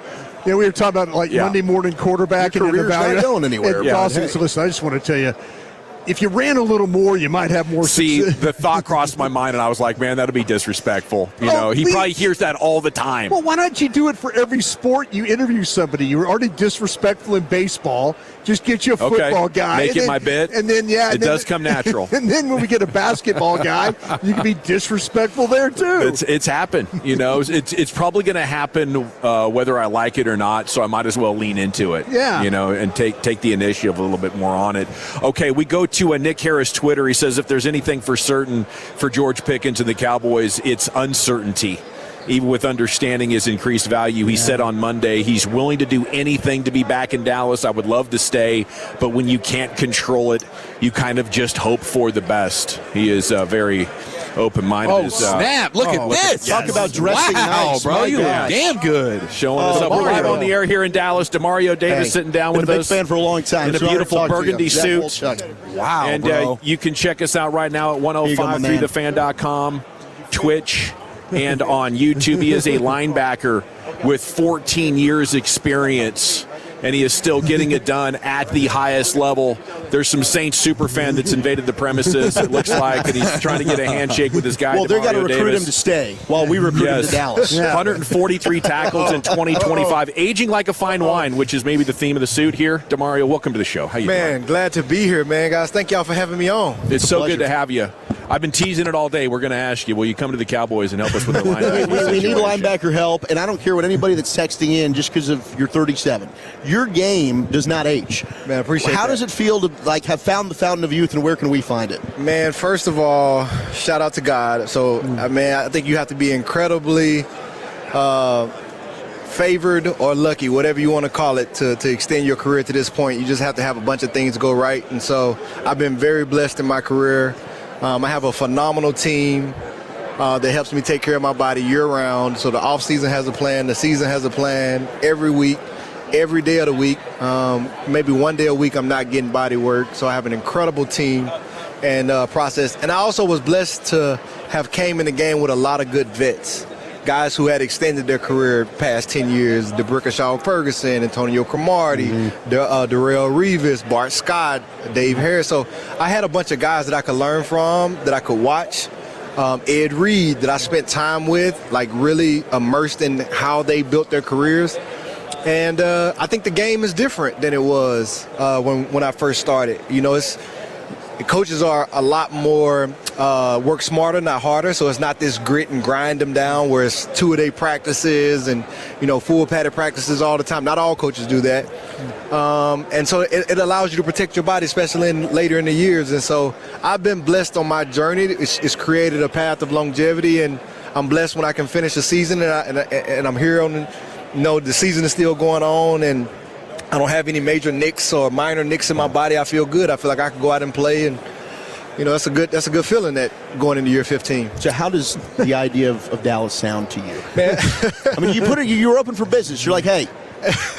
Yeah, you did say that, right? I'm open for business. Man, I would say it like this. Number one, I do work for the NFL. Mm-hmm. We're a part of this incredible game that has many jobs, not just on the field, but off it as well. You see how many guys go into broadcasting, and I always kind of keep that perspective in mind. I have been incredibly indebted to my time in New Orleans, and if you look at me as a player, it's not just about what I do on the field, it's what I do off the field. I'm heavily involved in trying to be the best linebacker I can and elevate defenses and bring up young players and mentorship, but I'm also involved in the community.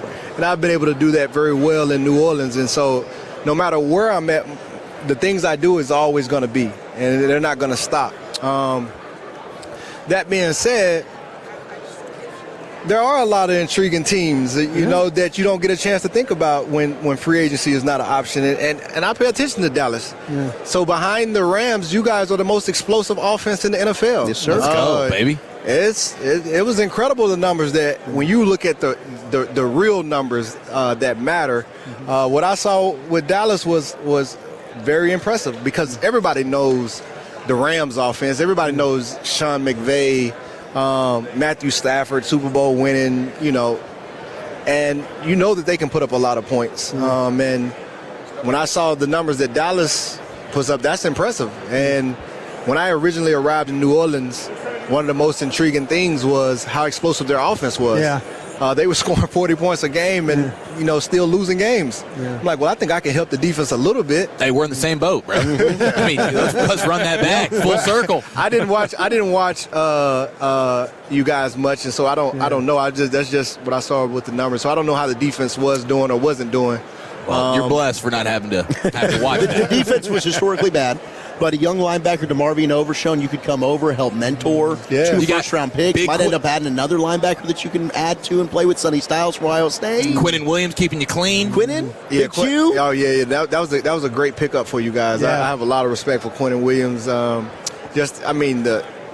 dominance that he played with in New York, I was shocked that they even let him out the building. But that's a great pickup for you guys. But what you talked about with young guys, that's what I've been able to play a major part in with the Saints. Seeing Alontae Taylor, a young guy, take that next step.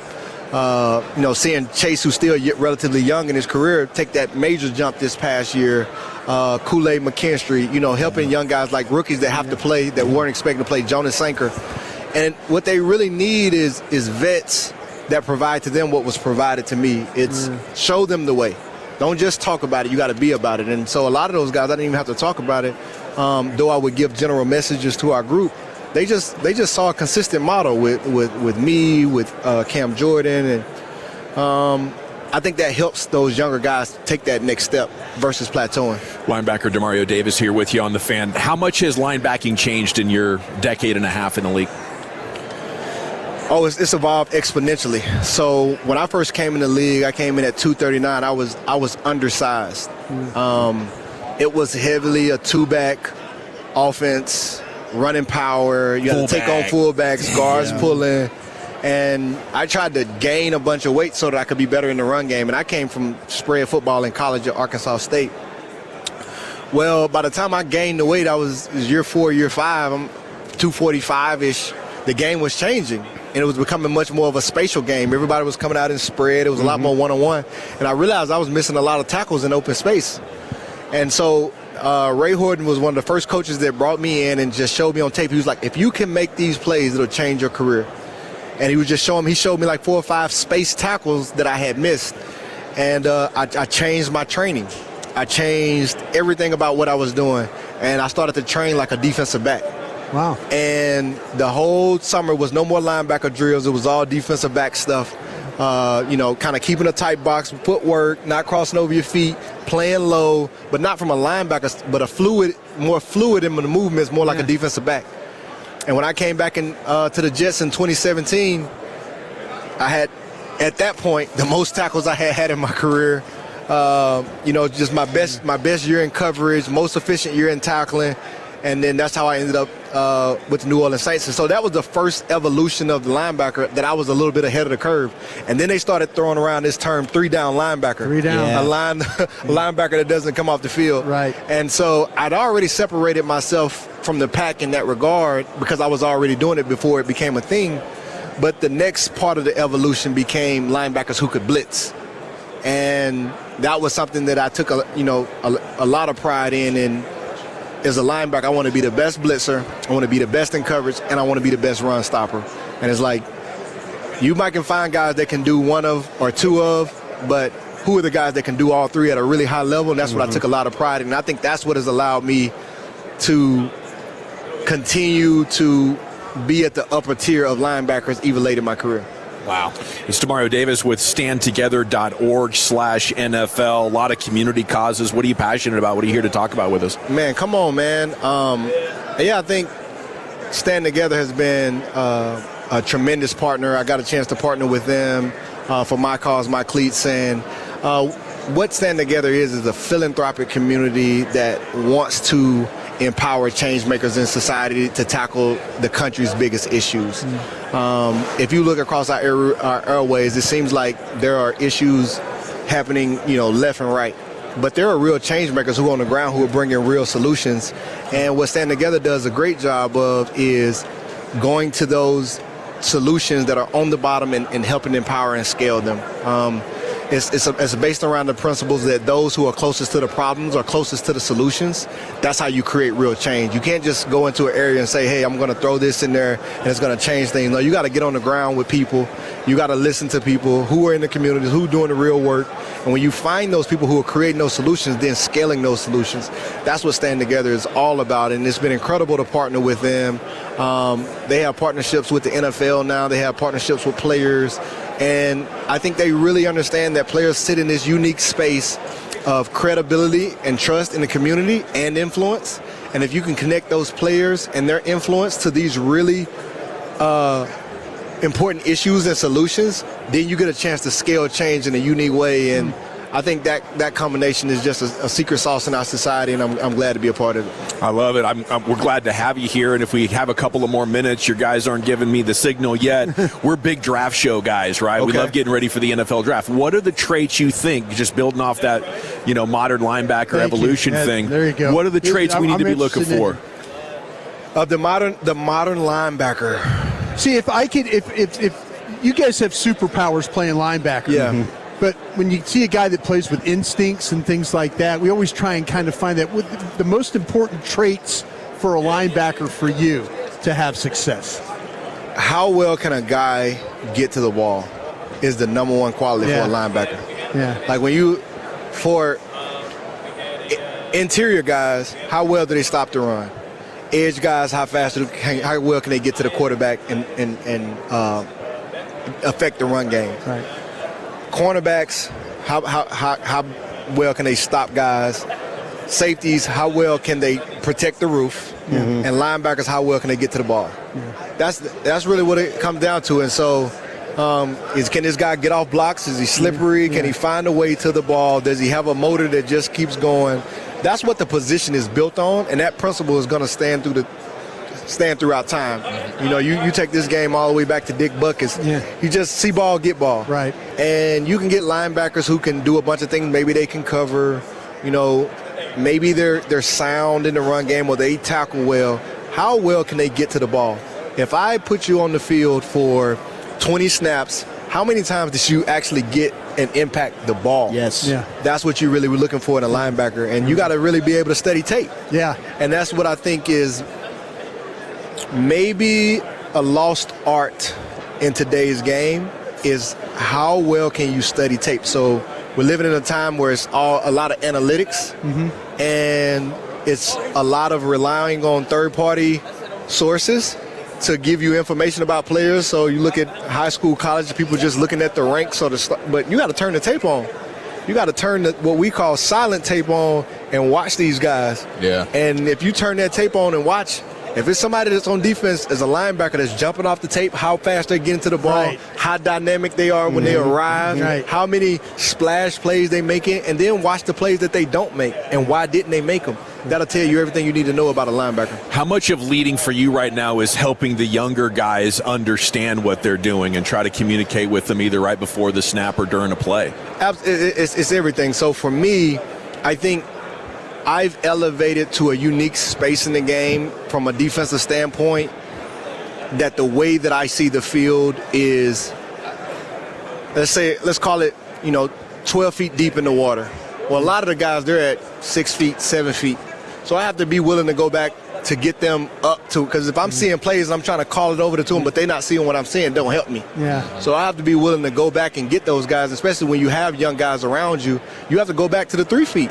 And I think if you want to be selfish and just stay out there, you can do certain things, but it won't move the team forward. And I think when I kind of came down off of just where I was at, I kind of can stay in my own world a little bit. When I started to notice where they were and really spend time listening and learning where they were, I spent a lot of time around that. So like you talk about a young guy like Danny Stutzman. Yeah. Oh my gosh, incredible. He just gets to the ball. He gets to the ball, sure does. And as a linebacker, you notice it when you're on the field. It's like, the snap, and it may be a play that I would have made, and he's already at the ball. There, yeah. It's like, oh, wow, that's how it should feel. Like, that's a great play. Or I may run over and the guy make a guy cut, and there may be a gap that this guy closes up. Right. It's like he's getting to the ball. I don't know what he did. Did he slip a block? Did he shug a guy? Did he move before? Those are the instincts that you're looking for from a linebacker. And then, for me, with a guy like that, it's just affirmation. Yeah. It's like, man, you got it. Just stay on the track. You got it. So it's not a whole lot of coaching. It's And then understanding, like, what I didn't have older guys who told me this when I was young. You don't have to be the vet right away. Right. It's that gives you bandwidth to be a young player that's already making a splash. Yeah. You know, don't feel like because when you have greatness inside of you, you feel like it's supposed to arrive today. Yeah. Like, and so you feel like you're underperforming where actually you're overperforming for where you should be. So based on where you were drafted, based on what the expectation, you're exceeding that by a bunch. If you stay in front of that trajectory, your career is going to be amazing. And so, like, just having a veteran guy who's been through it, go to him, you can see that calms his spirit, you know. And so it's different. You have to have a relationship with different guys, and that's what I try to look towards as far as, like, how I mentor or, you know, help develop a room is, number one, I'm a player with you guys. I'm not your coach. I'm not, you know, your father or your uncle. You know, I'm just a teammate. You know, I'm your brother in the locker room. I'm like a big brother, so I can help you learn stuff while we go into battle together. And I think that's how I approach, and it's been great. I love it, man. You're a blessing wherever you go. Yeah. And congrats for your great career, and best of luck to you wherever it takes you next. Man, appreciate you guys. This was awesome. Thank you so much. See you in Oxnard at training camp. Demario Davis with standtogether.org/NFL, free agent linebacker. Hell of a story. And we're back with Krusty's Corner here. It's the G-Bag Nation on 105.3 The Fan. But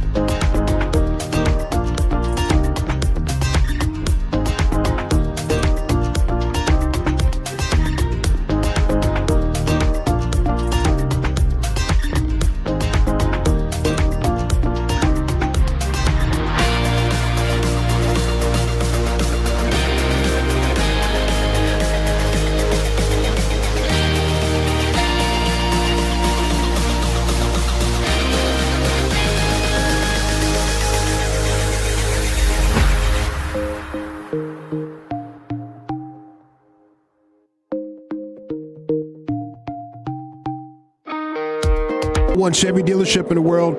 They've got more new Chevys than anyone in their all-price to sell. Silverados, Tahoes, Blazers, Malibus, Equinox, and more. Visit ClassicChevrolet.com. This is Texas. This is Classic Chevrolet. Together, let's drive, relax, and enjoy the difference. Based on new Chevrolet registrations 2023 and 2024. Yes, sir. Thank you, Lucius. It is the G-Bag Nation here on 105.3 The Fan, and Frank Caliendo's coming up at the top of the hour. We'll talk with the football funny man, Frank, here in about 5-6 minutes. We got Krusty's Corner brought to you by Greystone Roofing. Go to greystone-roofing.com. Hey, kids! Your old pal Krusty's gonna teach you 5 new words. You're not wrong about that. From Dallas, Texas, number 55, Brian Waters. Thank you very much, Lucius. Always appreciate you playing that. And thank you to all our sponsors as well for making us, for us to get out here and have some fun doing all this. Okay, got one question. I know I got just a couple minutes here. I got one question. Dawson, you're now starting to evaluate film and things like that. I'm really proud of you for doing that. Wolchuk, you're into it, though. The question I have for you guys today is, and do you feel you're at a disadvantage looking at these players that you don't know any character or medical about, that you're trying to make an evaluation about the player, and you could watch the tape, but you don't know any character or any medical information about that player, and you're trying to make an analysis for, say, like the Dallas Cowboys and what they should do? Yeah, like our Mason Thomas at OU. He had ankle in both years. Yeah. And so it's like, how much is that maybe starting to create a little situation where stuff's wearing down, and the NFL is going to have an advantage there. On character, I do feel like if you Google it and read about what their coaches are saying about him, you can get pretty close. I think you can get the character thing almost handled. Now, there's going to be some examples where guys are hiding something in the background. You never know when an Aaron Hernandez is lurking, and you think, wow, this guy's got good football character, and he's a good practice player. Yeah. So you wouldn't think of it. But, yeah, I would say within a few percentile, I'm a lot more confident in the character assessment than injuries. How about you, Wolchuk? Yeah, you find it a disadvantage that you absolutely. Yeah. Yeah, no question. Like with Akeem Mesidor, the injuries that he's battled through, I think that's certain. Now, it's weird because it all starts to pop out either draft weekend. Yeah. It's like, see, that's what I always worry about. It shows up late. Yeah. And so now here's a guy, it's like, man, we've talked about him and maybe he's a first or second round player. Then all of a sudden, day 3, this guy's still lingering on the board. Yeah. What's up with this? In last year, it seemed like there were so many players that were flagged for character, and it might be something that even dates back to high school with some of these players. So to me, I love being able to see the Senior Bowl and the Shrine Bowl practices. Yeah. Because you start to get at least how much does this guy want it, the competitive nature of it.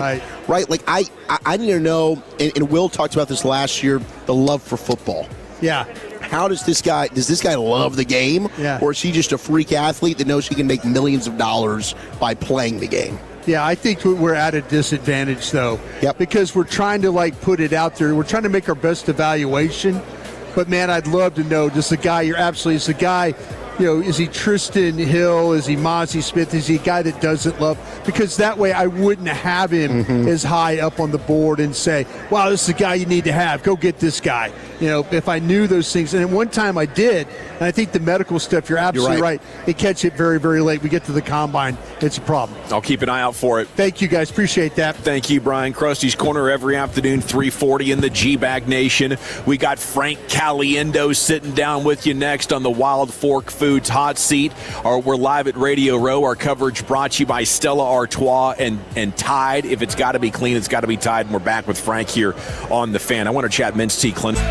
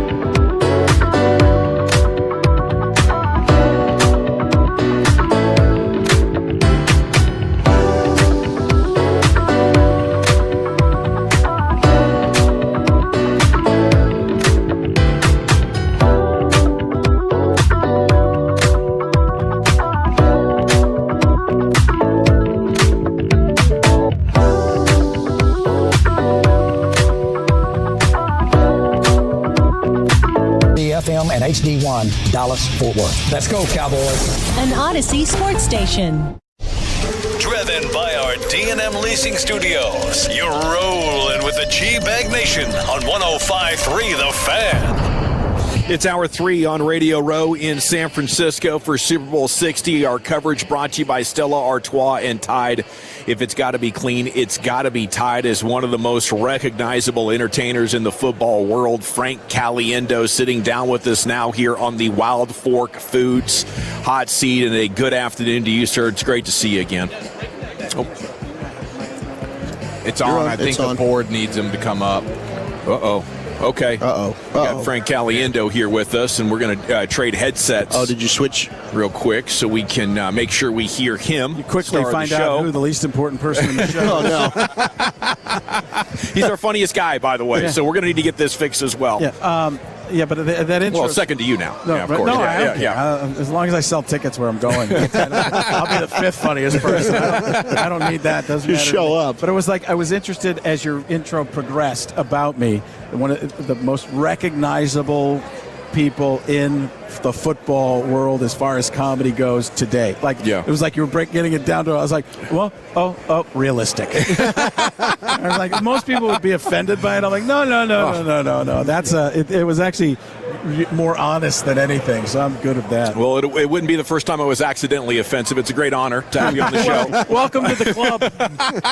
So you're on the road, and you're going to be close to Dallas soon. Yeah, I'm going to be in March. I believe it's March 7th. I have to stop working for March Madness, basically, because people, everybody shuts down in terms of sports. You're not going to see me while March Madness is going on. Half the people I know are in Vegas, which they don't even have to go. They could probably go to Choctaw Casino and bet, which is where I'm going to be. Choctaw Casino, now, I got to break this down. I tell you what, man, almost went Gruden right there. You almost did. We were reliving some moments there, weren't we? We were. But Choctaw Casino in Grant, Oklahoma. I guess there's one in Durant. Maybe they're friends, or it's another. Okay, But Choctaw Casino, Grant, Oklahoma. FrankOnStage.com for tickets. It's about 2 hours away from Dallas, but probably even less than your general listening area.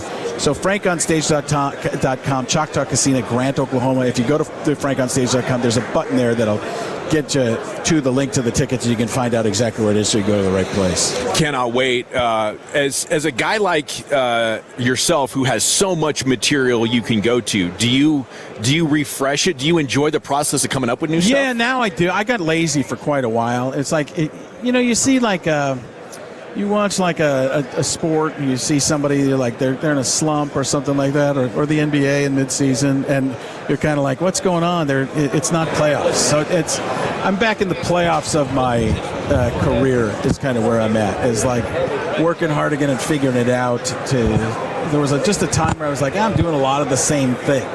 And there's some of that stuff, but it's getting on stage a bunch, and I write a lot on stage, so every night I'm coming up with new stuff and adding it to the act. There's a lot of background noise in this right now. Yeah, we did get quite a bit of ambiance there. Ambiance, man. Yeah. That's the ambiance on Odyssey, man. I'll tell you what, that's the mothership there. So you're coming up with new material fresh on stage? Yeah, I did. I did this whole thing with Gruden the other night that was all about him reading stories. It was the Three Little Pigs, and I reworked it. You hear about these Three Little Pigs? There's three guys. They're pigs. I guess they're brothers. I don't know. They're just trying not to become bacon, right? And they're just there. And they one built his. Let me tell you something. First of all, there's a big bad wolf in this story. Right? You gotta look out for the big bad wolf.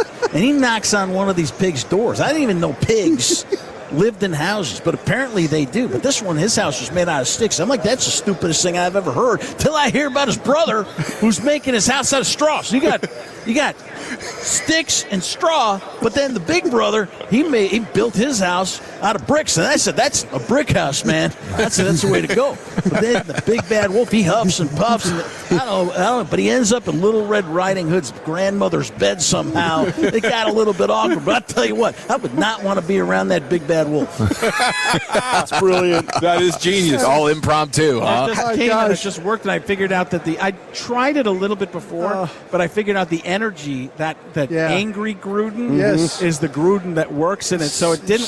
Amazing. You can't do that just sitting there writing on a piece of paper, Gruden, spider 2, why banana? Where's this going, man? It's not it's the lower energy Gruden versus the higher energy Gruden, and the higher energy Gruden is the one that sells certain things. The one where you've got him so perfectly being with him the way I was, the way that he's always questioning stuff. What are you talking about? What are you saying right now? Is that what you're trying to tell me I'm trying to tell you something right now. Is that what you're telling me? You're telling me that this questioning version of John Gruden is the way to go? Yeah, is that what you're... It's like he's just paranoid that somebody's... Are you somebody's watching Wait him? a second. So you came down from the sky. Exactly. You were in a spaceship. There you go. And you're going to do what? There you go. You got it. Absolutely. I don't know if so you're from an advanced civilization. Are you from this current time, or have you actually gone back in time? Because I watched this thing. With what's that guy's name? Who's the astrophysicist? That guy, Tyson DeGrasse. Neil deGrasse Tyson, man. And he said that the sun takes like 8 minutes for that light to get to Earth. And I said, well, if you're traveling at light speed, which I hear is impossible, but if you're traveling, you might be from the future, man. Can you go back in time? You ever see that movie Avengers? They go back in time. Yeah. Tell you what, Captain America, he changed the timeline, man. That's going to be tough. Let's see. That's where Dr. Doom was created, so man. good. How excited Beautiful. is... How All right, excited so that whole Dr. Doom thing was just, I've never done that before. Yeah. So that's going to go in somewhere. So sorry, Chief. Was that impromptu part of how you go about your creative process? Was that always there? Did you build? Yeah, to that I think point? so. I think there were things, because you can write down, especially when you first start, you can write down as much as you want, but if the audience isn't reacting, what are you going to do? I think it's, when professional athletes talk about it's hard to get up for a game. Like, we can't, as civilians in the pro athlete world, we find it hard to understand how that can be. Well, it's a job, and you have to really love when you draft a player, any sport. One of the things in Gruden's book, I just saw Vic Carucci the other day. He came to a show, and he co-wrote a book with Gruden. He's like, do you love football? That's the question that a lot of people ask these guys that they're drafting, because if you don't love football, you're just not. You're not, and it's any sport. Oh, the Cowboys will draft those guys that don't love football. Well, that's the thing. That's the issue. Yeah, That's exactly. the thing. You find guys that have. They have talent, and it's an unbelievable ceiling, but they're never going to reach that ceiling because they don't care, and you get too much money too early. Right. Like you can become rich and famous so fast in this day and age, and they're such young men. They're just, I don't want to say kids, but I would say they're not. They haven't. The cerebral cortex hasn't even fully developed. You're a young man. You're a kid. And you're making life-altering decisions, and that saying, "Youth is wasted on the young." It's true. You don't know how to, and there are guys who come out that do feel older, younger. Dak Prescott would be one. Yeah. Dak is a guy that wasn't relying on the greatest foot speed in the world, wasn't relying on the greatest arm in the world, but he processed faster than most of the guys immediately, and he made the throws he had to make, and he's that's why he wasn't a top round draft pick. Right. He's a lower draft pick. But these guys, you start to see these guys who have more reps in college. They're better players when they're ready to go in the NFL. They might not hit their ceiling, but what you really need to do in the NFL is just manage the game and have the defense shut people down. If you have skill players, you throw the ball behind the line of scrimmage. If you got a running back too. Yeah, I mean, it's a different game. But let's just say, and guys with incredible speed, the fast twitch, 4 years in, they're hit so much they can't do it anymore. Yeah. You got to stay in the pocket enough. It's not only the game's out of the pocket now. But that's enough regular analysis for me. You guys know all this stuff. That's damn good football analysis. Football guy today, right? Football guy. How would John Madden, how excited is John Madden to see Bad Bunny prance around in a dress for the halftime show? I think that's good. I might not understand all the words, but you usually can't understand all the words of anybody singing. I mean, that's the thing. I didn't even understand what Bob Dylan was saying. He was going on. So you think, and you see what he's going to do, and you look forward to the Bad Bunny, and then boom. Bad Bunny. Silly rabbit tricks are for kids. Were you annoyed they didn't ask you to play John in the new movie? I was never going to get that because he's such a big guy. I've seen the footage of Cage. Does look Nicolas Cage. He looks I could never look like that either. And they want an A-list type of star, but that is going to mess with what younger people think John Madden sounds like. Because when Madden's like, here's a guy who, when he puts his contacts in, he can see better. Okay. Boom. Boom. That's just Brett Favre being Brett Favre, and he just stole the Declaration of Independence. Yeah, so I think that'll be interesting. They did ask me to audition for the part of Howard Cosell. Oh. Just audition. I was like, no, I'm not going to be in a Madden movie. That's going to be distracting, first of all. And they called me and asked me if I would talk to Nicolas Cage on a Zoom, and I was like, no. They're like, what do you mean no? I'm like, I want to hang out with Nicolas Cage. If Nicolas Cage, I want to be there in his, at his house and like, here's my monitor lizard. Can you talk to John Madden as can you talk to my monitor lizard as John Madden? Yeah, I mean, we gotta look out because that other guy's trying to steal the Declaration of Independence, and we got to be the ones to get there first. Boom. Boom. All right, so you were workshopping Jerry last time we had you on. Yeah. How's the Jerry Jones I coming? have decided that it's gotten better.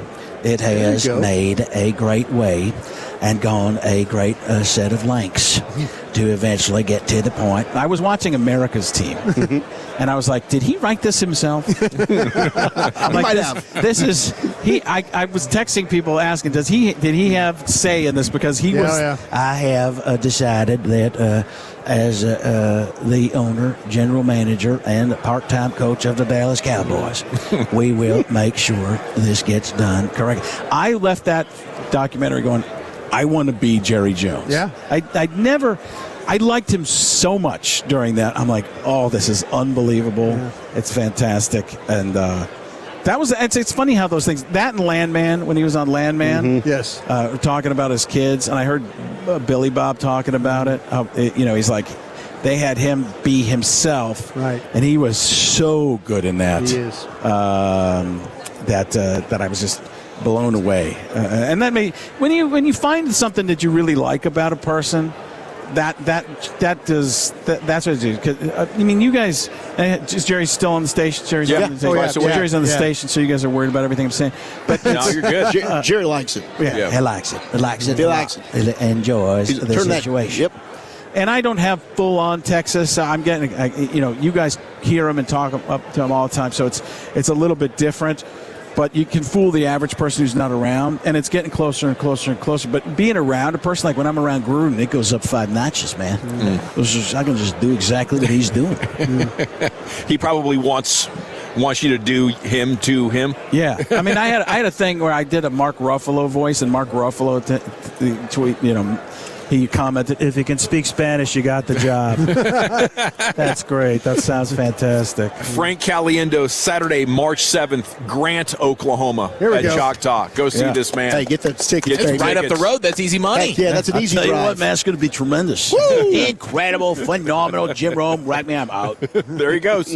Thank you, Frank. Always a blessing to talk with Frank Caliendo on the Wild Fork Foods hotline. Also brought to you by Tide. If it's got to be clean, it's got to be Tide. And we're back with Wolchuk's mixed bag here in the G-Bag Nation.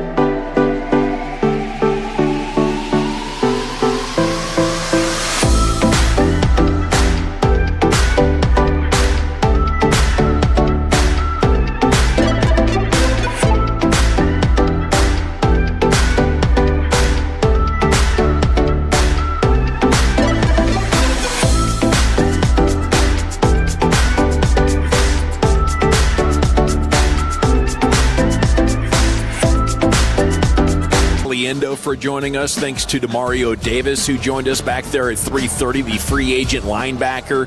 You can go back and listen to anything with the Odyssey app. Segments brought to you by the Frankels. If you've been injured in a car or truck wreck, call the Frankels, 214 or 817-333-3333. There is never an out-of-pocket cost. They only get paid when you win. The Frankels are the go-to car and truck wreck attorneys in Dallas. Thanks as well to our sponsors here on Radio Row, Wild Fork Foods, the on-time experts, air conditioning and plumbing, and Best Buy Windows and Siding. And here's Wolchuk.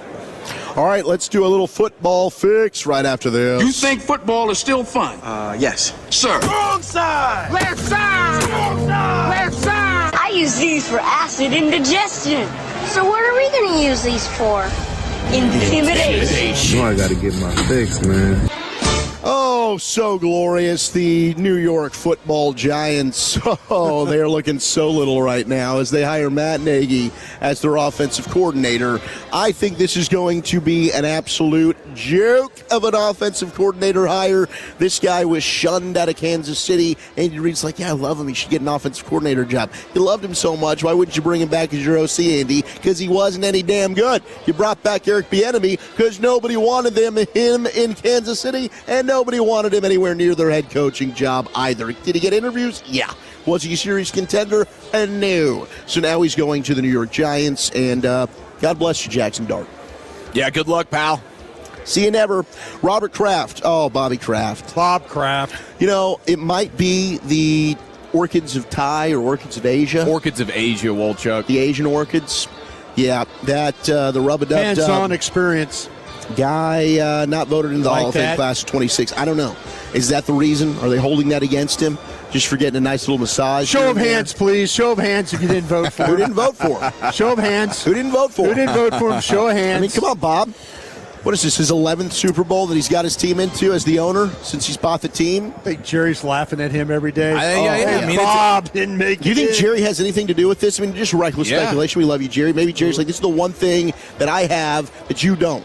Are you surpassing me in Super Bowl appearances and Super Bowl wins? Yes. But you know what I've got? The gold jacket. You know what you don't have? The gold jacket. Yeah. I don't know, man. It's an obvious tug of war. I think Bob could flex with all the rings, though, couldn't he?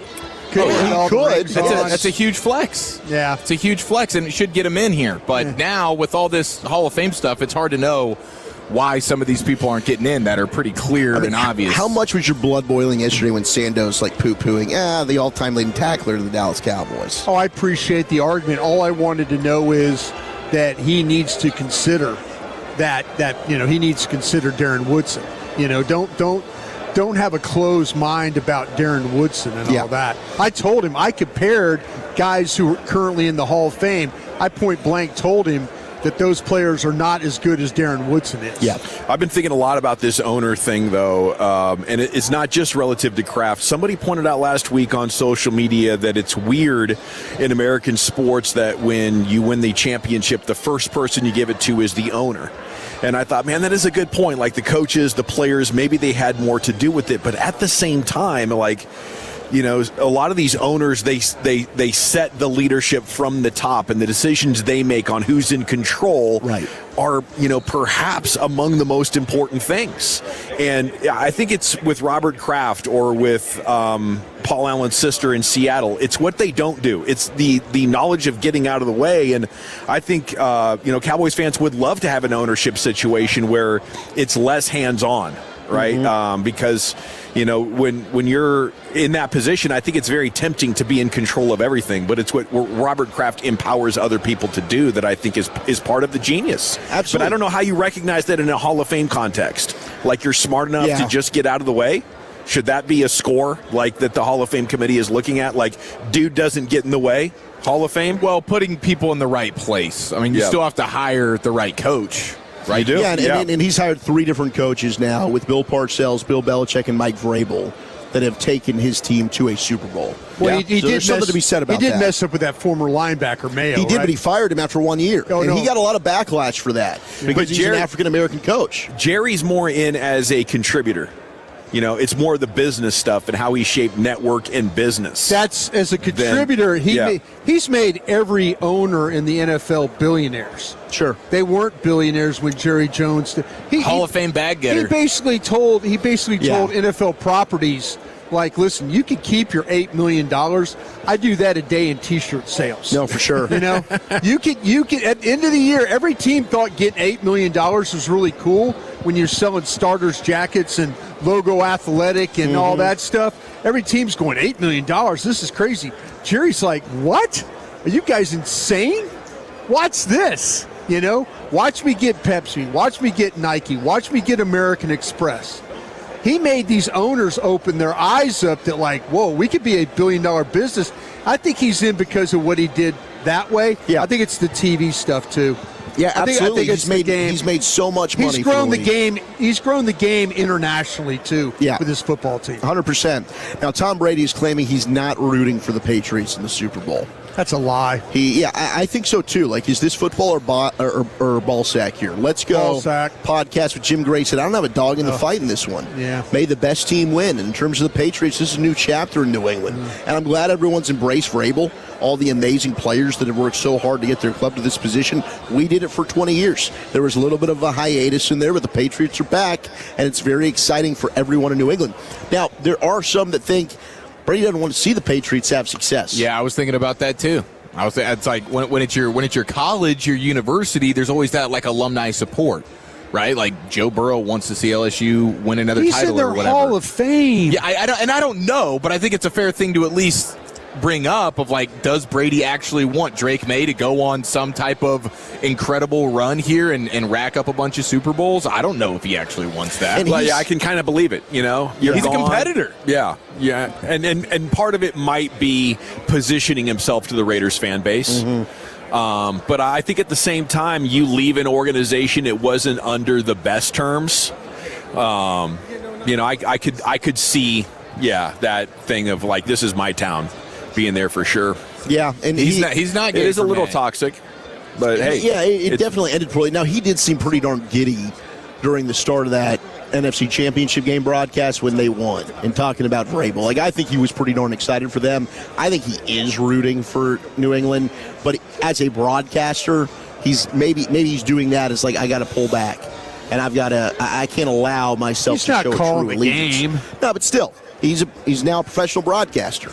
I don't know that Troy Aikman's ever got his pom-poms out for the Cowboys necessarily. In fact, a lot of people say it's the opposite. Yeah. Does he even want the Cowboys to be successful? He does. He just doesn't like Jerry, I don't think. All right, let's hear, and speaking of Jerry, the Micah relationship. Shout out to Clarence Hill. Chill got some exclusives. By the way, I was on their show this morning. I thank Chill for working hard getting us content. Yep, he did. Yeah. Here's the DLLS Cowboys podcast clearance with Micah Parsons. I just wish some of those things never happened. I wish that, he never brought me into the office and just let the agent speak. And I wish he had compromised our relationship. Like, I thought me and Jerry had a good relationship up to that point and then to this offseason. And it's sad that it went to shit like that. Wow, so he's still pointing the finger 100% at Jerry. Yes, their relationship went to bleep. But you can also hear the sadness of, I wish I was still a Cowboy. And that's been pretty clear. I mean, with how he's been buddying up with CD and Dak, like, him being a Cowboy, I think, was very important to him. He grew up a Cowboys fan. I don't think he ever envisioned himself leaving the Cowboys organization. But I can't imagine Jerry reacting that way. And from just trying to, as an outside person looking in, and trying to talk to as many people that might know what happened, Mike is very much at fault in this situation. For him to just lump that all at Jerry didn't want to get rid of Micah. Micah played a part in that relationship deteriorating. Maybe Jerry didn't need to handle it the way he did in the media, but takes two sides to tango. And it's not all on Jerry on this one, man. Yeah, and I was thinking about it, like, with him being injured and stuff, I'm surprised he's even wanting to be out here right now. You know what I mean? Yeah, he's having to get around on crutches and stuff. Yeah. He's scooting around too. Anything to get out of Wisconsin this time of year? Suppose. I think this might mark the end of the public feud, though, because Jerry has taken the high road recently with his comments, and Micah was low-roading the hell out of him there in some post-game comments and stuff after Trayvon Diggs was joining the team as well. I think this might be a fork in the road where maybe you can simmer down and the bridge can be at least repaired as much that they can have a public relationship. Well, Chuck, can I circle back on you, man? Yeah. Why is this not Jerry's fault? No, I did say it was. You did say it was. He said it takes two to tango. Two. I think both Micah and Jerry are at fault here. I don't think Micah can blame Jerry for all of this. I don't think Jerry wanted to get rid of him. I think Jerry's majorly at fault here. What's the major at fault for him? I think that he is an owner, president, general manager. He runs a business. He got mad at an employee. Yeah. Is what he did. Instead of trying to think things through, he got mad at it. Well, he thought they had a deal, a handshake deal agreed upon, right? But that's also playing a little dirty. No, it is. But Brian, you defended him for doing that. That he's done this forever, and this is no different to how he's negotiated in the past. We talked about this originally. I would like to know somebody that stood up in the room and said it's a good idea to trade him. I'd like to talk to those people. It was unanimous, but we know it wasn't. See, that's what I'm saying. I think there's people in the room that said, listen, we shouldn't probably do this, but you're in a relationship with Jerry Jones working for him that you don't want to do that, And I feel like, to me, that maybe the guy most at fault here is Jerry Jones. Well, you know as well as I do that there were people in that building that thought Micah Parsons was a pain in the rear. They absolutely did. He was not a leader. They did not want to give him the money. They didn't want to pay him. They said it was a terrible idea. Yes. He doesn't work. He doesn't care. He doesn't prepare. Absolutely. And there were other players, not all of them, but DeMarcus Lawrence has been outspoken about it since. Other players on that roster that are part of the players' committee did not like him, and those people all signed off on it. So maybe there were some coaches that didn't. I don't think Jerry and Steven wanted to trade him until at the end there. Jerry decided, to Micah's point, their relationship had deteriorated, and it's unfortunate that it did. But there were plenty of people that were okay with this Micah move because he just rubbed people the wrong way. No, there absolutely was. But Jerry Jones at the top, yeah, he's the one that got the most pissed off and butthurt, right? He's the reason why it happened, but he was also the last one to be okay with it. Yeah, it's tough. And my biggest issue is that you had an opportunity with Micah, I think, to start building a really, really good defense. And now you're at the bottom, trying to find that next impact player. And you could draft for another 20 years, and not get something like that. Between D-Ware and Micah Parsons, there was, a 20-year gap, a long, long time gap in how good of, edge players you've been able to harness. And now, hopefully things are heading in the right direction, but without that edge pressure, I don't think you have much of a chance to be competitive next year. Thank you, Wolchuk, a daily football fix with you here in the nation. We're going to chat with Johnny Skywalker, former Longhorns running back, with us next year. It's the G-Bag Nation. Then Brian Baldinger coming up at 5 o'clock here on The Fan.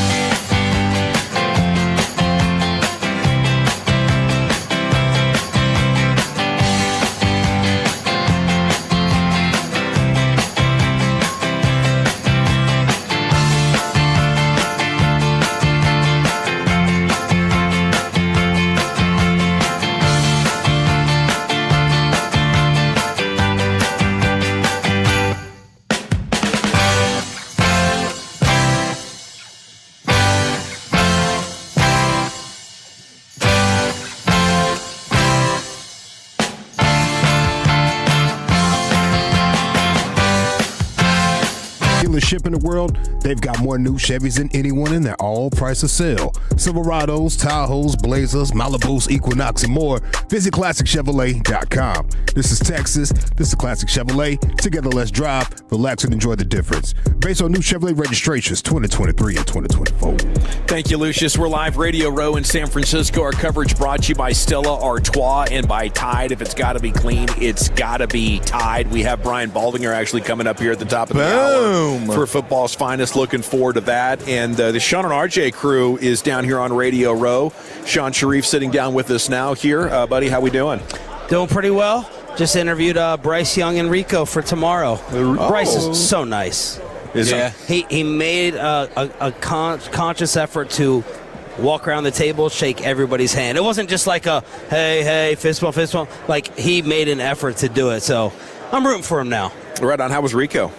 He was cool. I think he was a little bit thrown off because he was getting the first questions and the majority of the questions right. It's Rico Dow and Bryce Young, number one pick. Yeah. And we asked him if he tried to trademark Buckle Up. He did. Okay. Oh, really? Oh, he did? Yeah. He looked into it. Facing Fangio defenses. He seemed like a cool guy. He didn't seem like that 1 billion %. You know, a lot of guys, you're like, hey, you're a free agent. Where could you end up? I'm open for anywhere. You know, he's like, I don't know if I really see myself back in Dallas, but whatever the man upstairs has for me. He was cool. How about this hotel scene, though? Perfect, huh? Best ever? Tim. Yeah. Tim. Who's the coolest guy you've seen in there? Or, like, you were like, damn, there he is. Is it Bijan Robinson? I haven't seen him. Quinnen is like living down there. Yeah. You know the guy who's putting in the hours, and when we were leaving at 3 a.m., he was walking back in. I think Derwin James is getting after it. Okay. Nice. Coming in at 3 a.m. Coming in. Oh, he was leaving, I think, when we left last night. Yeah. I'm seeing Dak a lot, you know. It's a little chilly. A little cold. Walking past. I guess Bobby helped Micah with his walker into the elevator. Okay. Bobby thought that. I don't believe that. Bobby's too scared to talk to these players. Yeah, but I think he would maybe grab it. Oh, he just thought be Micah nice? was running because like Tank was down the hall. That's what he came downstairs and said. Well done. No, it is. Forget Radio Row. The hotel is whiplash. Yeah, it's amazing. I think the only thing that compares to it might be Minnesota, where we were in the hotel with the Eagles there in that hotel, that mall. My favorite setup still is the lobby bar in Houston, where like you checked in.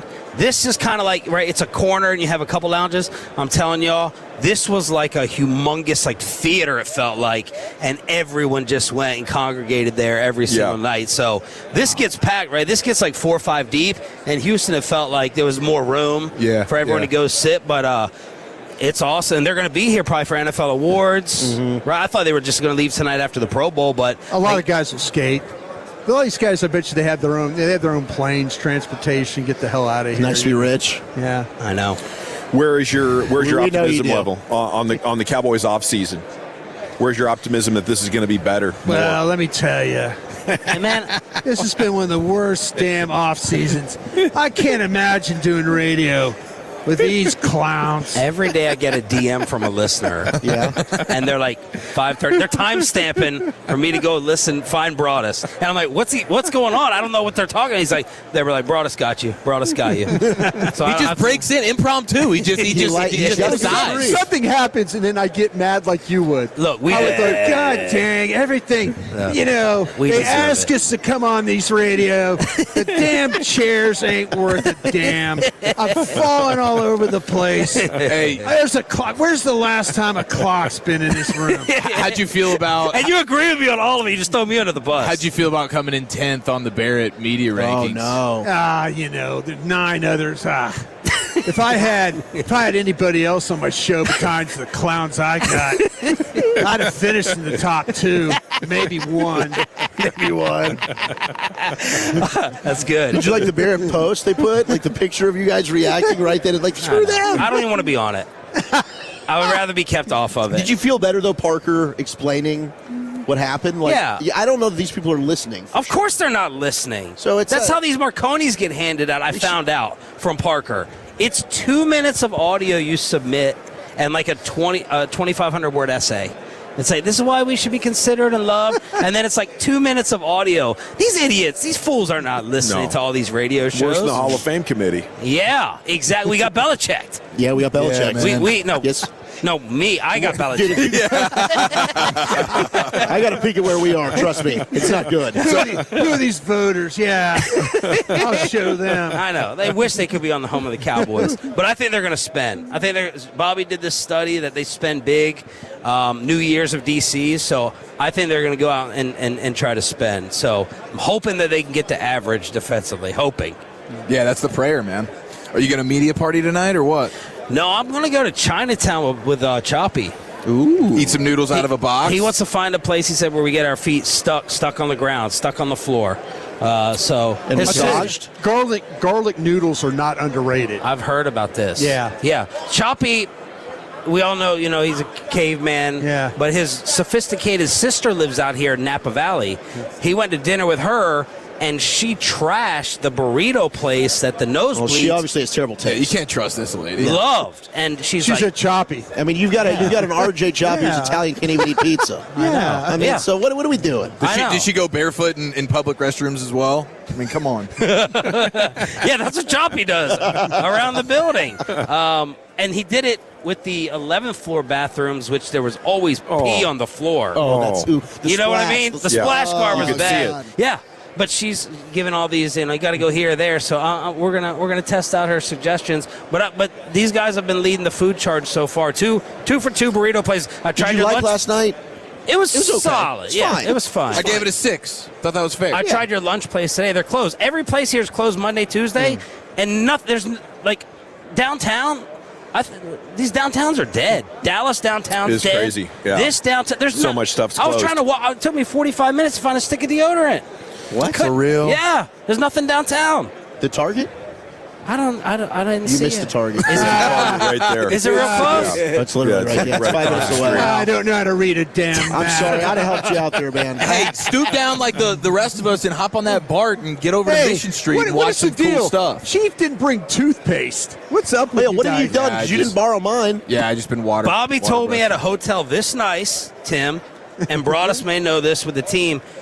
You can request it. You get toothpaste, Yeah. toothbrush, Yeah. and deodorant at these hotels at every front desk. Yeah, you can. I had no idea. You can I could just go ask? Yes, you can ask. Complimentary? Yeah. Like the buffet, I'm going to get ball sacked. Yeah. No. They provided for you. Hell yeah. Dude, I mean, Eric okay. pulled out some Houdini work on the buffet for us today. You got out of the bill? He did. No, Well, not out of it. I was just able to He circumvent. gave him you the know. homeless look. we were able to. Matt Hasselbeck said if he saw me on the side of the street right now, he'd give me $5. And how close were you to Burrow eating breakfast? He was like 2 tables down. Yeah. Okay. Were there people in between you? No, nobody was All in right. between us. But he specifically was like, I don't know if he was actually talking on the phone or he pretended he was talking on the phone. How great did his hair look in person? Incredible. I mean, it looked like he was freshly almost out of looks the like shower. he smells great. That guy did not forget he his did. deodorant. He smelled phenomenal. Exactly. Like he's an aura guy. Yes. Like he walks into the room and Yeah. it's like, oh my God, it's Yeah. Joe Shiesty. Exactly. He's here. Thank you, Sean. Anything to promote here for the rest of the week? Big guest? Rico Dowdle, Bryce Young. Let's I'll be on with those guys tomorrow. Awesome. Nice. Or And- will you? I will be on. Yeah, We he got- will be on. And David Hellman. We got to run. Brian Baldinger coming up here at the top of the hour. We'll talk NFC East with him. Sean and RJ every weekday morning, 6 to 10 here on 105.3 The Fan. And we're coming back with Baldy in the G-Bag Nation. I want to chat with you about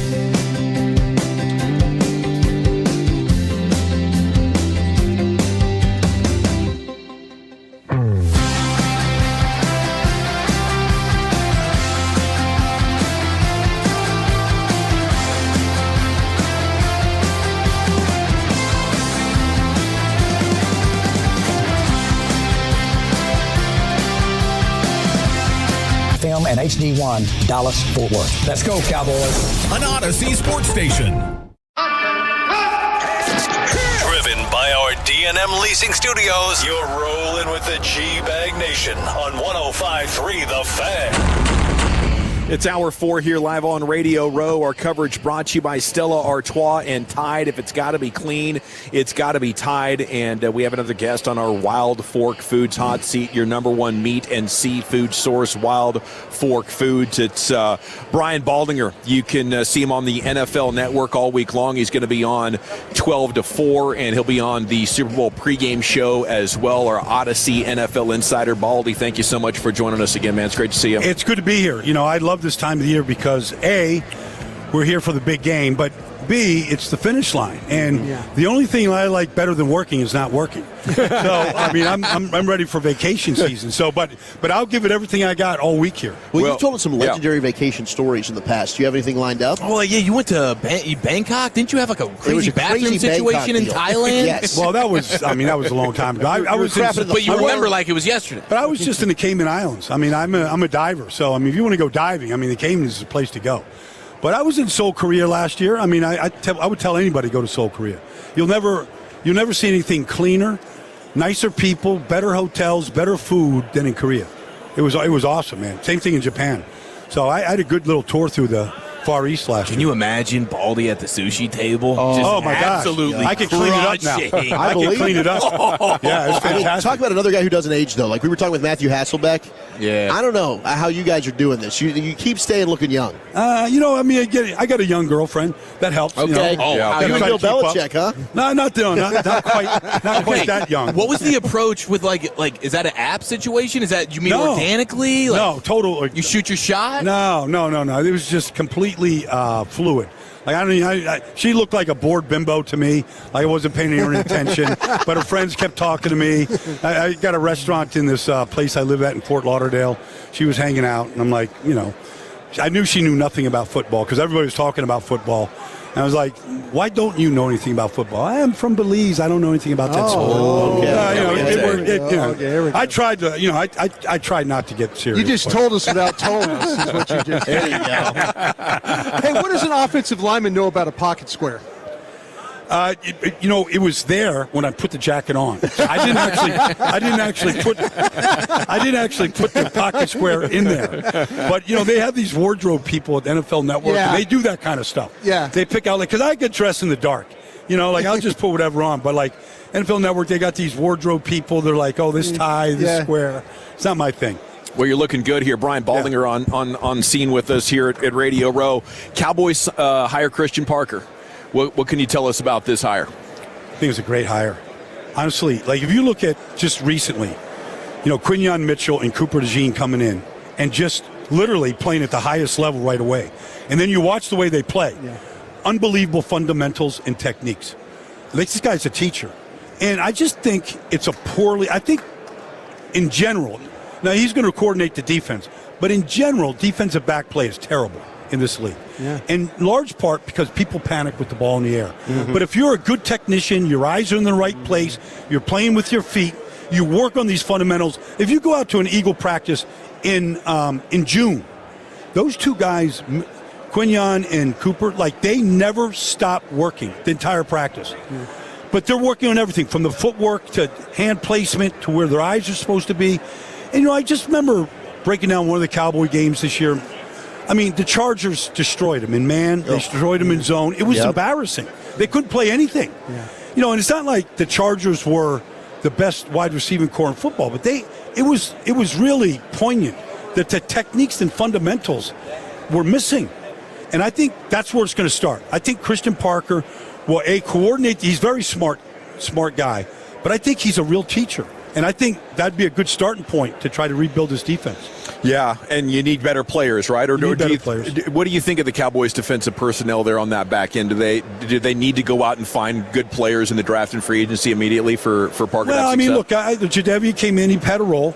I think Donovan is going to be a good player, but it's hard to flourish in your rookie season. Quinyon knows how to play. Quinnen knows how to play. Kenny Clark knows how to play. Odigizua is a fine player. They need some heat off the edge. Mm-hmm. They really do. They need somebody. Look, Look, the decision to trade, was their decision. I wouldn't have done it, but I understand you're trying to build a better team. Sometimes you got to give up something to get something. I do think they need some real pressure off the corner. And then on the other side of that, Philly loses Christian Parker, and we're wondering from the outside, are they having a hard time convincing coaches to come in? Is Philadelphia on the decline? Like, what's the state of the Eagles right now? No, they're good. I mean, they just hired Sean Mannion and, Josh Grizzard. Josh was the offense play caller in Tampa. It wasn't a very good season for him. Sean Mannion's got a very thin resume. Doesn't mean he can't coach. I don't know. Like, Nick Sirianni is there. Jeff Stoutland is still there. Like, Clinton Hurt coaches the defense. He could run the defense. I just saw him at the Senior Bowl this year. He's a great defensive line coach. Jordan Davis was his baby. And Jordan Davis had the best. He was way better than Jalen Carter this year. But, Nolan Smith will be back and Jalen Phillips. And, you're going to have a good 8-man rotation up front. Do they have a hard time convincing guys to come in? Everybody makes a difference. I don't know in all these coaching searches who's offered a deal, who isn't, what kind of control they want. Is it a collaboration? Some of these things aren't really reported correctly, or where you're really learning about what's being. So, they got guys that come in. Like Christian Parker is a big loss, I think, to him. Because, Vic Fangio at some point is going to retire. He's a Pennsylvania guy. He said Philadelphia was going to be his last stop. All these guys at that age, can I do it the way I want to do it, with the energy level I need and, the focus and the attention? Do I still have that in me? I think he does. And same with Jeff Stoutland. They've been great coaches for a long time, but everybody sort of gets to that point where they're like, let the next wave come in. You think it's going to be one last ride for Dick Fangio? I think Tim and Stout, I think Lane Johnson, a couple guys have been questioned whether they're going to be. I think they'll all be back for one more ride. Yeah. They get great support from the organization. Howie's been real good with the salary cap and finding players at the trade deadline and plugging holes. They've got the core of their team is there. They were really banged up on the offensive line from the very beginning this year. It really affected the way they played offense. Yeah. Brian, you mentioned you're down in that Fort Lauderdale area. We saw and I know you work on the draft a lot. Mm-hmm. You talk about, hey, I'm ready to take some time off. You're just BSing this right now because you're going to go work on the draft. You were at the Senior Bowl. Yeah. But you're down the Fort Lauderdale area, the Miami Hurricanes, and Dallas doesn't have rush. They don't have pass rushers. What you saw down there being with Bain and Mesidor and those guys, how these defensive edges, I'll say this. It's a great question. So it was a long question. But I know exactly where you go, Brian. Par for the course. Listen, here's the thing. So I went down to Cam Ward's pro day for the NFL Network. Yeah. So I went down there. Oh, I know you do these pro days. Okay, stuff. so I was there, I got to meet Cam, and he's a quality kid. But I got to meet Mario Cristobal. I didn't know Mario. Yeah. So we started talking offensive line play. He goes, hey, if you're free tomorrow, Baldy. And he didn't know I had placed in Fort Lauderdale. He goes, I want you to come to my spring practice tomorrow. Yeah. Tell me what you think. Yeah. I thought it was Landry in the 80s. Yeah. Wow. I've not seen a practice at any level anywhere the way he conducted a practice. Wow. There's a Hall of Famer coaching his defensive line. Right. And their half-line drills, they never come up for air. They'll take the water breaks and do all this stuff. But I told him, I said, it's no wonder these kids are coming out. The center's going to be a good player. Yeah. The left tackle, Markel Bell, the right tackle. They're going to have kids that are coming ready to play. They really practice hard. Yeah, okay, so that's what it is, just the intensity of practice. It jumps out. Yeah, but they all buy in. They bought in, and there's a reason why they got to where they got to. I think this year, Mario, he only knows he coaches the offensive line. Yeah. He's on top of every drill. They're pushing sleds. It was impressive. It's kind of like you said when you said the coach Landry, man, that just immediately clicked because that's old school. It's old school toughness. It was 3. It was every bit of. I don't know how much time is allowed, but it was maximum time. They maximized their time out there. Yeah. So with Christian Parker coming in, there's a lot of people that are trying to connect dots. Reed Blankenship, Nakobe Dean, free agents. Do they come over to Dallas? Would those be two players that you would like? Hey, let's say you're in Christian Parker's shoes to have. Well, they drafted Jahad Campbell, in Philadelphia last year out of the first round. He's a South Jersey kid, and Jahad started, and then when Nakobe got healthy, he came in and played. He's an excellent player. He's a smart kid. He's got a smile on his face every day. He's not the biggest. He's had some injury issues. Like, you have to, like, really kind of consider some of this. But he will light you up. Like, he's got some real thump to him, and he loves to play. And then, Reed is just a real quality player. I mean, he's a quality safety. He's got size to him. He knows how to hit. He knows how to play the game. He's smart. He's in the right place. I would think that it would be, all these kids want a second contract, So, I mean, if there's a landing spot and the Cowboys have some money, you would think that you might be able to do that. Brian Baldinger here with you on The Fan. Okay, what about the Jalen Hurts storyline? Is he good to go, you think? Would you be confident having Jalen Hurts as your quarterback? Yeah, absolutely. I mean, Jalen is just he's a natural-born leader. Like, he doesn't – like, there's nobody's ever going to work harder than him. You can find faults in his game, for sure. But it's not because he hasn't put in the time in. The time and the commitment – he sneaks away from the facility to go do his deadlifts, so they don't see him deadlifting. So he keeps his old, that guy never stops working.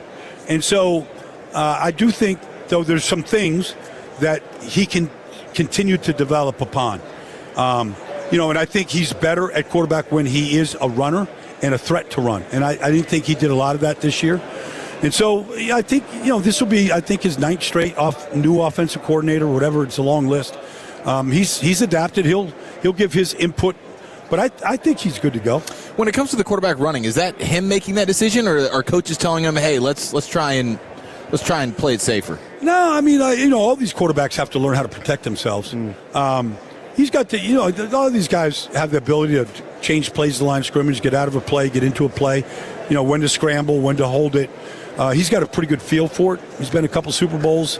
Was an MVP because of his ability to, maximize the run game, and then still be able to make the big play in the passing game. Brian, I was just sitting here listening to you talk, your knowledge about all these teams and stuff. Is there one team that you have to know the most about? If you were to recommend to somebody starting out in your business, would you say, hey, know this team better than all the other teams? Is it the Cowboys? Because you have a really good working knowledge. I know you played and something, but do you have, as a broadcaster, you feel like working for the NFL, you talk about this team a lot. Yeah. Is it something, is it kind of built in there? I tell you what, Brian, like I started these Baldy's breakdowns. Sure. Like 7 or 8 years ago, and I did. They're outstanding, by the way. Thank you. But I mean, what happened was, I started doing some teams, Dallas, Kansas City was good, I was a big Mahomes fan. But then the other teams that weren't getting any attention, they were like, oh, you're just a favorite of the Eagles. You played for Philly. Yeah. It got to the point where I had to do all 32.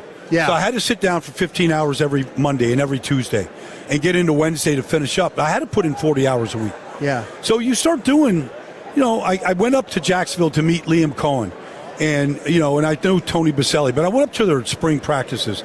And I went over and saw Todd Bowles this year. And, because I wanted to see what Josh Grisner was going to do with losing Liam. So I'll go to these places. I tell my network, send me to as many training camps as you can. Yeah. If I have to drive 5 hours, I'll drive 5 hours. Yeah. But I want to see as many teams as I can. I want to know as much about every team. So to your point, like, honestly, if you really wanted to study this league, you should study Sean McVay. Because every one of these guys that are running these offenses now are coming from that style of offense. Right. It was like back when John Gruden, all those guys were coming from Mike Holmgren's office. Right. And Bill Walsh's offense. It was all West Coast. You had to know the West Coast offense. I feel like you got to know, Brian Flores' defense, and I think you got to know Sean McVay's offense. And if you know those two, you're going to learn a lot about what other teams are doing and how they're copying a little bit. See, that's what I was thinking, because you're so good at, and I see why, but I figure with the network, as much as they do, it seems like they do talk about the Cowboys a lot. No, good or bad. No, I mean, look, the Cowboys are always always in the news. And they're always going to drive ratings, whether it's TV ratings or just talk shows or whatever. Yeah. The Cowboys have always been that team. Who do you like in this matchup?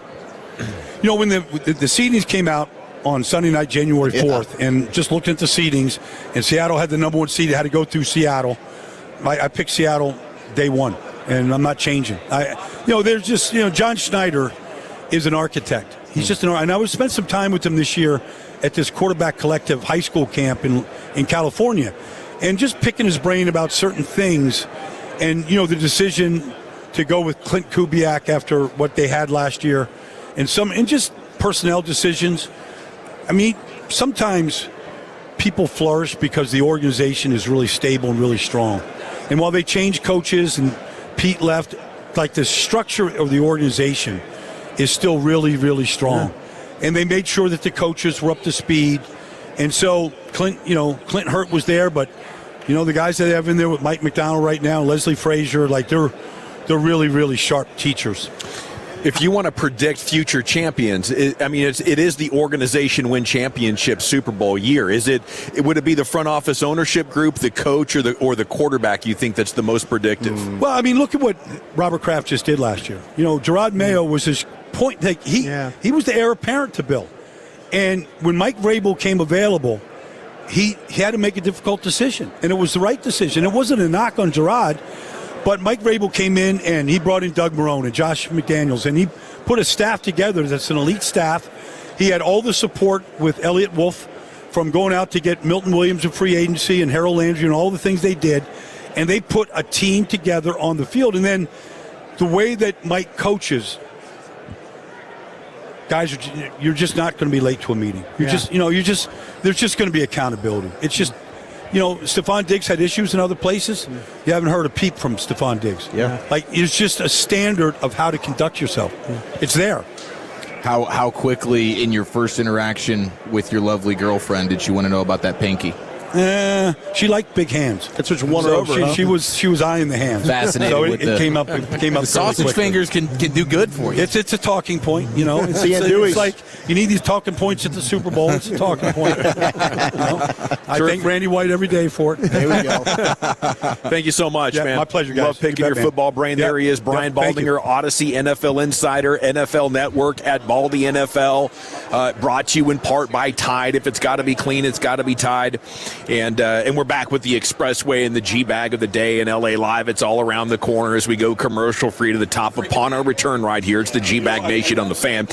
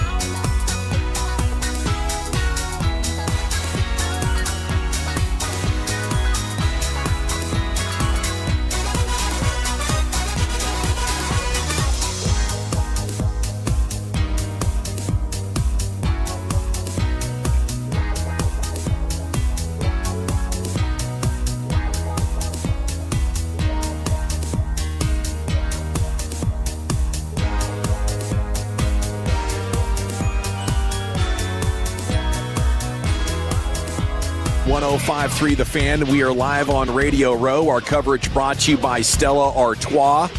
And it is brought to you by Tide. If it's got to be clean, it's got to be Tide. G-Bag of the Day with Lucius Alexander coming up here in about 5 minutes. And then we have LA Live coming up after that at 5:40. A big Wednesday and Thursday planned. I'm pretty excited, soccer fans. Tomorrow I'm going to talk with former U.S. men's national team goalkeeper Casey Keller. On Thursday we'll have Josie Altidore. And on Friday we'll have Landon Donovan. They're rolling out the big stars from U.S.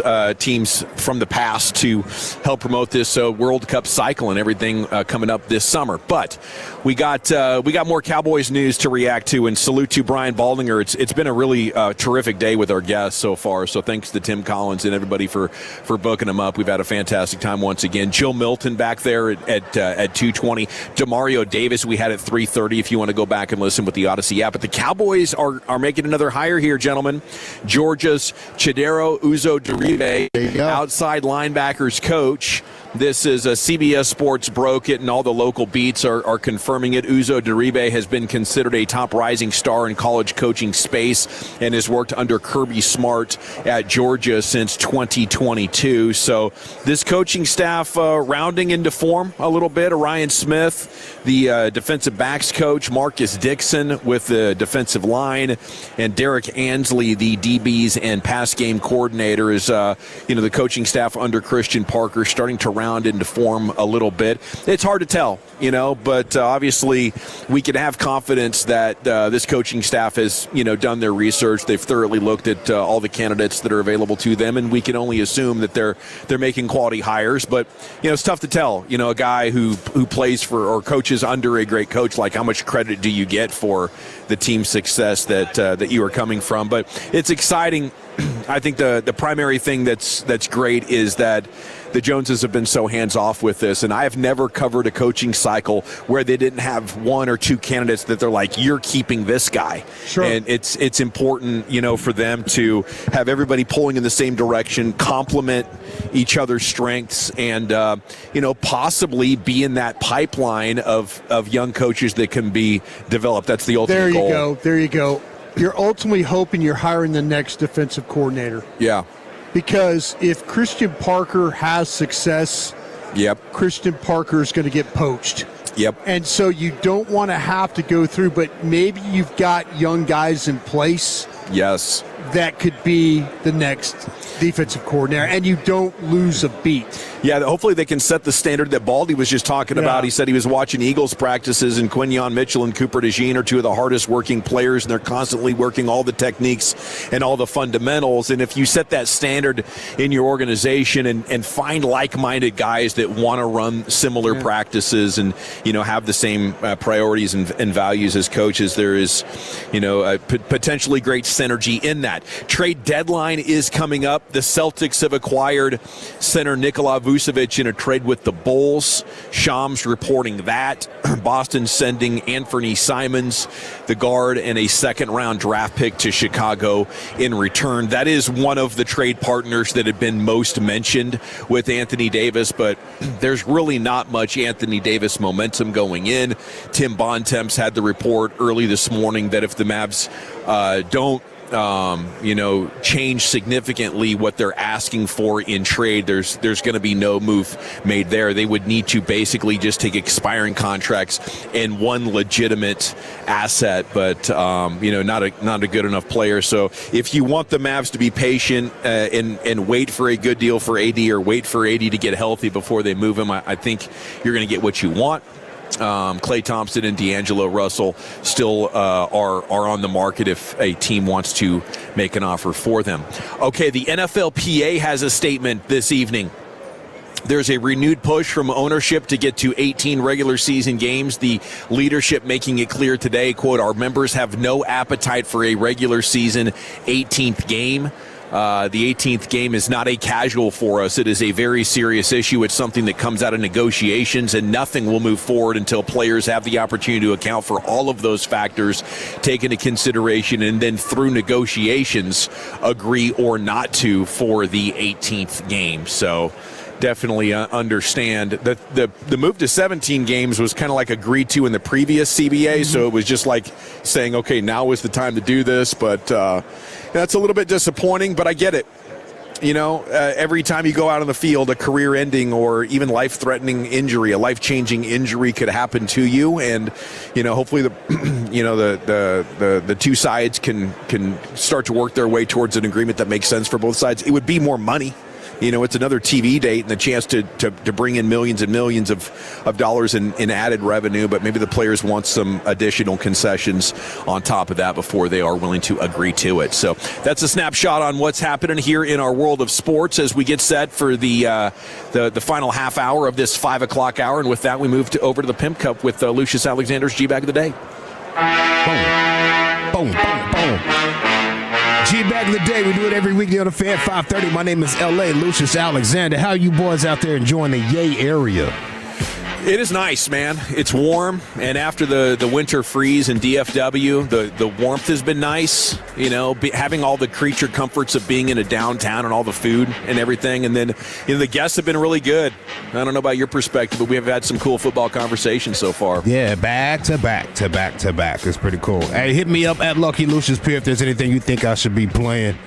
Lucius Alexander on Facebook. Follow us all if you find G-Bag Nation on Twitter. Our winner and champ going for 2 right here. South Carolina man accused of stealing a patrol car. This dude crashed on out. Then he sparked a police chase across multiple counties. Then he goes and sees the judge. And then he tells the judge, you're going to be charged. Your options for an attorney are you can hire an attorney. If you cannot afford one, you can apply for public defender. Well, sir, please don't interrupt me. Since we're being videoed, we're on the news. I was not driving under the influence. I got blood tested. Excuse me, I'm speaking. No, sir. I got blood tested. Water's not even the time for this. I got blood tested. I don't want to, but I will hold you in contempt of court. I was not. What court is this? This is I was Spartanburg blood County. tested. I did not drink and drive. They had a chainsaw, and they were going to cut me up. They were following me around the parking lot. People have been breaking into my sister's house. Demons have been doing nonstop stuff. Sir, listen to me, please. You will have an opportunity to give a defense for these charges. I'm not here to say you're guilty today. I'm here to tell you you're right. Well, let me tell you this. No, sir. If you do not listen to me and believe me, you will be charged. So if anybody can hear me out hired in this court, I want them to know that this is a bunch of BS. Yeah. Sir, I'm holding you in contempt of court. No, you're not. Yes, I am. No, you're not. Days. No, you're not. No, you're not. He said demons have been doing everything to me. Clearly. They had chainsaw. No, you're not. Demons. Dude was tripping balls, bro. Dude. Might want to take this guy straight to the loony bin. Conjuring. Oh, my gosh. Okay. So last week we had University of Texas men's head basketball coach kind of throw his team under the bus. Said they'll foul the S out of you. Yes. Yeah. Yeah. Well, we have another coach right here, Tennessee men's basketball head coach Rick Barnes. He's confused by the passes that his teams are making. He has a theory. Some of the passes that we throw, I mean, just I don't know what to say other than sometimes I wonder if my guys are betting on games. I shouldn't say that, but Oh gosh. Erase that. I don't want to erase that. I just wonder what's happening. I mean, because I know we're too good of players to do that. Was that a bad? Yeah. That's pretty good. Appreciate the honesty there. Former Longhorns coach, by the way, Rick He was. Barnes. Absolutely. Yep. Had some pretty good runs there. Absolutely. TJ Ford and the guys back in the day. That's quite the allegation. I just want to know if my guys are betting on games. Are they betting on the games? I take that back. I'm sorry. I apologize. Fair in this day and age. Absolutely. What else we got here for you boys? Hey, a little too short. Pow, pow. Pow, pow, pow. Yeah. What's my favorite word? Let's go to Zuffa Boxing. They had an event, a promotions event Sunday. Dana White was ringside. I think he kind of He owns that little situation? I think he does. Yeah, okay. Yeah, okay. Zuffa, yeah. And he's been going back and forth with Oscar De La Hoya. Oh, man. He said Oscar De La Hoya needs to start making some money, and he has a creative way of how Oscar De La Hoya can get him some paper. These guys like Eddie and, Oscar's on a sinking ship and will not shut the up. This guy is, it's fascinating. He's going to have to throw the panties and and stockings back on and get on OnlyFans fans to start paying his rent. My boy's running out of money. His ship is sinking very fast, and he's talking all the way down. Is that what you wanted? Is that what you wanted, everybody? There you go. That about wraps it up with data. Panties and fishnets back on, jump on OnlyFans and pay that $23 million in rent, yo, buddy. Talking It's a lot of OnlyFans. Jeez. Whew. Jeez, bro. You got to trash talk care. Wow. Jeez. Wow. Hey, if I'm Oscar, man, I'm going to come see you, bro. I got a 6-piece combo. I still got it. Yeah. I still got it. I'm not as fast as these young cats, but I'm faster than you. I'm going to give you the 6-piece combo. I mean, if I owe $23 million, what's the worst that can happen here? Yeah. But I am going to kick your ass. I'm already in the hole, fam. Yeah, you got nothing to lose, man. Get in line. Yeah, I'm a dog cornered, bro. All right, let's see here. How about this one? Let's shout out to this Ring camera doing all the work. Domino's Pizza Delivery, man. He pops off at somebody that was honking the horn at him. I don't know if they were in the car or Domino's Pizza car guy, if his car was in the way and they honked at it, I don't know. But somebody honked at the Domino's Pizza guy, and he gave him a mouthful. Pause. Are you good? Need change back? Nah. Have a good one. I ordered a soda. Keep blowing the f***ing horn, and I will wait here even longer. Give me a couple minutes. I got to run back to the store for it. I forgot it. All right.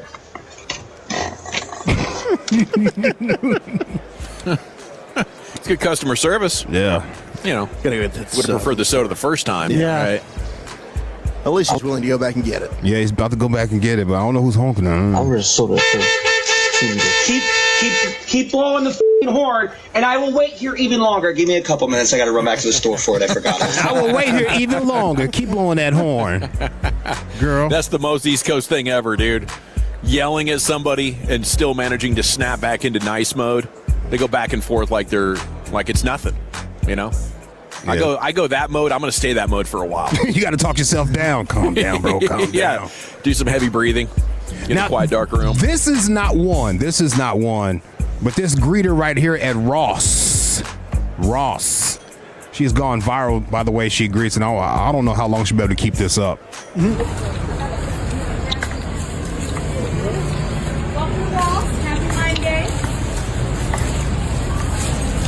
Welcome to Ross.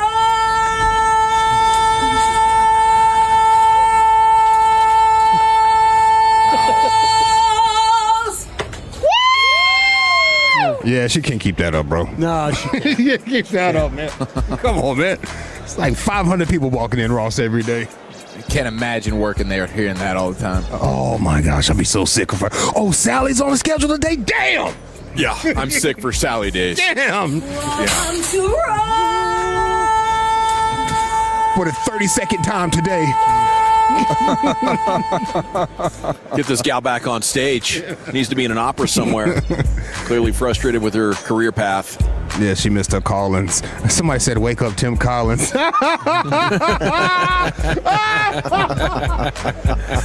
He's locked in, booking guests. He can do no wrong this week, Lucius. This hotel is perfect. I feel him. Yeah, you guys are describing it. It feels like fight weekend.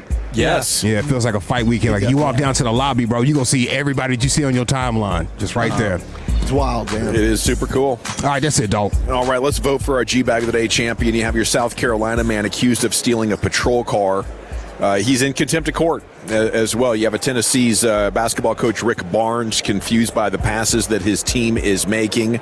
Dana White with an idea of how Oscar De La Hoya can make some money. He said, put them pantyhose back on. Good He's playing the hits. You got the Domino's Pizza Delivery man popping off at the honker, and you have the greeter at Ross. Oh, it's another customer. Damn. It's a tough one once again. I'm going to go with Rick Barnes, though, Chief. How about you? Give me the champ. All righty, we're tied at 1, Lucius. Oh, man. Let's go to Dana. Dana White. We're tied at 1, Wolchuk. I think I'm going to rock Dana, too.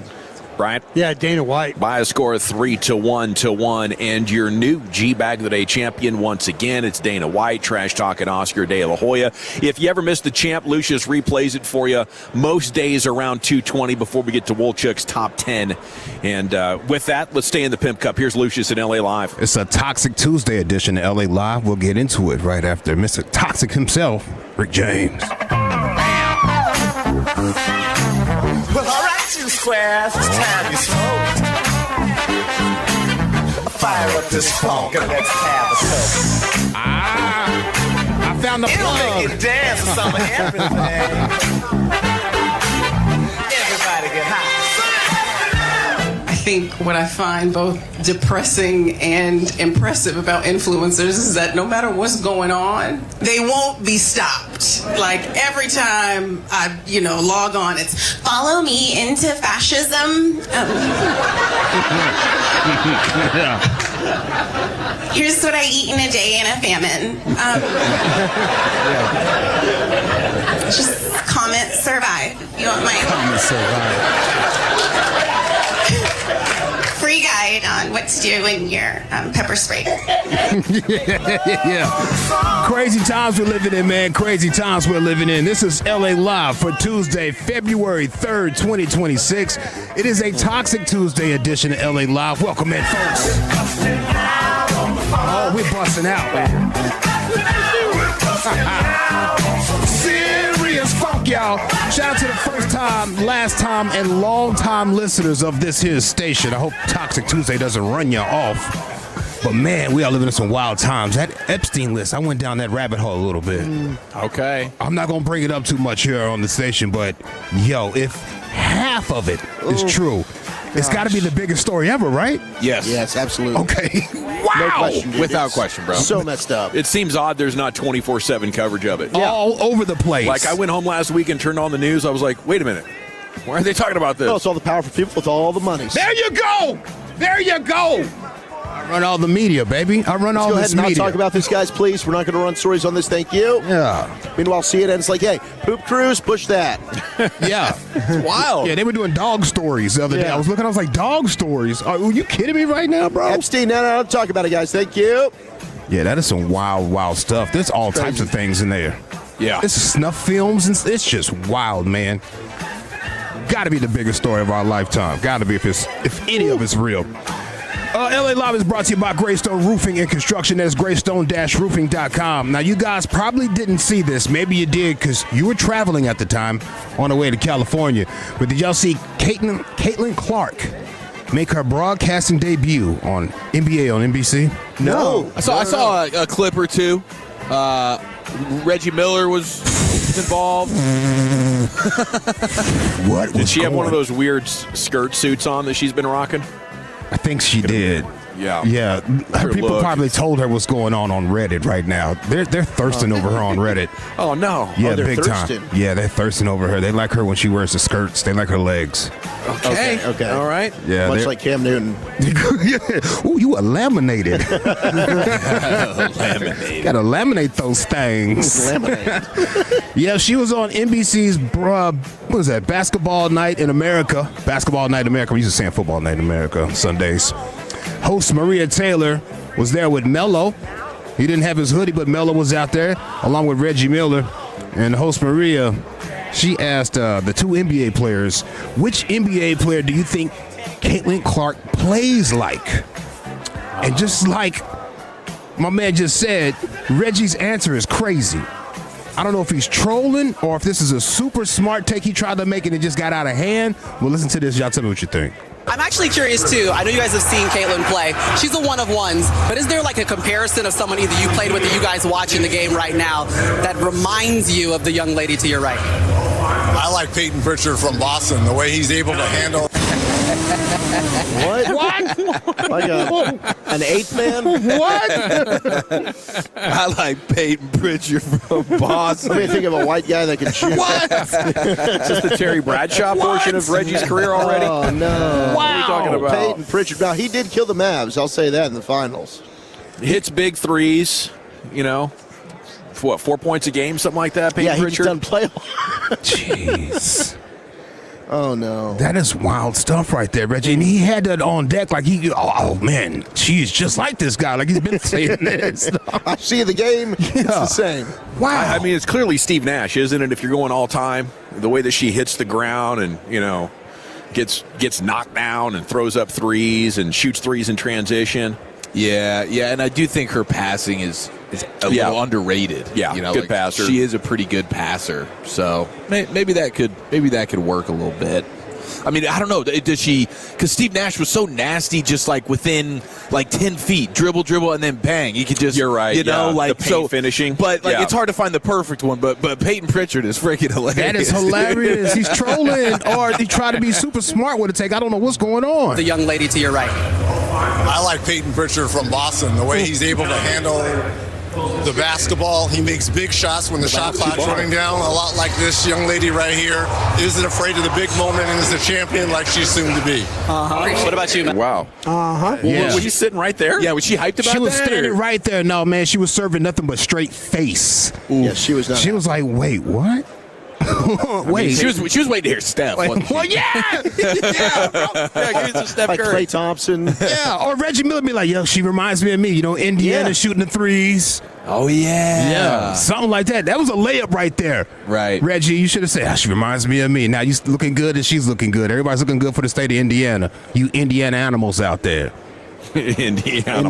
But he messed it. They could have busted out and started doing the dance and everything, bro. That is dance. I mean, I guess Peyton Pritchard would be the favorite to win WNBA MVP if he played over there. Yeah. He put up 40 a game. I think he might be trying to throw shade at the women's game a little bit. And it was probably uncalled for with her sitting right there. It's very popular on NBA podcasts right now, though. I wonder if he's doing that or if he's jaded because his sister was so damn good. And nobody can be better than his damn sister. Yeah. Yeah. I mean, Peyton Pritchard probably doesn't finish in the paint well. Is it his pro comp for his sisters like Michael Jordan? She was highly decorated She was. as a player.